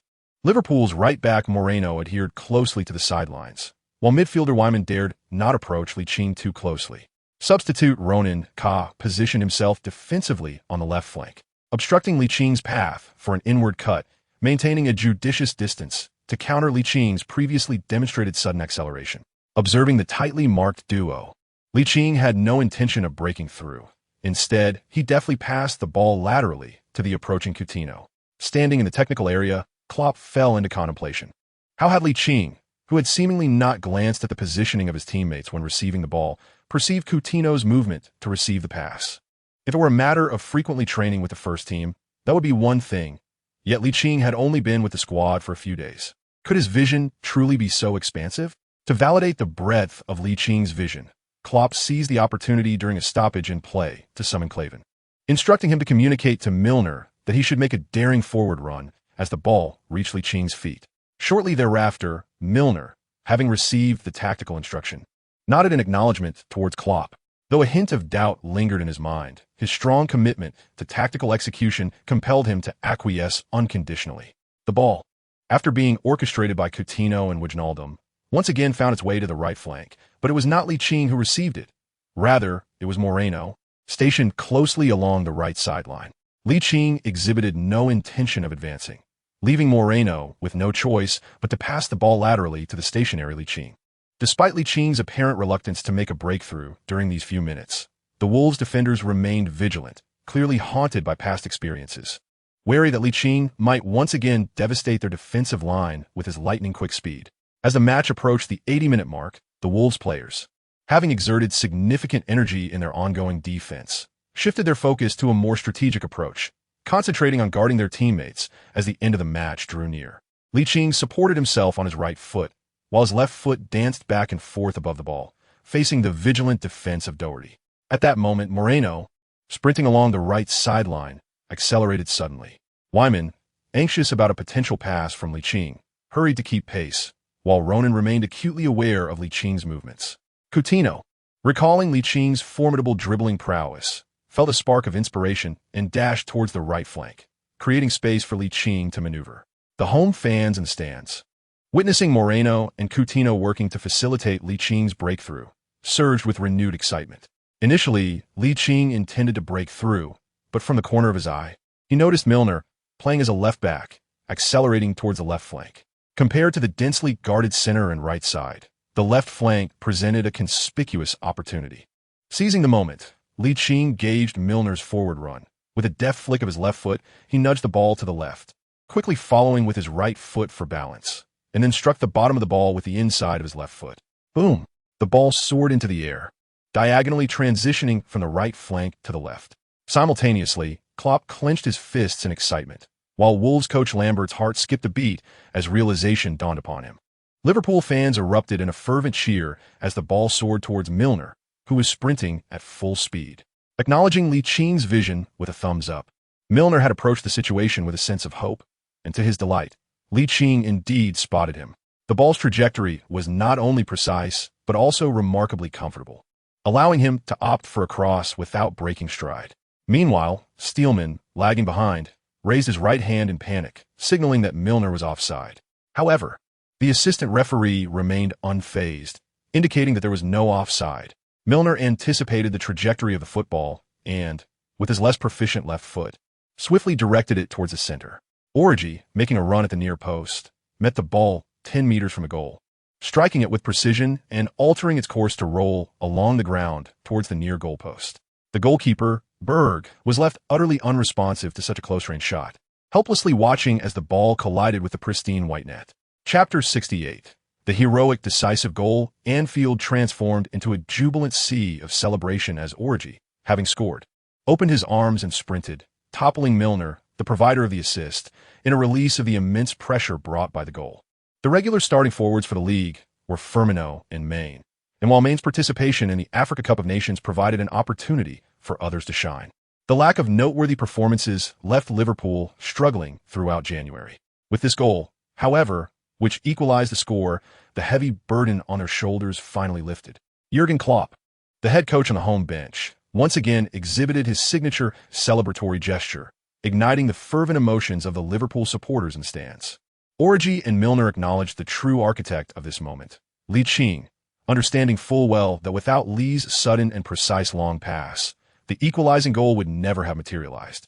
Upon conceding a goal, Wolves had resolved to defend their existing score, implementing targeted strategies across the board. It would have been exceedingly challenging for them to equalize through conventional attacking methods. Yet unexpectedly, Liching's long pass simplified the complex situation. Klopp, celebrating the goal with his assistant, cast a deep glance at Ligt, his satisfaction swelling. He had not anticipated that Lee, who was still 2 weeks shy of turning 16, possessed such remarkable capabilities. Not only was his personal dribbling and footwork exceptional, but he also exhibited an accurate long pass and a field vision that surpassed that of many seasoned players. It was as if he were favored by the divine. Sports commentator James June, observing the replay of the goal, expressed his excitement. While this goal was scored by Origi, the true credit undoubtedly belongs to Ligt for his precise, diagonal long pass. The abilities displayed by this young man are truly astonishing. Is he really a second-generation Chinese? With the score now level, Liverpool's players saw a glimmer of hope for a comeback. Wolves, having gone from a 2-goal lead to the starting line again, naturally felt a significant emotional disparity, with players on the field expressing their disappointment with exasperated sighs and hands on hips. Lambert, witnessing the demoralization of his players, recognized that intensifying their attack in the dying moments was impractical, and the only viable strategy was to fortify their defense in hopes of dragging the FA Cup tie into a replay. Understanding this, Wolves made their final substitution, replacing a forward with a defender. Klopp dismissed Wolves' substitution with disdain, as if murmuring to himself, "A replay? Impossible." As the season progresses into its latter half, the schedule becomes increasingly demanding. Since Christmas, the pace has been relentless, with matches occurring twice or even thrice a week. Should an additional fixture be added, the players would undoubtedly struggle to cope. Therefore, securing a victory at home is paramount. Beyond merely alleviating the burden of unnecessary matches, it is crucial to instill confidence in the players, enabling them to confront the league leaders, Chelsea, with renewed vigor in just 2 days. Liverpool's 2 goals were directly linked to Ligt, who has undoubtedly emerged as the most formidable player in the minds of the Wolves, who are determined to deny him any easy opportunities. Nonetheless, Ligt continued to exhibit an energetic performance, hardly resembling a player subjected to stringent marking. The Liverpool fans at Anfield were thoroughly entertained. Initially, it was believed that Ligt's appearance signified a concession in the FA Cup, yet under his orchestrated rhythm, Liverpool not only equalized, but also ignited hopes of comeback. Ligt exhibited an extraordinary level of activity, prompting the Wolves players to incur 2 yellow cards within a mere 3 minutes in their desperate attempt to fulfill their defensive duties. The only silver lining for them was the dwindling time, with only a few minutes remaining before stoppage time. The Wolves withdrew into a comprehensive defense, leaving Liverpool with scant space to maneuver their attack. Both Origi and Firmino were not particularly adept at breaking through, rendering Ligt the sole focal point for Liverpool and the beacon of hope for their fervent supporters. At this juncture, it was as if the fact that Ligt was merely a boy yet to reach the age of 16 had been completely forgotten. As the clock ticked away second by second, stoppage time quietly approached, and Liverpool's persistent efforts failed to yield a goal. Andy Gray, the commentator for Sky Sports, lamented, "It seems Liverpool must resign themselves to a replay." However, scarcely had he finished speaking when Coutinho delivered a penetrating through ball along the central attacking route, causing the football to swiftly traverse the ground toward the left flank of the attack. Few noticed the rapid advance of Liverpool's right-back, Moreno. Ligt observed that his teammate Moreno's positioning appeared to be more in harmony with Coutinho's passes, which stirred something within him. The majority of the Wolves defenders had directed their attention towards the previously exuberant Ligt, scrutinizing his every move under an intensified spotlight. Ligt proactively approached the football, causing several defenders from the Wolves to instinctively converge, thereby neglecting the advancing Moreno. At that moment, Ligt, who had captivated the attention of the entire defensive line with his posture as if to receive the ball, cleverly let it pass, allowing it to roll towards the right flank of his own attack. Oh no! Wolves coach Lambert felt an overwhelming urge to express his frustration. By the time the Wolves players realized what was happening, it was too late. Moreno skillfully dribbled the ball into the penalty area. Ligt's strategic pass granted Moreno ample time to make his decision. He even had the opportunity to glance towards his teammates awaiting in the penalty area. The flustered Wolves defenders found themselves at a loss, clumsily opting to mark the Liverpool players within the box, leaving the advancing Liverpool attackers unattended. Origi and Firmino drew the attention of all defenders inside the area, allowing Moreno, who approached from the right, to deliver a precise triangular pass. The ball rolled along the ground towards the center of the penalty arc Wijnaldum, arriving at the top of the box. Adjusted his stride mid-run before unleashing his familiar right foot, accompanied by a resounding roar from Anfield. Wijnaldum struck the lower part of the ball with the laces of his right foot. The ball, akin to a cannonball, shot forth, prompting the defenders to instinctively sidestep. Wolves goalkeeper Berg, in a desperate attempt, managed to touch the ball with his fingertips. However, Wijnaldum's powerful strike from the edge of the penalty area altered its trajectory just enough to prevent save. A dramatic last-minute goal. Undoubtedly, a decisive blow. Although Ligt did not directly contact the ball, this goal remained inextricably linked to him. The sustained pressure he exerted tactically constrained the opponents, and his critical pass provided Moreno with the necessary space and time to create a rare scoring opportunity for himself and his teammates. Thus, he was indeed a crucial contributor to the goal. From a strategic perspective, one could even argue that his impact was monumental. Chapter 69. A brace a man of the match goal. The iconic elongated shout of Sky Sports commentator Andy Gray resonated throughout the broadcast studio, prompting his co-commentator Martin Tyler to cover his ears. Wijnaldum, who sealed the victory against Wolves, was elated like a child, releasing the pent-up frustration he had long harbored. Though the team's struggles in January largely stemmed from a lack of offensive prowess, as a midfielder, he bore a share of the responsibility. Scoring a crucial last-minute goal felt akin to single-handedly rescuing the entire team, evoking an overwhelming sense of pride. The Wolves fans who traveled to Anfield were deeply disheartened. Initially, they had little hope for their team to advance to the fifth round of the FA Cup away from home. Yet, having fortuitously led Liverpool by 2 goals at halftime felt like David triumphing over Goliath, only for Goliath to deliver a series of devastating blows that knocked David out. This sentiment left them feeling powerless in their desire to resist. The Wolves players on the field struggled to accept the outcome, having given their all in the match, only to see their efforts unravel in the closing stages as the home side scored 3 goals. As stoppage time approached with just over 2 minutes remaining, faced with a team like Liverpool, what could they possibly do? Anfield is a place known for creating miracles. Liverpool is a team that will never concede defeat. Until the final whistle of the match sounds, no one can ascertain the outcome. This embodies the spirit of the Reds. The passionate commentary by the sports announcer Jean June resonated powerfully, and when the broadcast shifted to Ligt, he swiftly changed his tone. Licht's substitution and subsequent contribution heralded Liverpool's counterattack. Should Liverpool triumph over Wolverhampton and advance to the 5th round of this season's FA Cup, the credit would undoubtedly belong to him.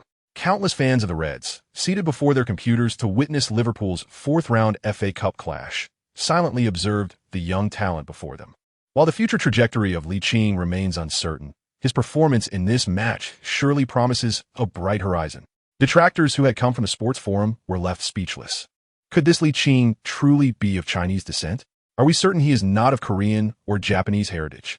On the home team's bench, Klopp, after celebrating the goal, did not let his guard down.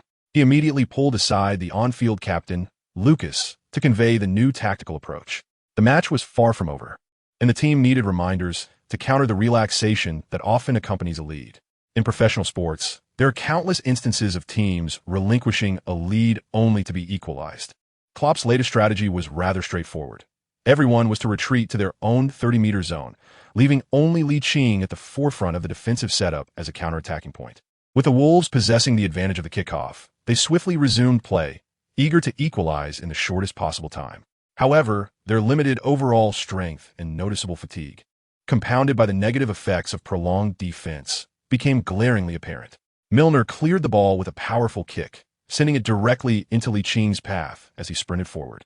The Liverpool fans in the stands erupted with excitement, their eyes glued to Ligt. Licht's ability to control the ball while in motion is nothing short of exquisite.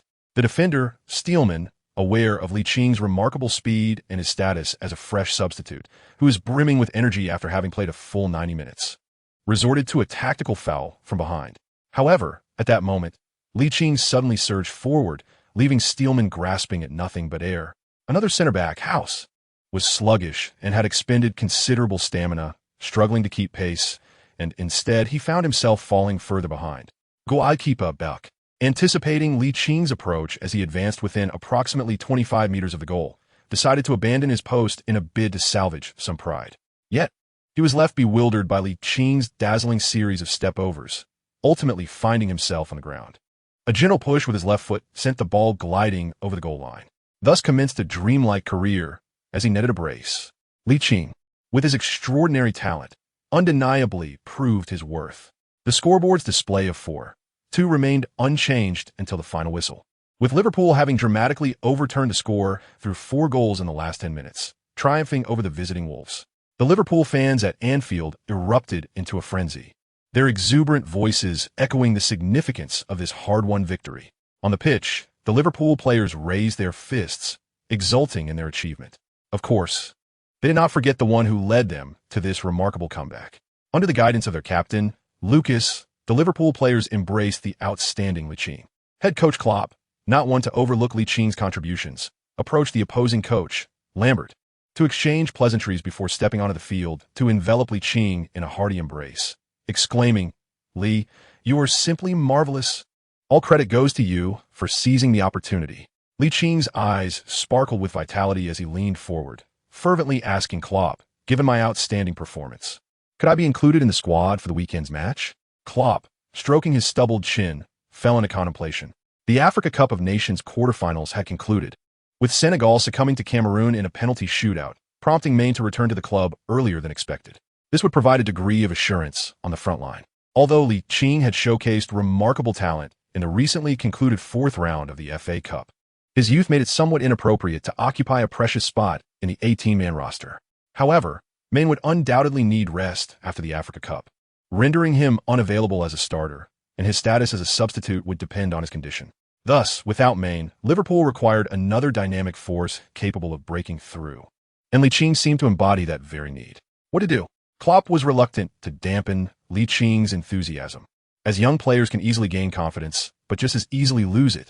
Therefore, he opted for caution, smiling as he patted Ligt on the right shoulder. "That will depend on your training performance. If you surpass most of the team, why not? Boss, just wait. I will certainly prove myself with an even better performance." With his first professional goal, earning him a boost of 10 ability points, Ligt was confident that his capabilities would surpass those of most teammates who were not considered prominent stars. Klopp observed Licht's confident smile, musing internally that Chelsea players might not fully understand Lee's technical attributes, perhaps presenting a unique opportunity. The penultimate match of January ended in victory, and the final match also needed to be won to conclude the month on a triumphant note.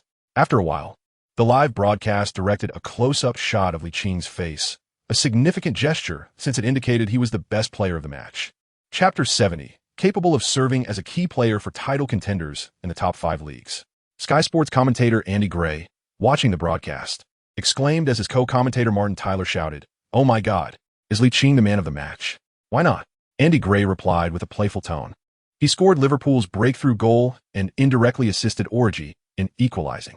Although he did not directly participate in the goal that turned the tide, he had instilled considerable fear in the Wolves players, causing them to tread carefully. The exquisite through ball from Philippe Coutinho was also a result of Lee's brilliant feint. In the dying moments of the match, he personally netted the goal that sealed the victory, despite playing for less than 20 minutes. A truly deserving man of the match. The sports commentator, Jean June, instantaneously transformed into a fervent admirer of Ligt, exclaiming with elation, "The 4 goals scored by Liverpool in the dying moments of the second half were all connected to him. I am genuinely curious about how this young prodigy, yet to reach the tender age of 16, has honed his skills to perform even more splendidly than seasoned veterans such as Coutinho, Origi, and Firmino. It is simply astonishing.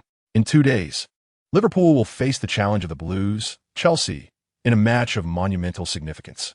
Will Ligt continue to receive the attention of Klopp?" Fans seated before their screens share this same curiosity. Although Ligt may not possess the nationality, the essence of 5 millennia flows through his veins. Is Lin Shaheo, a luminary in the basketball realm, not an American by nationality? Yet, he is still fervently celebrated by his fans. Naturally, there are some who scoff at such sentiments, insisting that without the proper nationality, one cannot be deemed truly human, regardless of their prowess on the field. As the standout player of the match, Ligt was expected to partake in a media interview in the mixed zone, as per the regulations of professional competitions. However, the Liverpool coaching staff had anticipated this, fearing that the astute and sometimes misrepresentative media might ensnare Ligt in their inquiries. Consequently, they designated another exceptional player, Wijnaldum, to conduct the interview in his stead. The journalists in the mixed zone were left in a state of exasperation. Their intention had been to ensnare Ligt for a sensational news piece. Yet they found themselves exchanging glances filled with resignation. Amidst this, The fervent Liverpool supporters in the KOP stand passionately chanted Ligt Ching's name, led by the most devoted fans. Overwhelmed by the affection of the fans while expressing gratitude alongside his teammates, Ligt Ching felt deeply moved. In an attempt to reciprocate their adoration, and, at Arnold's suggestion, he removed his jersey, crumpled it into a ball, and tossed it into the stands. The atmosphere in the KOP was electric, particularly for a female fan who caught the jersey, clutching it as though it were a treasure, cherishing it dearly. Ligt Ching couldn't help but feel a twinge of embarrassment at the sight. Yet, despite this discomfort, he relished the sensation. If possible, he wished for every match to solidify his status as the beloved of the fans.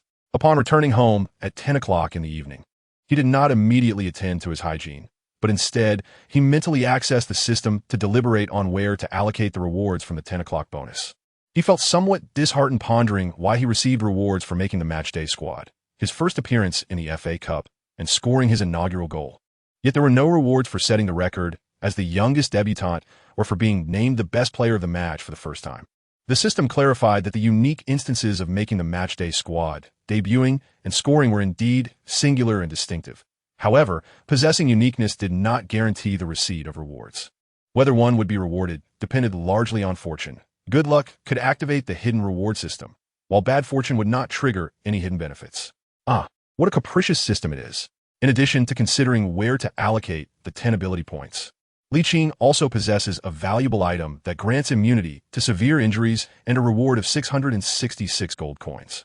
The immunity to severe injuries is crucial, as a competitive arena inevitably presents the risk of significant injuries that could adversely affect one's future career. This item offers protection against one major injury.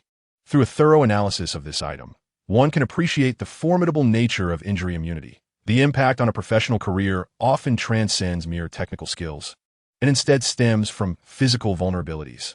This holds true for athletes across all disciplines, with injuries frequently thwarting promising careers, excluding, of course, those players who succumb to self-destructive tendencies. The reward of 666 gold coins enables Ligt Ching to procure most items within the system's marketplace, thereby providing him with a certain degree of assurance for his forthcoming competitive endeavors. Exceptional items, such as the immunity to severe injuries, are available in the marketplace, albeit at a steep price of 10,000 gold coins, rendering it currently unattainable for Ligt Ching. However, as long as he remains cautious during matches and given his predisposition to avoid injuries, he does not feel an urgent need to stockpile resources. Consequently, he directs his attention towards enhancing his personal attributes. The allocation of those 10 ability points is a matter of considerable significance. The imminent clash between Liverpool and Chelsea in the league looms large on the horizon. While it may be uncertain whether he will secure a spot in the 18-man squad, it is often prudent to prepare in advance. After all, one never knows what might transpire. Having just completed an epic match, it is certain that Coach Klopp's team will evaluate the potential contributions of Ligt Ching to the squad. After a contemplation of over 10 minutes, he ultimately allocated 2 points to technique, 3 points to strength, and the remaining 5 points entirely to ball control. This adjustment has rendered the statistics considerably more appealing. Offensive and defensive body awareness. Height, 177 centimeters. Weight, 67. 5 kilograms. Position, right winger. Strength, 64. Stamina, 67. Technique, 80. Shooting, 82. Shot power, 62. Heading, 53. Long shots, 59. Free kicks, 60. Penalties, 80. Sprint speed, 87. Acceleration, 89. Jump, 62. Agility, 65. Balance, 72. Tackling, 34. Interception, 40. Positioning, 50. Marking, 55. Dribbling, 91. Ball control, 75. Short pass, 62. Crossing, 64. Long pass, 86. Off the ball movement, 75. Creativity, 85. Vision, 92. Reaction, 74. Inclination, 50. Willpower, 85. GK, saves, 29. Available skill points, 0. Inventory. Injury immunity draws, 0 coins, 851. Skill assessment. A. Capable of being a key player in top-tier league championship teams. Particularly noteworthy is the skill assessment, which reflects an A, instilling in Ligt Ching a sense of soaring ambition. He recalls that the last time he checked, it was an A-, and he never anticipated that it would ascend to an A. According to the accompanying text analysis, his abilities now qualify him to be a mainstay in teams contending for championships in the top 5 leagues. However, while achieving such prowess is one matter, The coach's decisions present another challenge. With still 2 weeks shy of turning 16, one must ponder how many professional coaches would be willing to field a not yet 16-year-old in a high-stakes match. Thus, Ligt, feeling a sense of frustration, spreads his hands and laments. Why can't I just be 2 years older? Chapter 71. Does that mean one must lose the first time? Upon exiting the system, Ligt noticed an abundance of unread messages on his phone nestled within his bag. Notifications from WeChat, Instagram, and Twitter. Although he had only participated in a little over 20 matches and felt no fatigue, the sheer volume of unread messages rendered him somewhat speechless. Particularly striking were the countless notifications of follows, comments, and retweets from Instagram and Twitter. A surge of attention he garnered due to his stellar performance in the FA Cup's 4th round. A cursory glance revealed that his follower count had escalated from a 4-digit figure to a 5-digit one, with comments and retweets numbering in the thousands, compelling him to adjust the convenient notifications offered by the applications. He disabled alerts for follows, comments, and retweets to prevent his phone from incessantly chiming. Many of the messages were from classmates and teammates from a U15, U16, and U18 youth academy, extending their congratulations. WeChat messages arrived from Tong Xunbing and Zhao Qinggu. Zhao Qinggu's message was succinct, merely congratulating him on his debut for Liverpool's first team, coupled with a goal. In contrast, Tong Xunbing, rather unusually, sent only a frustrated emoji. In a flash of realization, Ligt recalled his earlier wager with Tong Xunbing, which stipulated that if he played for Liverpool's first team and scored a goal, she would agree to be his girlfriend, and there was even the prospect of a kiss. The match, which had concluded 2 hours prior, not only saw him net 2 goals, but also earned him the title of man of the match, thus exceeding the requirements of their agreement. The frustrated emoji from Tong Xunbing likely indicated her uncertainty about what to say. Glancing at the time displayed on his phone, which read 10:50 p.m., he surmised that, adhering to the habits of youth, she was likely still awake. Therefore, Ligt attempted to initiate a video call on WeChat. 3 seconds later, the chat window's bottom right corner declared that the call had been declined. What on earth? Is she preoccupied at this late hour? Such thoughts tend to breed anxiety at night, and Ligt felt a twinge of unease, pondering, could it be? Upon entertaining this possibility, he instinctively shook his head, dismissing the thought, and tried to initiate another video call, only to be met with another rejection. Liching's heart grew increasingly uneasy. It was not until the 3rd attempt that he answered the video call, and the screen revealed a visage of unparalleled beauty. Before he could utter a word, Tong Xunbing spoke first, her tone laced with displeasure. Little brother, do you have any idea that you have brought my demise upon me? How could I possibly be responsible for your downfall?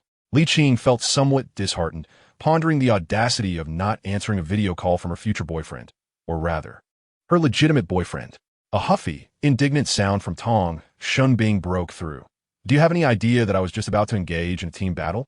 You sent a WeChat video call my way, causing me to misclick and waste my flash. After I hung up, you called again. My teammates saw me use my flash and rushed in, resulting in our team's annihilation. You've caused me to plummet back into the depths of silver rank. Ligt, is this really such a trivial matter? I thought perhaps you had adorned your head with some peculiar hue, which startled me. It is merely gold, after all. What's the fuss? Tomorrow, being my day off, I shall take you straight to diamond rank. Before my journey through time, Ligt was undoubtedly a formidable champion, effortlessly guiding others to diamond rank. Is that truly the case? Tong Xunbing's expression of skepticism was unmistakably evident on the screen. I would never deceive anyone, least of all you. What leads you to say that? Ligt cleared his throat gently, a faint smile gracing his lips. I would like to formally inform the beautiful Tong Xunbing, my esteemed cousin, that I had the fortune of participating in the recently concluded FA Cup match, where luck favored me, allowing me to score 2 goals. Might I inquire, dear Xunbing, if this signifies the automatic fulfillment of our previous wager? As your boyfriend, should I not be truthful with you? Tong Xunbing's lovely face flushed with embarrassment, leaving her momentarily speechless. Hey, you're not contemplating evading your promise again, are you? Liching's expression shifted slightly. I didn't mean to evade responsibility.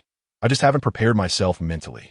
The phone speaker emitted the intermittent voice of Tong Xunbing, and Liching glanced at the phone, his face flushed with embarrassment at her stunning beauty. After all, she was merely an 18-year-old girl. After a moment, Liching chuckled. As long as my cousin doesn't shirk her obligations, it's best to take things slowly. By the way, do you have classes tomorrow? If not, I'll come over to hang out. The coach said we have a day off. Tomorrow? Tong Xunbing nodded slightly, pondering for a moment. Freshman year is quite challenging. There are heavy academic demands during the week, and we only get weekends off. Weekends off, you say? Ligt, buoyed by an unforeseen confidence, suggested. How about coming to Liverpool to watch me play? As a first-team player, he had access to tickets at Anfield and could bring friends and family along. Watch you play?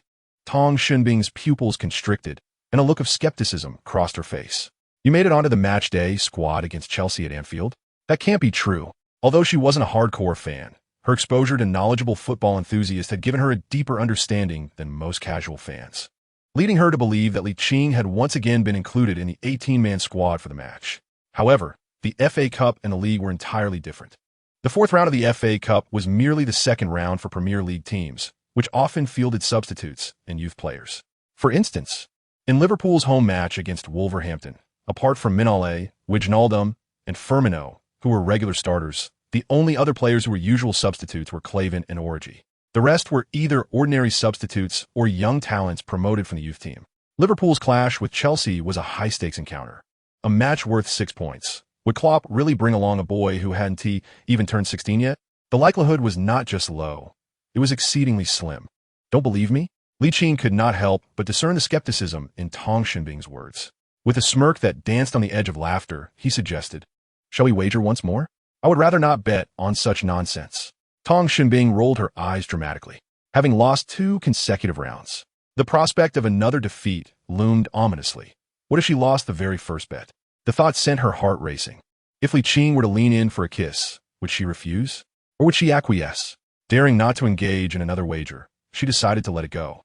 Although Klopp had yet to announce the 18-man squad for the upcoming match, she felt an inkling that she might secure a place as a substitute. After all, Manchester was merely a stone's throw from Liverpool. Would he come to support her?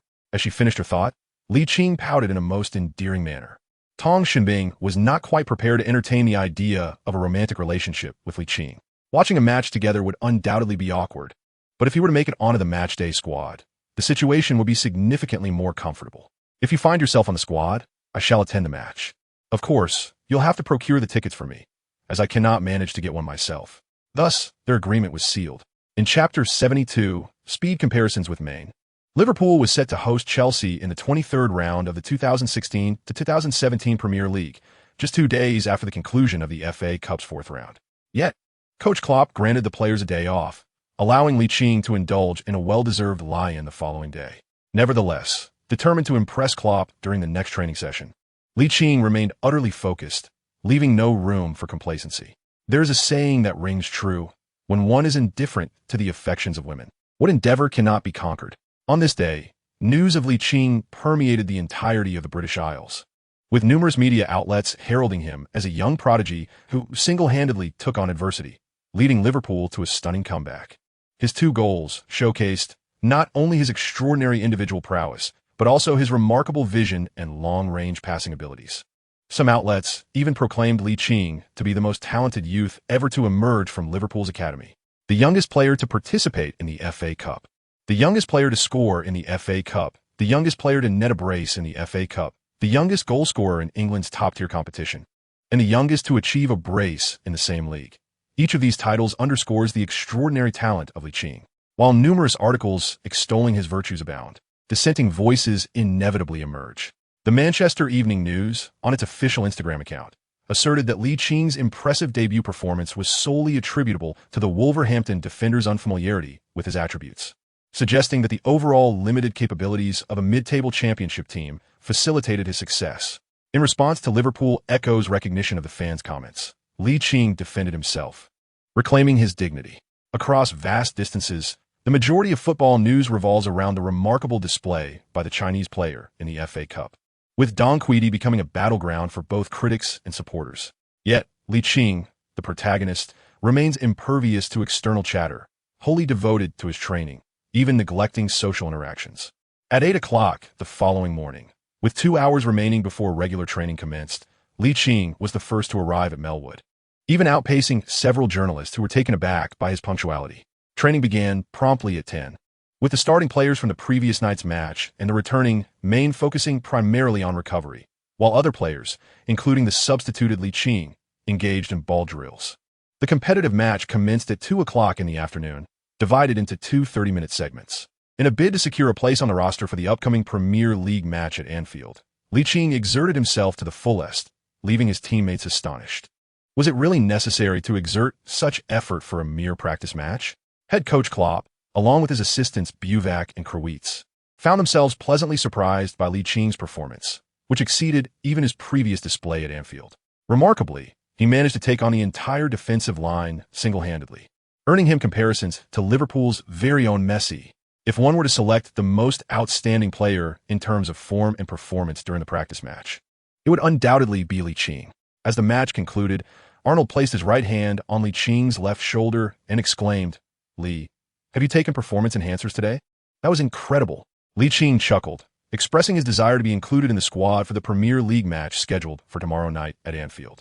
Arnold turned his gaze towards the coaching bench, where head coach Klopp was engaged in discussions with Buvac and Krawietz. As someone with prior experience, he understood that they were in the process of narrowing down the six-player shortlist for the starting lineup. Why 6 players, one might wonder? Because at least one substitute spot must be reserved for the goalkeeper. What were the chances of him making it into the 18-man squad? The likelihood appeared exceedingly slim. Currently, the team was positioned 4th in the Premier League, and if all went as anticipated, Harry Wilson, Woodburn, and Stewart would miss out on the 18-man roster for the upcoming match against league leaders Chelsea, following their midweek participation in the FA Cup. The first-choice right-back was Klein, with Moreno available as a substitute and several midfielders in good health. Contemplating this, Arnold shook his head. His chances of being included in the 18-man squad were nearly non-existent. However, Ligt was different. His attributes were quite distinctive within the current team, and given his impressive form, he might genuinely stand a chance of becoming one of the 6 substitutes. At that moment, Firmino's voice echoed from behind. "Hey Lee, do you have a moment?" Ligt and Arnold simultaneously turned around to behold Firmino resting his arm on Main's shoulder. With curiosity, Ligt inquired, "Big white tooth, what is the matter?" Firmino rubbed his hands together, his expression exceedingly mischievous. "I've heard that your speed is remarkable. Would you be interested in racing against Sadio?" "What?" Ligt pointed at Main. "We're racing? Just a moment ago, Felipe claimed that Sadio is faster, which I find hard to believe. I argued that you were slightly quicker, and we nearly came to blows. Thankfully, Jordan intervened to prevent discord before the grand battle. What do you say to a race?" Coutinho and Henderson raised their middle fingers at Firmino, clearly exasperated by his attempts to drag them into this predicament. Ligt cast a disdainful glance at Firmino, exclaiming how such a trivial matter could have almost escalated into a fight. It was nothing more than a ludicrous jest. After making his remark, Firmino turned to the others and proposed, "Gentlemen, would you like to witness a race between Lee and Sadio?" A resounding yes echoed from the Liverpool players gathered on the first-team training pitch, with Arnold's voice particularly booming beside Ligt. Main, somewhat reluctant to compete in speed with Ligt, did not wish to dampen the spirits of his teammates, so he glanced at Ligt, flashing a grin that revealed teeth as white as Firmino's, and pointed towards the touchline, declaring from one goal line to the other. Though he was still a minor, Ligt felt a flicker of curiosity about who among them possessed the title of the fastest in the team. Thus, under the encouragement of his teammates, Ligt and Main made their way to the intersection of the training pitch's goal line and right sideline. Klopp, who was engaged in discussions with Buvac and Krawietz regarding the substitutes list, was momentarily distracted by the raucous commotion. He raised his head, furrowing his brow, and beheld all the players standing at a distance, seemingly enjoying themselves, though he was uncertain about their activities. Nevertheless, this delightful atmosphere within the team appeared to have been absent for quite some time. How splendid it would be if such camaraderie and positive spirit could persist until match day, making a victory against Chelsea at Anfield a real possibility. Chapter 73. You should compete in the Olympics. Klopp, along with Buvac and Krawietz, had finalized the starting lineup and the list of substitutes, excluding the goalkeeper. He observed the players at a distance, surprised to see them in such a light-hearted mood on the eve of a significant match, piquing his curiosity about their antics. Buvac and Krawietz noticed Klopp's gaze drifting away and exchanged knowing smiles, their expressions contemplative. "What are they up to?" Krawietz inquired. Klopp turned to the two, shaking his head in response. "I have no idea. Regardless, our work is complete. Let us observe what these youngsters are up to." They all seem eager, which is truly intriguing. As they had just concluded their training, there was no need for warm-up exercises, merely a slight depletion of energy that called for a brief respite. Ligt cast a playful glance at his eager teammate and, with a half-smile, addressed Main. "Sadio, Do you feel any aches in your back or waist? I feel splendid. Main, being a straightforward individual, lacked the same cunning as Ligt and instinctively shook his head. Surely, you haven't changed your mind, have you?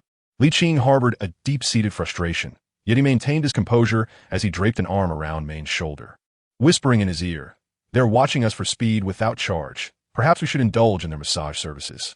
Sometimes, even the most unassuming individuals possess great wisdom. Suddenly enlightened, Main smacked his forehead and clasped his waist, a pained expression crossing his face. "Oh dear, it seems my old back is not working well. I might struggle to run later." This remark was fortuitously overheard by Klopp, who was approaching with a measured pace, and it startled him. The team's performance had declined in January, not solely due to a dip in overall form, but also because of the absence of their sharp striker Main. Losing him in the heat of battle would jeopardize their chances. Concurrently, Ligt too grasped his waist, lamenting, "Alas, I seem to be experiencing discomfort in my lower back as well. I fear I won't be able to match Sadio's speed." Could it be? Firmino appeared to embrace the role of the earnest individual, nearly extending heartfelt concern. Ligt took a measured step forward and spoke in a low voice. "I believe everyone present is aware of my Chinese heritage. My family possesses a unique massage technique known as the gong guo shui, which is truly remarkable. I can demonstrate it for you here, and in doing so, both Sadip and I shall swiftly recover." Upon hearing this, Klopp realized that Ligt and Main were in cahoots. The other teammates also grasped the underlying meaning of Liching's words, and Firmino rolled his eyes. "If you wish to indulge in our massage services, just say so." He chuckled softly. Ligt and Main exchanged a glance, each discerning a hint of conspiracy triumphing in the other's eyes. The Liverpool players were acutely aware of the futility of complacency. Thus, Ligt and Main indulged in the therapeutic ministrations of their teammates, albeit the technique was undoubtedly inferior to that of seasoned professionals.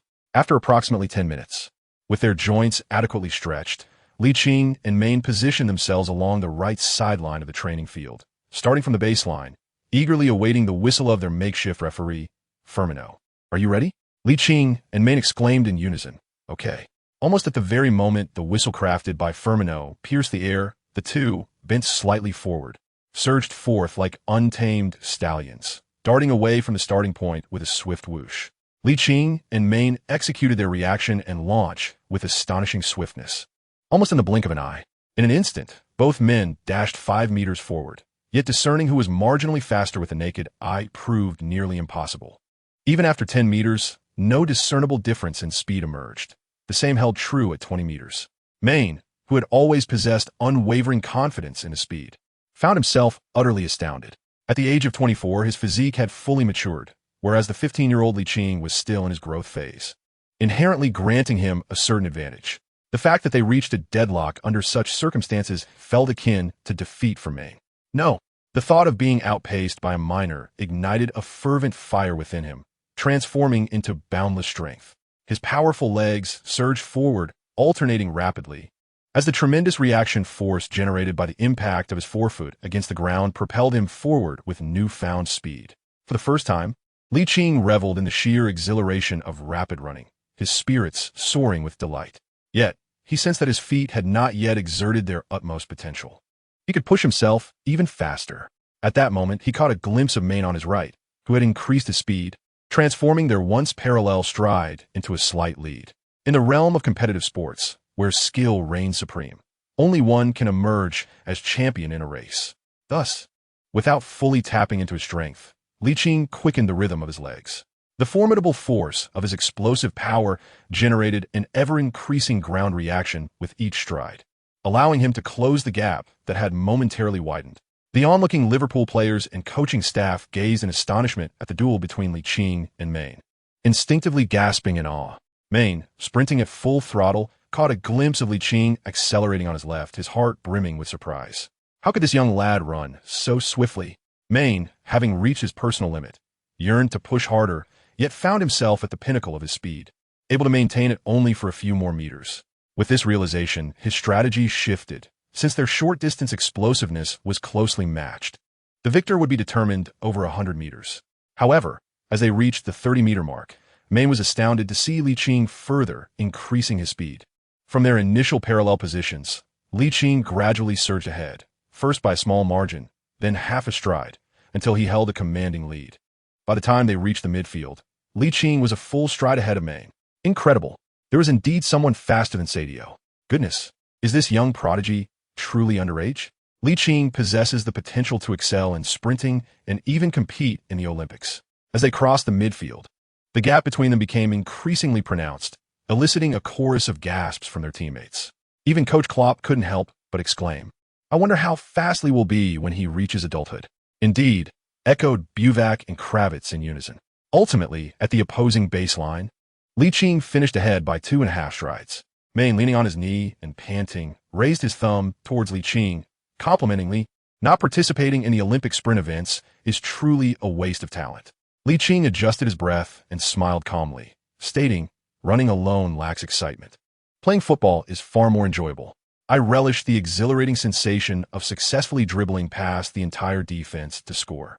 He added, "In the next match, you will have that opportunity." Upon hearing the familiar voice, Ligt turned and felt a surge of excitement, for it was none other than the head coach, Klopp. This meant he would be included in the 18-man roster for the upcoming match. In Chapter 74, the youngest player record in the Premier League. Prior to concluding the training session, assistant coach Kravitz announced the 18-man roster for the Premier League's 23rd round match, scheduled for 8 o'clock tomorrow evening at Anfield. Ligt was the sole player promoted from the youth team to be selected. The other 17 players included Karius, Minale, Milner, Lovren, Matip, Klein, Clavin, Moreno, Emre Can Henderson, Wijnaldum, Lucas, Lalana, Coutinho, Origi, Firmino, and Main. Licht's selection for the roster was not merely a result of outpacing Main in a straight sprint. Rather, it was his inherent talents that captivated the coaching staff led by Klopp. Upon the announcement of the full list, both Arnold and Woodburn were mentally prepared, exhibiting no emotional fluctuations. Upon learning of Licht's inclusion in the squad, they promptly extended their congratulations, expressing hopes that he would make an appearance in the forthcoming clash between red and blue and replicate his remarkable performance from the FA Cup. "I am not boasting. Should the opportunity be afforded to me, I will surely leave Kong Lingzi's team utterly disoriented." "Who is Kong Lingzi?" Arnold inquired curiously. "It is Antonio Conte, the Chelsea manager," replied Firmino, passing by and giving Ligt a thumbs up, exclaiming, "Huh, that description is spot on." In contrast to the less esteemed FA Cup, Liverpool places considerable emphasis on the Premier League. The players selected for the 18-man matchday squad proceeded directly to their hotel after training, rather than arriving on the day of the FA Cup match. As soon as Ligt was included in Liverpool's 18-man squad, the news appeared on the official Premier League website, garnering significant attention from numerous media outlets. Platforms such as Instagram, Twitter, Weibo, and Facebook rapidly disseminated the information, with Don Quidi being the first to announce it on their official account. At a mere 15 years and 348 days old, Ligt set the record for the youngest player to appear in the FA Cup and for the youngest goal scorer. Tomorrow, at 15 years and 351 days, will he be able to establish the record for the youngest player to compete in the Premier League? And perhaps even the record for the youngest goal scorer in the Premier League? Meanwhile, Chelsea's coach Antonio Conte raised an eyebrow upon seeing Licht's name in Liverpool's squad. For reasons unknown, the sight of this barely 16-year-old boy on the match roster stirred a sense of unease within him. Could his presence potentially threaten the team's chances of securing points away from home? Shaking his head at the thought, he dismissed the notion that a youth not yet of full age could determine the outcome of such a prestigious league. Unthinkable. His team was comprised of well-known star players recognized by fans worldwide. How could they possibly falter away from home? Furthermore, he was well aware of Klopp's strategy. With the core lineup established, there was no way he would forsake seasoned and capable star players in favor of an inexperienced youth lacking any Premier League match experience. Perhaps in the FA Cup or League Cup, one might experiment, but not in a match that could impact the upcoming season's Champions League qualification. Clearing his thoughts, Conte redirected his focus to Firmino, Main, and Coutinho, as he believed only these three players posed a genuine threat to his defense. Ligt arrived at the hotel parking area in the team bus, where he noticed a throng of Liverpool fans clad in red jerseys gathered at the entrance. They brandished banners, slogans, and scarves, while some supporters held up posters of their favorite players to express their admiration. Curiously, the number of fans displaying Klopp's poster surpassed that of the players. As Ligt waited in line to disembark, a pang of disappointment struck him. He realized he had not seen a single poster featuring himself. Just wait. If I don't step onto the field tomorrow night, I will ensure that fans around the world know my name. The following morning, Ligt rose early, washing up and having breakfast before his roommate, Firmino, was awake. After resting for about an hour, he proceeded to the hotel gym provided for warming up his body. Licht's enthusiasm did not go unnoticed by Klopp's coaching staff, who exchanged glances, sensing a mutual spark of interest. The 23rd round of the Premier League in the 2016 to 2017 season was distinct from the usual format. Of the 10 matches, only 2 time slots were designated, with 7 commencing at 8 p.m. on January 31st and the remaining 3 the following evening. The clash between Liverpool and Chelsea was undoubtedly the highlight of this round, attracting a multitude of journalists to Liverpool, including not only local British reporters, but also a significant number from Europe and around the globe. The event, which boasted a vast global fan base, saw dozens of journalists eager to deliver the latest updates on this red and blue showdown to domestic fans. This arrangement had long been in the works. Yet Licht's sudden emergence provided them with even more newsworthy angles. The reporter from Don Quidi noted that, due to Licht's outstanding performance, he had gained considerable attention.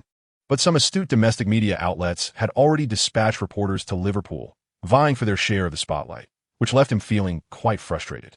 With just 2 hours until kickoff, at 6 p.m., the entire Liverpool team boarded the bus heading to Anfield, compared to the FA Cup 4th round 2 days prior. The Premier League match was evidently of greater significance, a fact easily discerned from the fervor of the fans. From their hotel in Liverpool to the journey towards Anfield, throngs of home supporters could be seen. Being only a little over 300 kilometers from London, the proximity allowed many Chelsea fans, clad in blue jerseys, to make their presence felt. On the bus, Ligt felt his heart rate quickening, the tension akin to the anxiousness of a first-time experience. The iconic anthem, "You'll Never Walk Alone," resonated throughout the city, and as he closed his eyes to adjust his mindset, he sensed the blood coursing through his veins, invigorating him as his fists clenched instinctively, as if imbued with boundless strength. Outside Anfield, the square was overflowing with fans, and the bus carrying Liverpool's players was escorted slowly into the designated parking area by security personnel. The anthem continued to resound powerfully as Ligt followed Firmino out of the bus, flashes from countless cameras illuminating the scene, the click of shutters echoing in his ears. Although not yet a marquee player, at just 15 years and 351 days old, he stood on the brink of becoming the youngest player to ever appear in the Premier League, a record previously held by former Fulham player Matthew Briggs, who debuted at 16 years and 65 days. Should Ligt take the field in this iconic match, the footage captured beforehand would prove invaluable. Chapter 75. Youth as a double-edged sword. Liverpool held a 10-point lead over Chelsea, currently sitting in 4th place in the league, with 16 matches remaining, leaving ample room for change. While overtaking Chelsea at the top might prove challenging, surpassing Arsenal and Tottenham to claim 2nd place was within reach. With a stroke of fortune and favorable circumstances, why couldn't they aspire to secure the first league title since the Premier League's inception? However, Chelsea is in excellent form, while Liverpool has only had 1 match in the FA Cup 4th round worth watching. Consequently, numerous media outlets are optimistic about the visiting Chelsea securing all 3 points at Anfield, and even for the sake of caution, at least earning 1 point. Liverpool's manager Klopp and the players do not share the prevailing sentiments of the media. They firmly believe that success is within their control. If they can perform as desired on their home turf, victory will naturally follow. Ligt likewise concurs with his teammates' perspective. However, he seeks the endorsement of head coach Klopp. As the Liverpool players emerged from the tunnel onto the pitch, they were met with the thunderous cheers of fervent Liverpool supporters who had been eagerly anticipating their arrival, thus creating an electrifying home atmosphere. The players, in response to the adoration of the home crowd, raised their arms and applauded in gratitude while in motion. As Ligt surveyed his surroundings, he was astonished to find a poster of himself displayed prominently in the main stand, accompanied by a few familiar faces waving excitedly. His heart swelled with exhilaration. He jogged over, intent on expressing his heartfelt gratitude for the unwavering support of the fans. However, after just 2 strides, he couldn't help but chuckle at the realization that his supporters were none other than his good friends Tom from Blue Shirt High School and Curtis Jones from the U16 squad. Nonetheless, the support of friends is indeed support. He greeted Tom and Curtis with warmth as they waved, and even took a moment to pose for a photograph with them and other nearby fans for his Instagram. A stout, middle-aged fan waved his fists passionately, his booming voice echoing, "Lee, when the opportunity arises, make sure to take down those wretched Chelsea. The championship is ours." Ligt raised his right hand to exchange a high five with the exuberant fan, smiling as he said, I will, whenever the opportunity arises. The warm-up session for the Liverpool team lasted for over half an hour, and with just over 20 minutes remaining before the match commenced, players from both sides gradually made their way to the players' tunnel. Ligt consciously searched for something in the front row of the main stand, and soon enough, he spotted the strikingly beautiful Tong Shun Bing amidst the crowd, her signature enchanting smile and playful wink prompting her to roll her eyes in mock exasperation. Upon returning to the locker room, the Liverpool players first took showers and changed clothes, before sitting in front of their respective lockers to listen to head coach Klopp reiterate the match tactics, reinforcing their memories. Although Ligt was not on the starting lineup, he sensed that he might be called upon as a substitute, thus he listened intently. With approximately 7 or 8 minutes remaining before the match, the staff of the Premier League knocked on the doors of both the home and away team locker rooms, reminding the players to head to the tunnel and await their entrance. Ligt and Main walked side by side, making their way out of the players' tunnel towards the home team's bench. An hour prior to the match, the starting lineups of both teams had already been unveiled to the world. Liverpool, playing at home, adopted a 4-3-3 formation, with the informed goalkeeper Mignolet, defenders Milner, Lovren, Matip, and Klein, and a midfield comprising Emre Can, Henderson, and Wijnaldum. The forward line featured Coutinho, Firmino, and Lalana. Chelsea, on the other hand, employed their customary 3-4-3 formation, with goalkeeper Courtois, defenders Azpilicueta, David Luiz, and Cahill, and a midfield featuring Marcos Alonso, Matic, Canny, and Moses. Their attacking trio consisted of Hazard, Diego Costa, and Willian. Due to the narrowness of the tunnel, it could not accommodate both teams simultaneously. Hence, the visitors entered first, greeted by a resounding chorus of boos from the Liverpool supporters, who directed their disdain towards the visiting Chelsea players. However, as the Liverpool players stepped onto the pitch, the jeers were swiftly replaced by exuberant cheers. Seated on the bench, Ligt watched enviously as his teammates lined up facing the main stand, pondering when he might have the opportunity to start. Alas, being young is indeed a burden. The broadcast transitions seamlessly, shifting from Liverpool's manager Klopp to the substitutes bench. When the camera focuses on Ligt, the commentator from Lou Sports, Jean June, raises his voice with enthusiasm. Klopp carries the weight of great expectations by including a 15-year-old in this fierce clash between red and blue. However, Ligt has already demonstrated his prowess in the FA Cup, and he may once again emerge as Klopp's secret weapon. Jean Xiangkai, the commentator from New England Sports, adds, "The Asian face appearing on the screen is Ligt, a Chinese player who has gained considerable popularity in recent days. His technical skills are distinct, characterized by remarkable speed, adept footwork, and impressive accuracy in front of goal.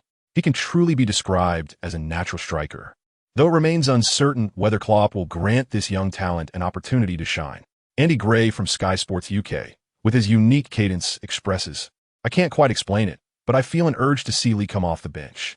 This 15-year-old possesses extraordinary skills. I hope Jurgen Klopp provides him ample opportunity to showcase his talent in the second half." As the commentary from various broadcasters flows in succession, the captains of both teams have completed the coin toss with referee Clattenburg, signaling that this highly anticipated Premier League showdown is about to commence. With a sharp whistle from Clattenburg, the focal match of the 2016-2017 Premier League season's 23rd round officially begins. Liverpool, having the advantage of the kickoff, opts for a cautious approach, passing the ball backward before executing a systematic long pass from the central defender to right winger Lalana. However, Marcos Alonso demonstrates superior judgment, heading the ball out of play. The pace of the match accelerates rapidly, and as time elapses, the players' actions intensify, abandoning the harmonious interactions observed before the match. Chaos ensues with players tumbling over each other, and reckless tackles occur at intervals. Of course, these are defensive maneuvers within the context of football. Due to the swift tempo of the game, over 20 minutes have swiftly passed. In the 24th minute, Hazard's breakthrough leads to a foul by Lalana, earning Chelsea a strategically advantageous free kick. Ligt raised an eyebrow, a sense of unease creeping into his heart. Contemplating, could it be that a goal is about to be conceded? Whether it was his intuition or mere coincidence. David Luiz's free kick rocketed into the net like a cannonball, catching goalkeeper Mignolet unprepared and propelling Chelsea to an early lead in the match. Goodness, how could it be so precise? Chapter 76. A dead horse as a live horse cure. The Chelsea players erupted in jubilant celebration following their opening goal. While the Chelsea fans in the stands were particularly elated, having learned through their phones that Arsenal was trailing 0-2 at home to Watford in another simultaneous match. Meanwhile, third-place Tottenham remained locked in a goalless draw against Sunderland. Should the current scores hold, Chelsea would boast a 12-point advantage, and with 15 rounds remaining in the league. Unless they were to falter spectacularly, the championship title this season would be all but secured. Connie's signature celebration unfolded at Anfield, inciting a chorus of boos from the disgruntled Liverpool supporters. However, Conte, impervious to their disdain, thrived on the escalating jeers. Seated on the bench, Ligt could not help but emit a disdainful snort in English. What a pitiful character Conte is. Indeed, he was quite the pitiful figure. May nodded, gently in agreement with Licht's words. Trailing in the score, Liverpool intensified their offensive efforts after the restart, yet Chelsea, adept at building their attacks upon solid defensive foundations, responded with ease. The trio of Azpilicueta, David Luiz, and Gary Cahill displayed seamless and complementary coordination, leaving no opportunities for the attacking trident of Coutinho, Firmino, and Lalana. In terms of creativity and defensive solidity, the midfield trio of Wijnaldum, Henderson, and Emre Can fell short compared to the formidable Kant and Moses, compounded by the imposing presence of Matic and Marcos Alonso, effectively rendering Liverpool thoroughly suppressed. Chelsea's forward, Diego Costa, has never been an easy adversary. Lovren and Matip found themselves frequently engaged in a battle of wits with him while also striving to maintain their composure, avoiding provocation that could lead to emotional outbursts. As the match reached the half-hour mark, the Liverpool fans at Anfield began to chant "You'll never walk alone," rallying their team in this manner. Unfortunately, the Chelsea players executed their tasks with remarkable precision, fulfilling Coach Conte's defensive strategies to perfection, resulting in an impenetrable defense. The score remained unchanged until the end of the first half. The broadcast captured the Chelsea players, their faces alight with smiles, in stark contrast to the furrowed brows of the Liverpool players, who were evidently troubled by the potential repercussions of a loss. With a significant gap between the two teams, a defeat would widen the margin to 13 points, making not only the title chase a distant dream, but also raising concerns about securing a Champions League spot. Coach Klopp's expression was notably grave, his brow knitted in concern. The atmosphere among the Liverpool fans in the stands mirrored the tension on the field, having descended to the lowest point since the match commenced. Ligt and the substitute players gradually entered the field to warm up in preparation for the second half of the match. Main, as a key player, was particularly earnest in his warm-up, clearly intent on entering the game in prime condition. The 15-minute halftime quickly passed, and both teams returned to the pitch, perhaps satisfied with their formations from the first half, as neither Klopp nor Conte opted for personnel changes before the second half commenced. Nevertheless, the broadcast director provided a telling shot, first focusing on Coutinho and Lalana, whose performances in the first half were lackluster, before shifting to Main, who had just returned from the Africa Cup of Nations. The sports commentator, Jan Jean, remarked that the subdued displays of Coutinho and Lalana were pivotal to Liverpool's lack of success in the first half, suggesting that if their performance did not improve, substituting Main might be a wise decision. Klopp had already devised tactical adjustments during the break. However, the outcome still hinged on the players' execution on the field. Liverpool had yet to create significant threats, while Chelsea's offense appeared menacing. Moses, after evading Milner on the right side of the penalty area, struck the post with a long-range shot, sending shivers through the Liverpool supporters in the stands. Perhaps dissatisfied with his players' performance, Klopp shouted towards the bench, "Sadio, get ready to come on in 10 minutes." With Chelsea leading, they opted for a conservative approach, leaving Hazard as their sole outlet for counterattacks. Faced with Chelsea's nearly full defensive line, Klopp's Liverpool found themselves at a loss. In the 60th minute, Liverpool made the first substitution, bringing Main on for the still dismal Coutinho. While Main possessed considerable speed, his technical skills were not sufficiently refined, making him prone to losing possession under Chelsea's tight marking, almost resulting in a turnover. Klopp glanced at the bench, deep in thought. Besides Origi and Ligt, the substitutes possessed remarkable technical abilities. Origi seemed somewhat inexperienced, while Licht's skills were exceptional, arguably the best on the team.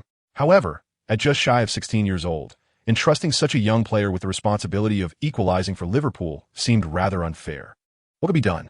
Time ticked away, the scoreboard still displaying a score of 0-1 with the home team ahead. 5 minutes later, Chelsea made their first substitution of the match, bringing on Fabregas for Willian to enhance their passing precision during counterattacks. With prolonged offensive efforts yielding no results, Klopp was compelled to consider further adjustments. The attacking front now consisted solely of Orji and Ligt, and it was uncertain whether either substitution would prove effective. Should he alter the midfield? Glancing back at the bench, he noted that the only option was the defensive midfielder, Lucas. Meanwhile, seated on the bench, Ligt caught sight of Klopp's gaze and felt a surge of excitement, internally pleading, "Call me, call me, call me." However, all that awaited was a mere sigh. Klopp did not call upon anyone.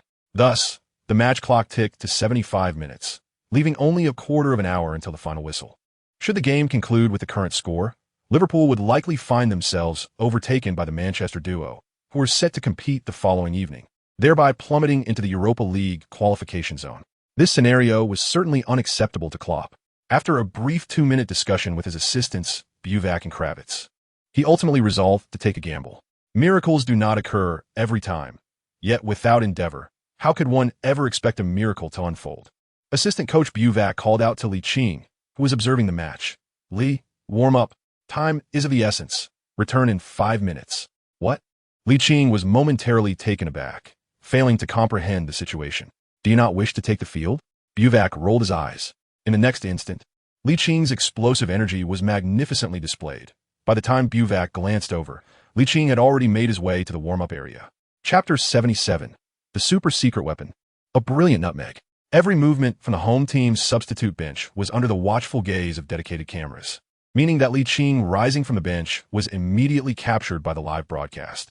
However, the director chose not to switch the feed right away, instead waiting to confirm that no captivating offensive play was occurring on the pitch before making the transition. Andy Gray, the Sky Sport commentator, narrowed his eyes, then shifted his tone. What does Jurgen Klopp mean by this? Is he allowing a 16-year-old to shoulder the responsibility in a duel between Premier League titans? Has no one considered the potential negative repercussions for Lee? "Old friend, you are overthinking it," chuckled guest commentator Martin Tyler. "Every situation possesses dual facets. I recall an old adage stating that jade must be carved to become a gem. Since Lee has proven himself in the FA Cup, why should the league be any different? Chelsea is indeed stronger than Wolves, yet Antonio Conte could not have anticipated this adjustment from Jurgen.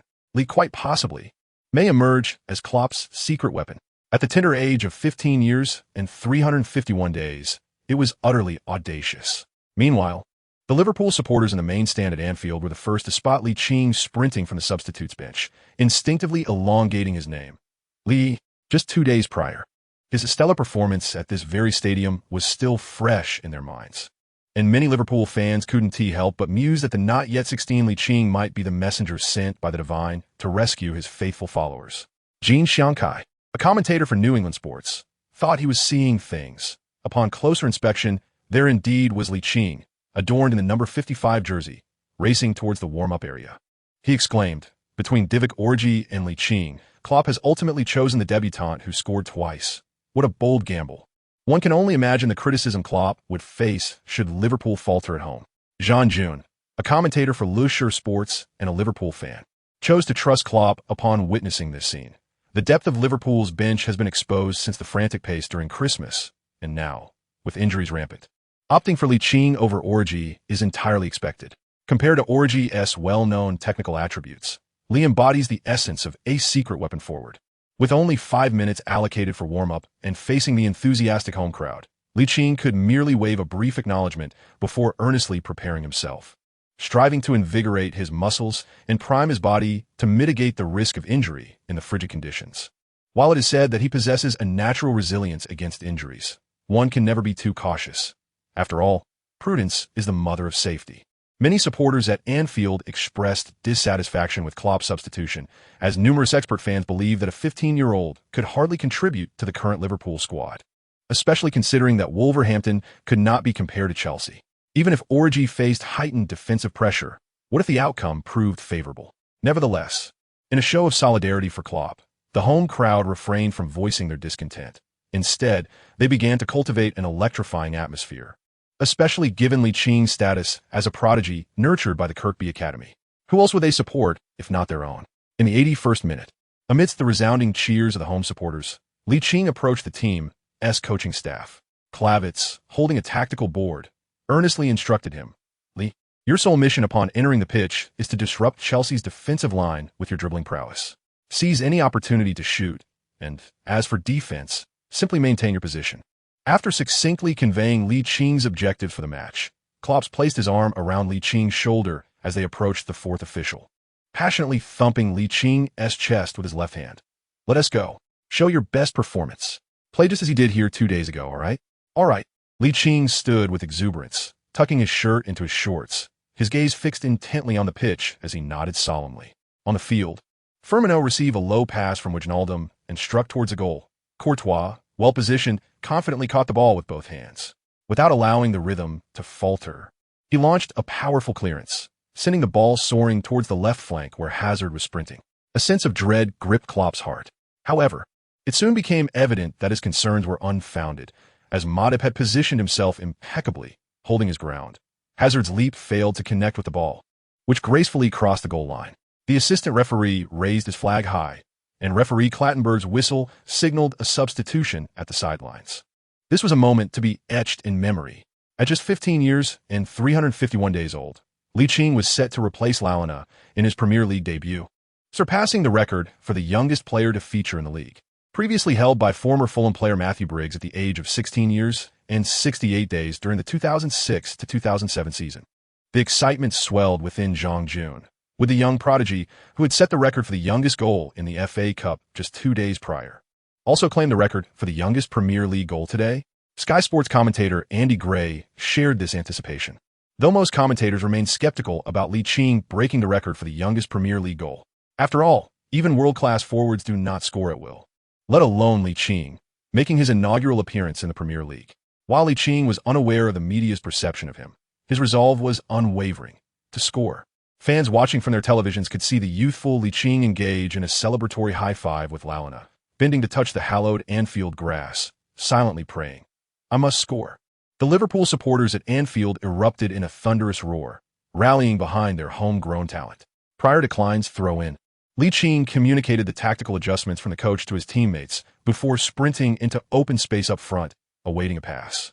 Klein threw the ball to central defender Matip, who then relayed it to Henderson, positioned back at the edge of the center circle. After several exchanges, the ball rolled along the grass towards Li Qing, who found himself on the attacking right flank, while Chelsea's left-wing back, Marcos Alonso, braced for the encounter alongside Kean and Gary Cahill, who adjusted their positions.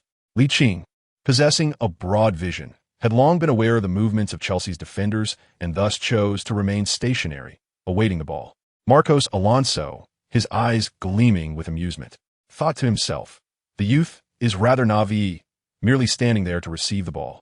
However, at that moment, Li Qing stepped forward with his right foot towards the approaching ball, positioning his body perfectly to obstruct both Marcos Alonso's forward path and his line of sight.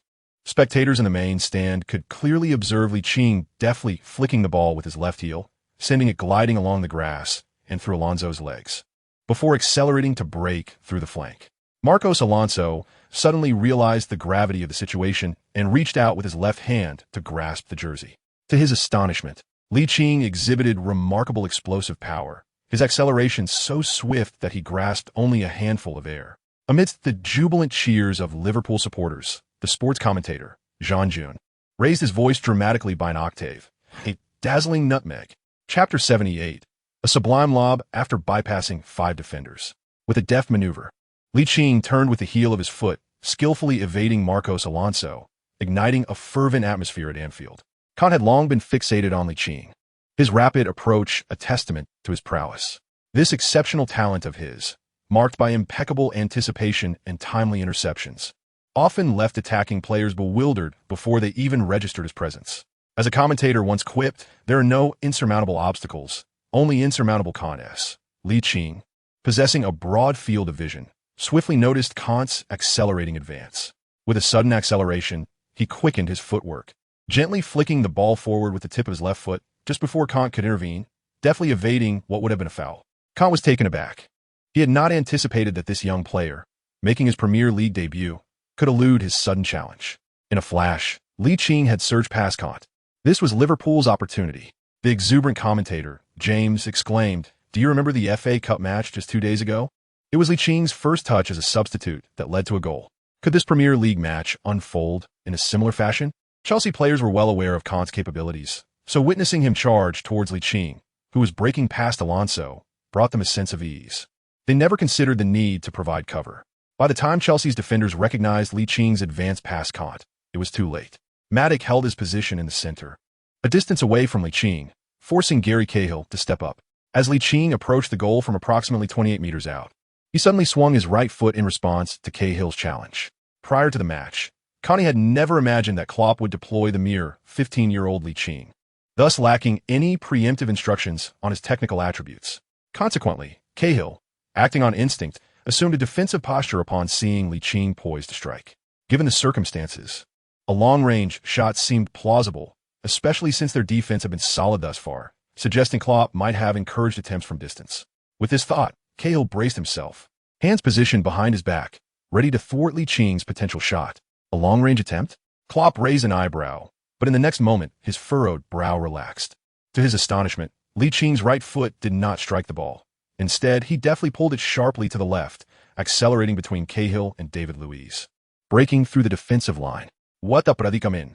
Gary Cahill had already been rendered ineffective, unable to commit a foul as he helplessly watched Liching swiftly break through on his right side. The Liverpool fans in the stands were utterly engrossed, barely daring to blink for fear of missing a moment of brilliance. David Luiz maintained an advantageous position alongside Cahill, adopting a defensive strategy that involved retreating while keeping his back to the sideline. He conceded the outer line, but Liching had no intention of allowing him time to await the reinforcements of Azpilicueta and Kean. With a deft flick of his left foot, he directed the ball diagonally forward, accelerating past Luiz, who was retreating in the opposite direction. Speed was not Luiz's forte, towering nearly 6'3". His turning radius was considerable, forcing him to opt for a linear sprint to block any potential shooting angles Liching might exploit. Yet, he was unprepared for the astonishing velocity Liching displayed as he surged from the outer flank and overtook Luiz in mere strides. The pace was exhilarating. The Liverpool supporters were akin to witnesses of a red Ferrari flooring the accelerator, overtaking on the right and barreling towards the penalty area. Luiz refrained from committing a foul in pursuit, drawing upon his extensive experience to gently tug at Liching's jersey before quickly releasing it, intending to disrupt his rhythm. Indeed, Liching's forward momentum momentarily faltered, but the impact was minimal. To thwart Luiz from intercepting him from the left, he deftly nudged the ball forward with the outside of his right foot, creating space to accelerate once more. As Luiz regained his footing, he exhaled deeply, thinking to himself, "Can I not tame this little rascal?" Liching advanced to the right flank of the penalty area, glancing up at the goal while adjusting his stride. He stepped forward with his left foot, swiftly followed by his right, raising it in preparation for a shot. David Luiz's mind barely had time to react. His body moved instinctively, and at the moment Liching lifted his right foot, Luiz threw himself to the ground in an attempt to block. Typically, a central defender's last-ditch effort within the penalty area results in a commendable defensive play. However, Liching did not shoot. His right foot, being his non-dominant side, would likely send the ball soaring over the bar under such pressure. Instead, he swiftly lowered his right foot, deftly guiding the ball to his left side, alternating his steps as he planted his right foot and lifted his left to take aim. Azpilicueta, overwhelmed by the situation, could no longer manage his defense against Firmino, resorting to a desperate slide tackle. Behind Courtois, the KOP stand erupted as every Liverpool supporter leaped to their feet, arms raised, instinctively unleashing a thunderous cheer. Liching's exquisite touch allowed him to bypass the reckless David Luiz, and just as the commentator Jean Xiankai's words faded, Liching's left foot also refrained from shooting. Instead, the outside of his left foot gently nudged the ball further to the left. Frustrated, Connie, the visiting coach, clenched his fist in anger as he witnessed Liching once again deceive Azpilicueta with a feigned shot followed by a deft touch. As Azpilicueta slid past him mere meters away, Liching extended his left foot, propelling the ball forward until he found himself facing Courtois at the penalty spot. The fervent atmosphere at Anfield reached a fever pitch, with every Liverpool fan erupting in ecstatic roars. Courtois charged off his line, lowering his center of gravity. Poised and ready to make a save, Liching swung his left foot, and Courtois fell sideways towards the ground, stretching his arms wide to maximize his coverage of the shooting angle. Liverpool's manager, Klopp, clenched his fists tightly, his body trembling involuntarily, filled with an indescribable excitement. Azpilicueta and David Luiz, still on the ground from their sliding tackle, could only place their hopes on goalkeeper Courtois. However, at the moment Courtois hit the ground, Ligt delicately flicked the ball with his left foot, sending it gracefully soaring. Though not particularly high, barely over a meter, the ball easily evaded the grounded Courtois, landing in the net amidst the despairing gazes of the Chelsea players. Chapter 79. The youngest goalscorer in the top 5 leagues. Goal. The iconic elongated voice of Andy Gray, the commentator from Sky Sports, resonated throughout the studio, causing his partner Martin Tyler to instinctively cover his ears, a clear testament to the intensity of his excitement.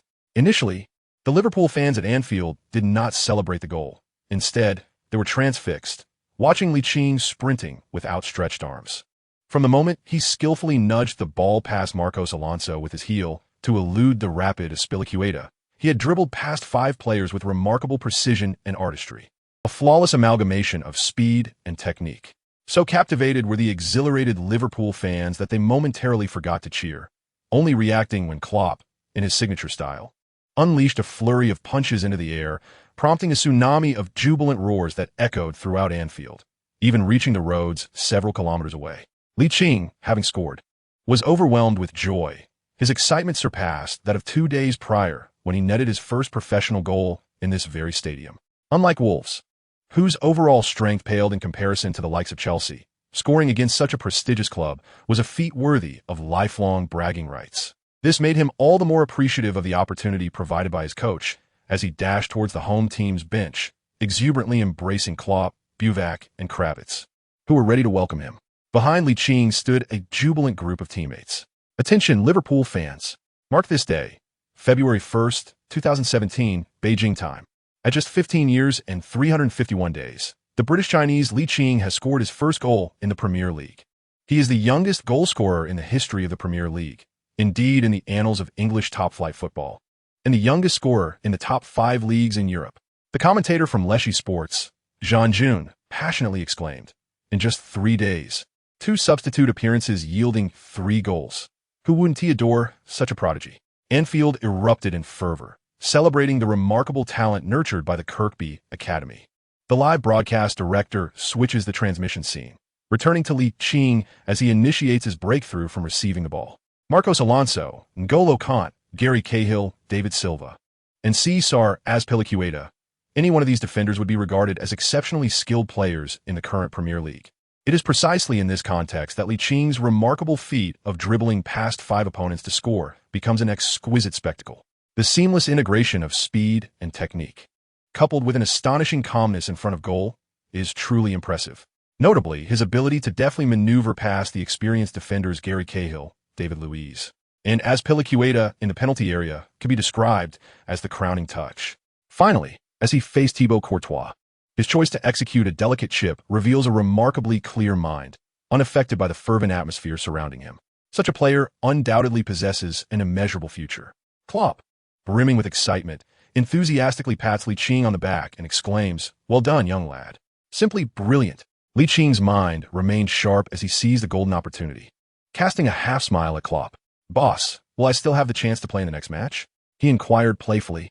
Bervaki, chuckling, glanced at the somewhat awkwardly smiling Klopp and remarked, "As long as you maintain your outstanding performance, J. Regen will certainly take notice." Indeed, Klopp had come to the same realization. If Ligt could excel in the match against Chelsea, why not continue to utilize him in the subsequent games? "Shall I score another goal?" In an atmosphere charged with fervor, Ligt suddenly spoke up. Klopp, Buvac, and Kravitz wore expressions of disbelief. And even the teammates celebrating the goal could not help but roll their eyes at Licht's remarks. After all, the opponent was Chelsea. Scoring was not a simple feat. Naturally, as a forward, one must harbor an unwavering desire to find the net. And with such confidence, who would fear failure? The visiting coach, Kean, appeared dejected in his technical area. With the match entering its final minutes, a mere 10 more minutes of defense would secure 3 points for their return to London. Instead, at this critical juncture, Liverpool had equalized. Anger surged. From Marcos Alonso to Azpilicueta, the defensive gaps exposed among them were far too significant. If each player had made just a couple more strides earlier, Ligt would not have found the space to break through. Ultimately, it was a lack of concentration among the players in the dying moments of the match. The broadcast shifted to the crestfallen Chelsea players, whose faces unmistakably conveyed disappointment and frustration. Chelsea fans watching from home shared the same sentiments, having hoped to extend their lead, only to see 3 points potentially slip to 1. With the score leveled, Chelsea's coach Kean devised a new strategy, not to regain the lead, but to secure a draw at Anfield. Based on the live score updates he received, Arsenal was trailing Watford, and the match between Spurs and Sunderland had yet to yield any goals. A draw, in comparison to a loss, was still within the realm of acceptability. Klopp's mindset transformed following the equalizer.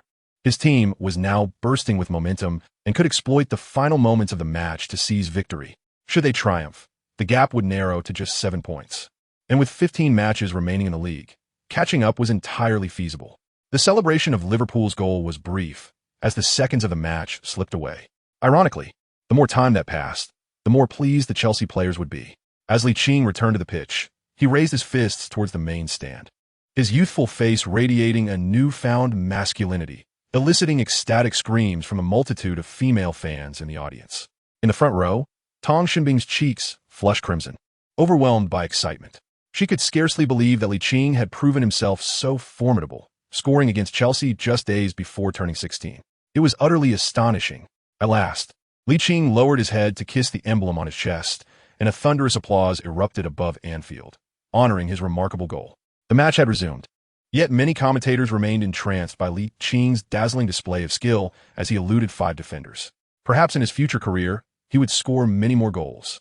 But this particular strike would be a cherished memory for Liverpool fans for years to come. The sports commentator Jean Shankai stated that the equalizing goal had a profoundly positive impact, galvanizing the Liverpool players to unite and intensify their efforts. Hazard, having just gained possession of the ball, lost control under the pressure of Henderson and Klein's defensive tactics, prompting Liverpool to transition from defense to offense. In the 80th minute, an unexpected strike found the back of the net.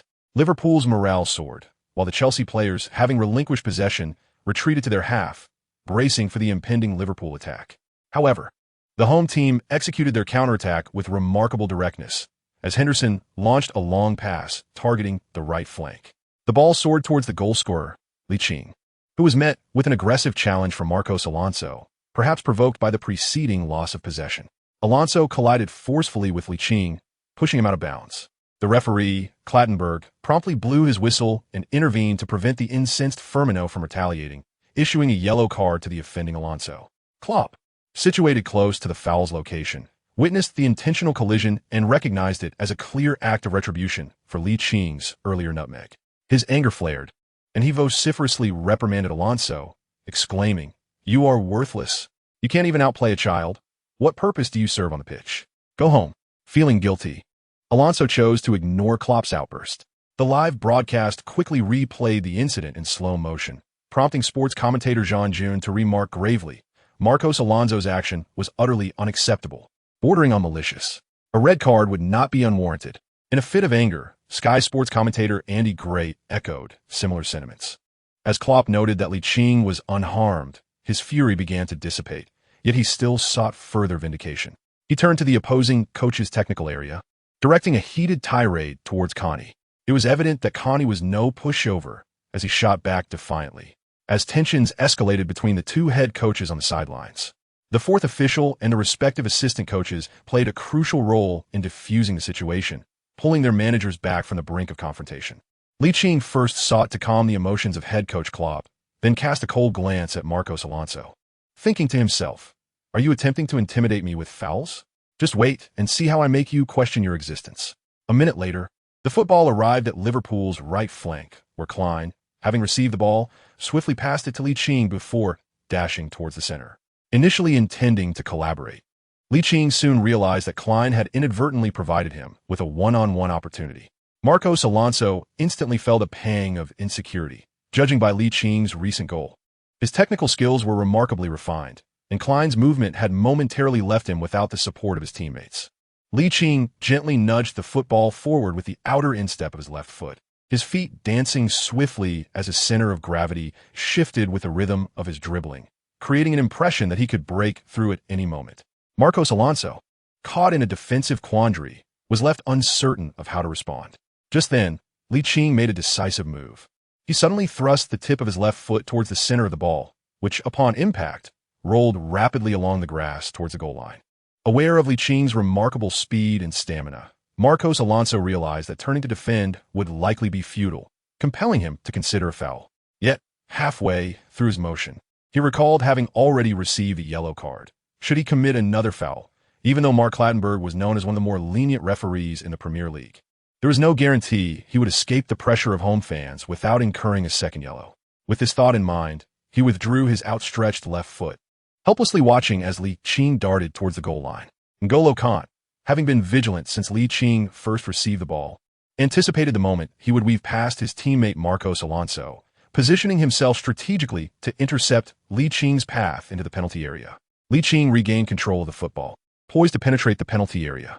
Observing that Kant had already positioned himself defensively, he cast a glance and noted his teammates were not optimally situated. With a sudden deft shift of his left foot's instep, he deftly directed the ball to the right, adopting a stance as though he intended to accelerate past the baseline. Kant, renowned for his explosive power and keen anticipation, matched Liqing's rhythm in his defensive maneuvers. However, Liqing extended his right foot, halting the ball in its place, before resuming control with his familiar left foot. At this moment, Marcos Alonso had also established his defensive position, inadvertently prompting Kant to lower his guard slightly. Liqing's right shoulder sank as he feigned a breakthrough from the baseline.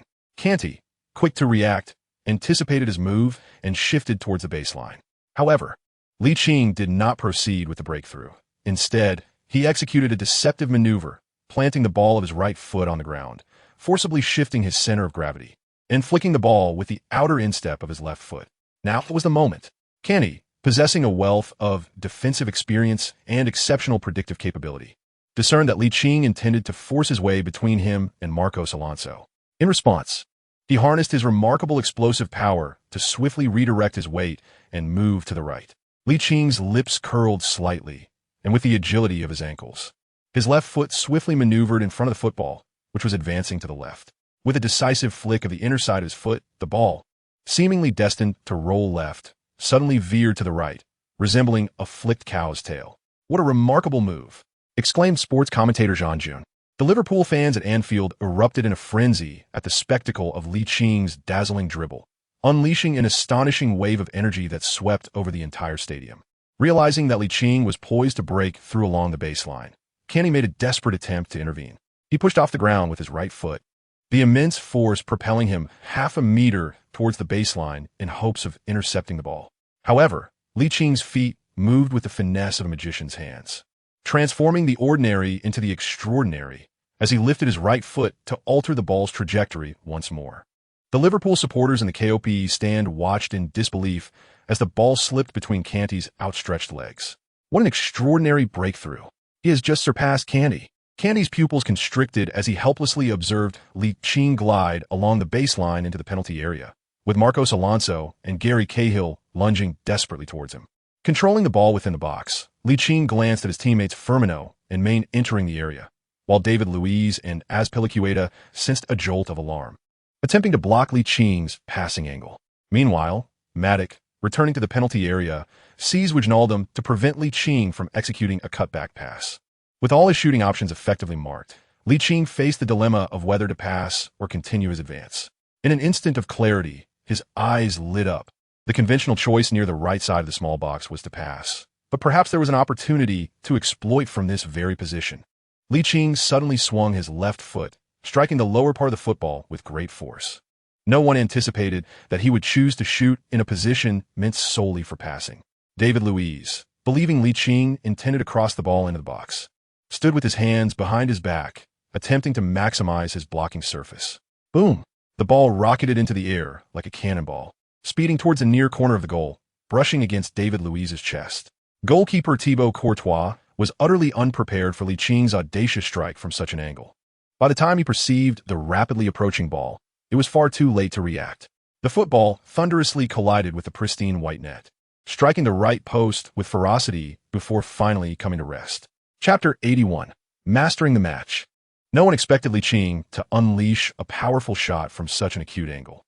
The Liverpool fans in the KOP stand only realized what had transpired when the ball struck the net, a deafening cheer resonating throughout Anfield. Goal! The iconic shout of goal from Sky Sports commentator Andy Gray echoed in the ears of every fan watching the live broadcast. At just 15 years and 351 days, Ligt had turned the tide for Liverpool at Anfield. 2-1. In a mere 5 minutes, he scored twice. Who could have foreseen this? A boy not yet 16 years old dominating the outcome of such a fierce encounter. Oh my God, an astonishing display. Commentary guest Martin Tyler was exuberantly raising his arms in excitement. Good heavens, Ligt is truly a remarkable young talent. To have the audacity to strike from that angle. David Luiz and Courtois must be feeling immense embarrassment at this moment. The phrase "the young bull is not afraid of the tiger" perfectly encapsulates Licht's fearless debut. From deftly maneuvering past 5 defenders to scoring with a powerful strike from an almost impossible angle, Anfield erupted into a frenzy. Because of him, the sports commentator, Jean June, clenched his fists, his heart swelling with excitement as he delivered an impassioned commentary. The goal scorer, Ligt, had initially struck in a moment of inspiration, never truly expecting to find the back of the net, which rendered him particularly euphoric. In a fit of exhilaration, he removed his jersey and hurled it into the stands, igniting a frenzy among the fervent Liverpool supporters who scrambled to seize it. The live broadcast captured a close-up of Licht's youthful visage, which, in that moment, radiated extraordinary valor as he faced the KOP stand, fervently waving his arms in celebration. The die-hard Liverpool fans, seemingly summoned by Licht's exuberance, responded with frenzied cries, their roars echoing throughout the stadium like an unending tsunami. Viewers at home, too, appeared to be swept up in the fervent atmosphere, instinctively raising their arms and releasing an adrenaline-fueled cheer in response to Licht's momentum-shifting goal. Liverpool's manager, Klopp, extended his arms wide and, like the players on the pitch, rushed to join Ligt in celebration. This goal, more so than a solo effort past 5 defenders, significantly uplifted the team's morale, as evidenced by the palpable fervor that enveloped Anfield, underscoring the positive impact of the goal. Firmino, Mane, Henderson, and Wijnaldum enveloped Ligt in a tight embrace, releasing the immense emotional tension from reclaiming the lead. In stark contrast, the Chelsea players were either shaking their heads in despair, standing with hands on hips, or even burying their faces in their hands, their spirits plummeting. Manager Conte appeared particularly incensed. He unleashed a furious kick, reminiscent of his playing days, shattering a water bottle at his feet in an outburst of frustration over conceding the goal. If the first goal was deemed an accident, the second was indicative of systemic failures within the defensive line. Perhaps both goals were directly linked to Marcos Alonso, prompting a glaring disapproval from Conte as he resolved to substitute him. Prior to the match's commencement, Pedro replaced Alonso, who had received a yellow card and bore significant responsibility for the 2 conceded goals. The lineup underwent a substantial transformation, shifting from a 3-4-3 to a 4-3-3 formation, with Azpilicueta moving to the left flank, Moses taking on a right-back role, and Kean, Matic, and Fabregas forming a trio in midfield, while Hazard, Diego Costa, and Pedro assumed the attacking positions. Klopp observed Chelsea's substitutions keenly. With his team now ahead, it was certain that Chelsea would intensify their offensive efforts, especially with time running short. Contemplating this, he promptly instructed his assistant, Kravitz, to summon Ragnar to prepare for entry onto the field. In the 88th minute, Klavan replaced the fatigued Firmino. Although Firmino did not score in this match, his performance garnered the admiration of all Liverpool supporters at Anfield, with thunderous applause serving as the finest tribute. It seemed that Jurgen Klopp intended to maintain the current score until the final whistle. Sky Sports commentator Andy Gray chuckled, while his co-commentator Martin Tyler nodded in agreement. With only 2 minutes remaining in regular time, and perhaps 5 or 6 minutes accounting for stoppage time, a staunch defensive strategy appeared to be a sagacious choice. Klopp's emphasis on defense allowed Chelsea to seize the initiative in the match. Liverpool executed their defensive duties with remarkable precision, rendering passing maestros Fabregas and Matic unable to exploit any critical vulnerabilities in Liverpool's backline. The presence of the lightning-fast forwards, Ligt and Mane, instilled a degree of trepidation in Gary Cahill, David Luiz, and Azpilicueta, which diminished their resolve to engage in offensive pursuits. Their concerns were not unfounded. Prior to Klavan's introduction, Ligt had received an exquisite pass from Wijnaldum, finding himself face-to-face with the defensive line. Had it not been for David Luiz's decisive foul at midfield, Licht's ability to penetrate could very well have extended the lead. As seconds ticked away and the 90-minute mark approached, Diego Costa, having received the ball just outside the penalty area, suddenly surged into the box. The substitute Klavan failed to match the pace, mistiming his challenge and inadvertently tripping Costa, who had already touched the ball ahead. Referee Mark Clattenburg instinctively blew his whistle, pointing to the penalty spot. "Oh my God!" exclaimed Andy Gray, his pupils dilating in disbelief. Mark Clattenburg has awarded a penalty to Chelsea in the 89th minute. Klavan, hands raised in innocence, protested, while Liverpool captain Henderson and his teammates exerted pressure on Clattenburg, but the referee stood firm in his decision. Upon reviewing the slow-motion replay, it became evident that Clattenburg's judgment was accurate.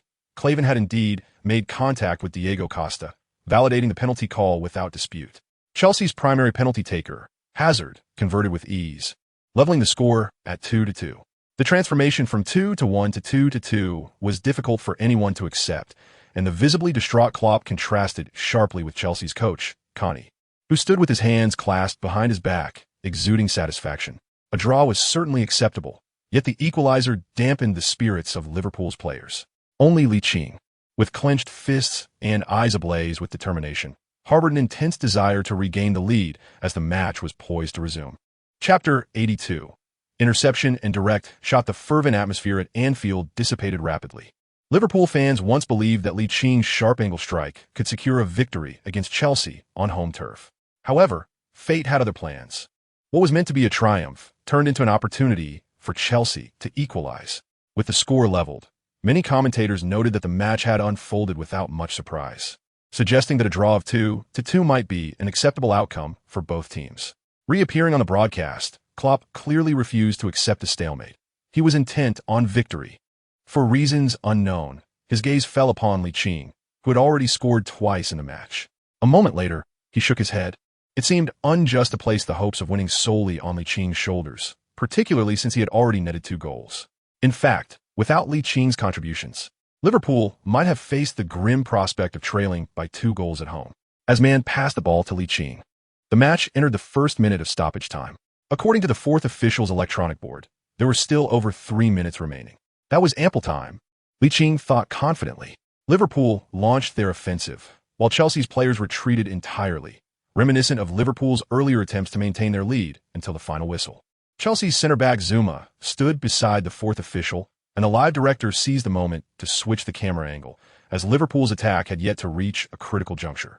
Commentator Jean Xiankai solemnly remarked that Chelsea seemed intent on securing a point. The ball, after a series of passes, found its way to Ligt on the right flank of the attack, given that he had scored twice in the span of just 5 minutes. Chelsea defender Azpilicueta regarded him with utmost seriousness, no longer viewing him as merely a 15-year-old boy. The defensive midfielder Kean, who had been repeatedly outmaneuvered by Ligt, kept a watchful eye, while Matty and substitute Fabregas were also acutely aware of Licht's movements.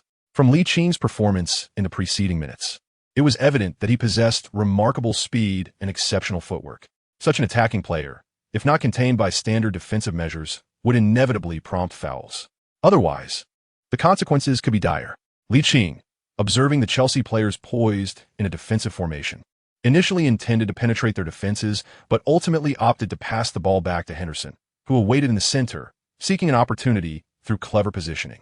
However, time was slipping away, and as the second minute of stoppage time quietly came to a close, Ligt furrowed his brow in concern, noticing his teammates growing increasingly impatient. Maine, stationed on the left flank, had previously attempted a long-range shot, only to see it soar high due to David Luiz's interference. The substitution of Zuma for Diego Costa signaled a clear intent to adopt a comprehensive defensive strategy, aiming to preserve the draw until the final whistle.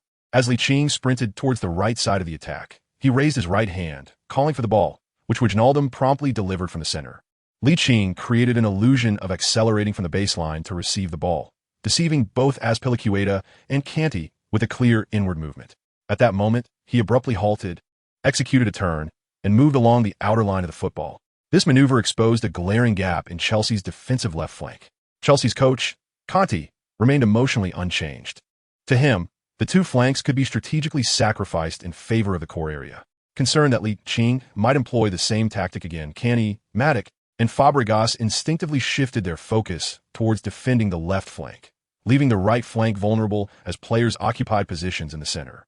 From the home team's coaching bench, Klopp observed anxiously, if only Lee could spot this opening. Kean came to a sudden stop, pulling the ball to the left with the sole of his right foot. Approximately 25 meters from the goal line, he lifted his left foot and swiftly struck the lower middle of the ball with the inside of his foot, sending it soaring diagonally from Liverpool's right flank towards the left side of the attack. The speed of the ball's delivery always surpasses that of individual players, and the loyal fans in the KOP stand found this scene eerily familiar.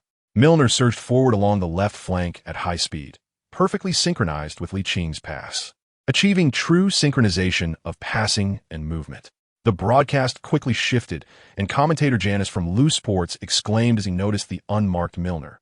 Kean, tightly marked on the right flank, delivers a long pass, and Milner makes a rapid advance with no defenders nearby. Connie, on the visiting team's bench, took a few excited steps forward, shouting at his players, "Get up and defend." However, the tactically astute players instinctively returned to defend the right flank. Though the exposed gap was substantial, and Kean's long pass was remarkably precise, Milner skillfully maneuvered the ball towards the left side of the penalty area, with Moses still 3 meters away, giving him ample time to assess his teammates' positions and decide whether to shoot. After a brief mental duel, Milner opted for the shot. His preceding touch was flawless, perfectly set up for a direct strike with his right foot. As the shot was taken, accompanied by the enthusiastic shout of commentator Jean Shankai, Milner unleashed a powerful strike with his right foot.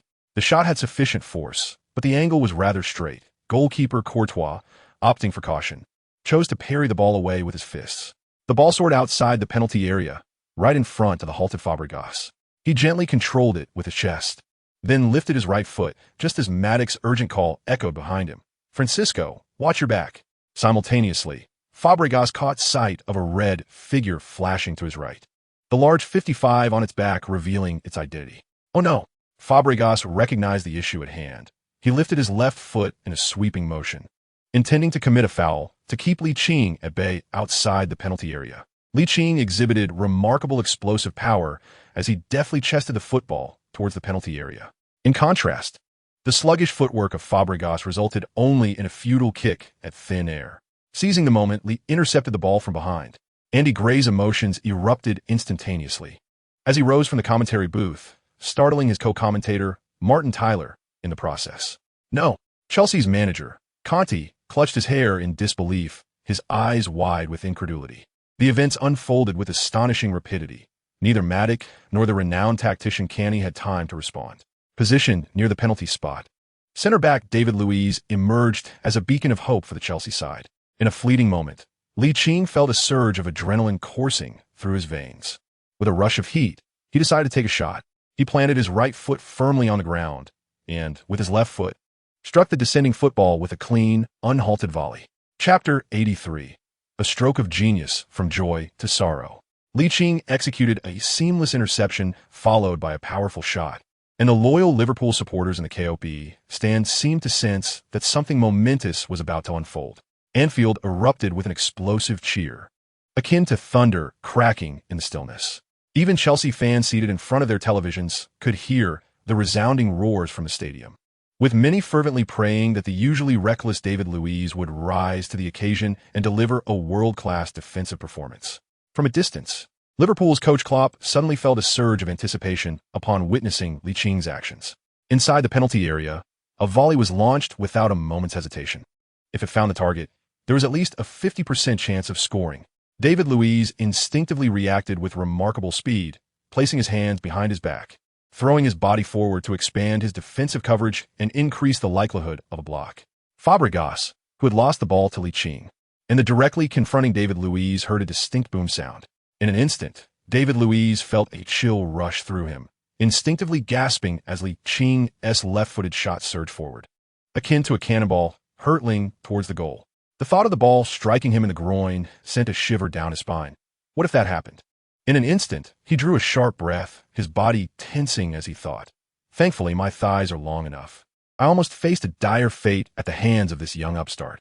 At this moment, Chelsea's penalty area was crowded with players for both sides, and goalkeeper Courtois found his vision obstructed, unable to see the approaching ball.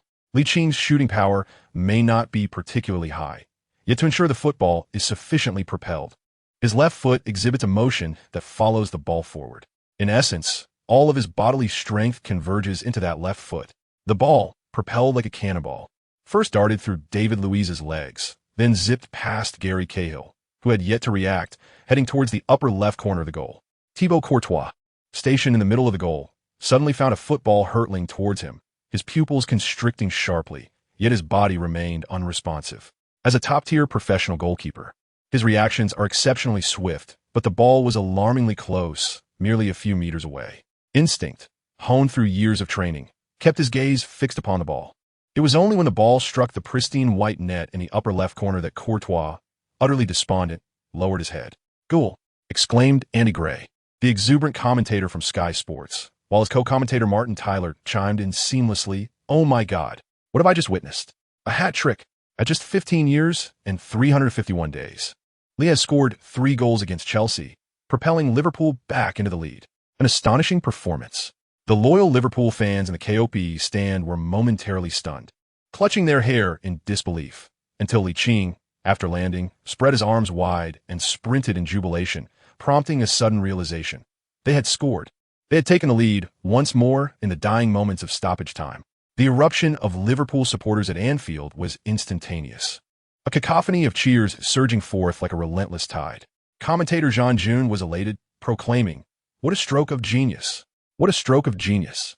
In the 3rd minute of stoppage time, Ligt executed a seamless interception followed by a powerful left-footed strike that pierced through Courtois' defenses, marking his 3rd goal of the match. 3-2. Liverpool had once again regained the lead. Jean Xiangkai, the commentator from New Sports, rarely losing his composure, exuberantly declared, "An extraordinary world-class strike. The young talent Ligt has opened the gates to victory for Liverpool with his golden left foot." 3-2. Liverpool has taken the lead once again. Who could have imagined, before the match, that a boy yet to turn 16 would dominate this clash between red and blue? Inside the penalty area, Liverpool players such as Maine, Wijnaldum, and Henderson sprinted fervently towards Ligt, who had once again turned the tide. Even Klopp, Buvac, and Krawietz from the home team's coaching staff dashed towards the goalscorer in unrestrained excitement, with Klopp fervently waving his arms to incite the fervor of the home crowd. In stark contrast, Chelsea's head coach Conte, along with his players, substitutes, and fans, including those watching on television, appeared utterly disheartened, seemingly robbed of their spirits by Licht's indomitable strike. "Damn it, F." Conte uttered an angry exclamation as Anfield erupted in ecstatic fervor following Licht's dramatic last-minute goal. Ligt, the architect of this triumph, was overwhelmed with joy and excitement, instinctively shedding his jersey before the exuberant KOP faithful. The Liverpool manager, Klopp, who was hastening towards the scene, instinctively shouted, "Lee, don't." Previously, Ligt had received a yellow card for a similar shirt removal in celebration, and now, after completing a hat trick, he repeated the act. Humans often harbor a sense of luck. He glanced back at referee Clattenburg, hoping his attention would be diverted elsewhere. Alas, the greater the hope, the deeper the disappointment. Clattenburg regarded Ligt with a bemused expression, yet he did not immediately approach. The fervent Liverpool supporters in the KOP section, witnessing Licht's jubilant display once more, erupted in an even louder cheer, oblivious to the fact that he had already accumulated a yellow card. At such a moment, no one could focus on anything else. The 3rd minute of stoppage time had yielded a last-minute goal. What could possibly eclipse the significance of such a moment? The Liverpool players, too, were oblivious to this detail as they raised their arms in triumphant celebration, fists clenched, showcasing their indomitable spirit. What does it matter if we trail in the score? We shall equalize and surpass. What if we are leveled? We will strike back with a last-minute goal. As Liverpool celebrated for nearly a minute, the clock ticked into the 4th minute of stoppage time, and referee Clattenburg approached Ligt with a smile. Klopp positioned himself in front of Clattenburg, palms together, beseechingly imploring, "Referee, could you grant a reprieve? You are a coach, and you know that removing your shirt in celebration warrants a yellow card," Clattenburg replied. Ignoring Klopp, he stepped before Ligt, extending his right hand politely to shake Lee's. "First, congratulations on your hat trick in this match, and then I must apologize." "Why do you apologize to me?" Ligt gazed at Clattenburg, sensing an unspoken truth. In February 2004, the act of shedding one's shirt in celebration and subsequently receiving a yellow card was officially codified in the rules. Under the glaring lights, that yellow card gleamed conspicuously, and the sports commentator, Jean June, solemnly remarked, "Goodness, this is a quintessential case of joy turning to sorrow." Clattenburg then brandished a second yellow card towards Ligt. Chapter 84. A record unbreakable for the next century. In truth, Ligt had surmised the reason the moment he observed Clattenburg's enigmatic expression as he approached. Thus, upon receiving the second yellow card, there was no discernible change in his facial expression, only a sense of frustration. After all, who could have imagined that his debut in the Premier League would culminate in a hat-trick? Such an emotional eruption was difficult to contain. At the instant the red card was displayed, Ligt heard a system notification that left him speechless. Ding! Congratulations, host. On receiving your first red card in your professional career, you are awarded 1 lottery chance and 100 gold coins. Ligt, it is one thing to overlook the first goal and the inaugural hat-trick in the Premier League, but to receive a red card as a form of reward? System, must you be so amusing? Is this a consolation prize? During the 23rd round of the 2016 to 2017 English Premier League season, at the tender age of 15 years and 351 days, Ligt set an astonishing record. No, it is more accurate to say he has now achieved 2 remarkable records. He is now the youngest player in world football to have scored a hat-trick. Andy Gray, upon reaching this point, could hardly contain his amusement. With great professional restraint, he suppressed a laugh and solemnly remarked, "From this moment on, he has acquired yet another record, that of the youngest player sent off in top-flight football." The broadcast crew zoomed in on Ligt, allowing fans watching on television or their computers to clearly see the youthful visage of the young prodigy, visibly distressed, with a discernible muscle twitch at the corner of his mouth. Jean Xiangkai, the commentator for New England Sports, covered his forehead with his right hand, expressing his dismay. Ligt has truly been careless. Celebrating a hat-trick is certainly commendable, yet one cannot disregard the fundamental rules of football. As a professional player, he ought to refrain from such elementary mistakes. Fortunately, there is little time left in the match, and I believe Chelsea will not have sufficient opportunity to equalize. I hope he learns from this experience. The red card gleamed brightly at Anfield, and the Liverpool fans in the stands felt that referee Clattenburg had been overly harsh. In such circumstances, they believed he should show leniency towards Lee, who had just achieved a hat-trick at the age of 15 years and 351 days. It is likely that for the next century, no one will surpass this record. Thus Clattenburg should have exercised mercy. However, Clattenburg adhered strictly to the rules, issuing Ligt his second yellow card of the match, prompting a deafening chorus of boos that reverberated through Anfield like a tsunami. As Ligt donned his jersey with a sense of resignation, he made his way toward the sidelines. The head coach, Klopp, was quick to console the invaluable player, saying, "Lee, do not dwell on it. You are still young. Receiving a red card is inconsequential. You must learn from today's experience. Cheer up. You are a hero today." Yet, Lee reflected on the implications of his red card, which left his team at numerical disadvantage. Assistant coach Buvac also offered words of encouragement to Ligt, stating, "The stoppage time has elapsed. You must trust your teammates. With a collective defense, we can certainly withstand Chelsea's onslaught. Victory shall be ours." Lee then inquired, "When I return from suspension, will I still have a place on the substitutes bench?" Ligt gazed at Klopp with a pitiful expression. Of course, Klopp remained entirely oblivious to the glimmer of brilliance in Licht's eyes. He placed his right hand on Licht's shoulder and solemnly remarked, "As long as you can maintain your form, why not? You are the great hero of Liverpool." The other Liverpool players affectionately patted Ligt on the head and shoulder in a gesture of comfort. The Liverpool fans at Anfield understood that without Licht's presence in this match, the score might still have been 0-2. Hence, even after receiving a red card, they did not hesitate to shower him with applause. A thunderous ovation resonated throughout the stadium. So much so that even the Chelsea fans could not refrain from joining in the applause. Licht's performance had been nothing short of exceptional, rendering the red card inconsequential. Jean Jun, observing Ligt on the broadcast, proclaimed, "Youth inevitably leads to mistakes. It is through these errors that one learns valuable lessons to avoid repeating them. I am confident that Ligt will discover the most fitting way to celebrate his goals in his future career." As Ligt made his way towards the player tunnel, he exchanged high-fives with his teammates on the bench and shook hands with fans in the front row of the main stand and along the sides of the tunnel. Instead of heading directly to the changing room after being sent off, he lingered at the tunnel entrance, awaiting the conclusion of the match. As the stoppage time approached the 5th minute, both teams returned to their respective halves. The referee, Clattenburg, blew his whistle, signaling the resumption of play. Chelsea, trailing the scoreline, was eager to equalize, but the confidence gained by Liverpool from their late turnaround was immense, uniting them even with one man down. In contrast, the Chelsea players, desperate to level the score, became overly anxious, resulting in a misplaced pass that Eden Hazard could not intercept. With focused attention, Henderson moved forward to clear the ball, sending it soaring into Chelsea's defensive half.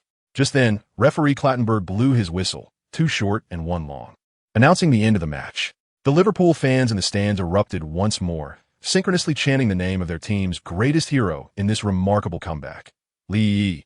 The unique fervor of the home crowd enveloped the stadium, the deafening cheers crashing in waves upon waves. In this charged atmosphere, Ligt emerged from the players' tunnel, and the live broadcast seamlessly captured the moment. Just as Mark Clattenburg signaled the end of the match, the cameras shifted to the entrance of the tunnel, allowing fans at home to witness Ligt, clad in a down jacket, in real time. The youngest player in the history of English football to score a hat trick. After exchanging handshakes with Chelsea's coach Antonio Conte, Klopp raised his arms in exultation, releasing the pent-up frustration accumulated over time, before embracing his walking disciple, Ligt. With this victory over Chelsea at home, Ligt undoubtedly earned the title of the match's standout performer. Following the conclusion of the game, Liverpool had narrowed the points gap to just 7, aided by Arsenal's unexpected defeat to Watford and Tottenham's goalless draw with Sunderland, allowing the victorious Liverpool to reclaim their position near the top of the league table. Elated by this joyous occasion, the atmosphere at Anfield was once again vibrant and harmonious. The broadcast zoomed in on Ligt, and James, observing the screen, remarked, although Ligt had limited playing time and received a red card, his 3 goals dominated the match, making him the undisputed man of the match. After all, those goals were both spectacular and crucial. Chapter 85. The duality of the lottery in the press conference hall at Anfield. The first to attend the post-match briefing was the visiting coach, Conte.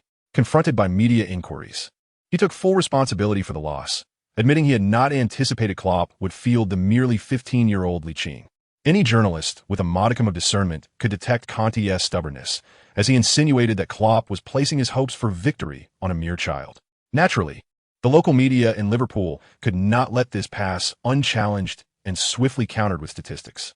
Just 2 days prior at Anfield, Licht's 2 goals had turned the tide for Liverpool. Why then had they not learned from this experience in the subsequent league match?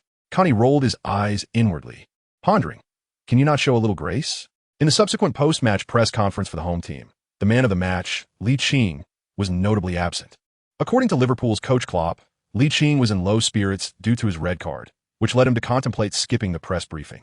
Countless journalists inwardly expressed their disdain for Klopp, thinking, I believe you not at all, you crafty old man.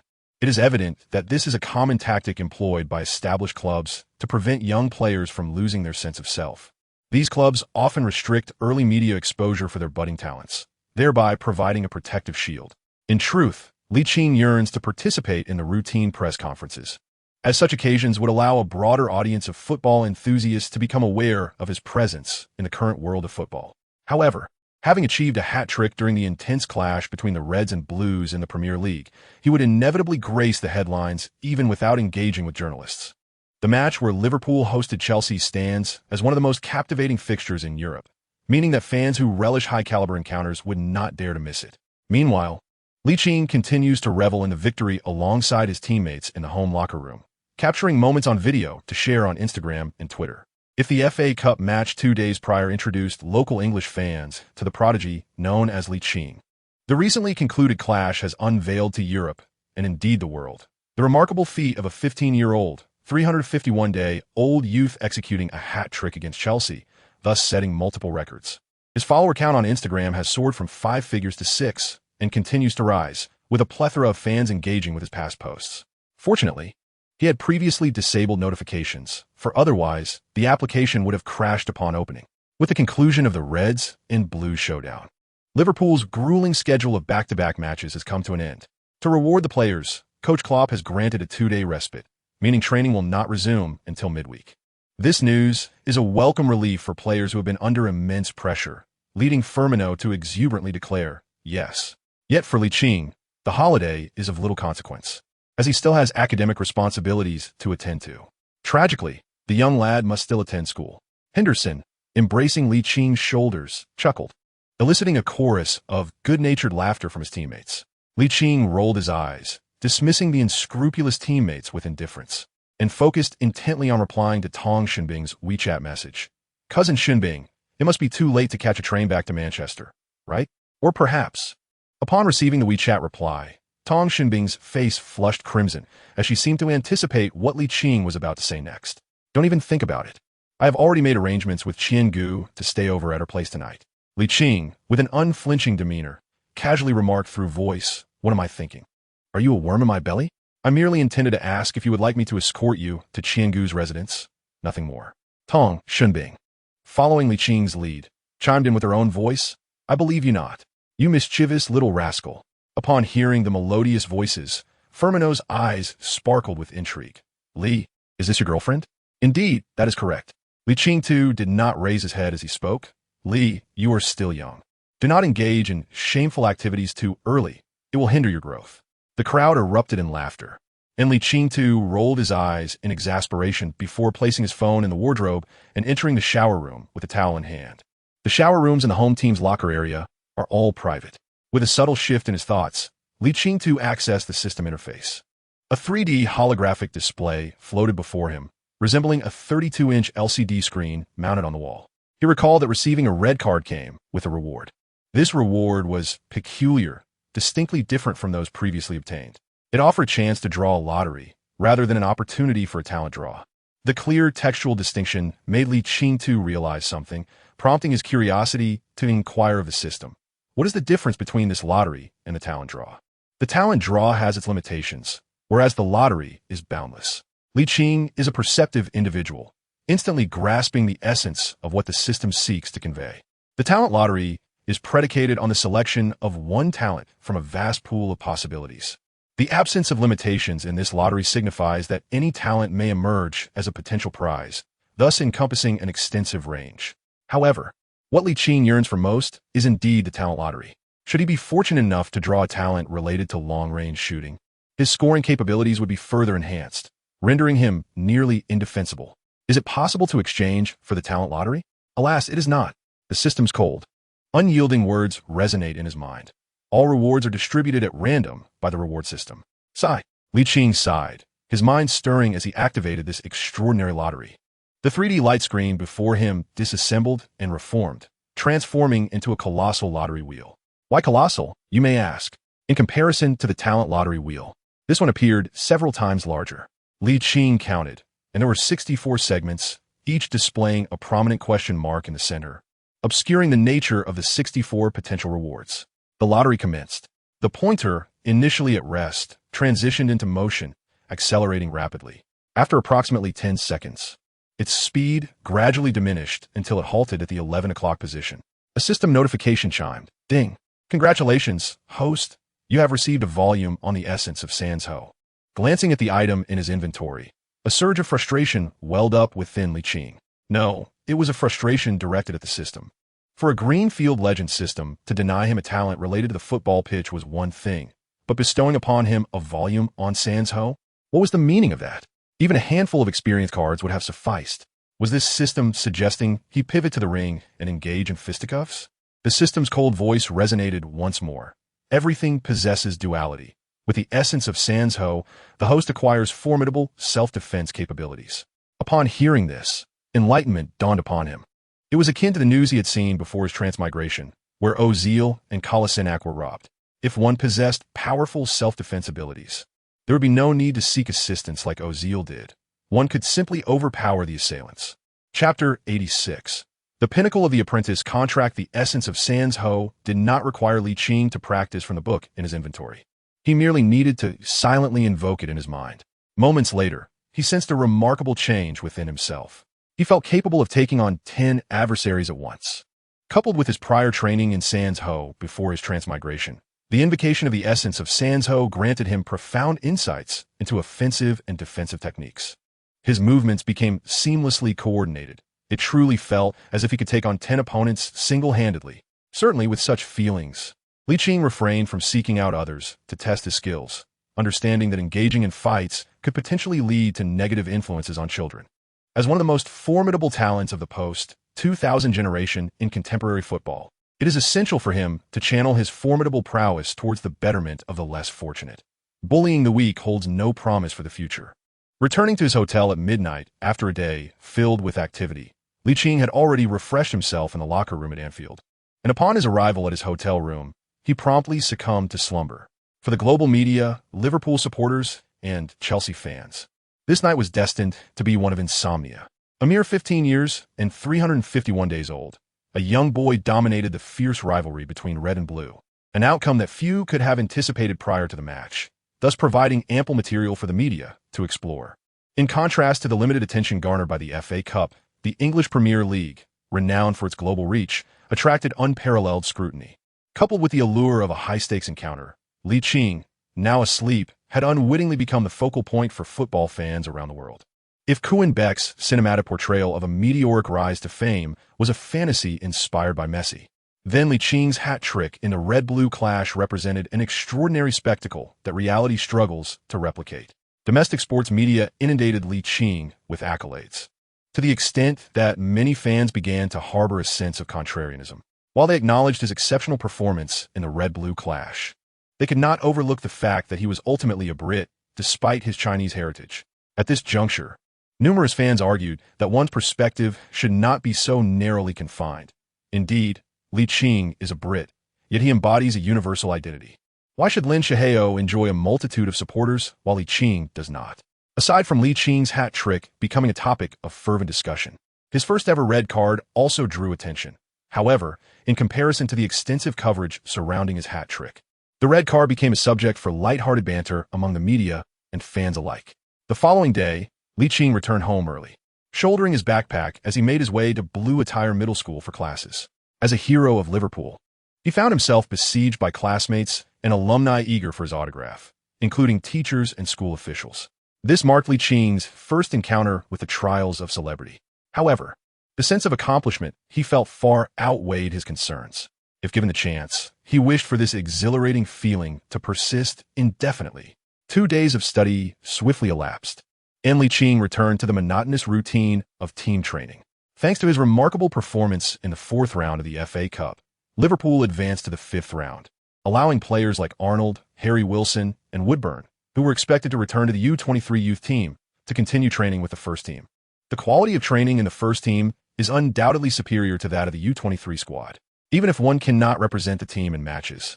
The opportunity to train regularly with first-team players significantly enhances one's skill level. Due to a draw in one of the 4th-round matches, according to FA Cup regulations, the game between Leicester City and Derby County must be rescheduled, which means that the draw for the 5th round will only occur once the teams are determined from the replay. As time progresses, media coverage has gradually shifted focus. The attention of local English media has turned to the London Derby taking place at Stamford Bridge, where Chelsea will host Arsenal. However, many media outlets still center their attention on Ligt, the young prodigy who, at just under 16 years of age, has remarkably contributed 5 goals in 2 matches, a feat that is indeed hard to replicate. These outlets speculate whether Licht's prolific scoring can continue. According to the Premier League schedule, having received a red card, Ligt will undoubtedly miss the upcoming match against Hull City. However, upon his return from suspension, he is certain to at least be included in the squad for the home match against Tottenham. Whether he can score in that match will be the subject of much speculation. Nonetheless, most self-media outlets believe it unlikely that Ligt will excel in the high-stakes clash against Tottenham at Liverpool's home ground, especially after the significant setbacks against Wolves and Chelsea. The consistently strong performance of Tottenham this season suggests they will not falter into evident pitfalls. Particularly, the media from South Korea asserts that Tottenham is destined to secure victory, propelled by Son Heung-min's outstanding performance. Meanwhile, the Chinese heritage player Ligt ended up with no goals and the lowest rating on the field. Ligt is training with the first team, and Mendes, his agent, has approached Liverpool CEO Peter Moore to discuss an apprenticeship contract for him. Although Ligt has not yet turned 17 and is therefore ineligible to sign a professional contract, his performance has already warranted a commendable professional agreement. An apprenticeship contract offers minimal constraints for young players who have yet to sign a professional contract, meaning that other clubs could potentially secure Licht's services for a certain fee, compensating for the diligent work of the Kirkby Academy. This scenario is evidently unacceptable for Liverpool, particularly given Licht's remarkable performances in both the FA Cup and the Premier League. In recent days, sporting director Michael Edwards has received numerous inquiries from other clubs, and many have discreetly met with Mendes.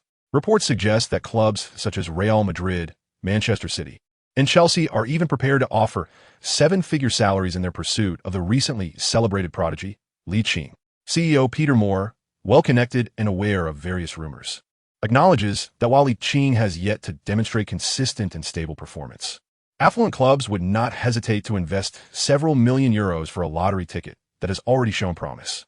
In a bid to retain the immensely talented Ligt, Peter Moore had no choice but to acquiesce to Mendes' proposal for a new contract, under the condition that the 2-year contract remains unchanged. The weekly wage has been elevated from 1,200 to a cap 10,000, alongside the introduction of corresponding bonus clauses. For instance, Ligt would receive a 10,000 bonus for each goal scored in the Premier League and 5,000 for each assist.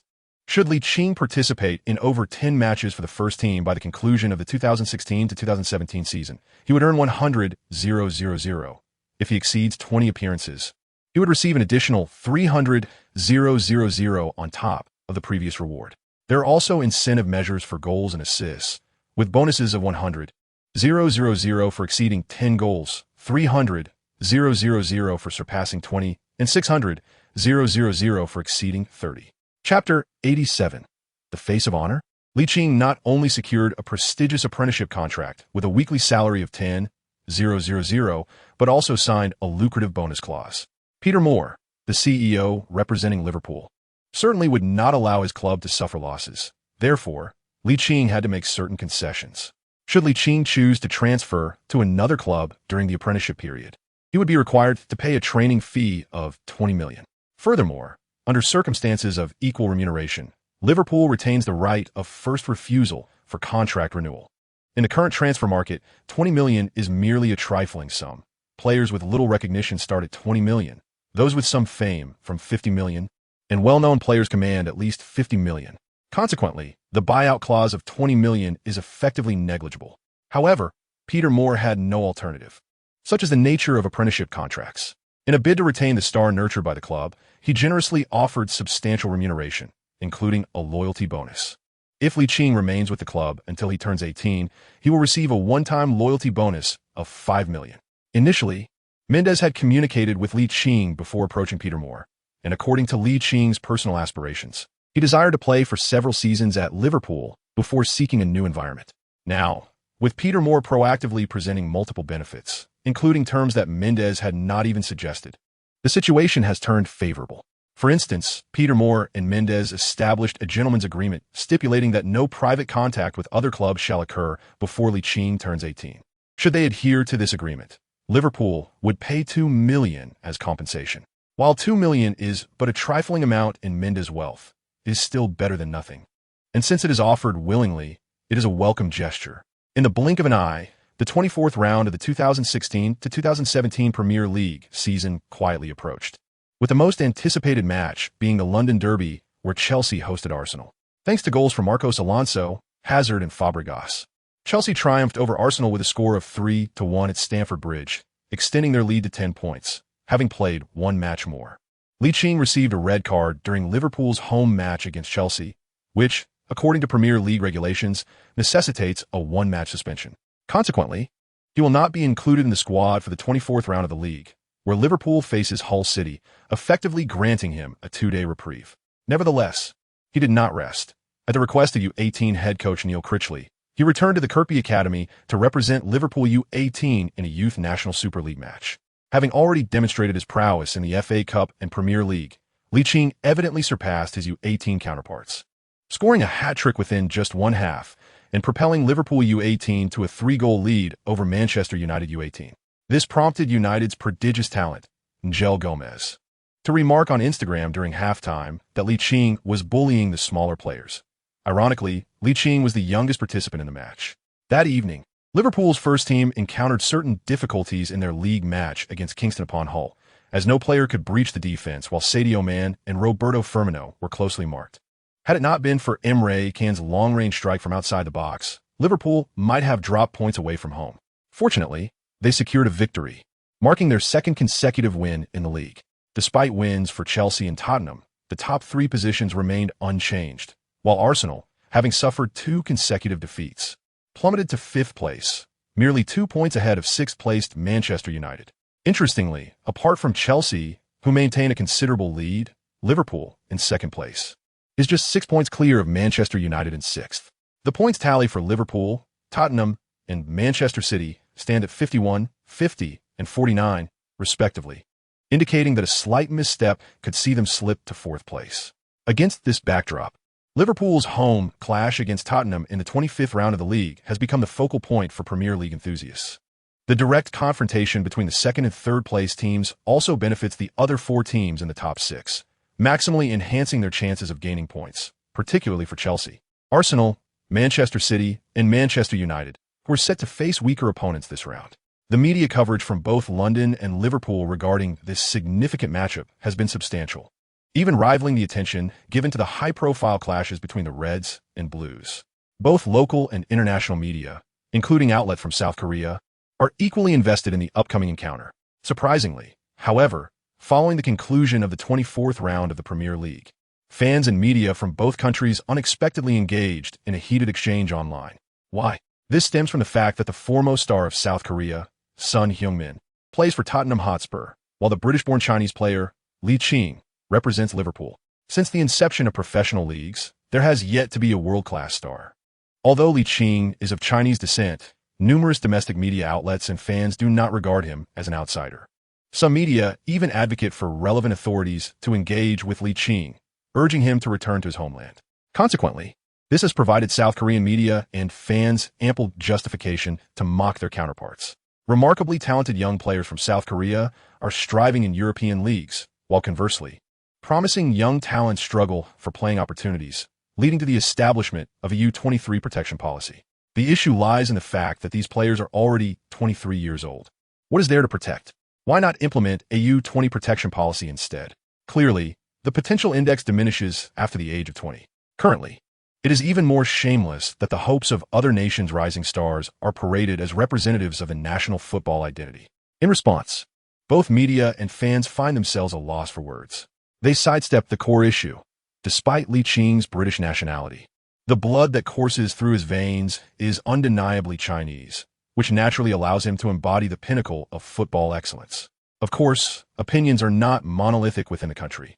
Many fans hold differing views, and some national team-level players subtly suggest that Ligt can never represent the sport. Furthermore, the contemporary football landscape is fraught with instances of prodigious talents whose careers have been prematurely cut short. At merely 15 years of age, Ligt has only participated in 2 professional matches, making it somewhat premature to draw definitive conclusions about his future. Licht's technical characteristics are indeed striking. However, as these attributes gain the attention of various coaches, will he continue to excel? Chelsea has already stumbled into a pit. Will Tottenham follow suit? Clearly, they will not. Those fervent fans, previously in disarray, suddenly find clarity, slapping their foreheads in realization. Although Ligt has showcased remarkable performances in the FA Cup and Premier League, contributing 5 goals across 2 matches, it is improbable that he will maintain such brilliance indefinitely. Eventually, he may fade into obscurity. Does he exemplify the pinnacle of football? Chapter 88. Ligt versus Son Heung-min.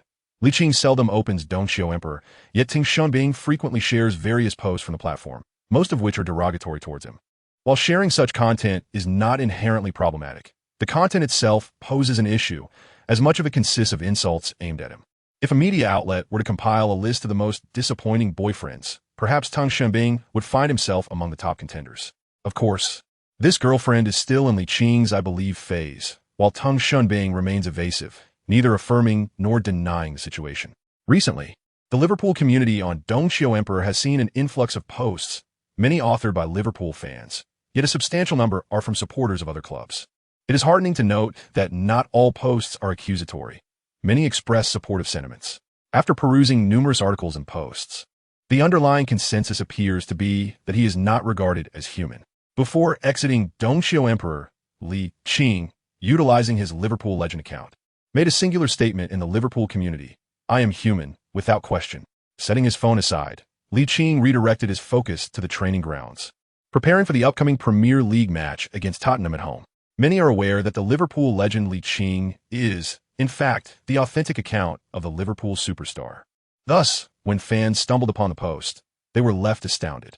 Within half an hour, Dongxiu Emperor erupted with activity. Those neutral spectators quickly transformed into supporters, reasoning that if Li Qing acknowledges his humanity, why should they not do the same? Football knows no borders. If other talented stars can garner support, why should a Chinese player not receive the same? In fact, many fans domestically even admire South Korea's Sun Heung-min. If they can support Sun, why not a superstar who openly affirms his humanity? The phenomenon of Dongquidi has captivated attention, prompting certain domestic media outlets to take notice. However, the subject of this scrutiny, Li Qing, has chosen to focus his energies on training and academic pursuits as he awaits the commencement of the 2016 to 2017 Premier League's 25th round. Notably, with Li Qing's elevation to Liverpool's first team, his schooling schedule has undergone significant alterations. His school days have been reduced to half-day sessions on Mondays, Tuesdays, and Fridays, effectively compressing his educational time. Li Qing envisions that upon graduating from junior high, he may consider taking a hiatus from school, as he believes that one's focus is finite, and dedicating oneself entirely to professional football inevitably leaves little room for academic endeavors.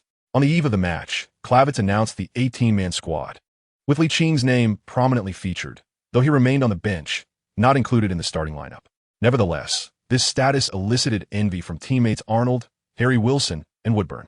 The media from South Korea has expressed keen interest in the impending battle, with Sun Heung-min, the nation's indisputable star, emerging as a beacon of hope for the country. They anticipate that Tottenham will secure victory under Sun's stellar performance, thereby exerting immense pressure on league leaders Chelsea.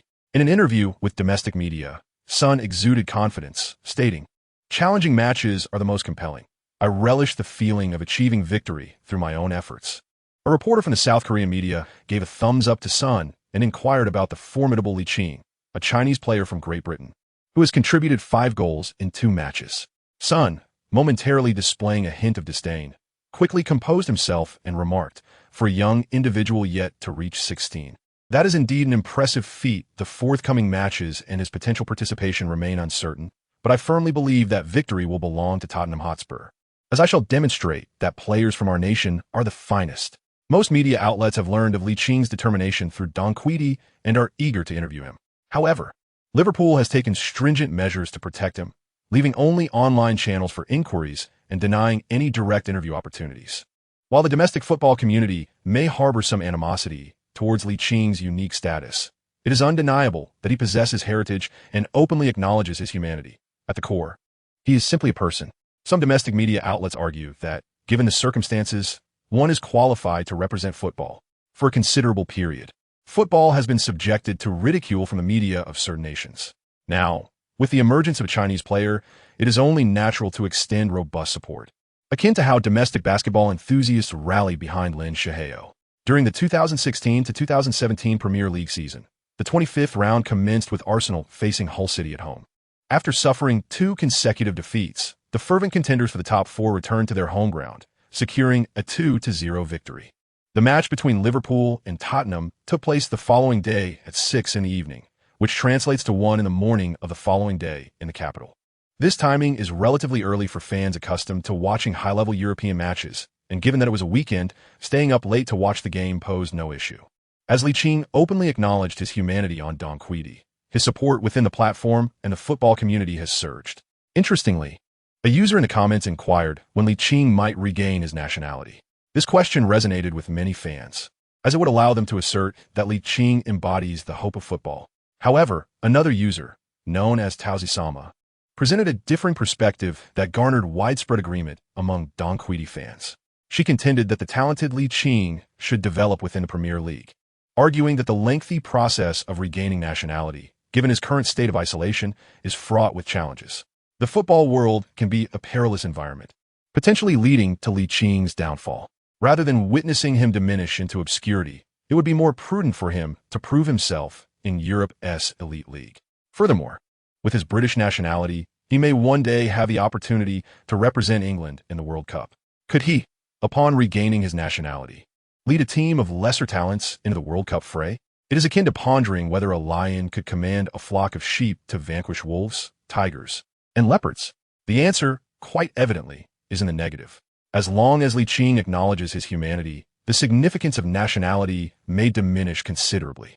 Ching was equally moved by the comments from the knowledgeable fan, resonating with their sentiments while also feeling a pang of conflict. 2 hours before the match where Liverpool would host Tottenham, the game between Burnley and Chelsea had already concluded, and the Liverpool squad was jubilantly gearing up for their encounter at Anfield. Chelsea had dropped points. Burnley had held Chelsea to a 1-1 draw.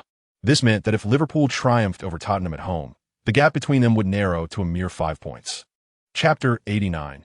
Intellectual suppression. The fervent atmosphere at Anfield was palpable, and as Ching warmed up in the stadium, he felt a surge of excitement, especially upon noticing fans in the stands holding up his posters. He couldn't help but wonder when he would finally get the chance to start and play the entire match. However, shaking his head, he acknowledged that with his current stamina, he could only manage around 70 minutes in a standard match. Given Klopp's high-pressing style of play, he risked cramping up after just one half. Perhaps he needed to practice more. After all, he was still young. In just 3 days, he would turn 16, so there was no rush. Yet, he felt some dissatisfaction with being so young in this journey. He had heard from his agent Mendes that players under 17 could not sign a full professional contract, which meant settling for a mere subsistence. Earning a weekly wage of 10,000 was the pinnacle for an apprentice contract, but it fell significantly short of the average salary for Premier League players, even less than those on relegation-threatened teams, akin to the average in the Championship. Fortunately, Mendes was quite professional and had managed to secure a considerable income for him under the supplementary signing regulations. If he performed well enough, he could potentially earn at least £1 million by the end of the 2016 to 2017 Premier League season. The thought of becoming a millionaire through his efforts was simply exhilarating. "Lee, watch out." At that moment, Firmino's voice reached his ears. Reacting instinctively, Ching's pupils dilated as he swiftly raised his right hand, inadvertently deflecting the football that came hurtling towards him. Who on earth kicked that ball? Was it intentional? Ching raised his gaze in search of the perpetrator, and there appeared a delicate, youthful Asian face within the time limit. He raised his right hand, wearing a somewhat apologetic expression, as if to convey an apology. Was that fair-skinned young man not Son Heung-min from South Korea? Goodness, was he attempting to assert his dominance over me at Anfield? Should I confront him? However, as the saying goes, one should not strike a smiling face. With genuine contrition, Son Heung-min approached Ching and apologized, expressing, "I sincerely apologize. I failed to control my footwork just now." Meanwhile, the Liverpool fans in Anfield erupted in a chorus of boos, directed at Son Heung-min, who was suspected of deliberate foul play. The nearby Liverpool players, upon hearing Son Heung-min's apology, found themselves at a loss for words. Yet Ching rolled his eyes. As a professional athlete, failing to manage his skills under no pressure was quite hard to believe. Nevertheless, considering the excuse, it was somewhat acceptable, especially since the ball had not even made contact. He shook his head and replied, "It's fine, just a minor issue." As Son Heung-min turned to return to his team, Ching called out, "Wait, what?" Ching smiled broadly and articulated in impeccable English, "I heard that you stated in an interview with your national media that players from the Republic of Korea are the most exceptional. Is that correct?" Son Heung-min was momentarily taken aback. Indeed, he had expressed such sentiments during an interview with SBS Sports yesterday. However, hearing Ching articulate it directly felt somewhat awkward. With a raised brow and a hint of displeasure, he replied, "Do you not share that opinion?" No. Ching waved his right index finger at Son Heung-min, asserting, "I'm 100% person. I am undeniably superior to you." Son Heung-min, rather than reacting with anger, responded with a smile, "You are merely a 16-year-old child. What grounds do you have to claim superiority over me? The very fact that you immediately retorted when I said I am stronger than you speaks volumes." Ching shrugged and remarked. Son Heung-min, realizing that he had been outsmarted by Ching, felt as if he had lost his composure, akin to a child in a dispute. He mused to himself, had he known this fellow was so cunning, he would have simply kicked the ball over. Observing Son Heung-min's dejected return, Ching wore a victorious smile. In the mixed zone, the South Korean media noticed Son Heung-min's gloomy expression and felt an unsettling sense of foreboding. Could it be that he was unable to showcase his talents in this match at Anfield? Perhaps influenced by Ching. Son Heung-min had been tightly marked by Liverpool since the onset of the game, severely limiting his potential. Despite his renowned speed, strong dribbling ability, and exceptional long-range shooting, he seemed to vanish from the pitch, causing Tottenham's coach Pochettino to furrow his brow in concern. The Liverpool fans in the stands brimmed with confidence in their team. Setting aside their 2 consecutive league victories, Liverpool had achieved an impressive record of 6 wins and 3 draws in their last 9 matches, indicating a high likelihood of success at home. Furthermore, they had lost only once in their last 19 home encounters against Tottenham. With such formidable statistics, the fans were convinced that Liverpool would secure victory on their home turf. However, as the match reached a stalemate, England's premier striker Harry Kane emerged as a beacon of hope. He received a precise cross from Ben Davies on the right and, overpowering Matip, executed a high-quality header. Goalkeeper Mignolet reacted swiftly, but the angle of Kane's header was exceptionally acute, nestling into the net just inside the far post. Facing such an almost impossible shot, there was little that could be done. The visiting Tottenham side took the lead, and the live broadcaster meaningfully cut to the bench, specifically to the returning Ligt. Liverpool's ability to score over 3 goals per game in the last 2 matches of January was directly linked to Ligt. One could argue that without him, Liverpool's victories at the end of January would not have materialized. In their last match against Hull City, if it weren't for sheer luck, Liverpool would not have won 1-0, indicating that their offensive issues remained unresolved. With Tottenham leading, numerous Liverpool fans watching from their homes began to reminisce about Ligt, hoping for his imminent return to continue his remarkable journey. Klopp, standing in the home coach's box with his signature furrowed brow, was evidently dissatisfied with the team's offensive performance. Bearing the direct responsibility as the head coach, suddenly a thought struck him. Could it be that only Lee could resolve the team's current struggles in attack? Shaking his head, he recognized that placing such expectations on a young man about to turn 16 was unrealistic. Yet on the flip side, Ligt undeniably possessed the talent. Having been nurtured by the youth academy, why shouldn't he be capable? If the score remains unchanged before the end of the first half, then substitute Ligt to challenge the Tottenham defense. As the first half drew to a close, the scoreboard still displayed the same score. Liverpool's manager Klopp addressed Ligt, who was preparing to warm up, saying, "Lee, come directly with us to the locker room." Chapter 90, Son Heung-min's one-on-one with Ligt. "Lee, come directly with us to the locker room." Liching's emotions surged with an overwhelming intensity. This unmistakably signified that he could be called upon as a substitute at the onset of the second half. The live broadcast, having shifted from a close-up of Tottenham striker Kane to the home team's coaching staff, caught the attention of sports commentator Jean Jun, who suddenly realized that Ligt was following Klopp into the players' tunnel instead of warming up on the field. Was Klopp preparing to substitute Ligt at the beginning of the second half? If so, who would be replaced? The underperforming Lalana from the first half, or the nearly invisible Coutinho? The sentiment of New England sports commentator Gene Shankai underwent a noticeable transformation as he exclaimed, "It appears that Ligt will indeed take the field in the second half." Given that this match was a non-pay-per-view event domestically, the television station was broadcasting the game live. As the first half concluded, the station manager instructed the staff to switch to advertisements. However, at that moment, football commentator He Weilang vocally declared, "The fans still glued to their screens surely wish to witness the Chinese player Ligt make his entrance. I believe in just 15 minutes, everyone will be able to see this moment." Those watching from their televisions or computer screens, beyond the thrill of high-level competition, were indeed waiting for this very instance.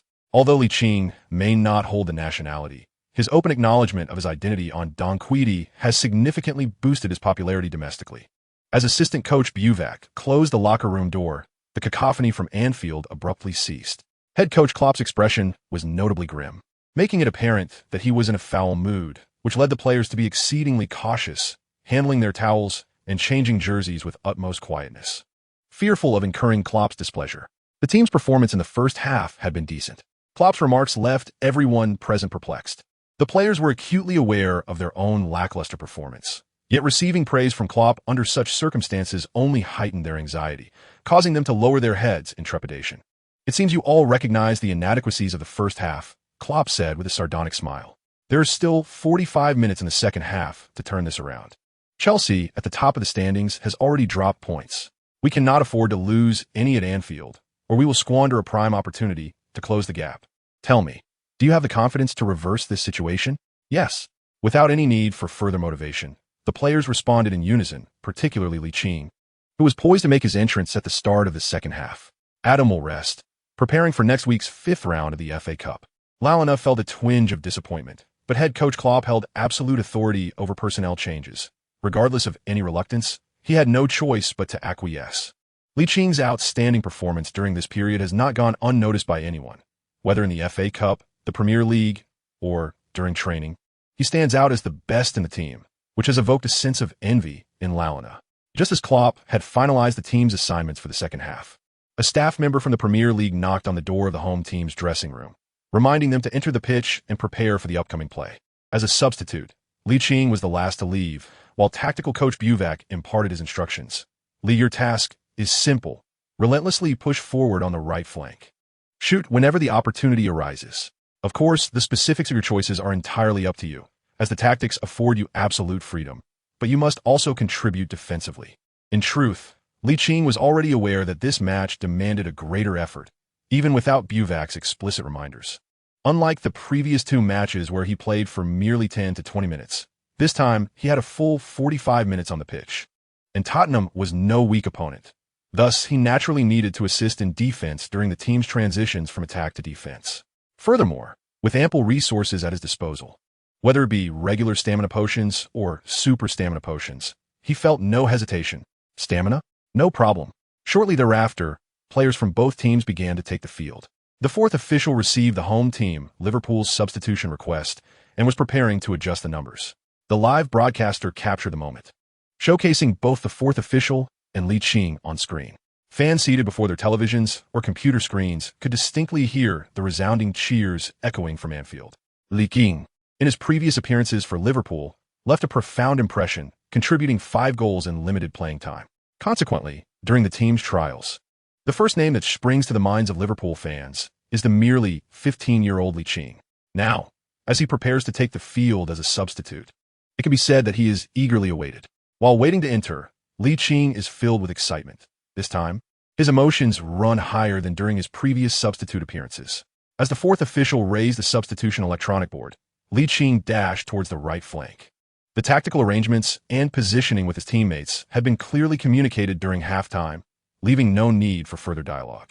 The sports commentator, Jean Jun, suddenly recalled something. His voice escalating by an octave.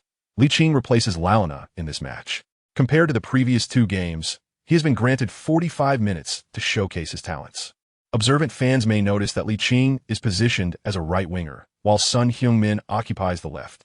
As we anticipate the second half's commencement, which player will assert dominance over the other? Upon reaching his position as a right winger, Ligt exchanged a glance with Son Heung-min. Their eyes met momentarily before Son averted his gaze. Ligt responded with a smile, revealing a victorious grin. Just then, the on-field referee, Oliver, blew his whistle, signaling the official start of the second half. With the advantage of kickoff, the visiting team, Tottenham Hotspur, swiftly orchestrated an offensive maneuver. Ligt noticed Son Heung-min advancing from the right flank, penetrating towards the right channel without hesitation. He turned and followed suit. Simultaneously, he mentally switched to the system interface, quickly purchasing 2 Copper Wall and Iron Bastion cards for unforeseen circumstances. According to Klopp's tactical requirements, when right-back Klein receives the ball centrally, Ligt is expected to retreat and assume the role of a right-back, guarding against the wide players of Tottenham. Ben Davies approached the left channel, leaving the left flank to Son Heung-min, while Eriksen, tasked with orchestrating the attack, spotted an opportunity on the left and promptly delivered the ball to Son, who was positioned tight against the left sideline. Son Heung-min received the ball. Defending against him is Ligt. The domestic television commentator, He Wei, furrowed his brow. Ligt primarily plays as a right winger and has had minimal defensive responsibilities in the previous 2 matches. Now, at the onset of the second half, he must defend against Tottenham's winger, Son Heung-min. Will he be able to manage this defensive task? Meanwhile, the commentator from Southern Peninsula Sports Network, Park Kaho, shouted excitedly, Son Heung-min, take him on. Get past him. Chapter 91. Reflection. Is this even possible? The Spurs' initial attack was marked by patience, as they continuously interlinked between the center and right flank, granting Son Heung-min a fleeting opportunity for a one-on-one on the left. The Tottenham supporters in the stands grew increasingly animated. Confronted with Ligt, who possesses limited defensive capabilities, the Spurs fans were convinced that Son Heung-min might just deliver a goal for the team during this offensive surge. The Tottenham Hotspur manager, Mauricio Pochettino, gazes with anticipation. A stark contrast to Jurgen Klopp, who appears anxious. Players possessing formidable offensive abilities often exhibit weaknesses in defense. Klein, drawn forward by Ben Davies, inadvertently places the responsibility of containing Son Heung-min upon Ligt. At that moment, Son, with the exterior of his right foot, deftly navigates the ball forward, executing a conspicuous acceleration and change of direction. Ligt, employing a robust defensive maneuver, instinctively positions his body closer to the inner line, precisely where Son seems poised to break through. His brief experience with such tactics proves invaluable, and he remains vigilant. Indeed, as Ligt retreats to the left, Son suddenly pivots, forcefully striking the ball with the inside of his right foot, altering its trajectory to roll swiftly in the opposite direction of Liching's movement. The commentator from SBS Sports, Park Kyo-ho, raises his voice an octave, his exclamations filled with fervor. In the blink of an eye, Liching's left foot springs into action, unleashing explosive power that generates a significant counterforce against his body, positioning his right foot perfectly in the pathway of Son's strike. Son, whose lips have already curled into a victorious smile, finds his pupils constricting in disbelief. His smile freezes as he is propelled forward by the resistance from Liching's leg. He grapples with the confusion. Is Ligt an attacking player or a defender? With his right foot obstructing the ball, Ligt notices that Oliver has yet to blow his whistle and swiftly passes the ball horizontally to Henderson, who enjoys a modicum of space to receive it. Ben Davies hesitates momentarily upon witnessing Liching's pass to Henderson. This brief pause ignites Pochettino's fury. According to his tactical philosophy, in such instances, one must either press the ball carrier or intercept the passing lane. Yet, in a critical moment, Davies stands idle. With a broad field of vision, Henderson perceives the ample space in front of Ligt and sends the ball directly forward without hesitation. Standing in the opposing coach's technical area, Pochettino senses the urgency of the situation, taking 2 steps forward to bellow at his players, defend. In truth, the players on the field were well aware of their duties without the need for Pochettino's reminders. Wanyama and Alderweireld instinctively moved to intercept Ligt, while the other center back, Deere, and right back Kyle Walker opted to hold their ground in the center, wary of the swift Main and Firmino's advancing runs, to avoid a significant breach in their defense. Henderson recognized Liching's remarkable speed, delivering a pass with ample lead time, perfectly suited for Ligt to chase at full throttle. At that moment, fans in both the main stand and the Century stand rose in unison, holding their breath, their eyes fixated on Liching's rapid sprint. Clad in a vibrant red jersey, Ligt resembled a supercar, its speed optimized as he surged across the center of Anfield, his boots scattering countless blades of grass. Speed had never been Wanyama's forte. Indeed, retreating was one of his weaknesses. Faced with Liching's full-speed advance, he could do little but place his hopes of defense on Alderweireld and Deere, who had shifted toward the center. Wanyama, possessing a keen sense of the game, observed the Liverpool players within his coverage area. Realizing he could not catch up to Ligt, Main was incredibly swift, yet Walker matched him in both speed and physicality, the two racing side by side. Consequently, Wanyama only needed to keep an eye on Firmino, who was pressing forward into the center. Simultaneously, as Ligt accelerated, he deftly flicked the ball with the outside of his left foot, directing it toward the left front, maintaining his momentum as he charged into the center. Alderweireld and Deere exchanged a knowing glance, their established rapport allowing them to anticipate each other's actions in an instant. The left center back, Alderweireld, adjusted his position while retreating, with Deere covering him. As the roar from Anfield escalated, Ligt advanced the ball to within approximately 40 meters from the goal. Alderweireld, positioned firmly, demonstrated his solid defensive capabilities, a trait that Klopp had emphasized during halftime. It was evident that overcoming Alderweireld through sheer technical prowess would prove challenging. However, Ligt recalled that Alderweireld was not particularly quick, and with Ben Davies trailing behind, he could exploit Alderweireld's lack of agility with his own speed. As he approached within 5 meters of Alderweireld, Ligt slowed his pace, while Alderweireld, poised and vigilant, was uncertain from which direction Ligt would attempt to break through. It was only when they were 2 to 3 meters apart that Ligt suddenly hooked the ball with the inside of his left foot toward his right front. Alderweireld had anticipated that Ligt would attempt to outpace him and had formulated a strategy to counter it. Yet he was unprepared for the sheer acceleration Ligt exhibited. So fast, it was impossible to keep up. Should he resort to a desperate slide tackle? Given Liching's explosive power, it is highly probable that he would fail to make contact with the ball or even with the player. Alderweireld made a remarkably astute choice, realizing that Ligt intended to accelerate along the outside, opting instead to pivot and sprint straight ahead, thereby attempting to obstruct Liching's angle of entry into the penalty area. Prior to the match, Coach Pochettino had emphasized that Ligt predominantly uses his left foot, and that when he accelerates towards the right flank, he is likely to cut back. The key is to deny him any opportunity for a forced overtaking maneuver. In the blink of an eye, with the ball at his feet, Ligt suddenly changed direction, using the outside of his left foot to steer the ball towards the center. Alderweireld, being tall and robust, found himself somewhat delayed in shifting towards the middle until Ligt had already executed his maneuver. Dier quickly closed in on Alderweireld, ensuring that Ligt was denied any chance to break through the center. Ligt had no intention of forcing his way through the middle.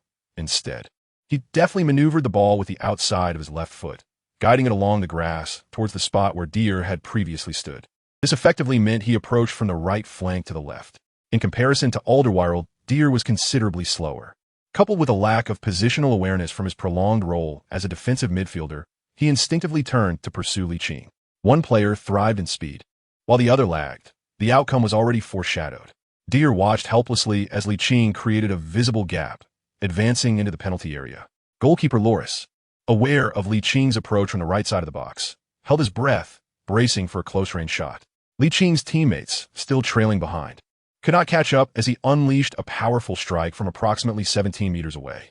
Dier's gaze followed the swiftly flying ball, which struck the upper thigh of the diving Alderweireld, igniting a rush of joy within him. However, in the next instant, the ball ricocheted off Alderweireld's thigh, arcing dramatically towards the far post. Licht's eyes sparkled with astonishment. Could it really go on like this? Chapter 92. Marseille turned the Liverpool fans at Anfield erupted in a tsunami of fervent cheers as Ligt, with almost no pressure, swung his golden left foot. The cacophony abruptly ceased when they noticed Alderweireld extending his right leg. Ligt took aim, and New England sports commentator Gene Shankai's voice soared an octave higher. Alderweireld blocks. Before he could finish, the commentary shifted dramatically. The ball deflects off Alderweireld's right thigh. The Tottenham supporters in the stands were ecstatic, believing their team, having evaded disaster, was destined for fortune, confident they would triumph over Liverpool. Tottenham's coach, Pochettino, felt a momentary release of tension, but within less than half a second, his heart raced back into his throat.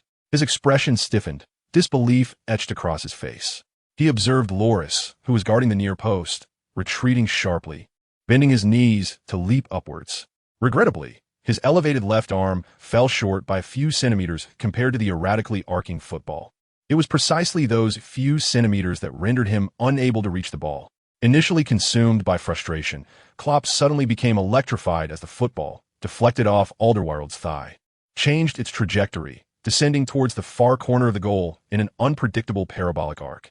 The previously silenced cheers at Anfield erupted once more, beginning from the fervent KOP stand, cascading through the Centenary stand and the main stand, the deafening roars creating an atmosphere of fervent ecstasy that engulfed the entire stadium.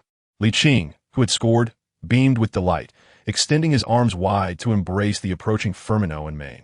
The iconic elongated shout of "Ghoul" from Sky Sport commentator Andy Gray bombarded the fans watching on television, while co-commentator Martin Tyler exclaimed, "Lee, just shy of his 16th birthday, has scored again in the match, marking his 4th goal in just 2 incomplete Premier League appearances. Unbelievable." A deflected shot into the net. The commentator from Tianchao 5. He Weijian jubilantly proclaimed 1-1. Opportunities are reserved for the prepared. Ligt transformed a moment of interception from Son Heung-min into a goal through sheer effort. On this jubilant day for Liverpool fans, how could the exuberant commentary of Jean June from Le Sports be absent? He ecstatically shouted, 15 years and 363 days. Licht's 4th Premier League goal. This is merely a masterpiece from him in less than half an hour. Truly an unimaginable achievement. Could you have anticipated such a moment before the match? No. Genius is forever elusive, and Ligt is exemplifying what it means to be a super talent. On the home team bench, Klopp celebrated with his assistants Buvac and Kravitz, while the substitute players raised their arms in joyous exclamation, expressing their delight at equalizing the score. The live broadcast showcased a slow-motion replay of the goal, and Jean June shifted his focus. Alderweireld's world-class defending was commendable, yet he encountered the extraordinary Ligt. The deflection into the net was splendid, but let us not forget the process from interception to counterattack, which was filled with visual allure. The combination of speed, technique, and shooting prowess was nothing short of textbook quality. The broadcast then shifted to Tottenham player Son Heung-min, who stood with hands on hips, a look of discontent on his face. Logically, having created space for a breakthrough. He should have provided his team with an opportunity to extend the lead. Unexpectedly, rather than creating an opportunity, he was thwarted by Ligt interception leading to the equalizer. The SBS sports commentator from South Korea, Park Ko-ho, lamented, Son Heung-min was careless with that ball. If he had remained calm and sought a 1-2 with a teammate, he could have broken through directly against the entire Liverpool defense. He then pivoted. The second half has only just begun, and there is ample time for him to shine. Let us go. Our players are certainly superior to those from across the sea. The match has resumed, and Tottenham, benefiting from the kickoff advantage, has adopted a deliberately slow, offensive tempo. Son Heung-min, in possession of the ball, faced the defensive pressure from Ligt and Klein, opting to pass the ball laterally to the center, where Eriksen would orchestrate the attack anew. Tottenham's manager, Pochettino, shook his head in disappointment at Son's choice. As a player of considerable trustworthiness, even when bearing a part of the responsibility for the team's conceded goals, one should forge ahead and redeem oneself. Yet Son, despite the opportunity for a breakthrough, chose to retreat with the ball. Should he be substituted? With this thought weighing on his mind, Pochettino sighed. The predicament the team faced now was scarcely better than the one encountered against Liverpool in January, with a limited pool of players available, particularly in the attacking front. Lamela's injury had yet to heal, and Janssen, the Dutch Golden Boot winner who transferred last summer, had struggled to acclimate to the Premier League, having failed to contribute a single goal from open play thus far. For a team that prided itself on the efficiency of quick counterattacks, having a forward who could not score in open play was undoubtedly a waste of resources. Returning to the match, the Liverpool fans in the stands continued to chant, creating a fervent home atmosphere. The Liverpool players, invigorated by their equalizer, resembled soldiers responding to a clarion call, posing a threat to Tottenham's offense and defense alike. Maine received the ball on the left flank, but, thwarted by Kyle Walker's impressive speed and physicality, found no opportunity and had to pass back to the midfield player Kean, who would determine the course of the team's attack. Kean, adept at linking play and long-range shooting, faced several defenders, ultimately opting to pass to Coutinho. Coutinho, who also favored long-range shots, possessed a broader field of vision.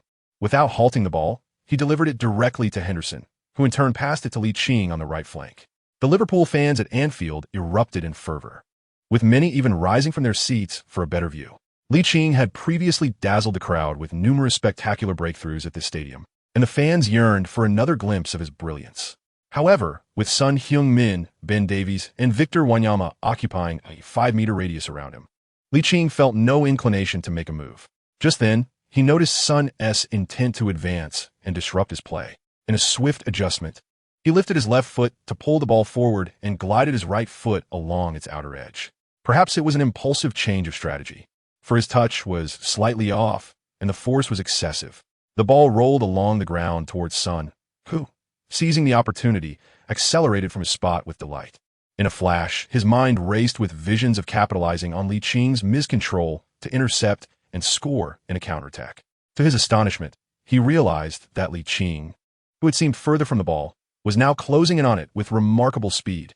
With a swift motion, Ligt stepped forward with his left foot, forcefully pulling the ball back with the sole of his foot. Alternating between his feet, he controlled the ball while facing the Tottenham defense, eliciting an involuntary cheer from the Liverpool fans in the stands. The commentator Hiwei from Tianchao 5 couldn't help but exclaim, Marseille roulette. Son Heung-min was momentarily taken aback. By the time he regained his composure, Ligt had already passed the ball to the advancing Coutinho and was sprinting towards the left flank of Tottenham's defense. Chapter 93. Terrifying goal efficiency in the moment when Ligt alternated between his left and right foot to skillfully control the ball. He became the focal point of the entire stadium.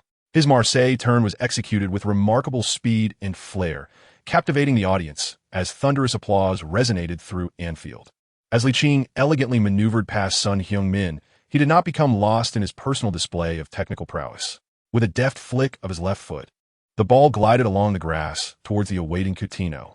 Observing Liching's decisive forward run, Coutinho, with unwavering conviction, chose to play a through ball without pausing. While Alderweireld, Wanyama, and Ben Davies were caught off guard, possessing an acute ability to read the game, he delivered the ball swiftly, rolling it along the ground into the space behind Ben Davies and Alderweireld. In the coaching area of the opposing team, Pochettino suddenly felt an unsettling premonition. Recalling the bizarre goal conceded just minutes earlier, his lips twitching slightly in disbelief. Coutinho's pass perfectly synchronized with Ligt movement, while the flamboyant Klopp rose on his toes, striving to gain a better view. The thunderous applause that filled Anfield was instantly supplanted by a tumultuous roar akin to a tsunami. Oh! As Ligt pursued the ball at high speed, he cast a glance at his teammates' positioning. Firmino and Main had both surged into the penalty area, creating a dual threat that drew the attention of all Tottenham defenders. Additionally, several Spurs players were stationed in the critical zone between the penalty spot and the edge of the box, evidently following a pre-match strategy. Logically, even if Liverpool's attack were executed with great suddenness, it would be challenging to pose a threat to Lloris guarding the goal. However, Ligt possessed an exceptionally broad vision. Aside from Firmino, Main, and Wijnaldum in the box, there was also the veteran Milner, now playing as a left-back, making a late run from the far side. The team's foremost fitness enthusiast, due to Licht's non-dominant right foot. He raised his left foot approximately 10 meters from the goal line to adjust the ball with the outside of his foot into a position suitable for a left-footed pass. Facing the penalty area, without waiting for Alderweireld to advance, he delivered the ball directly. Perhaps Alderweireld, having seen highlights of Licht's match against Chelsea, was overly cautious, anticipating that Ligt might dart into the box like an eel from the baseline, and consequently forgot to jump and interfere with the cross. The ball soared through the air, and Firmino at the near post, observing its trajectory, chose to remain stationary and turned to look towards the center. Mane, Kila Valker, and Deer, all watching the airborne ball, sighed inwardly. It was evident that the pass was not directed towards the center, but rather to the far post. Goalkeeper Lloris refrained from rushing out, standing before the goal and following the ball's path with his gaze. In the next instant, he shivered, instinctively starting to move towards the far corner. The live broadcast switched angles, and Sky Sport commentator Andy Gray raised his voice. James Milner, unmarked. Tottenham's manager Pochettino, with exceptional vision, could clearly see the movements of players on both sides within the penalty area, and the more he saw, the faster his heart raced. Spurs fans in the Anfield Road stand widened their eyes, with some timid supporters even closing their eyes. Milner, in motion, lunged forward with his left foot, his upper body leaning forward in a diving motion, his forehead connecting forcefully with the descending ball. The trajectory of the ball altered rapidly as it sped towards the goal. Lloris, in mid-movement, leapt to make a spectacular save, attempting to thwart the ball's approach. If nothing else, he could at least apply pressure on Milner, who was focused and determined, his concentration unwavering, his eyes fixed solely on the ball, despite Lloris's handsome appearance. The ball grazed the left post and nestled into the back of the net, crashing against the pristine white goal. "Goal!" exclaimed Andy Gray with his signature exuberance, echoing through homes across Britain. The goal was scored. The goal was scored. Commentator Jan Gunn emphasized. Milner has helped Liverpool take the lead. Indeed, having an elder at home is like possessing a treasure. However, Milner's ability to score from open play can be attributed to Ligt, whose precise pass granted Milner the opportunity to confront the goalkeeper directly. After scoring, Milner quickly rose to his feet, a smile adorning his face as he gestured to Ligt, inviting him to celebrate together. Head coach Klopp raised his arms in exultation, turning to face the fans in the stands, his robust arms swinging energetically to stir the fervor of the home crowd. From 0-1 to 2-1, it took less than 5 minutes. How could such a match fail to excite? He glanced at Ligt, who had contributed 1 goal and 1 assist in this match, bringing his total to 6 goals and 1 assist across 2 substitute appearances in the FA Cup and the 23rd round of the league. Reflecting on this astonishing statistic, Klopp suddenly realized that Ligt had played for less than an entire half. Oh my God, how terrifying, if extrapolated to a full 90 minutes. How many goals would he score in a single match? Of course, Klopp understood that such calculations lack rigor. For all 6 goals and the assist from Ligt had come during his substitute appearances, taking advantage of the opposition's lapses in concentration. As Licht's performances continue to shine, future opponents would undoubtedly focus on strategies to limit his impact. As the head coach, he recognized that while Ligt possesses distinct strengths, he also has notable weaknesses which had, until now, been overshadowed by his dazzling abilities in these 3 substitute appearances. However, it seemed that Tottenham's coach Pochettino had not fully grasped Licht's capabilities, suggesting that leveraging Licht's explosive talent could lead to victory against Tottenham.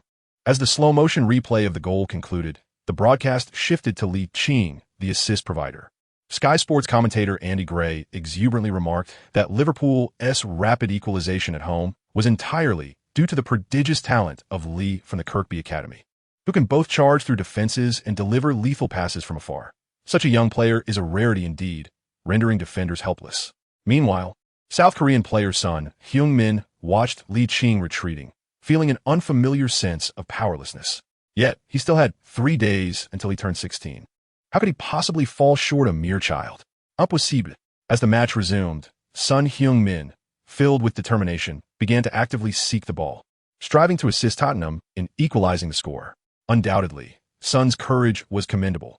However, the Liverpool players were united in purpose, making it exceedingly difficult for Son to find opportunities on the left flank, even without employing a formidable defense. Conversely, Liching's contributions during counterattacks compelled Pochettino to adjust his tactics. Ironically, it was Son Heung-min who was the first to be substituted. In Chapter 94, the connection between Lee Ma and Son, with Tottenham struggling to make any headway in their offensive efforts, was forced to make a substitution. Harry Winks replaced the virtually ineffective South Korean international, Son Heung-min. Upon seeing the substitution board displaying the red number 7, Son paused momentarily, only for Ligt to notice and kindly nudge him, pointing to the sidelines while cheerfully exclaiming in clear English, "Hey, being substituted." Liching's smile radiates a natural warmth, reminiscent of a cheerful neighborhood boy, exuding sunshine that dispels any feelings of anger.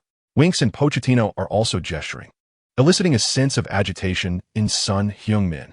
Nevertheless, he acknowledges the necessity to adhere to the coach's adjustments, especially considering the team's current deficit. Reluctantly, he strides to the sidelines to facilitate the substitution with Winks. Pochettino's decision to introduce Winks is unmistakably strategic, aimed at bolstering midfield depth to contend with Liverpool, while leveraging Winks' almost flawless positional play to curtail the counter-attacking prowess of Ligt. During his time on the pitch, Winks indeed fulfilled Pochettino's expectations. However, as the match progressed, Ligt acclimated to Winks' style of play. Both players may lack physical robustness, yet they possess high football intelligence. Nonetheless, Liching's speed and explosive acceleration frequently enable him to evade Winks and the Tottenham defenders with sudden bursts of movement. Ligt found himself the focal point of intense scrutiny from the Tottenham defenders, inadvertently liberating Maine and Firmino. As the match progressed into the 67th minute, upon receiving the ball on the right flank, he was immediately confronted by at least 2 opposing players, while the looming presence of Wanyama and Alderweireld threatened from the flanks, effectively drawing the attention of 4 defenders toward him. In the face of such formidable defensive pressure, Ligt, with a smile, passed the ball to right back line. This moment was perfectly captured by the live broadcast, with LuTV Sports commenting. It appears that Pochettino holds Ligt in high regard, as he was met with immediate challenges from Ben Davies and Harry Winks upon receiving the ball. The television footage clearly shows Alderweireld and Wanyama positioned to provide cover, which is truly astonishing. In a perspective unseen by the fans at home, Ligt whispered a couple of words to Maine, and the two moved past each other as if nothing had transpired. Pochettino, who had been fixated on Ligt, furrowed his brow, acutely aware that the two had exchanged words, stirring a sense of unease within him. However, this anxious sentiment gradually dissipated over time. Approximately 5 minutes later, as Ligt darted across the field, he beckoned to Emre Can, who, for reasons unknown, instinctively passed the ball over, causing Winks and Davies to tense up in a reflexive reaction. Liching's lips curled into a faint smile, his perspective remarkably expansive, as if his mind were imbued with an aerial view of the battlefield, distinctly delineating friend from foe in hues of red and white. As he advanced towards the left flank, Maine stealthily darted into the gap that had emerged between Kyle Walker and Deere. During the defensive orchestration, Alderweireld's focus was predominantly directed towards Ligt, rendering him oblivious to the unfolding events behind him. Walker, however, noticed Maine's forward surge, yet simultaneously caught sight of Milner sprinting along the left sideline, instantly recalling the moment when Ligt assisted Milner for a goal. In a split second, he opted to retreat cautiously, knowing that such a maneuver would enable him to clear the ball at the earliest opportunity.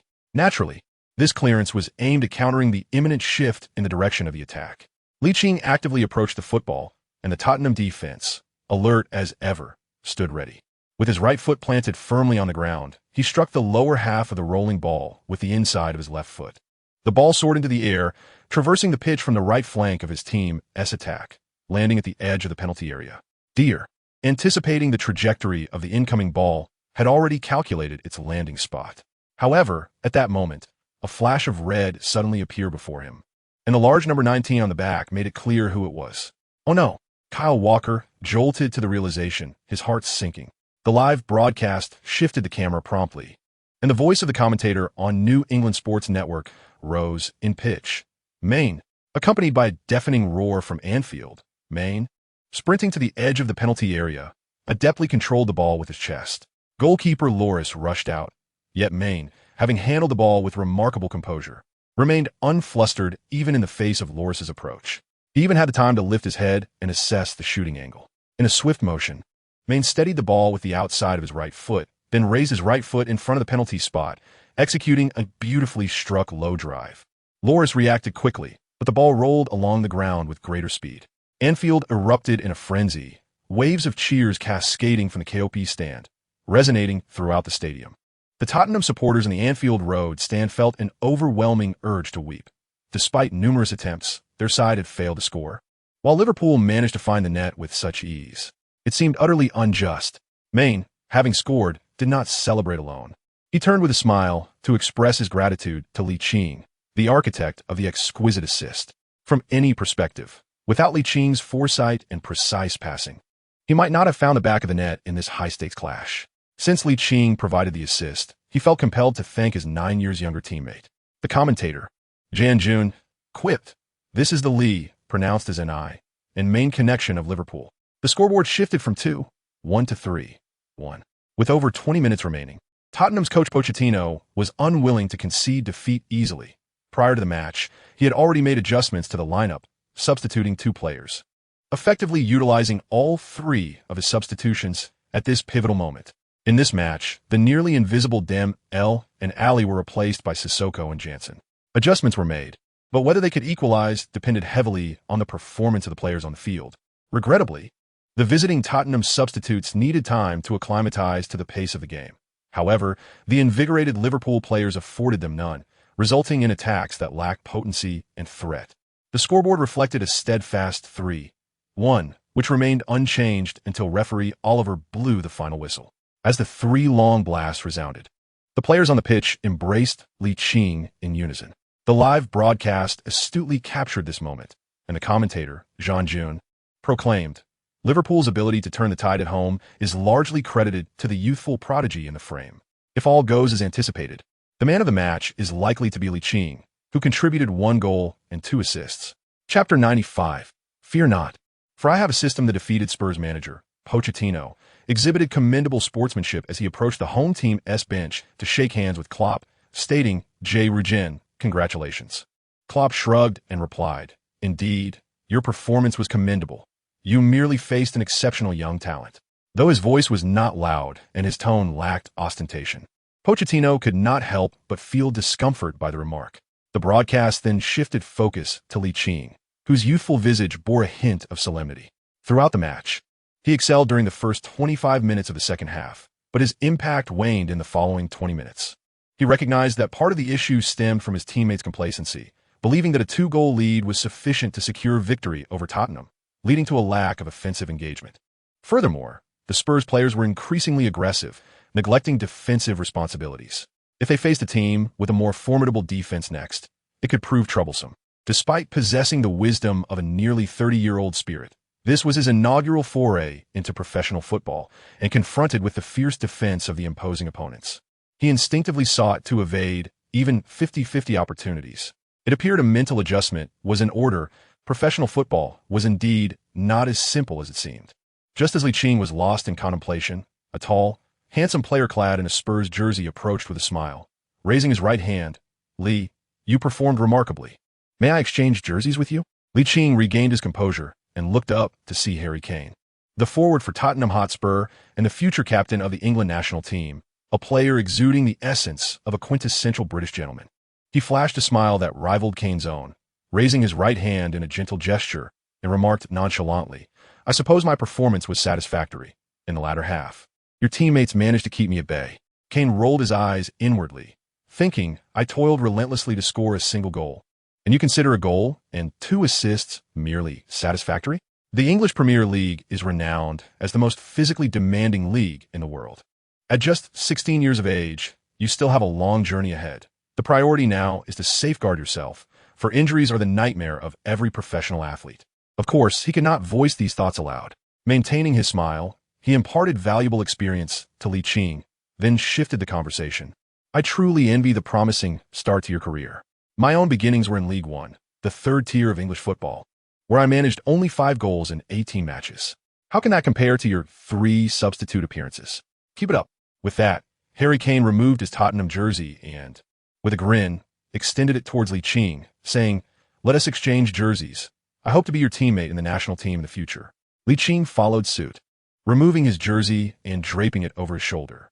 The red undershirt beneath provided sufficient warmth, sparing him from any chill. As he observed Harry Kane departing, a frown creased Liching's brow, plunging him into contemplation. Would he hope to become teammates with him in the national team in the future? In truth, the foremost thought occupying Liching's mind was still that of his nationality. However, the complexities surrounding his identity rendered the situation rather troublesome.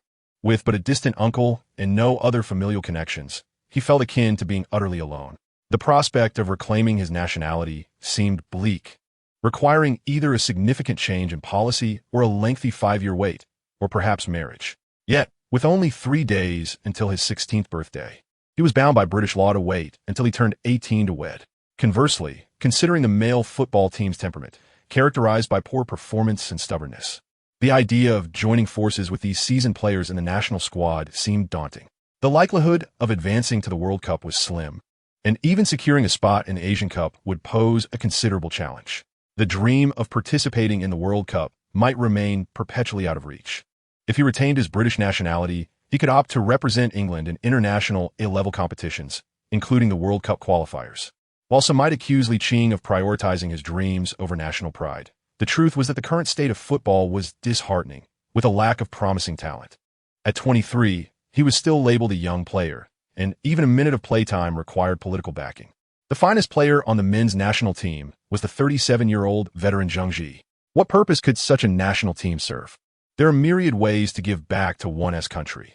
Once he amassed wealth, he could establish a youth training academy, laying the groundwork for future football aspirations. The strength of an individual can never singularly elevate a team. Lee, why are you lost in thought? The radiant smile of Firmino appeared before him. Ligt chuckled, though. It's nothing, just reflecting on some rather disheartening matters. What troubles you? Might you share it, so I can bring some cheer to your spirits? Ligt, in the post-match mixed zone, the player being interviewed this time is the seasoned veteran, Milner. It is not that he has replaced Ligt as the best player on the field. Rather, his performance earned him the official title of man of the match. Although Ligt contributed a goal and 2 assists, his impact was less pronounced in the latter stages of the second half. In contrast, Milner, who played as a left-back, shone brightly, demonstrating tireless running and timely defensive prowess that safeguarded Liverpool's left flank. The home victory of 3-1 against Tottenham brought immense joy to head coach Klopp, who unexpectedly granted the players 3 days of rest. However, this respite was designated for those who participated in the league, while substitutes who did not make the 18-man matchday squad, along with promoted youth players, were required to attend training. Nevertheless, Ligt, eager to play more and enhance his skills, chose to forego the holiday to train at Melwood. Sharing this ambition is Maine, who has just concluded his participation in the Africa Cup and has yet to regain his peak physical form. Meanwhile, the inherently romantic Brazilians, Firmino and Coutinho, have embarked on a holiday together, reportedly heading to the sun-drenched beach resort Malaga in southern Spain to revel in the sun and sand. During the school week, Ligt dedicated his mornings to studying at school and spent his afternoons commuting by bus to Melwood for team training. Klopp, along with his assistants Buvac and Kravitz, keenly observed Liching's efforts, their mutual glances reflecting profound admiration for the young talent. They even deliberated on the possibility of replacing Lalana with Ligt in the starting lineup. After several discussions, they decided to exercise caution. While Liching's current performance certainly warranted a starting position, they believed that, given his characteristics, a substitute role would be more suitable for him at this stage. Additionally, Ligt was still in a phase of physical development, and overexerting him in intense matches could lead to unforeseen consequences. If Ligt were privy to the coaching staff's thoughts, he would undoubtedly quip, "Fear not, I have a system." Of course, this was merely a jest. The system had indeed been a pivotal factor in Liqing's burgeoning strength. But should it be revealed, would he not become a mere guinea pig? Chapter 96. 16th birthday Liverpool's home victory, 3-1 against Tottenham, thrust Liqing back into the limelight, as he was instrumental with 1 goal and 2 assists, turning the tide for Liverpool. Following consecutive triumphs over Wolverhampton and Chelsea, it became apparent that all 10 goals scored by Liverpool in these 3 matches were intricately linked to Liqing's contributions. 2 goals, 3 goals, and 1 goal alongside 2 assists. 6 goals and 2 assists in total. The remaining 2 goals, seemingly unrelated to Liqing, were nonetheless a testament to his stellar performance, which created numerous attacking opportunities for his teammates. In essence, the 3 most aesthetically pleasing matches Liverpool had played since 2017 were orchestrated by Liqing. Remarkably, Liqing had yet to celebrate his 16th birthday. Such outstanding performances naturally positioned him as a focal point for fans worldwide, particularly among sports media and enthusiasts. Many expressed a desire for the Football Association to reach out to Liqing, urging him to restore his nationality and represent the national team in the final 5 qualifying matches of the Asian 12-strong tournament. Given Liqing's contributions of 6 goals and 2 assists in less than 90 minutes across 3 matches, there was a palpable optimism that his participation could lead the national team to victory in all 5 remaining matches, potentially securing 16 points and a chance to represent Asia at the World Cup in Russia next year. Having already been a part of Liverpool's youth training for over 6 years, Liqing would undoubtedly acquire a Premier League work permit, alleviating any concerns about his nationality, hindering his ability to play in the Premier League. These sentiments from the media and fans inevitably caught the attention of the Football Association. Yet officials scoffed at the idea, choosing to disregard it. The notion of a minor player bearing the weight of national football was deemed ludicrous. Nevertheless, many in the media and among fans opposed such a proposition, lamenting that football had deteriorated to its very core, beyond any hope of salvation. Liqing acknowledges his humanity. Thus, he should earnestly demonstrate his capabilities at the epicenter of world football, which would undeniably serve as a source of national pride. The media on the British Isles has lavished praise upon Liqing, and it remains uncertain whether this admiration stems from recent news reports. Numerous prestigious outlets have expressed a desire for coaches across all levels of England's national teams to summon Liqing soon, lest he be pursued elsewhere. The Liverpool Echo has even suggested that Gareth Southgate, the head coach of the senior national team, should call up Liqing, allowing him to make a substitute appearance in an international A-level match, thereby potentially thwarting any aspirations he may have to represent another nation. Gareth Southgate has expressed his astonishment at Liqing's performance. However, he believes that the young talent, still only 16, should initially represent the U17 and U19 youth teams. After all, this year marks a significant one for youth tournaments, with the U20 World Cup in South Korea followed by the U17 World Cup in India. Immersed in rigorous training and additional exercises with his team, Liqing pays little heed to external media commentary, occasionally glancing at posts shared by Tong Shunbing during their WeChat exchanges. That evening, Tong Shunbing sent Liqing a rather unexpected voice message. The surprise stemmed from her inquiry about whether he wished to train the following day. Since their acquaintance, despite the rapid progression of their relationship and occasional playful banter, such a question imbued with a sense of a date had never been posed before. Liqing possesses a soul nearing 30 years of age. So how could he fail to perceive the underlying meaning in Tong Shunbing's words? Was she not inquiring whether he was available tomorrow? Thus, with a smile that was neither entirely genuine nor completely feigned, he replied, "Cousin Shunbing, tomorrow is Valentine's Day. Pray tell, are you secretly admiring this yet-to-mature physique of mine?" Ugh. In less than 10 seconds, Tong Shunbing retorted, "I truly wonder what thoughts occupy the mind of a mere adolescent boy like you." Hee. Liqing chuckled and said, "When you ask me if I'll train tomorrow, aren't you really inquiring about my availability? If you have something to say, just say it directly. What do you wish to discuss?" Tong Shunbing, a savvy internet user well-versed in the nuances of online puns, inexplicably associated his words with a rather inappropriate phrase. Flushing crimson in her dormitory at the University of Manchester, she hastily banished the unsuitable imagery from her mind and, feigning nonchalance, replied, "Aren't you turning 16 tomorrow? I was just checking if you have time. If you do, perhaps we could share a meal together." Upon hearing her voice message, Liqing suddenly smacked his forehead. realizing he had completely forgotten that tomorrow marked the 16th birthday of this body's original owner. Of course, his birthday was calculated according to the lunar calendar, falling on the 18th day of the first month, coincidentally aligning with Valentine's Day. Listening to this, Ligt felt a sense of comfort wash over him. After a moment of contemplation, he mused, "We have training in both the morning and afternoon. If your schedule permits, let us dine together in the evening. I shall treat." After a considerable time, Tong Shunbing replied with a simple message, "All right." It was evident that Tong Shunbing had made a resolute decision. The following day, Ligt arrived at Melwood early. Curiously, his teammates, who typically did not arrive at the training ground until nearly 10, began to show up by 9. Even Firmino and Coutinho, who were supposed to be vacationing in Malaga, returned early to the Melwood training facility to partake in the team's training. Additionally, he sensed that his teammates were casting him some peculiar glances. However, he found it somewhat elusive to decipher the exact nature of their strangeness. Ligt is a rather indolent thinker, never bothering to speculate on the affairs of others. As the hour-and-a-half training session concluded, the players gradually made their way to the locker room. Ligt began to gather his belongings in preparation to follow suit, when suddenly, assistant coach Kravitz called out to him, "Hey Lee, come here for a moment." "Mr. Peter, what is it?" Ligt looked on with curiosity. Kravitz casually placed his right hand on Liching's shoulder, saying, "This weekend marks the 5th round of the FA Cup, where we will face Leicester City at home. I wonder if you are prepared to start the match." "What? Start?"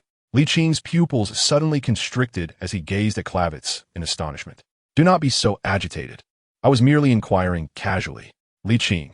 After conversing for roughly 5 minutes, Kravitz chuckled and gave Ligt a gentle pat on the back, urging him to take a shower, as lunch would soon follow. For reasons unbeknownst to him, Ligt felt a peculiar vibe from Kravitz's expression. He could surmise the coach's intentions from the arrangements made. Yet if he was still unfit for the starting lineup, why did Kravitz inquire if he was prepared? How strange. Ligt approached the locker room door, filled with curiosity. Strangely, the interior of the locker room was shrouded in darkness, devoid of any sound, which felt somewhat eerie. Just then, the lights in the locker room flickered to life, revealing Firmino and Main wheeling a cake cart out from the shower area. Ligt walked in with his mouth slightly agape, and his teammates on either side began to sing in unison. "Happy birthday to you, happy birthday to you, happy birthday to Ligt." As the melody of the birthday song concluded, Liching's eyes had already clouded with a veil of tears. The head coach, Klopp, chuckled and said, "Lee, come over and make a wish. Let's cut the birthday cake." For Ligt, whether before or after his transposition, he seldom celebrated his birthday.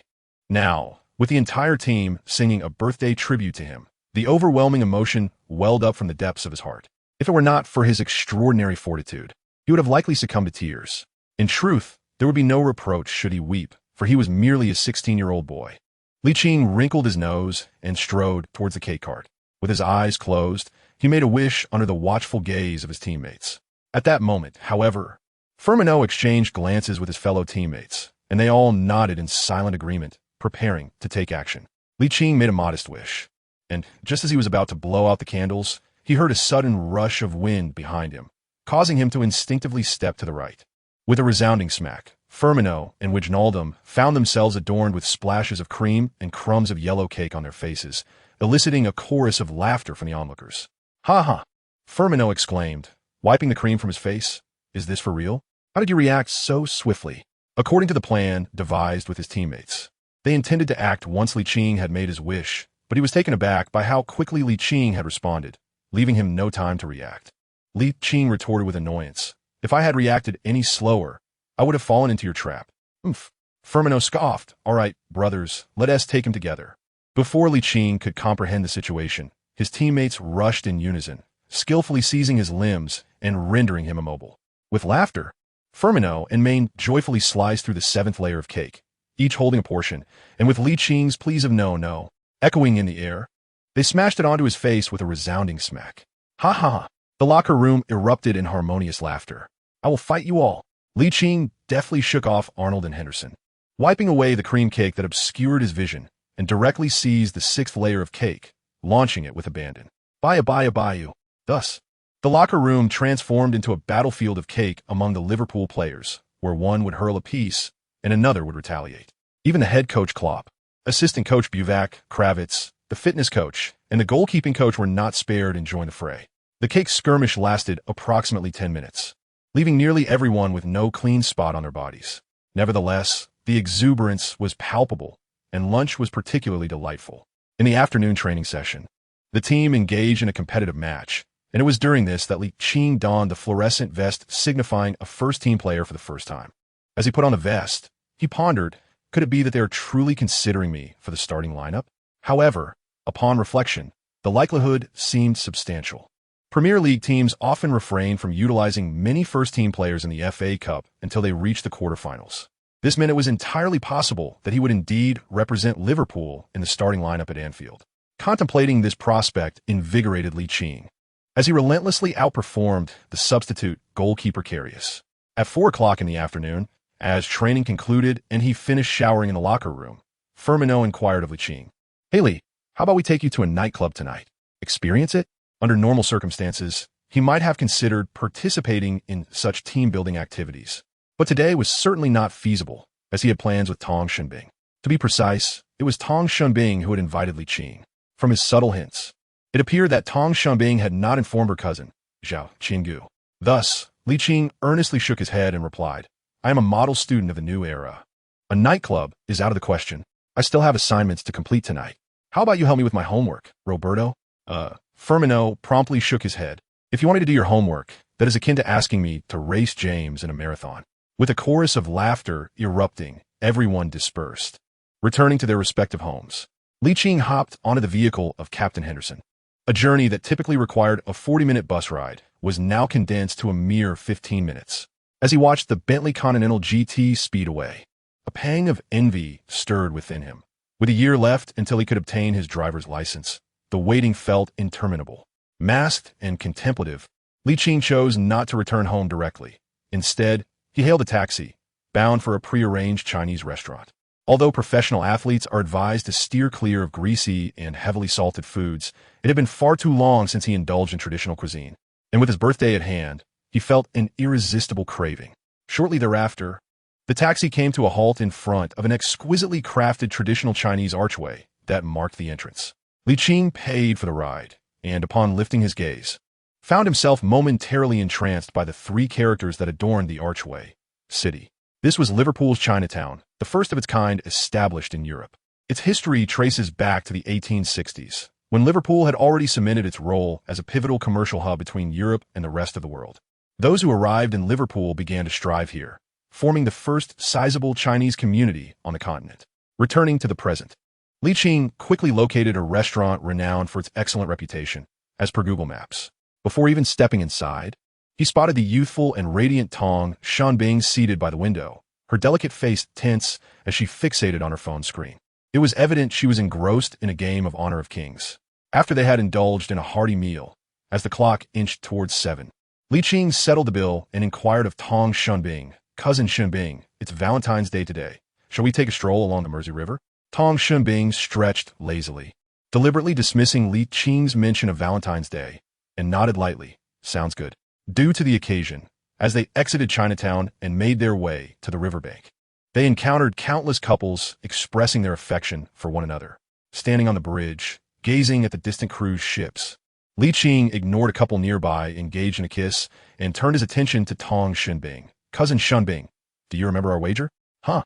Tong Shunbing responded, a hint of panic in her voice.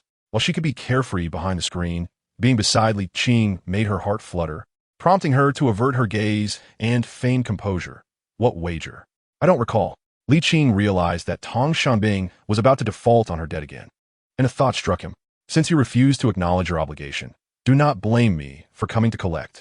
"Hey, Cousin Shunbing." Tong Shunbing instinctively turned her head, only to find that charming face adorned with a wicked smile suddenly appearing before her. Her heart fluttered at the proximity. Ligt leaned in closer, causing her pupils to constrict as she stared in astonishment at his water-bright eyes, her heartbeat quickening. "My first kiss is gone." Chapter 98, Destined Encounter. East Asia Derby. When Tong Shunbing glanced back at Ligt, she found him with his eyes closed, appearing utterly enraptured, his hands casually resting on her slender waist. In the next moment, she felt her teeth subtly move. Ligt instinctively took 2 steps back, his right hand lightly brushing against his subtly aching lower lip.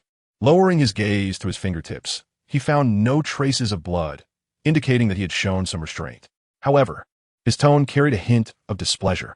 Are you a dog? Little brat, do you have any idea that this is my first kiss? Tong Xinbing's delicate face flushed with embarrassment as she glared at Li Qing, her expression tinged with resentment. It was as if he were claiming it was not her first kiss as well. Li Qing spread his hands, his face betraying neither shame nor guilt as he remarked. Who compelled you to go back on your word? I merely reclaimed one of debts. At this point, a subtle smile graced his lips, forming an elegant arc. As he teasingly added, I recall you mentioned something about a pinky swear lasting a century without change. When do you plan to settle the remaining wager? I'll give you a big fat nothing. You have no evidence, Tang Xunbing retorted, rolling her eyes dramatically. Holding the evidence, Li Qing advanced slowly towards Tang Xunbing until they were less than 10 centimeters apart. Tang Xunbing, her eyes betraying a flicker of anxiety, took a cautious step back and asked, What are you doing? What could I possibly do? Li Qing, observing Tong Xunbing's evident anxiety, became emboldened. He retrieved the audio file he had saved on his phone and stepped closer, their eyes locking in a moment of intensity. With a playful smirk, he inquired, Listen to this and tell me, whose voice do you think it is? As Tong Xunbing listened to the familiar voice emanating from the speaker, her cheeks flushed with embarrassment. She turned her gaze away, catching a glimpse of a foreigner passing by, presenting a bouquet to his date. A flicker of inspiration crossed her mind. Clearing her throat softly, she replied with an air of nonchalance, Well, being your girlfriend isn't out of the question, but you. What do you mean by that? Surely you're not talking about scoring again, are you? You may find it hard to believe, but for me, Li Qing instinctively exclaimed, No. However, Tong Xunbing interrupted his lengthy discourse, her slender, jade-like fingers pointing towards a foreign gentleman holding a bouquet of flowers. If you can present me with a bouquet within 5 seconds, I shall agree to your request. What do you say? As she spoke, she blinked her charming and beautiful eyes. Was she serious? Li Qing smiled faintly, leaving Tong Xunbing with an inexplicable sense of unease. As if she were a prey willingly offered up, she added, You cannot borrow from foreigners, nor can you make an immediate purchase. Ultimately, it must come from within yourself. Today is Valentine's Day, so do not tell me you have not made any preparations. Huh? Li Qing's expression darkened as he said with frustration, Are you intentionally making this difficult for me? If you don't wish to be my girlfriend, just say it. Tong Xunbing's face blossomed with a victorious smile as she replied, I never said such a thing. I can certainly state my conditions. If you can truly meet them, we can settle this right then and there. Is that for real? Li Qing cast a suspicious glance at Tong Xunbing. Not even a pearl could be so genuine. With an air of flamboyance, Li Qing stylishly swept his right hand through his hair and humorously proclaimed, The moment to witness a miracle has arrived. He unzipped his jacket with his left hand, then reached into his down jacket with his right, emerging with his hand raised.